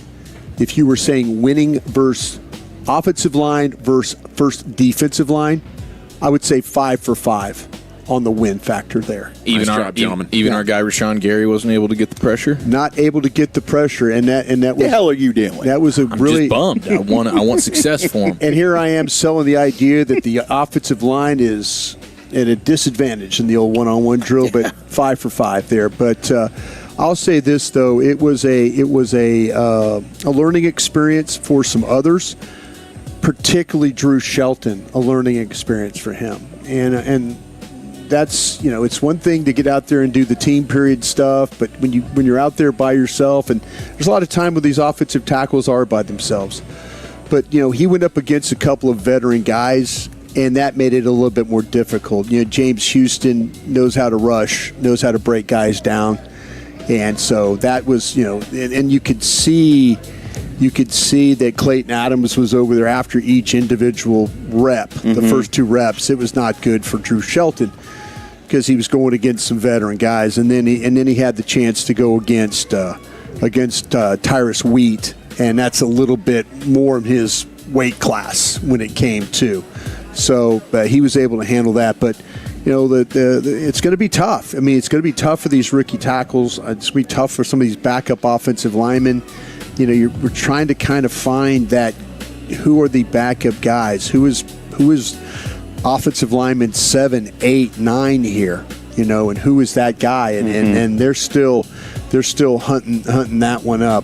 Really like what I saw. I know people always ask, how did Downs go against CD? How did he do?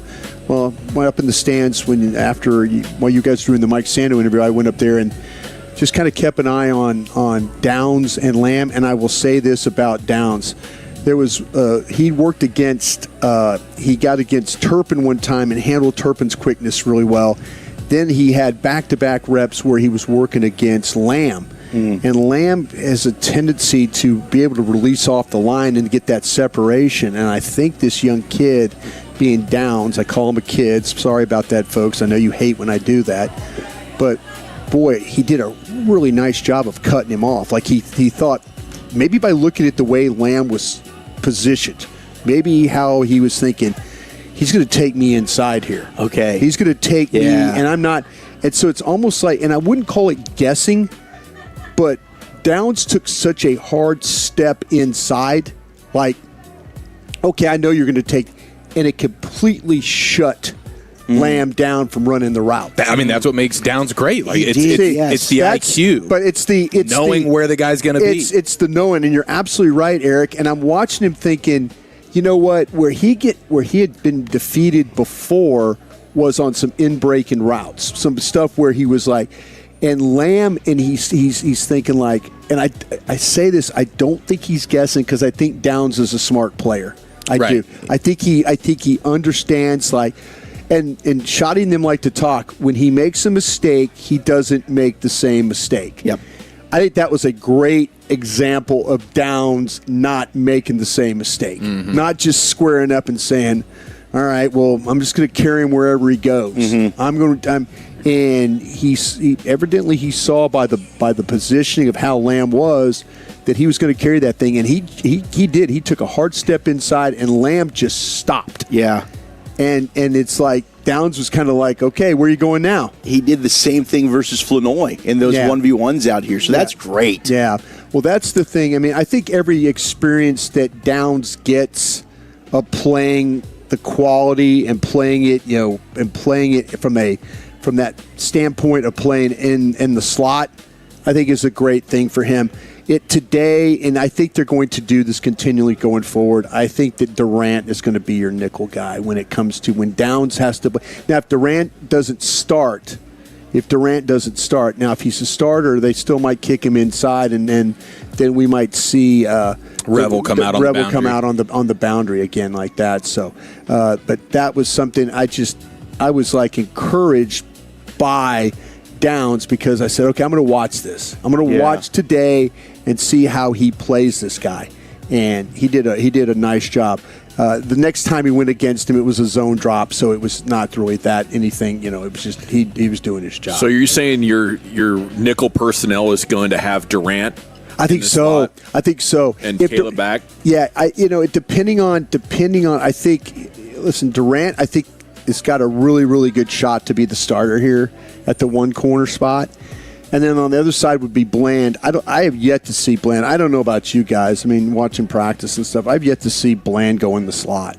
No. I don't. I didn't catch think that at all. I think Bland's days of going and playing slot football are over. It's either going to be Downs or it's going to be Durant. Yeah, based on the down and distance and the personnel grouping of the offense, how do you want to play this? Do you want Downs in the nickel or do you want him at safety? And Durant's looked fantastic. And we got caught with Kyrie Elam, so I just want to say, hey, it's training camp. But Durant is looking amazing. Yeah, and it is something like Durant has actually been a legitimate player before. No, for sure. Right. But I just want to put the caveat out there so I'm not like overrating, Kobe Durant's about to be an all-pro. Right. But he's looked really good. Well, he's played well enough, and maybe this is through the OTAs and the mini camps, and then now through 7 practices. Maybe he's played well enough that they just totally don't want to do anything, or maybe it's like they don't want to risk the injury with Bland with the feet. You know, maybe they feel like if they leave him on the outside, it's pedal, it's turn, it's adjust. Maybe inside, it's boy, you have to drive hard off that foot. Maybe maybe they're just trying to protect Bland from being, having to do a lot of extra wear and tear stuff. Yeah, and Durant's still a hungry dog trying to get paid. Whereas Bland's been paid, and he doesn't want to play nickel. Yeah. So it makes a ton of sense with Durant having that skill set and the willingness. Plus, isn't Reddy Stewart in line for some snaps there? Reddy Stewart, now they've got him, Dawson, playing free safety. Do they? Yeah, they got him. And by the way, P.J. Locke was back in action today. Okay. Yeah. So P.J. Locke, but I did not see Thompson. No, Thompson's not. And it's really hard and I think it's hard for Durant, or for Downs, that he has to sit there and he's going to not be playing with, with Bell and guys like that. He's going to be, you want Thompson and Locke and these guys that he's going to play with, even Hooker. You need him playing with those guys to kind of get a feel for that. But it was a good day for Downs in that way of not beating or getting beat. Kind of learning his lesson, not making a mistake. I'm going to say this through 7 practices. Sam Williams is going to make this football team.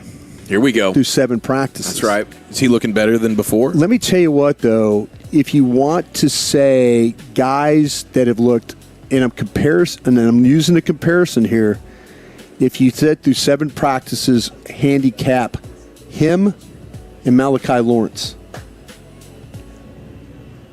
he's looked better.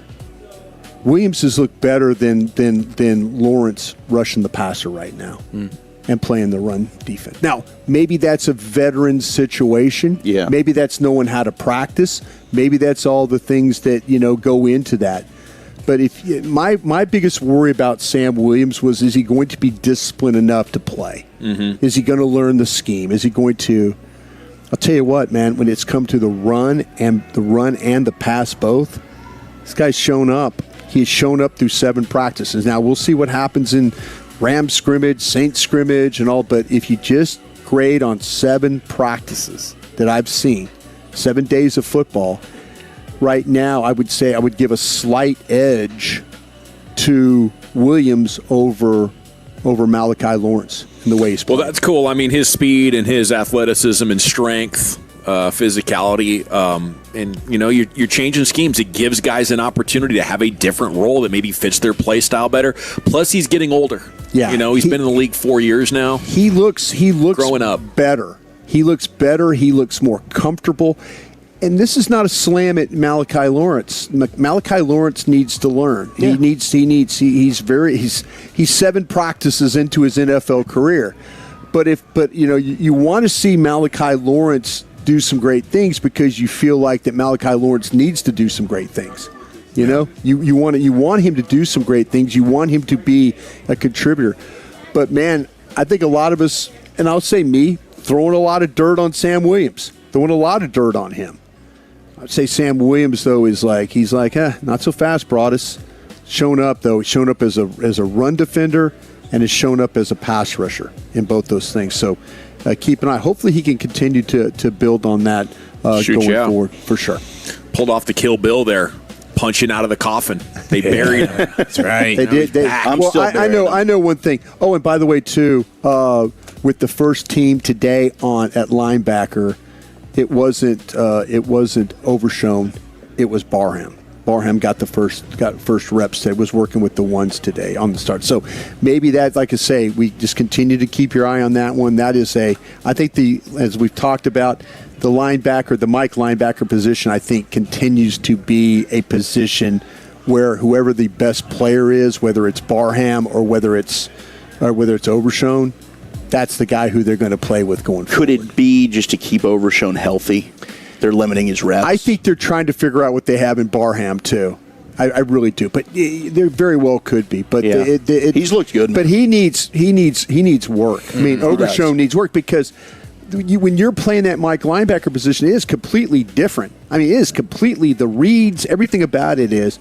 And there could be a situation where all of a sudden you see Barham as a starter, but Overshown playing maybe some will linebacker. Yeah, I'm looking forward to seeing. Okay, are they going to let Overshown free up and run? But taking on blocks. I mean, you could watch that Barham take on blocks. My man extends. He's strong. When they hit him, when those linemen hit him, he extends and he's able to control them, and then he's able to get to the ball. Be a hell of a development. Thank you, Brian. Thank Krusty's you. Corner every afternoon, 3:40. We got to get out of here. CY's coming up at 4:20. I believe we're going to get George Pickens here on the tennis courts coming up next. But if you're thinking about replacing your HVAC before you invest in that.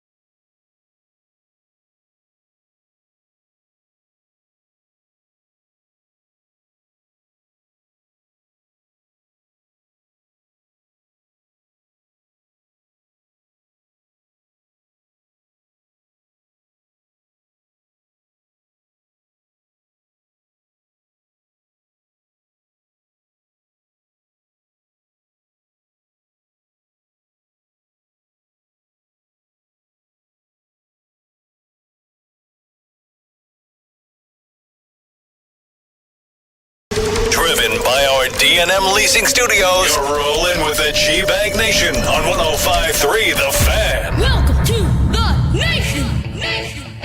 Here we go, Hour 3, G-Bag Nation on 105.3 The Fan. We're live at Cowboys training camp here on your home of the Cowboys. In the G-Bag Nation, our coverage brought to you by the on-time experts, AC Heating and Plumbing. George Pickens is set to join us anytime now. Yeah, the Wild Fork Foods hot seat, going to have George Pickens sitting in it. Wild Fork Foods, your number one go-to for meat and seafood. Salute to our associate sponsors, Mercedes-Benz of Plano and Best Buy Windows and Siding. As it's been a very busy day for us here at Cowboys training camp. There was quite a kerfuffle earlier as the media was told to not take videos. Right, there was a release on an email. Guys, let's cut out the videos. You know, we're showing too much of what's going on here. Apparently, after that, the media objected. They appealed to the true power brokers of this organization, a.k.a. the Jones Boys. Mm-hmm. Next thing you know, the videos are back up and running, right? I had a couple of nervous moments because I saw media members posting videos. I was like, dude, you're about to get your press pass pulled. It's about to be just effing.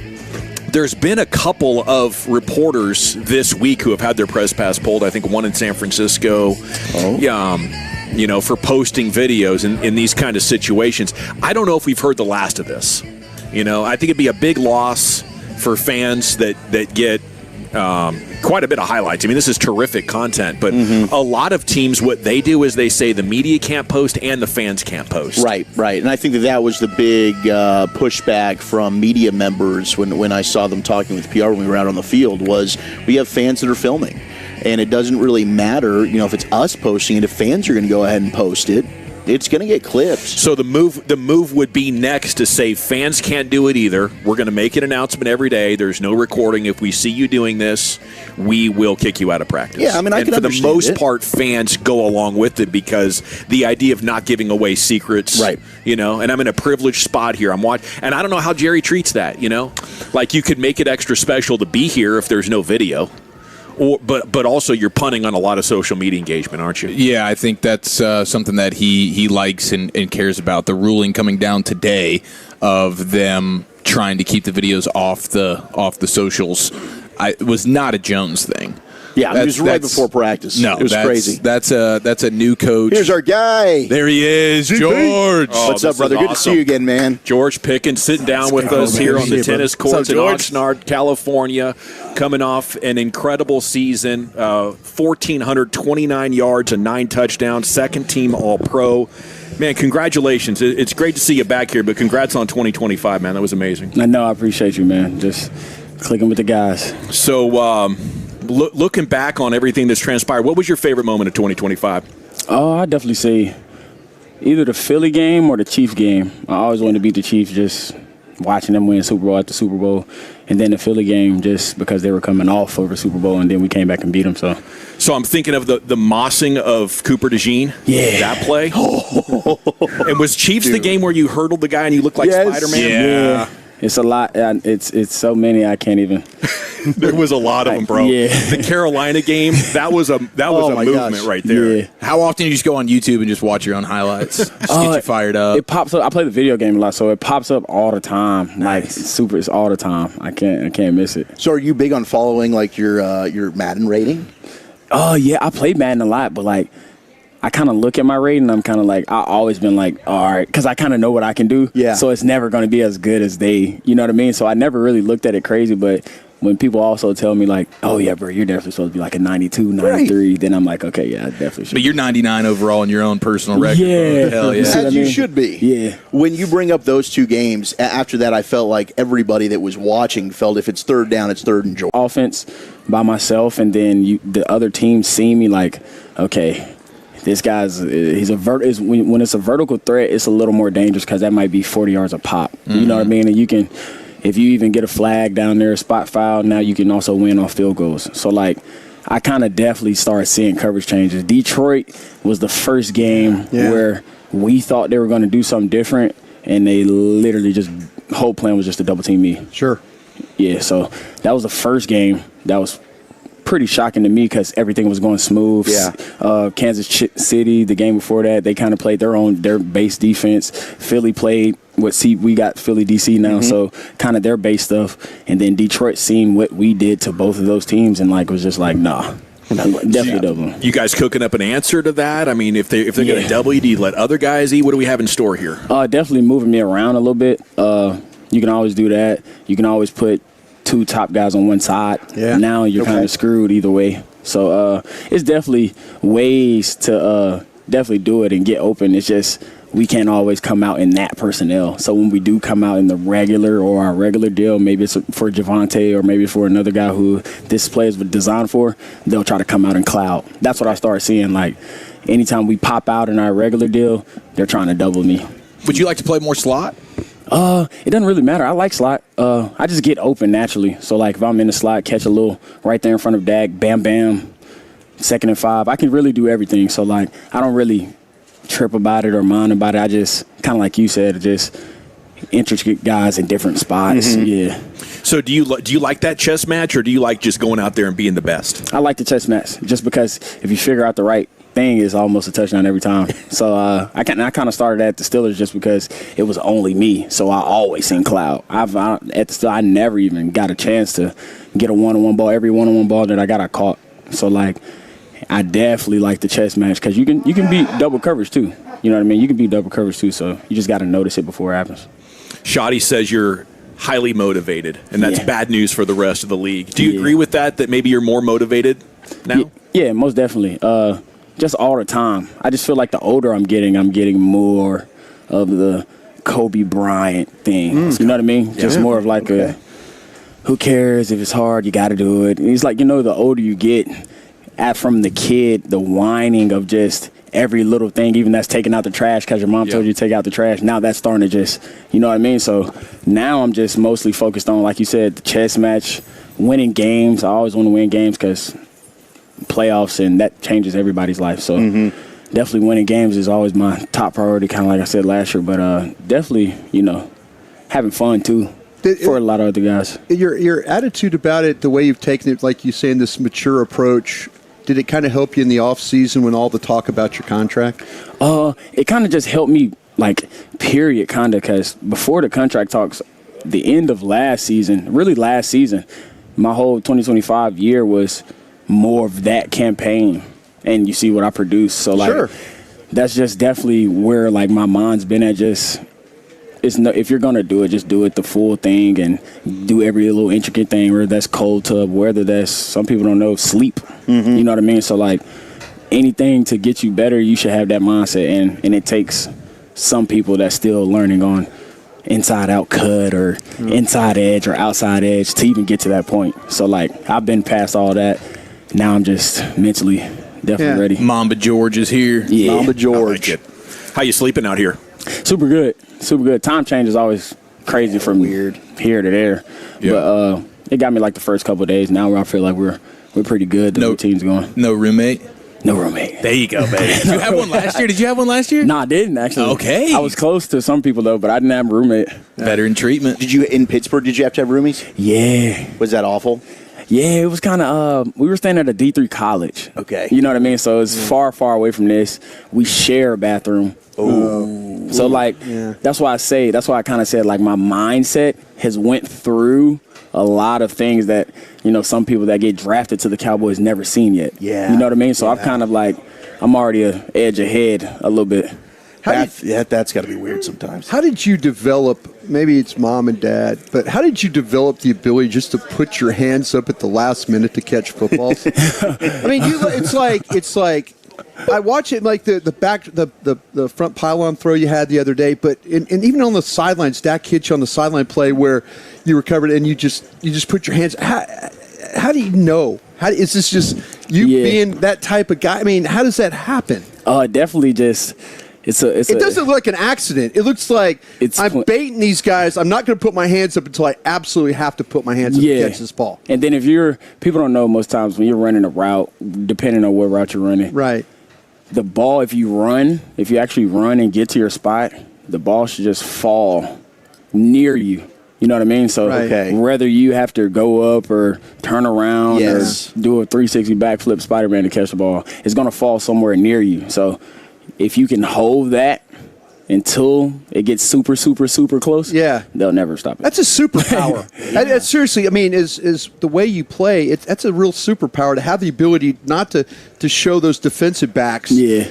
Like, they're like I said, Rebel was in good coverage. Yeah. I mean, he was in good shape, and I'm like, how do you catch that ball? And you just put your hands up at the last minute and got it. Yeah. Finally got a competent quarterback. I mean, how many times did you say to yourself last season? How many times during a game you say, damn, it feels good to have just a competent quarterback here? So many times, bro. So many times. So many games, too, because there's so many teams that I played before, and then it's a different outcome. So I definitely say, it's great to have 4. Well, it's good to have you and CD, together. And I saw videos of you guys in the off-season. So can you take us through what is a day in the life of an off-season day with GP and CD? Definitely work out. Get up, work out first.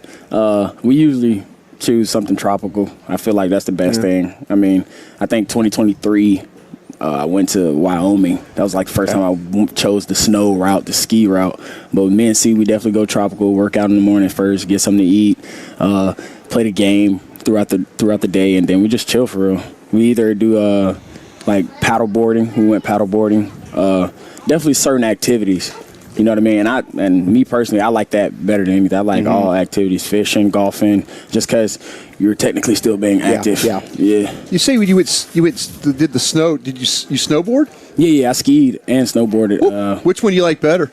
I like skiing's easier. Yeah. But snowboarding, once you get it, it's better. It's too easy, yeah. I could see like a guy that has the ability to play with your feet and your hips. You'd like snowboarding better because you're kind of used to that. With that kind of the way. Definitely, and that's another thing with all of those different activities has a different component that football doesn't bring. Right. You know what I mean? So snowboarding, golfing, you see most cues golf, right? Because it's a different component. Yeah. So definitely different things, different activities, what I love to do. Well, then you work some muscles that you didn't even know that maybe you don't usually work. And then you know the golf swing is usually all torque. So it's definitely an eye-opener. I saw the video on Cowboys Social, something that we should normalize, and George Pickens said 2 showers a day. Yes. 2 showers a day, and your quote was, some of y'all don't shower. Yeah. Oh, no. That's problematic. Is that a teammate situation? We got some sweaty teammates up in here? No, I think that's a world situation. You know, we sometimes go to grocery stores and whatever aisle you're on, you're like, you'll get a little stench every now and then, or, you know what I mean? So everything, you know, you go to the pool, you're just laying out on the chair, kid walks by, you're like, okay. Yeah. That's funky. Kind of smell that, but you also smell the chlorine, but you kind of got that whiff. Yes. And that's kind of what I mean. That's kind of what I mean, and I'll probably also say that cuz I'm a football player, so it's more normalized to me. Sure. Yeah. But I feel like regular people stay the pre-bed shower though is the most important, right? If you can only do one, it's before you go to bed at night, right? Yeah, if you can only get one in, because you never know. Some people work overnight shifts, and it's a whole different thing. But if you can only get one in, right before you go to sleep. Did I read correctly? You're a loofah guy in the shower, or did I get ball sacked on that? Okay, you are a loofah guy. Yep. Respect, dude. Likewise. Thank you. Man. Yep. How many times are you changing the towel? Oh, like 2 or 3.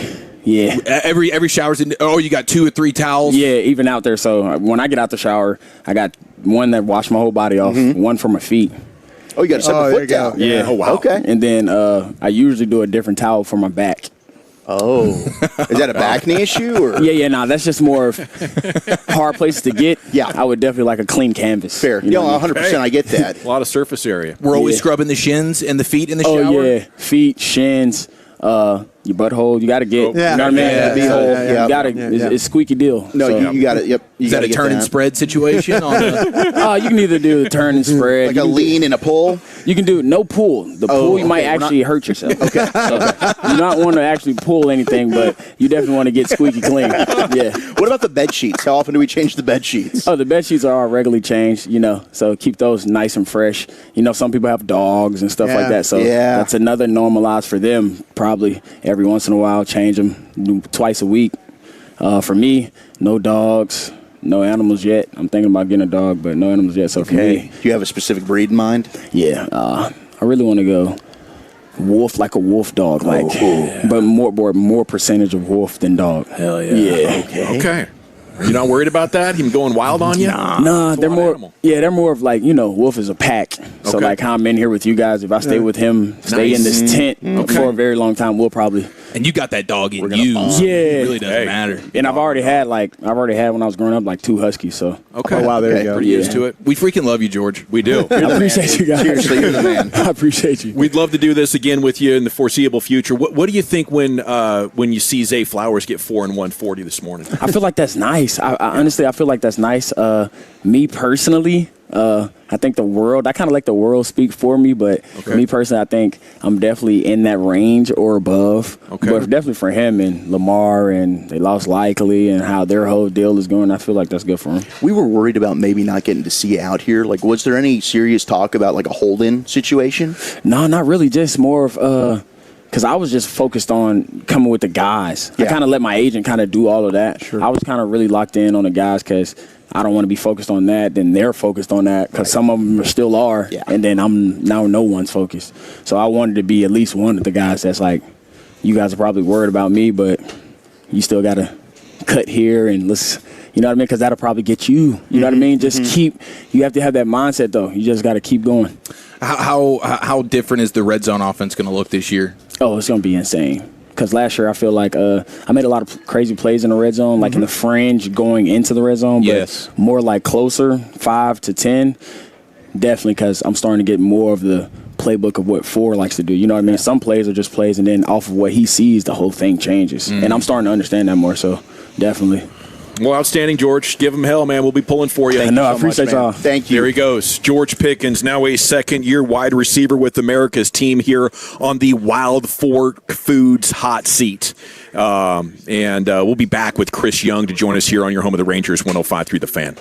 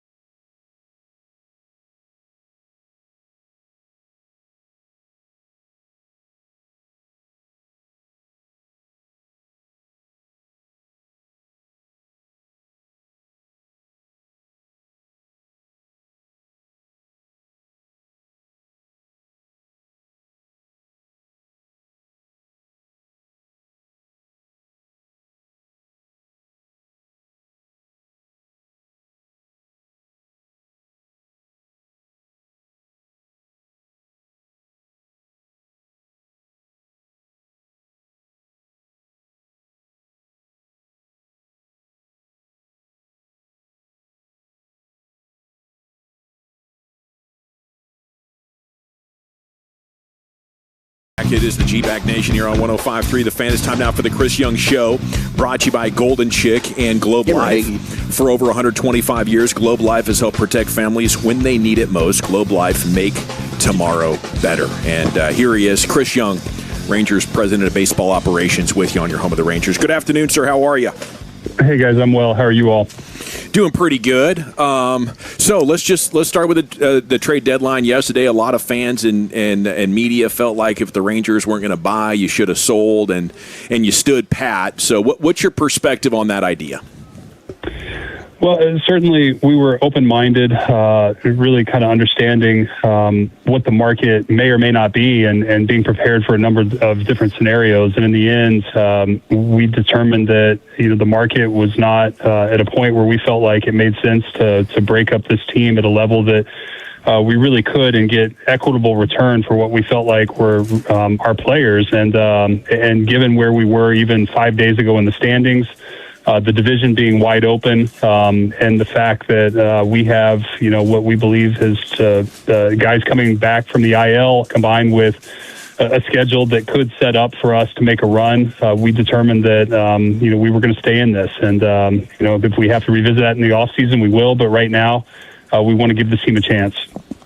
Did you feel at any point that ownership maybe didn't want to have the level of financial backing that they've had in recent years?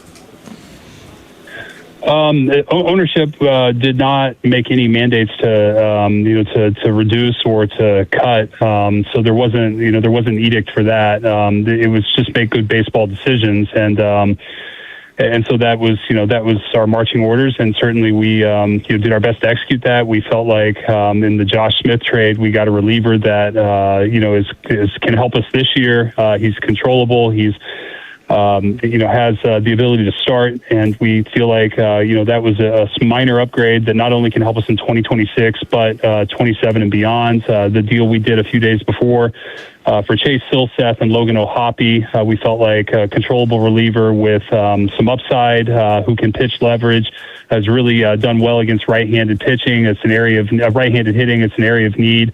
And then Logan O'Hoppe, who's a catcher whose career started off with a lot of promise, and he fell on some hard times. And, oftentimes these guys need to change the scenery. But this was a player who was one of the better catchers in the game, his first year in the big leagues. And, we see some things that we think we can help him with, both defensively and with his hitting, that may get him back to a level of player that, that has some upside. So, again, these aren't fun moves in terms of, I think, what the fans expect or want necessarily, but they are moves that do help our future, and we believe help us now as well. And so sometimes just the market doesn't develop the way you want, or the opportunities aren't there, and sometimes the best deals are the deals you don't make. Now, what more can you tell us about how close you might have been to trading Jacob deGrom? Yeah, I won't get into specifics of it because it's just, there's a number of hypotheticals that come up respective to a lot of players. And so, the Jacob one is out there publicly.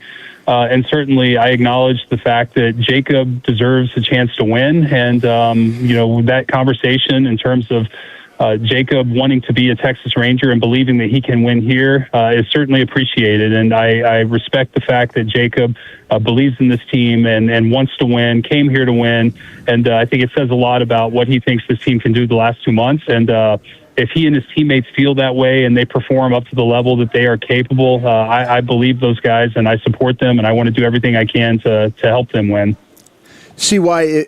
I hope I'm hearing this right, though. You were willing to make moves to help the club if you could. You just didn't feel as an organization that the return that you were going to get was worth it. Am I right about that? In terms of make moves to help the club, we're always willing to make moves to help the club. But right, the price. But the value coming back, maybe the value coming back, or what you were trying to get, wasn't worth that to you guys. Well, I would characterize it as the cost that we would have to give up in terms of prospects to help our major league team right now. Was not on par with what we felt like was worth it, and we would be compromising to some degree our future and thinning out our system. And then secondly, on the other end of it, we had a number of players that were asked about but the level of return at this point was not such that we felt like was on par with what these players mean to us right now. When you look back on now how the trade deadline's gone, would you characterize it as a success? Were you able to accomplish what you wanted to, or did things just maybe not materialize as you hoped? Some of both, and I've been in different markets where things fall your way and you feel great about it, and then it doesn't turn out. Last year, I felt really good about the deadline. I felt like we came away, and by adding Merrill Kelly, that we thought we were in a good spot. And we turned around and lost, I think, 8 of our next 10 or 10 of our next 12, and it was a little bit deflating, quite frankly. Yeah. This year it actually reminds me a little bit of 23. The team's in a different spot record-wise, I understand, but I do believe in a lot of the grit and the fight that this team has. And the team had a bad week, but leading into that week, the team was in a really good spot in terms of being in first place in a division that's wide open. And one bad week shouldn't change our thinking. What we did go into this deadline with was the idea that if there are opportunities to improve the club now or in the future, we were going to be open-minded to that. And those just didn't materialize at the level that we thought were significant enough upgrades, whether it's for now or the future. And so you come away and you say, yeah, we didn't do, maybe as much as we had thought we may be able to. That said, keeping this team together with the guys we have returning off the IL and believing that one good week could turn our season or could put us back in first place, that's not inconceivable. And so, we need to go make that happen. And when you hear those words from Jacob deGrom and Nathan Eovaldi and guys speak up and say, we're going to get the job done and we expect to get the job done, that's very powerful. It gives you a lot of conviction that there's some positive things ahead. Did the trade deadline impact the way the team went out and played last night? There's no doubt. I've been there as a player. It's an emotional day. There's a lot of rumors out there. Guys are hearing from agents, friends, family members. They're seeing their names out there. And we don't put anybody out there. This is just the way, the game is in today's world. And social media, and there's a lot of reports on different things, and there's no doubt that impacts guys when they wonder, in 6 hours, am I going to be here or not? And that's the nature of the game. And in some ways, if you're on the selling side, it may be a little bit easier. The Giants are free, and they're not really, they don't have the pressures that our guys had yesterday. That said, yesterday has come and gone, and it's time to regroup. It's time to reset. It's time to take a breath and come out and play a relaxed, tension-free brand of baseball, and to let our talent take over. And we've seen at points this season when we play our style that we can play with very good teams. We can win, and we can be a good team. But likewise, we've also seen that we get beat by bad teams at times if we don't play up to our capabilities. So now is the point where the team is getting healthy. We feel very good about where we are. The offense has been much better than it was the last couple years. Our pitching is going to be the healthiest it's been all season long, with the return of Cody Bradford and Jordan Montgomery this week. We should have Jacob Junis back here soon. We'll be getting Jack Leiter back soon after. This sets up to where this team, I believe, could be a team after the deadline that makes a push. And every year there's a team that surprises people. There's probably multiple teams that surprise people. Last year it was Cleveland, the year before Detroit. San Diego has done this. I expect that to be us. Well, I appreciate it, CY. It does remind me of September 2023 when the sentiment was down, and then after Game 5 against the Astros, sentiment was down. And I can't wait to see you guys take your shot at surprising the world of baseball once again. Guys, I appreciate it. That's the optimism that we have. It's the belief I have in this team. And again, I'm excited to see what these next 2 months entail, and I'm hopeful that we can make a push here and have some October baseball. Take care. There he goes. The Chris Young Show here on 105.3 The Fan, brought to you by Golden Chick and Globe Life. For over 125 years, Globe Life has helped protect families when they need it most. Globe Life, make tomorrow better. Wow, what a whirlwind. Kind of feels like Radio Row, doesn't it? Yeah. With George, all these, it's like boom, bam. George to Wales, CY. Pickens, Mike Sando earlier. Did have Chase Silseth on the show, one of the new relievers back there fun. in the 320. That was a good. pleasant surprise. Yeah, I think he jumped into the top 5 Rangers to interview immediately. It's been a good day. Let me ask you a question about CY real quick. Do you think, he has so much faith in these guys. Do you think, though, is that ever going to change? Maybe not publicly. That's what I'm saying. And I wanted to ask him a question like, how are you so damn optimistic all the time, and these guys let you down?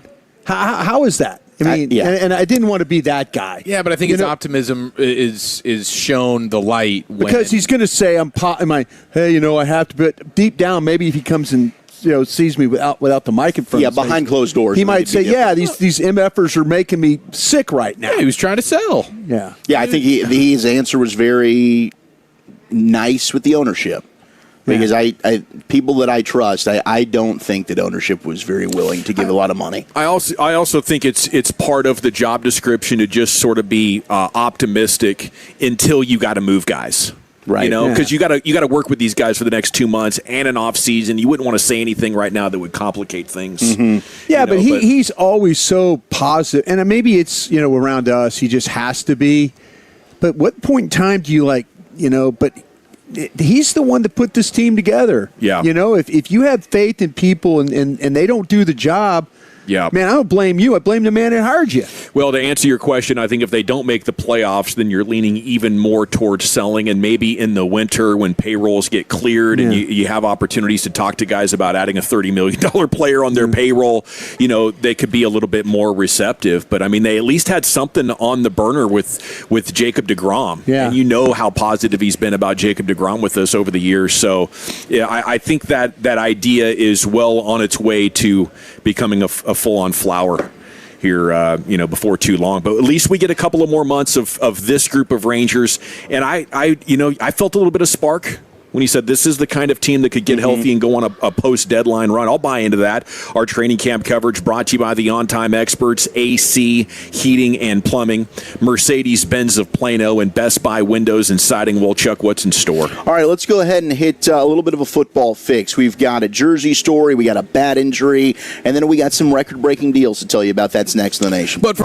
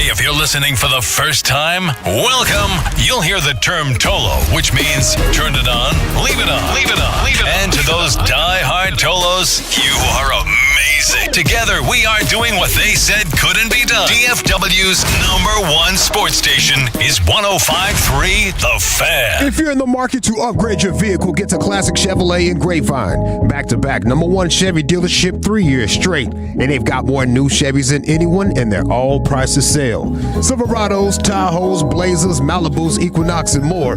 Visit ClassicChevrolet.com. This is Texas. This is Classic Chevrolet. Together, let's drive, relax, and enjoy the difference. Based on new Chevrolet registrations 2023 through 2025. Thank you very much, Lucius. It is the G-Bag Nation here on 105.2 The Fan. We're live at Cowboys training camp. It's time now for Wolchuk's Mixed Bag. Here he is, Zachary. All right, let's go ahead and shake it up. You never know what you're going to get here in a mixed bag right after the us. You think football is still fun? Yes. Sir. Wrong side! Left side! Left side! I use these for acid indigestion. So what are we going to use these for? Yep, nope, all good. Intimidation. You know I got to get my fix, man. Wolchuk said football fix, man. I did, and then I just went with Dawson on the mixed bag. Either way, I like both intros, so we're fired up. Yeah, it's a win. We're rocking. Now, this is quite the development. As of 20 minutes ago, Rob Domofsky catching up with Micah Parsons there in Green Bay. He asked him, he says, hey, Mike, is it realistic that you could play against the Cowboys in Week 6? Of course, that's the game he's got circled. Micah, quote, I think it's very realistic. I wouldn't say it's not possible, but at the same time, in these 10 weeks, 10, 12 weeks from now, we've got to do our part to make it possible. It's not off the board. We've got to put the work in. I'm saying it's not possible, Micah. This is wishful thinking on your part. There's no way. The reports are going to miss the first half of the season. You're not going to be ready for Week 6 against Dallas. He doesn't want to see Guyton and Steele, man. No, he doesn't want no peace. Did you see Steele today? Some of those reps against Ezeraku, some of these other guys. Steele might have had his best day today. I'll tell you what, man, the offensive line overall, though, like I said, the one-on-one stuff, I was ready for just the guy that's actually, and I said this earlier, I think we were talking about this, the guy that's kind of, if you evaluate 7 practices, the guy that's kind of looked the most shaky has been Steele. Yeah. And I know, but and that's where you're thinking like, oh, there's a lot of questions about Guyton, and maybe when we get to the Rams practice and all that, it's not going to look great. But man, he looks far better. He looks very composed the way he's playing the set, the way he's being very patient. Through 7 practice, count me as like, okay, let's just keep it rolling that way. But the guy that has had the most problems has been, for the starters, has been Steele. Let's look at CBS Sports. Now, Fox today put out their broadcast schedule. All right, this is who they've got broadcasting for all the games. I just looked at the college football one on ESPN. ESPN's got their college schedule out, too. Yeah. Now, Olsen's still with the number 2 crew. At least Fox has put this out. But there is a report currently that CBS could be eyeing Greg Olsen as a potential long-term replacement for Tony Romo, whose popularity as an analyst has been on decline in recent years. They've got J.J. Watt set to fill in for Romo. Mm-hmm. Could have a bidding war. Basis. Yeah. Maybe as soon as next year, CBS looks to pluck Greg Olsen away from Fox. Did we have trades going on? Didn't we trade some broadcasters one time? There was a broadcast trade. We had some broadcasters that got traded from one network. Was it Troy Aikman?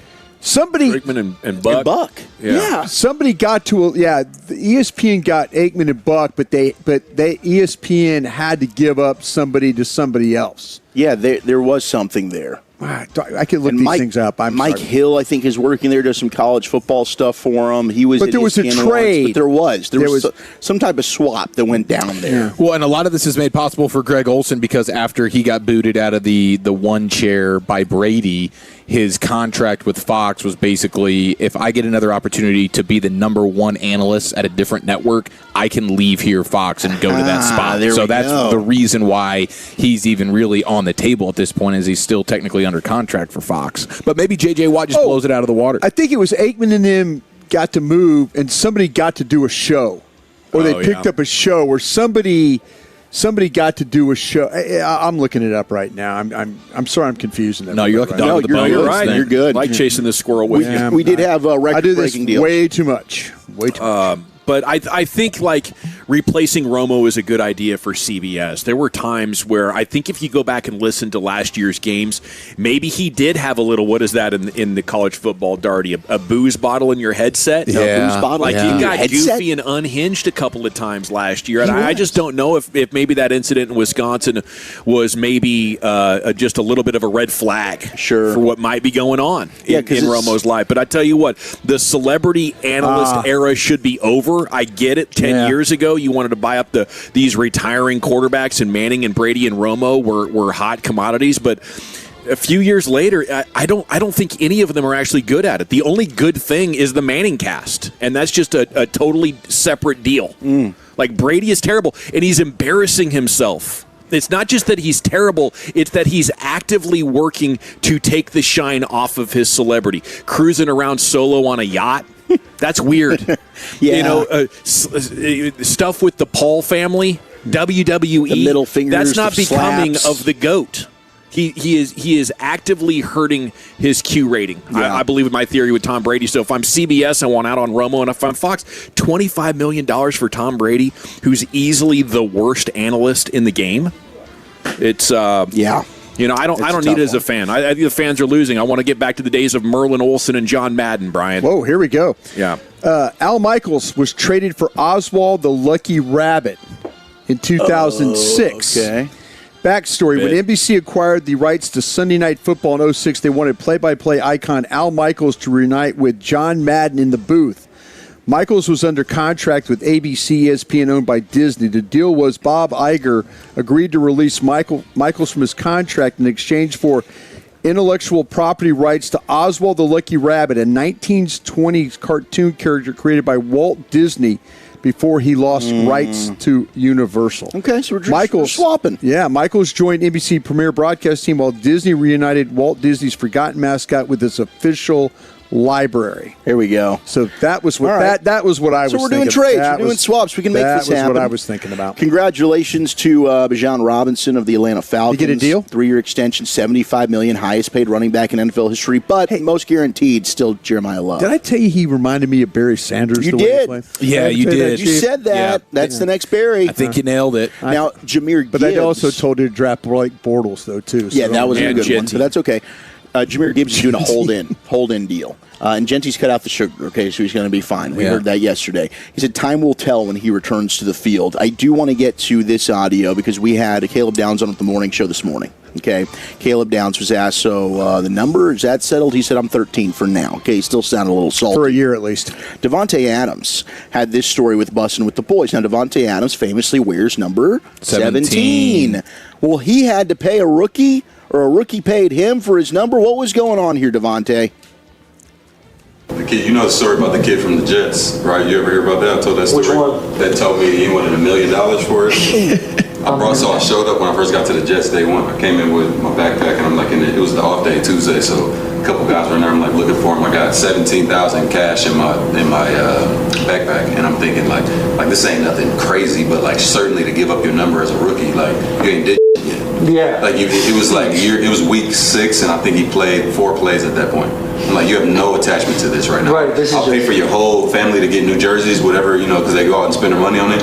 However many jerseys you need me to buy, I'll do that. And how about $17,000 for the number 17? He said, it's great to have you, big bro. I can't wait to learn from you, but I'm gonna need $1 million.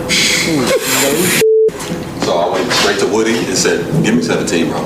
And he just took it off of me. No way. You get the 17,000. That's what happens with Reed, dude. That is hilarious.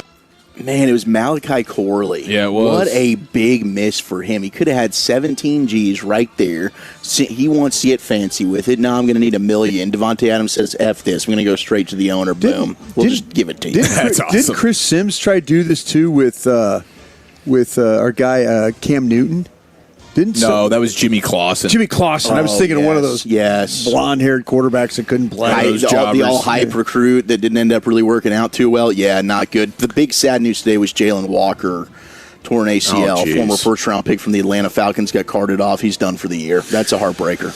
I mean, I don't know if you're George Pickens and you're going back to your room at night looking at social and seeing all these guys hurt every day. It's another ACL, but God bless them. He's a machine. And he is. Great interview. He joined us back there at what was that, about 4:15? 4 o'clock? Yeah, after Krusty's Corner. 4:05. Yeah, it's after Krusty's Corner, yeah. Okay, and thanks to him for joining us there on that Wild Fork Foods hot seat, your number one go-to for meat and seafood. Football's finest coming up next, Chief. Did Broaddus nail it with this quarterback evaluation plus Cowboys practice highlights next in the nation? No. Okay, I want to chat with you about the Frankels, but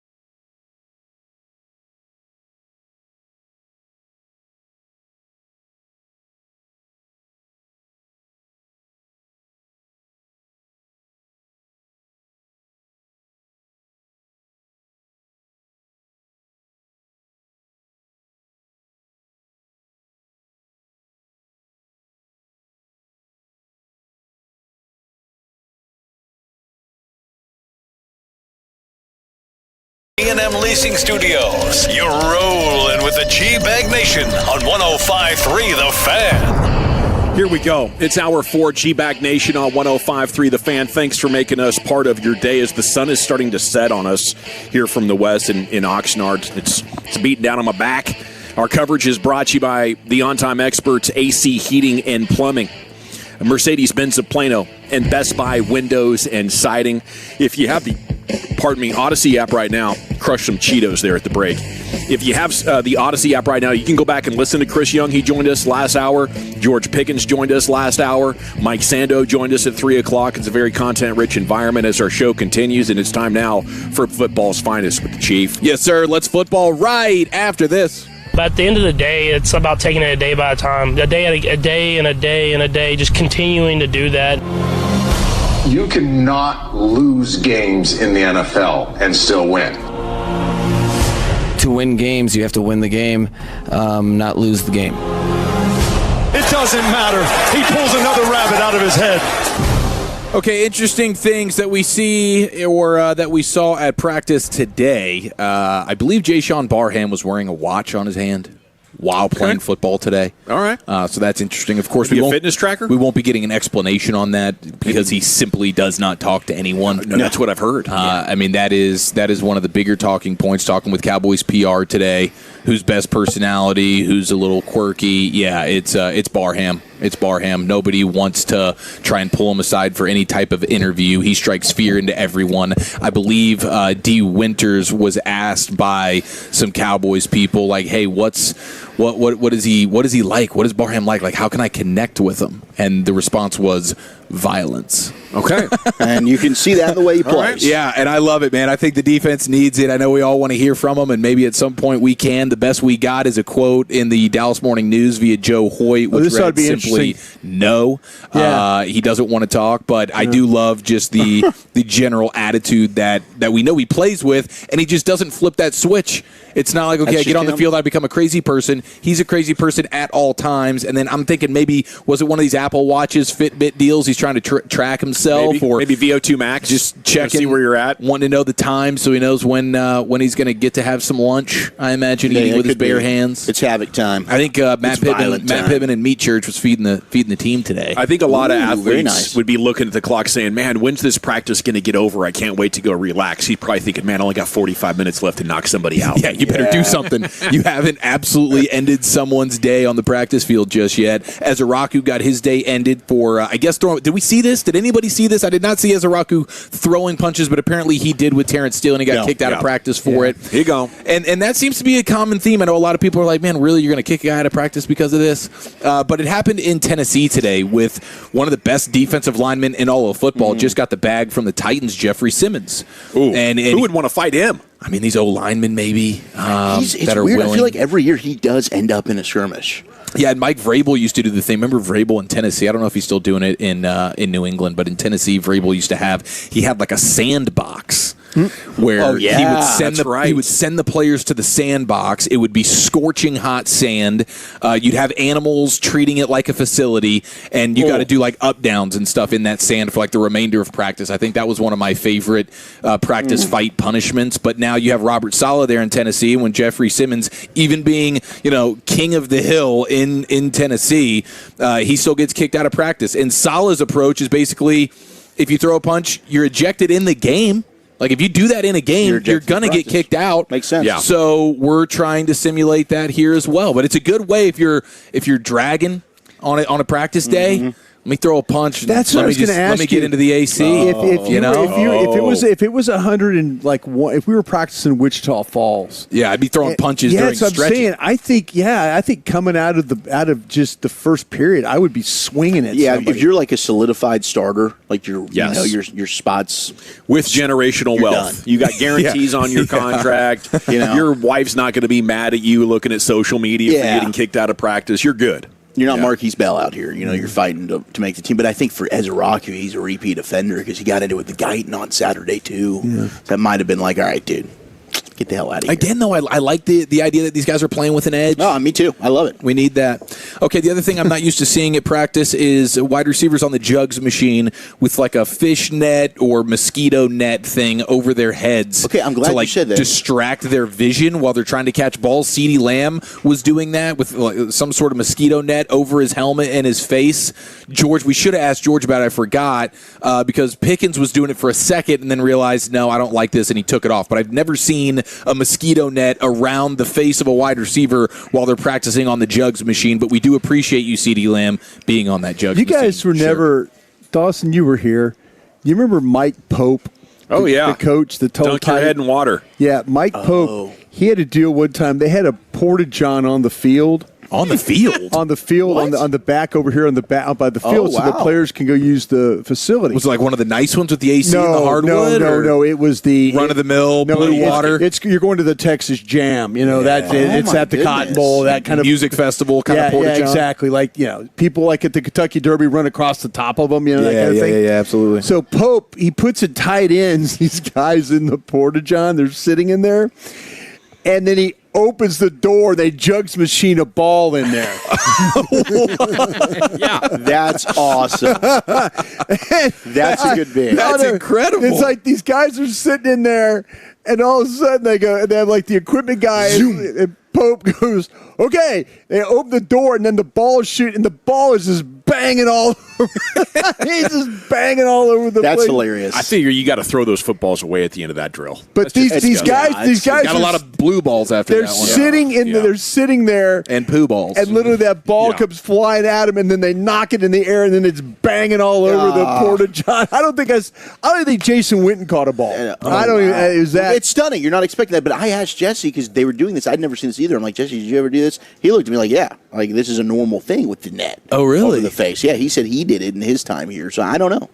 I hadn't seen it though either. It obstructs your view a little bit, so you got to focus harder. I guess. George was hilarious because the first one just goes right through his hands, like it's not even close to being caught, and he just rips it immediately off. Says, "F this, I'm not doing it." Yeah. That's I'm not used to that. I wish we had some footage of this Pope fella doing porta-john jugs machine drills. I would go to YouTube. Go to YouTube. It's a great time machine. YouTube. It is. It's a great time machine. Someone might have filmed Mike Pope doing the porta-john drill. He also had this one where you get upside down and put your head in a bucket. Right, so you dunk your head in a bucket, and then you pull out of it, and you'd have to open your eyes, adjust, and a ball's about to start flying at you. Off the jugs? Yeah. No, I'm not sure if that was a jugs machine deal. That'll take your face off. You got to have the helmet on when you're doing the jugs machine. Maybe a visor. Anything else jump out? I only got to catch briefly because we had guests today and stuff was going on, so I didn't get to watch as much as I did yesterday. But, of course, my eyeballs got to see Jaden Blue on a screen pass to the left side. Yeah. And that looked like that was going to go for Pater. They blocked that thing up really nicely. Got everybody out in front of that. A lot of screen work on this team. That's a lot of screen work. It's like it's easy buttons. Every day you see some variation of a throwback screen, a regular screen. We haven't seen the tight end screen yet, but I'm sure we will. But they've run some variation of a screenplay every day at practice. They're going to get some guys butt naked out there, aren't they? Because they do a really good job with the their play action. Schemes, flowing it one way. Yeah, play action's been nasty. Yeah, you get everything sealed, and maybe that's the perfect role for Jaden Blue. Yeah, definitely. I mean, that is a part of his skill set, and if you're trying to work him into the offense, then the screen game's got to be a part of that. It's a no-brainer. So getting everybody on the same page, I know it's not the easiest thing in the world to do, but I do think that can help separate coaching staffs and create easy opportunities for your quarterback. It does put a lot of stress on your offensive line and the blocking and being able to get out there and do that kind of stuff. They've got guys that are working on it. The second offense tried it, and their guys didn't get out. And my guy, our quarterback there, it was Howell just slammed the ball on the ground because the defense did a nice job of sniffing that out. I think it was Abonyo that kind of oh, wait a minute, you're trying to screen me, and he went over there and kind of sniffed it out. Something else getting sniffed out now. I was wondering, is it 420? Is that what we say? Is that the kind of the deal? Is it the 420 situation? What do we? Is that? Yeah. 312 here. We're a little early here. 512 back home. It's 420 somewhere. Yeah. I think it's after practice. It's practice, so we're all good. You think it's recovery? It's ice bath. It's you think it's our team? Huh? You think it's our team? Do I think it is? I don't know. I have a pretty good idea that it's someone associated with the people that live here, and that's the Dallas Cowboys. I think it's the workers. Yeah. Who caught his building on fire last? Remember that time? It was the kitchen, wasn't it? Wasn't the kitchen It was staff? somebody. It was our old. It was the safety. It was the safety. The old safety that got Donovan Wilson. No, the other one. Why am I forgetting the same era, same guy, Same Malik Hooker, Jaron Curse. God, I hate this. Damn it! He played safety for us, guys. He Last was season. Yeah. Not Marquise Bell, but the other guy, Wanye Thomas. Wanye Thomas. God dang, I couldn't remember. Wanye? Yeah, Wanye Thomas. God dang, I hate being 62 Wanye years doesn't old. seem I couldn't remember his damn name. Wanye Thomas was like he had incense going. Sure he did. And then they said it, and all of a sudden it's like they evacuated us all out of here, like his room caught on fire. Couple notes from around the league. Wanye Thomas. God dang it. It looks like McVay is going to take the approach for the opener going to Australia versus the Niners. The Rams are going to fly into Australia the day before their opener and then fly out right after. They're not going to be doing any type of body clock. Let's get there a few days in advance and figure it out. Who are they playing? They're playing the Niners. Oh, okay. And the Niners are obviously going to be a shell of themselves because they're going to be so injured. But that's an important game. No question about it. If you're playing the Dolphins, I think you get away with that. I could show up. Yeah, that's what I'm saying. Flying at halftime. That you know what? That's kind of taking a chance. That's it. Would you fly the opposite way, right? I guarantee you. Does he have to fly? Going from L.A., he flies west to get there. He doesn't fly east. I really couldn't tell you. Come on, Where is he man. flying? LA to San Francisco? Just north? No. He's flying to Australia. He's in Australia for a week. So he's going like he's good. Does he go back? Down under. Yeah.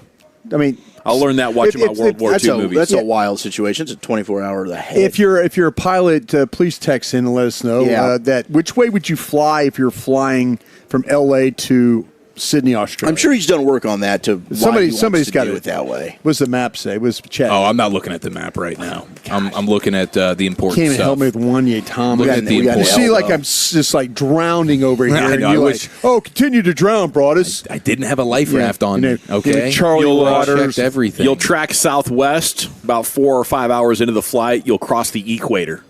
And Oh. just keep on going to the southwest. You know what that is, right? The equator. Yeah. Okay. It's a timeline thing. Right? Yeah, it's like the Mendoza Yeah, line. it's the timeline. It's the. Well, it's wintertime. It's the global. It's wintertime in Australia right now. Yeah, Yes. I'll take your word It's a for it. 14-hour and 30-minute flight. From L.A.? Yeah. That's not bad. Yeah, so they're doing it all at once. I'm sure you've got the science to figure it out. I flew 15 he's to done Saudi Arabia. Did you? Yeah, but I was laying down the whole time. Yeah, of course you were. You had all the bells and whistles. I did. Odell Beckham Jr. saw major increase in first team reps for the Giants today in Yeah. practice. So That's we'll great to hear. See if that goes well for them. He'll still kill the Cowboys. JJ McCarthy is sucking it up at Vikings camp, no surprise. But Drew Aller, the guy you liked out of Penn State, that you're like, this might be the quarterback that I'm going to hitch my wagon to in this year's draft. I did hitch my wagon to him. He goes to the Steelers, Taylor and Green, I thought. and I'm seeing clips. Hey, and- I've got to. If the Knoll Road podcast would come back, I would know what's going on with the Steelers. a lot of 60-yard bomb skis from Drew I would be Aller. like hearing I'd be hearing the Knoll Road guys going, "Hey man, this guy's like doing some good work." Instead, I'm like, it's crickets over there. That first round tackle's been crushing it, according to Steelers beat Max Inachor, the Arizona State kid. That's another one. He could be the best Knoll tackle in Road the class. podcast. We need to get that thing going back again. I think I've retired from Steelers podcasting, to be honest. It's a good move, bro. It's over. It's a good move. That's a focus shame. on You the guys had a Cowboys. good run. Rodgers is going to play in the Had a good run. preseason. America's team or nothing, bro. Second time my guys quit on me. Couldn't believe it. Yeah. That's a bummer. Can't even believe it. Do you count the radio guys that quit on you? I mean, all of them have only quit on me once. You know. That's all you let them quit. Well, shoot, we'll see. I did see Jeff here in tennis courts the other day. It was good to see He him. told me he was so glad he's away from us. Had a drunken moment at the rudder room and said, "You and Dawson are impossible. Spittle, even worse." I love it. Well, best of luck to Jeff. He seemed pretty sober last Seemed night. like He was very sober. We got the Expressway coming up next. She'll see G-Bag it in today at jokes. LA Live right around the corner here. It's the And our G-Bag players are Nation. smoking it up. On your home of the Cowboys, 105 through the Fan.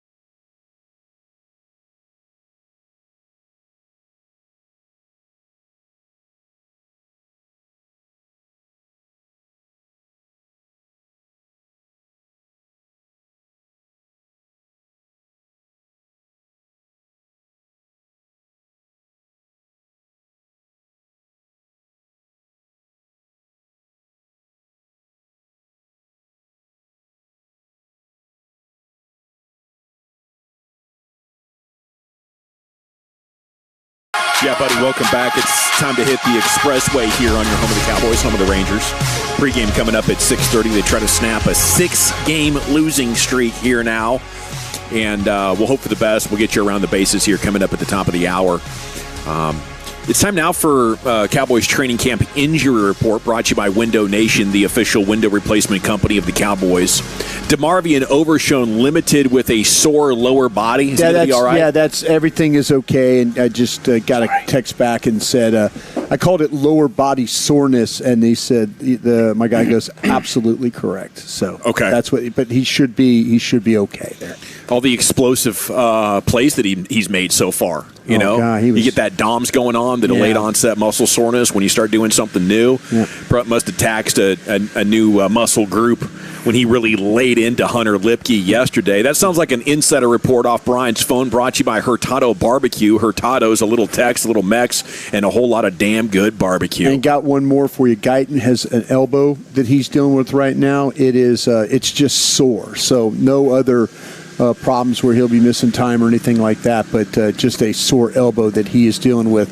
And so far through 7 practices, I think he's done a pretty solid job for you. PJ Locke back at practice. He was indeed. Okay, so that kind of gets you updated on what we're looking at with the Cowboys around the league a little bit. If you missed Wolchuk back there about 45 minutes ago, told you Micah Parsons is saying today at Packers camp it is possible he could play against the Cowboys. That's week 6.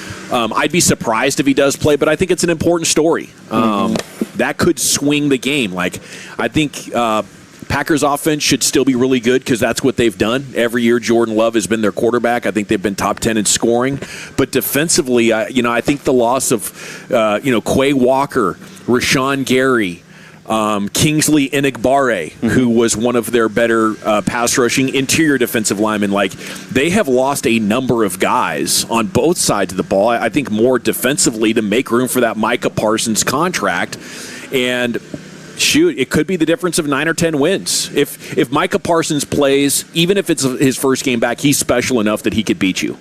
If he's not playing, I would really feel good about a Cowboys victory there week 6 against the Packers. You guys agree with that? Yeah, I would. But also, I mean, he was healthy last year and he was dominant in the game for as much as Dak would allow him to be. And if Dak that's Dak play. If Dak is playing like he did in that game last year where Parsons is hounding him, but he's standing tall, confident in the pocket and letting it rip, then he was able to nullify Parsons despite him being he was disruptive as all hell, but Dak was just better. Got the ball quick. Incredible day from Dak Prescott. Maybe the day that exemplifies what his 2025 was better than anything else out there.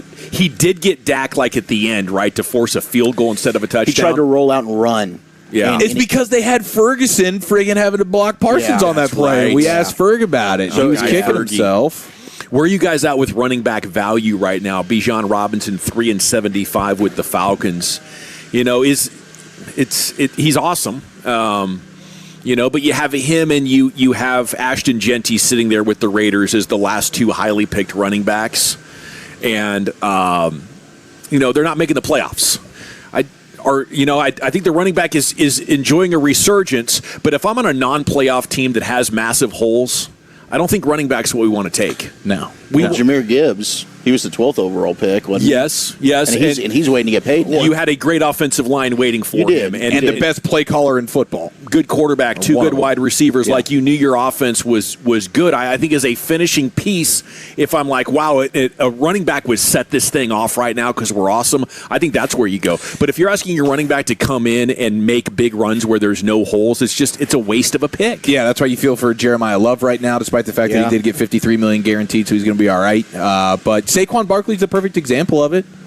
Going from New York where he didn't have much help, and he wasn't able to flash what he was with the Eagles, who was a ready-made team. Okay, the running back is the finishing piece. Yeah, I think the Cowboys are doing it right, getting Javonte Williams for $7 million compared to the top of the market at $25. Obviously, you'd want a little bit more get up and go from Javonte Williams to make house calls and make guys miss at the second level and all that. But the difference in money, I think that's the way that I would prefer to team build. The media was told earlier, do not take videos of practice. We had some nervy moments, and I thought it's finally come.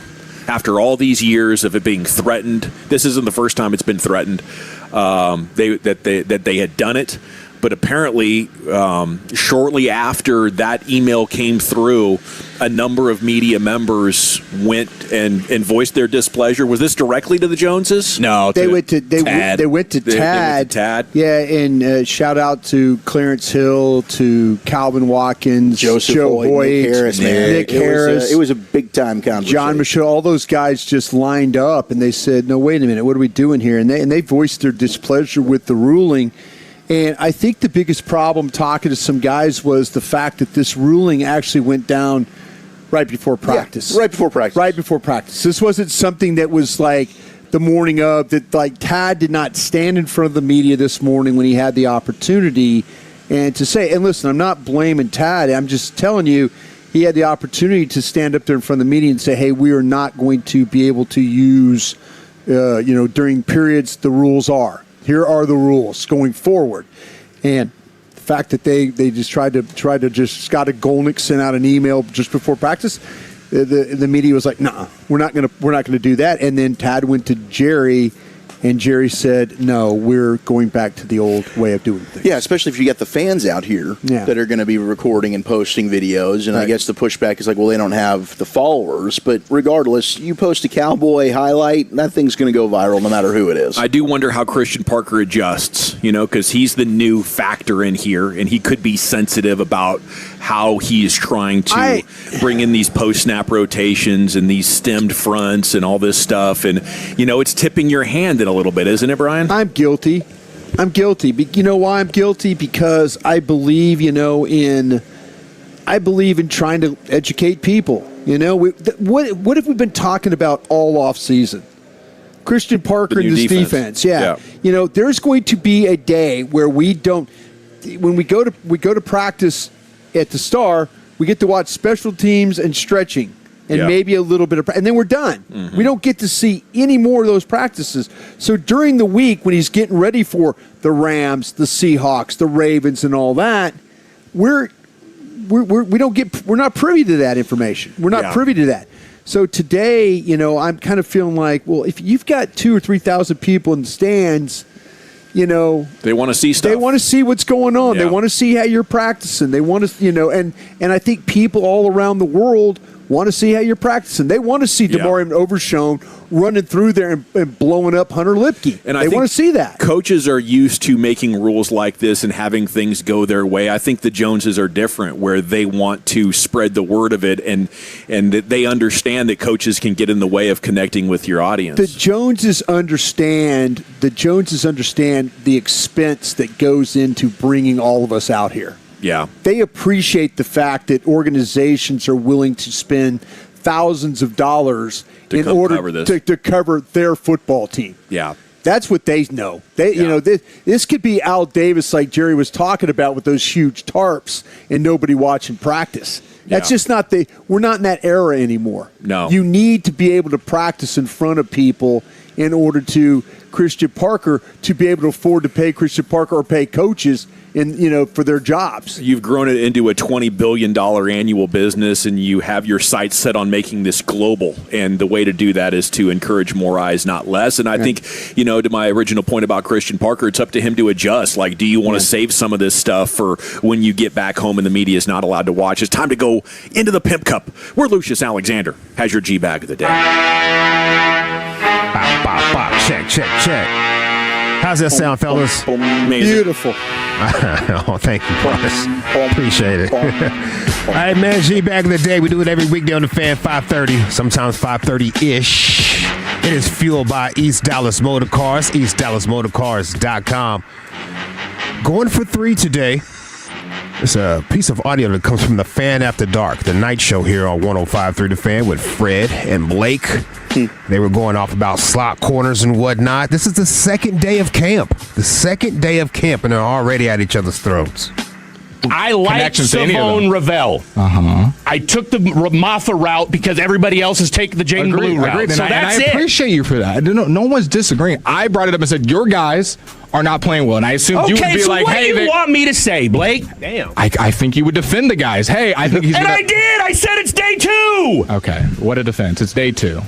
We'll just throw our hands up. What do you want me to say? I wasn't at camp, Blake. Yeah, but we're seeing the same videos. It's not like I was at camp either. Okay, and what are you saying? What's your point? What are you saying about Ravel and Maffa? Maffa fumbled. Okay, great. What's bad about Ravel? We'll just do that then. No, just tell me. Help me understand. Help me, because you clearly had a point when you said it.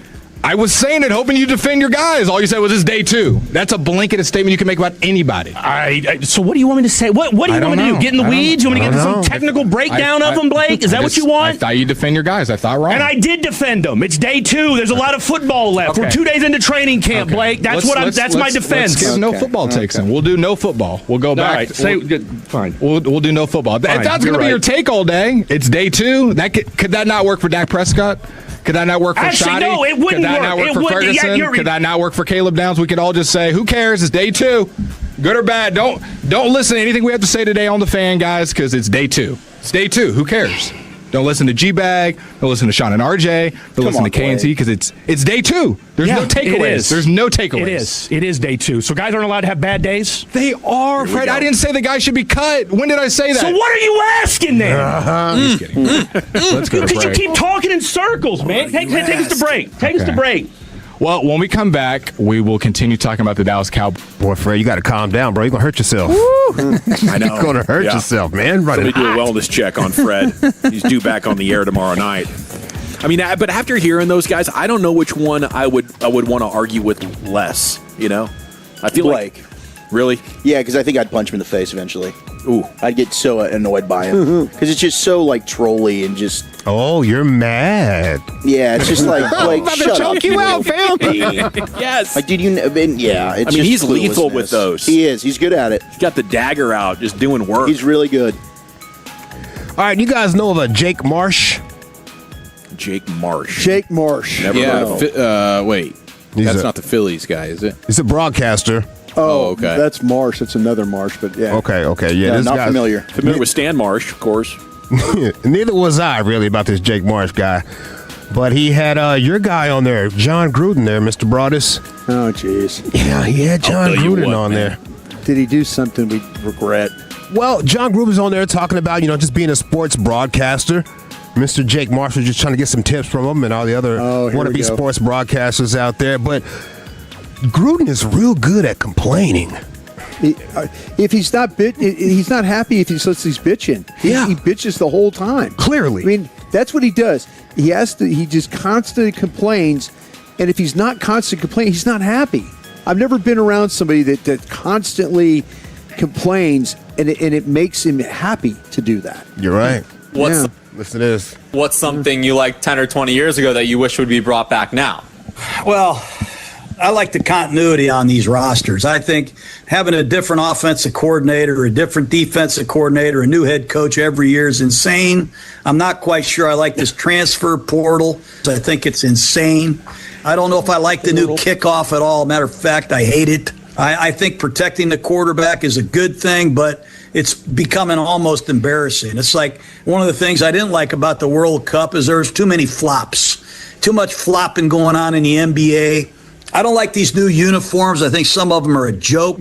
I can't stand the freedom that guys have to wear number 0 and play running back, and then you got number .64 playing defensive end.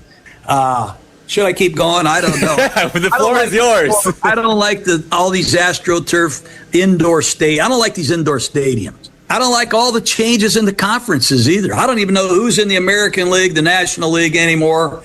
I hate playing overseas games. You want to grow the game, grow it in this country. But I'll keep going. I got to get to work here. bitched long enough. God, he played overseas games. I think he could have gone for another. Goodness gracious. John was super happy doing that interview. It's somehow entertaining. Somebody asked him that question, and it allowed him to be happy. Yeah, you know, it allowed him to be happy. This is my love language right here. You ready? I've never complaining. I have never AstroTurf. Never worked with a guy that enjoyed bitching more than him. Jersey number freedom. Bitching. Yeah. He was bitching to be bitching. That's what he does. Who's a worse person, Gruden or your buddy Mike Lombardi, who's getting trashed in the world he's of college getting football? crushed right now. They say nobody likes him. I've got. I always thought he was fairly well liked in the NFL. No. He wasn't liked in the NFL either. No, people hate him. Just Belichick. Yeah. Well, Bill really likes him, but yeah, Mike's taking a lot of beating, and John takes beating. But sometimes they bring this upon themselves. We all do. We all bring it upon ourselves. But yeah, it's funny how like some of my best friends, Sean Payton. These people don't like guys. I mean, I have all these friends that nobody likes. Yeah. Like people like the general fan base is just like, you're friends with that guy? Yeah. And here I was this whole time thinking opposites attract. Yeah, birds of a feather. You know what? Hey, if I'm freaking screwing with you. No. If I believe I am a hated guy, I do, and I accept that now.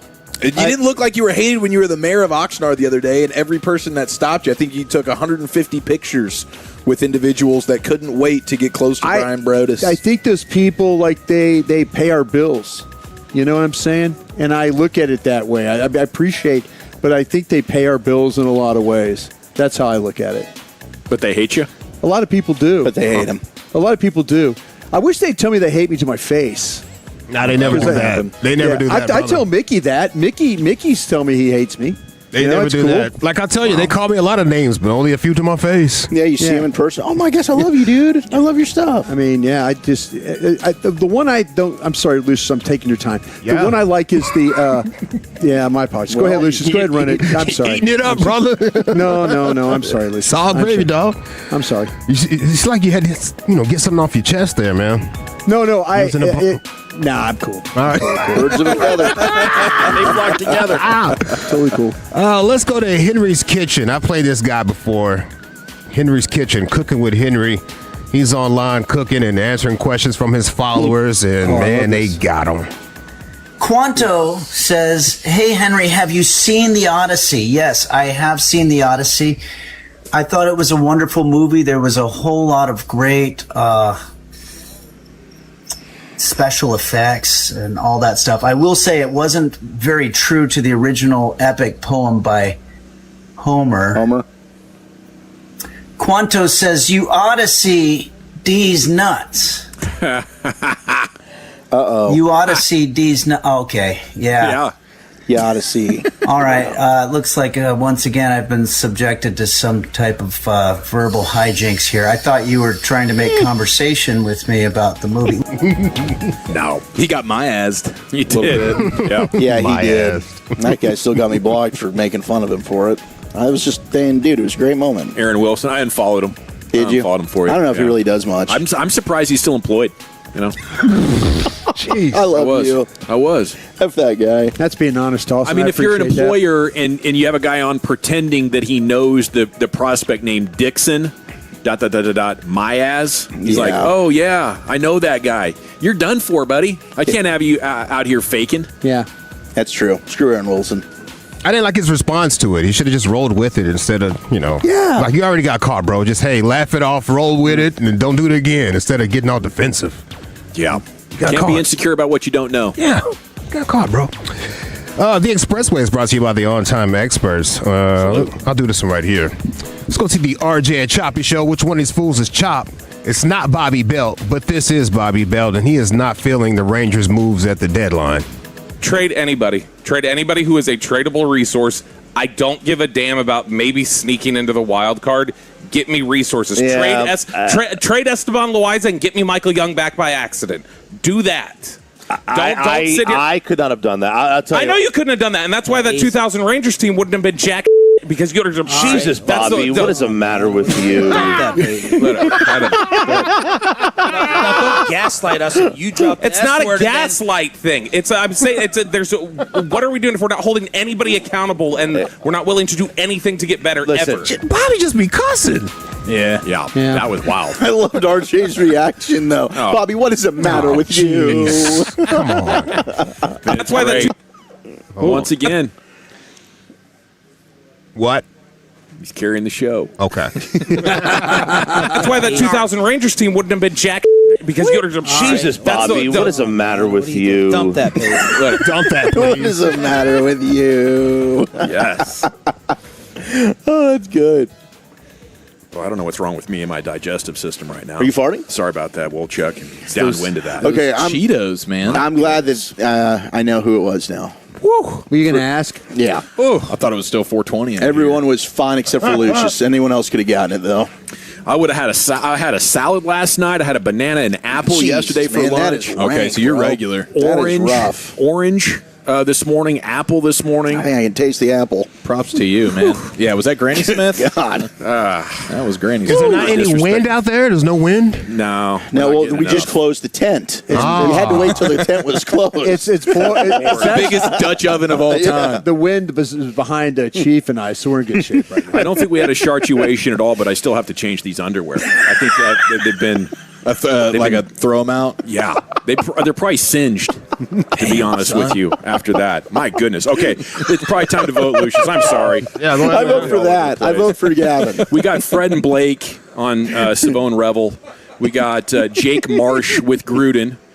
Cooking with Henry. You guys seen the Old Henry movie yet? Old Henry? No. Oh, my goodness. Old Still Henry? nobody? It's a great Western. If you like Western shoot-em-ups, Old Henry, do it tonight. Bobby, Sean, and RJ with Bobby talking about Jack Bleep. That's my vote. What does it matter with you? Chief, how about you? Yeah, give me Gruden. Lucius? Big Gruden. Big Gruden. It's 2-1. Wolchuk. Give me Bobby and RJ and Sean. Brant. I'm going to go with John because I've lived this. By a score of I've lived 3-2. Your new G-Bag of the Day champion, Fred and Blake, off the hook for now. Although Fred's on a heater. He is. I mean, he's averaging like a rant every 3 shows. It's time now to stay in the Pimp Cup. Here's Lucius with LA Live. I want that man to get some nicotine in his life. Yeah. I don't know what you're trying to prove, bro. Go ahead, dog. Get that nicotine. Don't worry about it. Let's get into a Toxic Tuesday edition of LA Live right after the great Big J. All right, G-Squares. Fire up this funk and let's have it out. It'll make you dance some everything. Everybody get high. $330 million in the Powerball tonight, and if I hit that thing, you're watching my last show. I love what I do, but I hit that big lottery, I'm done. That's everybody's dream, isn't it? Win that lottery, go back to work the next day. Walk in about 11 a.m., carrying a lawn chair and a six-pack. What's up, boss? I'm late.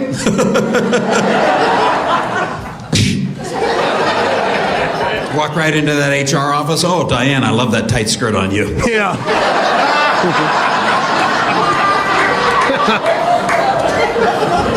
What's that, Diane? I've got a severance package for you, too. Oh. It's everybody's dream. Okay. Hey, this is LA Live for Tuesday, August 4th, 2026. It is a Toxic Tuesday edition of LA Live. Welcome in, folks. Shout out to the first time, last time, and long time listeners of this here station. LA Live is brought to you by Metro Flow Plumbing. Shout out to those blue collar ballers over there. Yeah, Wednesday's Powerball jackpot is at $786 million with a cash value of $341 million. I'll take it. Real quick, does anybody in here on this panel know of anybody that's won the lottery big? No. My old boss, Paul Hansen, news director, he won $75,000 in a scratch off. Nice. And the state sued him for fraud. Crap. They didn't believe him. And I don't know if I should believe Paul either, still to this day. Happened like 10 years ago. Wow. How can they not prove whether it was real or not? Isn't there a barcode on that damn thing? I'd have to look into the exact fraud they were alleging. But, yeah, you would imagine that there's no way in hell you would actually try to pull that off. No. Because they got it checked with serial numbers and everything. Like, the only way to defraud the lottery would be to get an inside job with somebody who knows the winning ticket. Right. You know? That'd be the only way I'd dream of pulling it off. But, yeah, I still don't know. I Facebook message with Paul all the time. Retired in Southern Oregon. He's a birder. Thanks to go, try to spot the different kinds of wild birds. Paul the Birdman. Yeah. A guy I went to school with got $100,000 in a lottery. I think he got like 5 numbers, didn't get the 6th one, so they gave him $100,000. That's a score and a half right there. That's That might be huge. preferable. That's big, bro. Yeah. That's big right there, bro. I mean, the stories of these people ruining their lives after winning the lottery, I don't think I could handle it. I could. I think Let me Caleb ruin Downs my could life. handle it. Yeah. Caleb Downs could handle it. I don't know who else could. Let me Try ruin my me. life. Give me a Yeah. shot. Yeah, let me ruin my life. I Let me try. dare Yeah. Oh, damn, I paid for the fishing house. I'm sorry. I ruined my life. Get me out of here. All right, today I want to put you guys and the Tolos on. I want to put you on to something, if you don't mind. Let me put you on with a little bit of time I have right here. I'm going to put you on to a content creator that I follow on Instagram. I like to follow content creators that are just starting off in the game. Not really big, large, popular accounts. The newer creators, the ones that are just starting in the game, they tend to be more creative. They have more ideas out there. That underground hunger, they're trying to get to that money. They ain't got it yet. Crackhead stuff? Crackhead energy is what I'm talking about right here. Okay. We all have collected baseball cards on this panel. Most of the Tolos, we've all have collected some type of baseball card. Yep. There is this sports trading card account on Instagram called Scumbag Card Collection. Scumbag Card Collection. You got to find your niche. Yeah. You got to find your niche. Yeah, I know what we're doing here. I see it. I have one friend who's following them. It is Lucius P. Lucky Lucius P. I got 2 now. And Eric Chiafalo. Scumbag Cards. He has like 14,000 followers right now, I think. I remember when this dude had 4,000 followers, and I knew I had me something. I was like, this dude is a gem right here. He's always building a massive trading card collection of only sports scumbags. Oh, sick. Okay. I was wondering what his angle was there. Sports scumbags. Like, you would think a Michael Jordan rookie or whatever the heck, or something like that would be a great thing to have in your sports collection of cards. He wants the bad ones, and with the Menendez brothers on the back. He wants those. And he's Kyle always Larson. Yes. He's always buying and trading cards online. He's one of the few people out here that has a Blade Runner card. Oscar Pistorius, whatever this fool's name is. Oh, Pistorius, yes. Tink Tink. Yeah, Tink. Listen. My favorite card I've bought for this collection yet. I don't even know if you guys are ready. The Blade Runner. Believe it or not, there's not a huge trading card market for Paralympians / murderers. But boy, oh boy, did I get lucky finding this one. Not only is it a refractor, obviously it's a custom, but it's a refractor. Bang. 101. Ain't nobody got this card. Let's go. Also, gotta include this picture because it's just funny. Yeah, the picture he threw up right there is Blade Runner in court without his Tink Tinks on. Maybe making that man stand up there. Walk around without your Tink Tinks to show us how you probably did that murder. Reenacted for us. Reenacted for us. Looks guilty to me. Look at that hitch in his walk. I got to see some Aaron Hernandez. We got some Justin Tugger in here. He's got a good collection. Yeah. Terry and Arnold making an appearance. Oh, hello. Yeah, you remember those Desert Storm trading cards back in the day, Mr. Dawson? Oh, yeah. Storm and Norman Schwarzkopf. Schwarzkopf, bro! Yeah. Had the Schwarzkopf. You had to have that one. Yeah. He has 2 Saddam Husseins. Oh, wow. That he's very proud of. Very, very proud of. Listen to him make this explanation about this trade that he made. It's kind of long, but it's funny.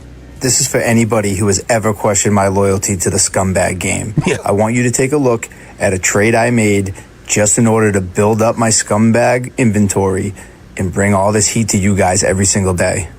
So the first card I gave up was this pink optic preview rated rookie of Bo Nix. Very promising young quarterback. He's no Drake May, but he's still not too bad. That was the first card included.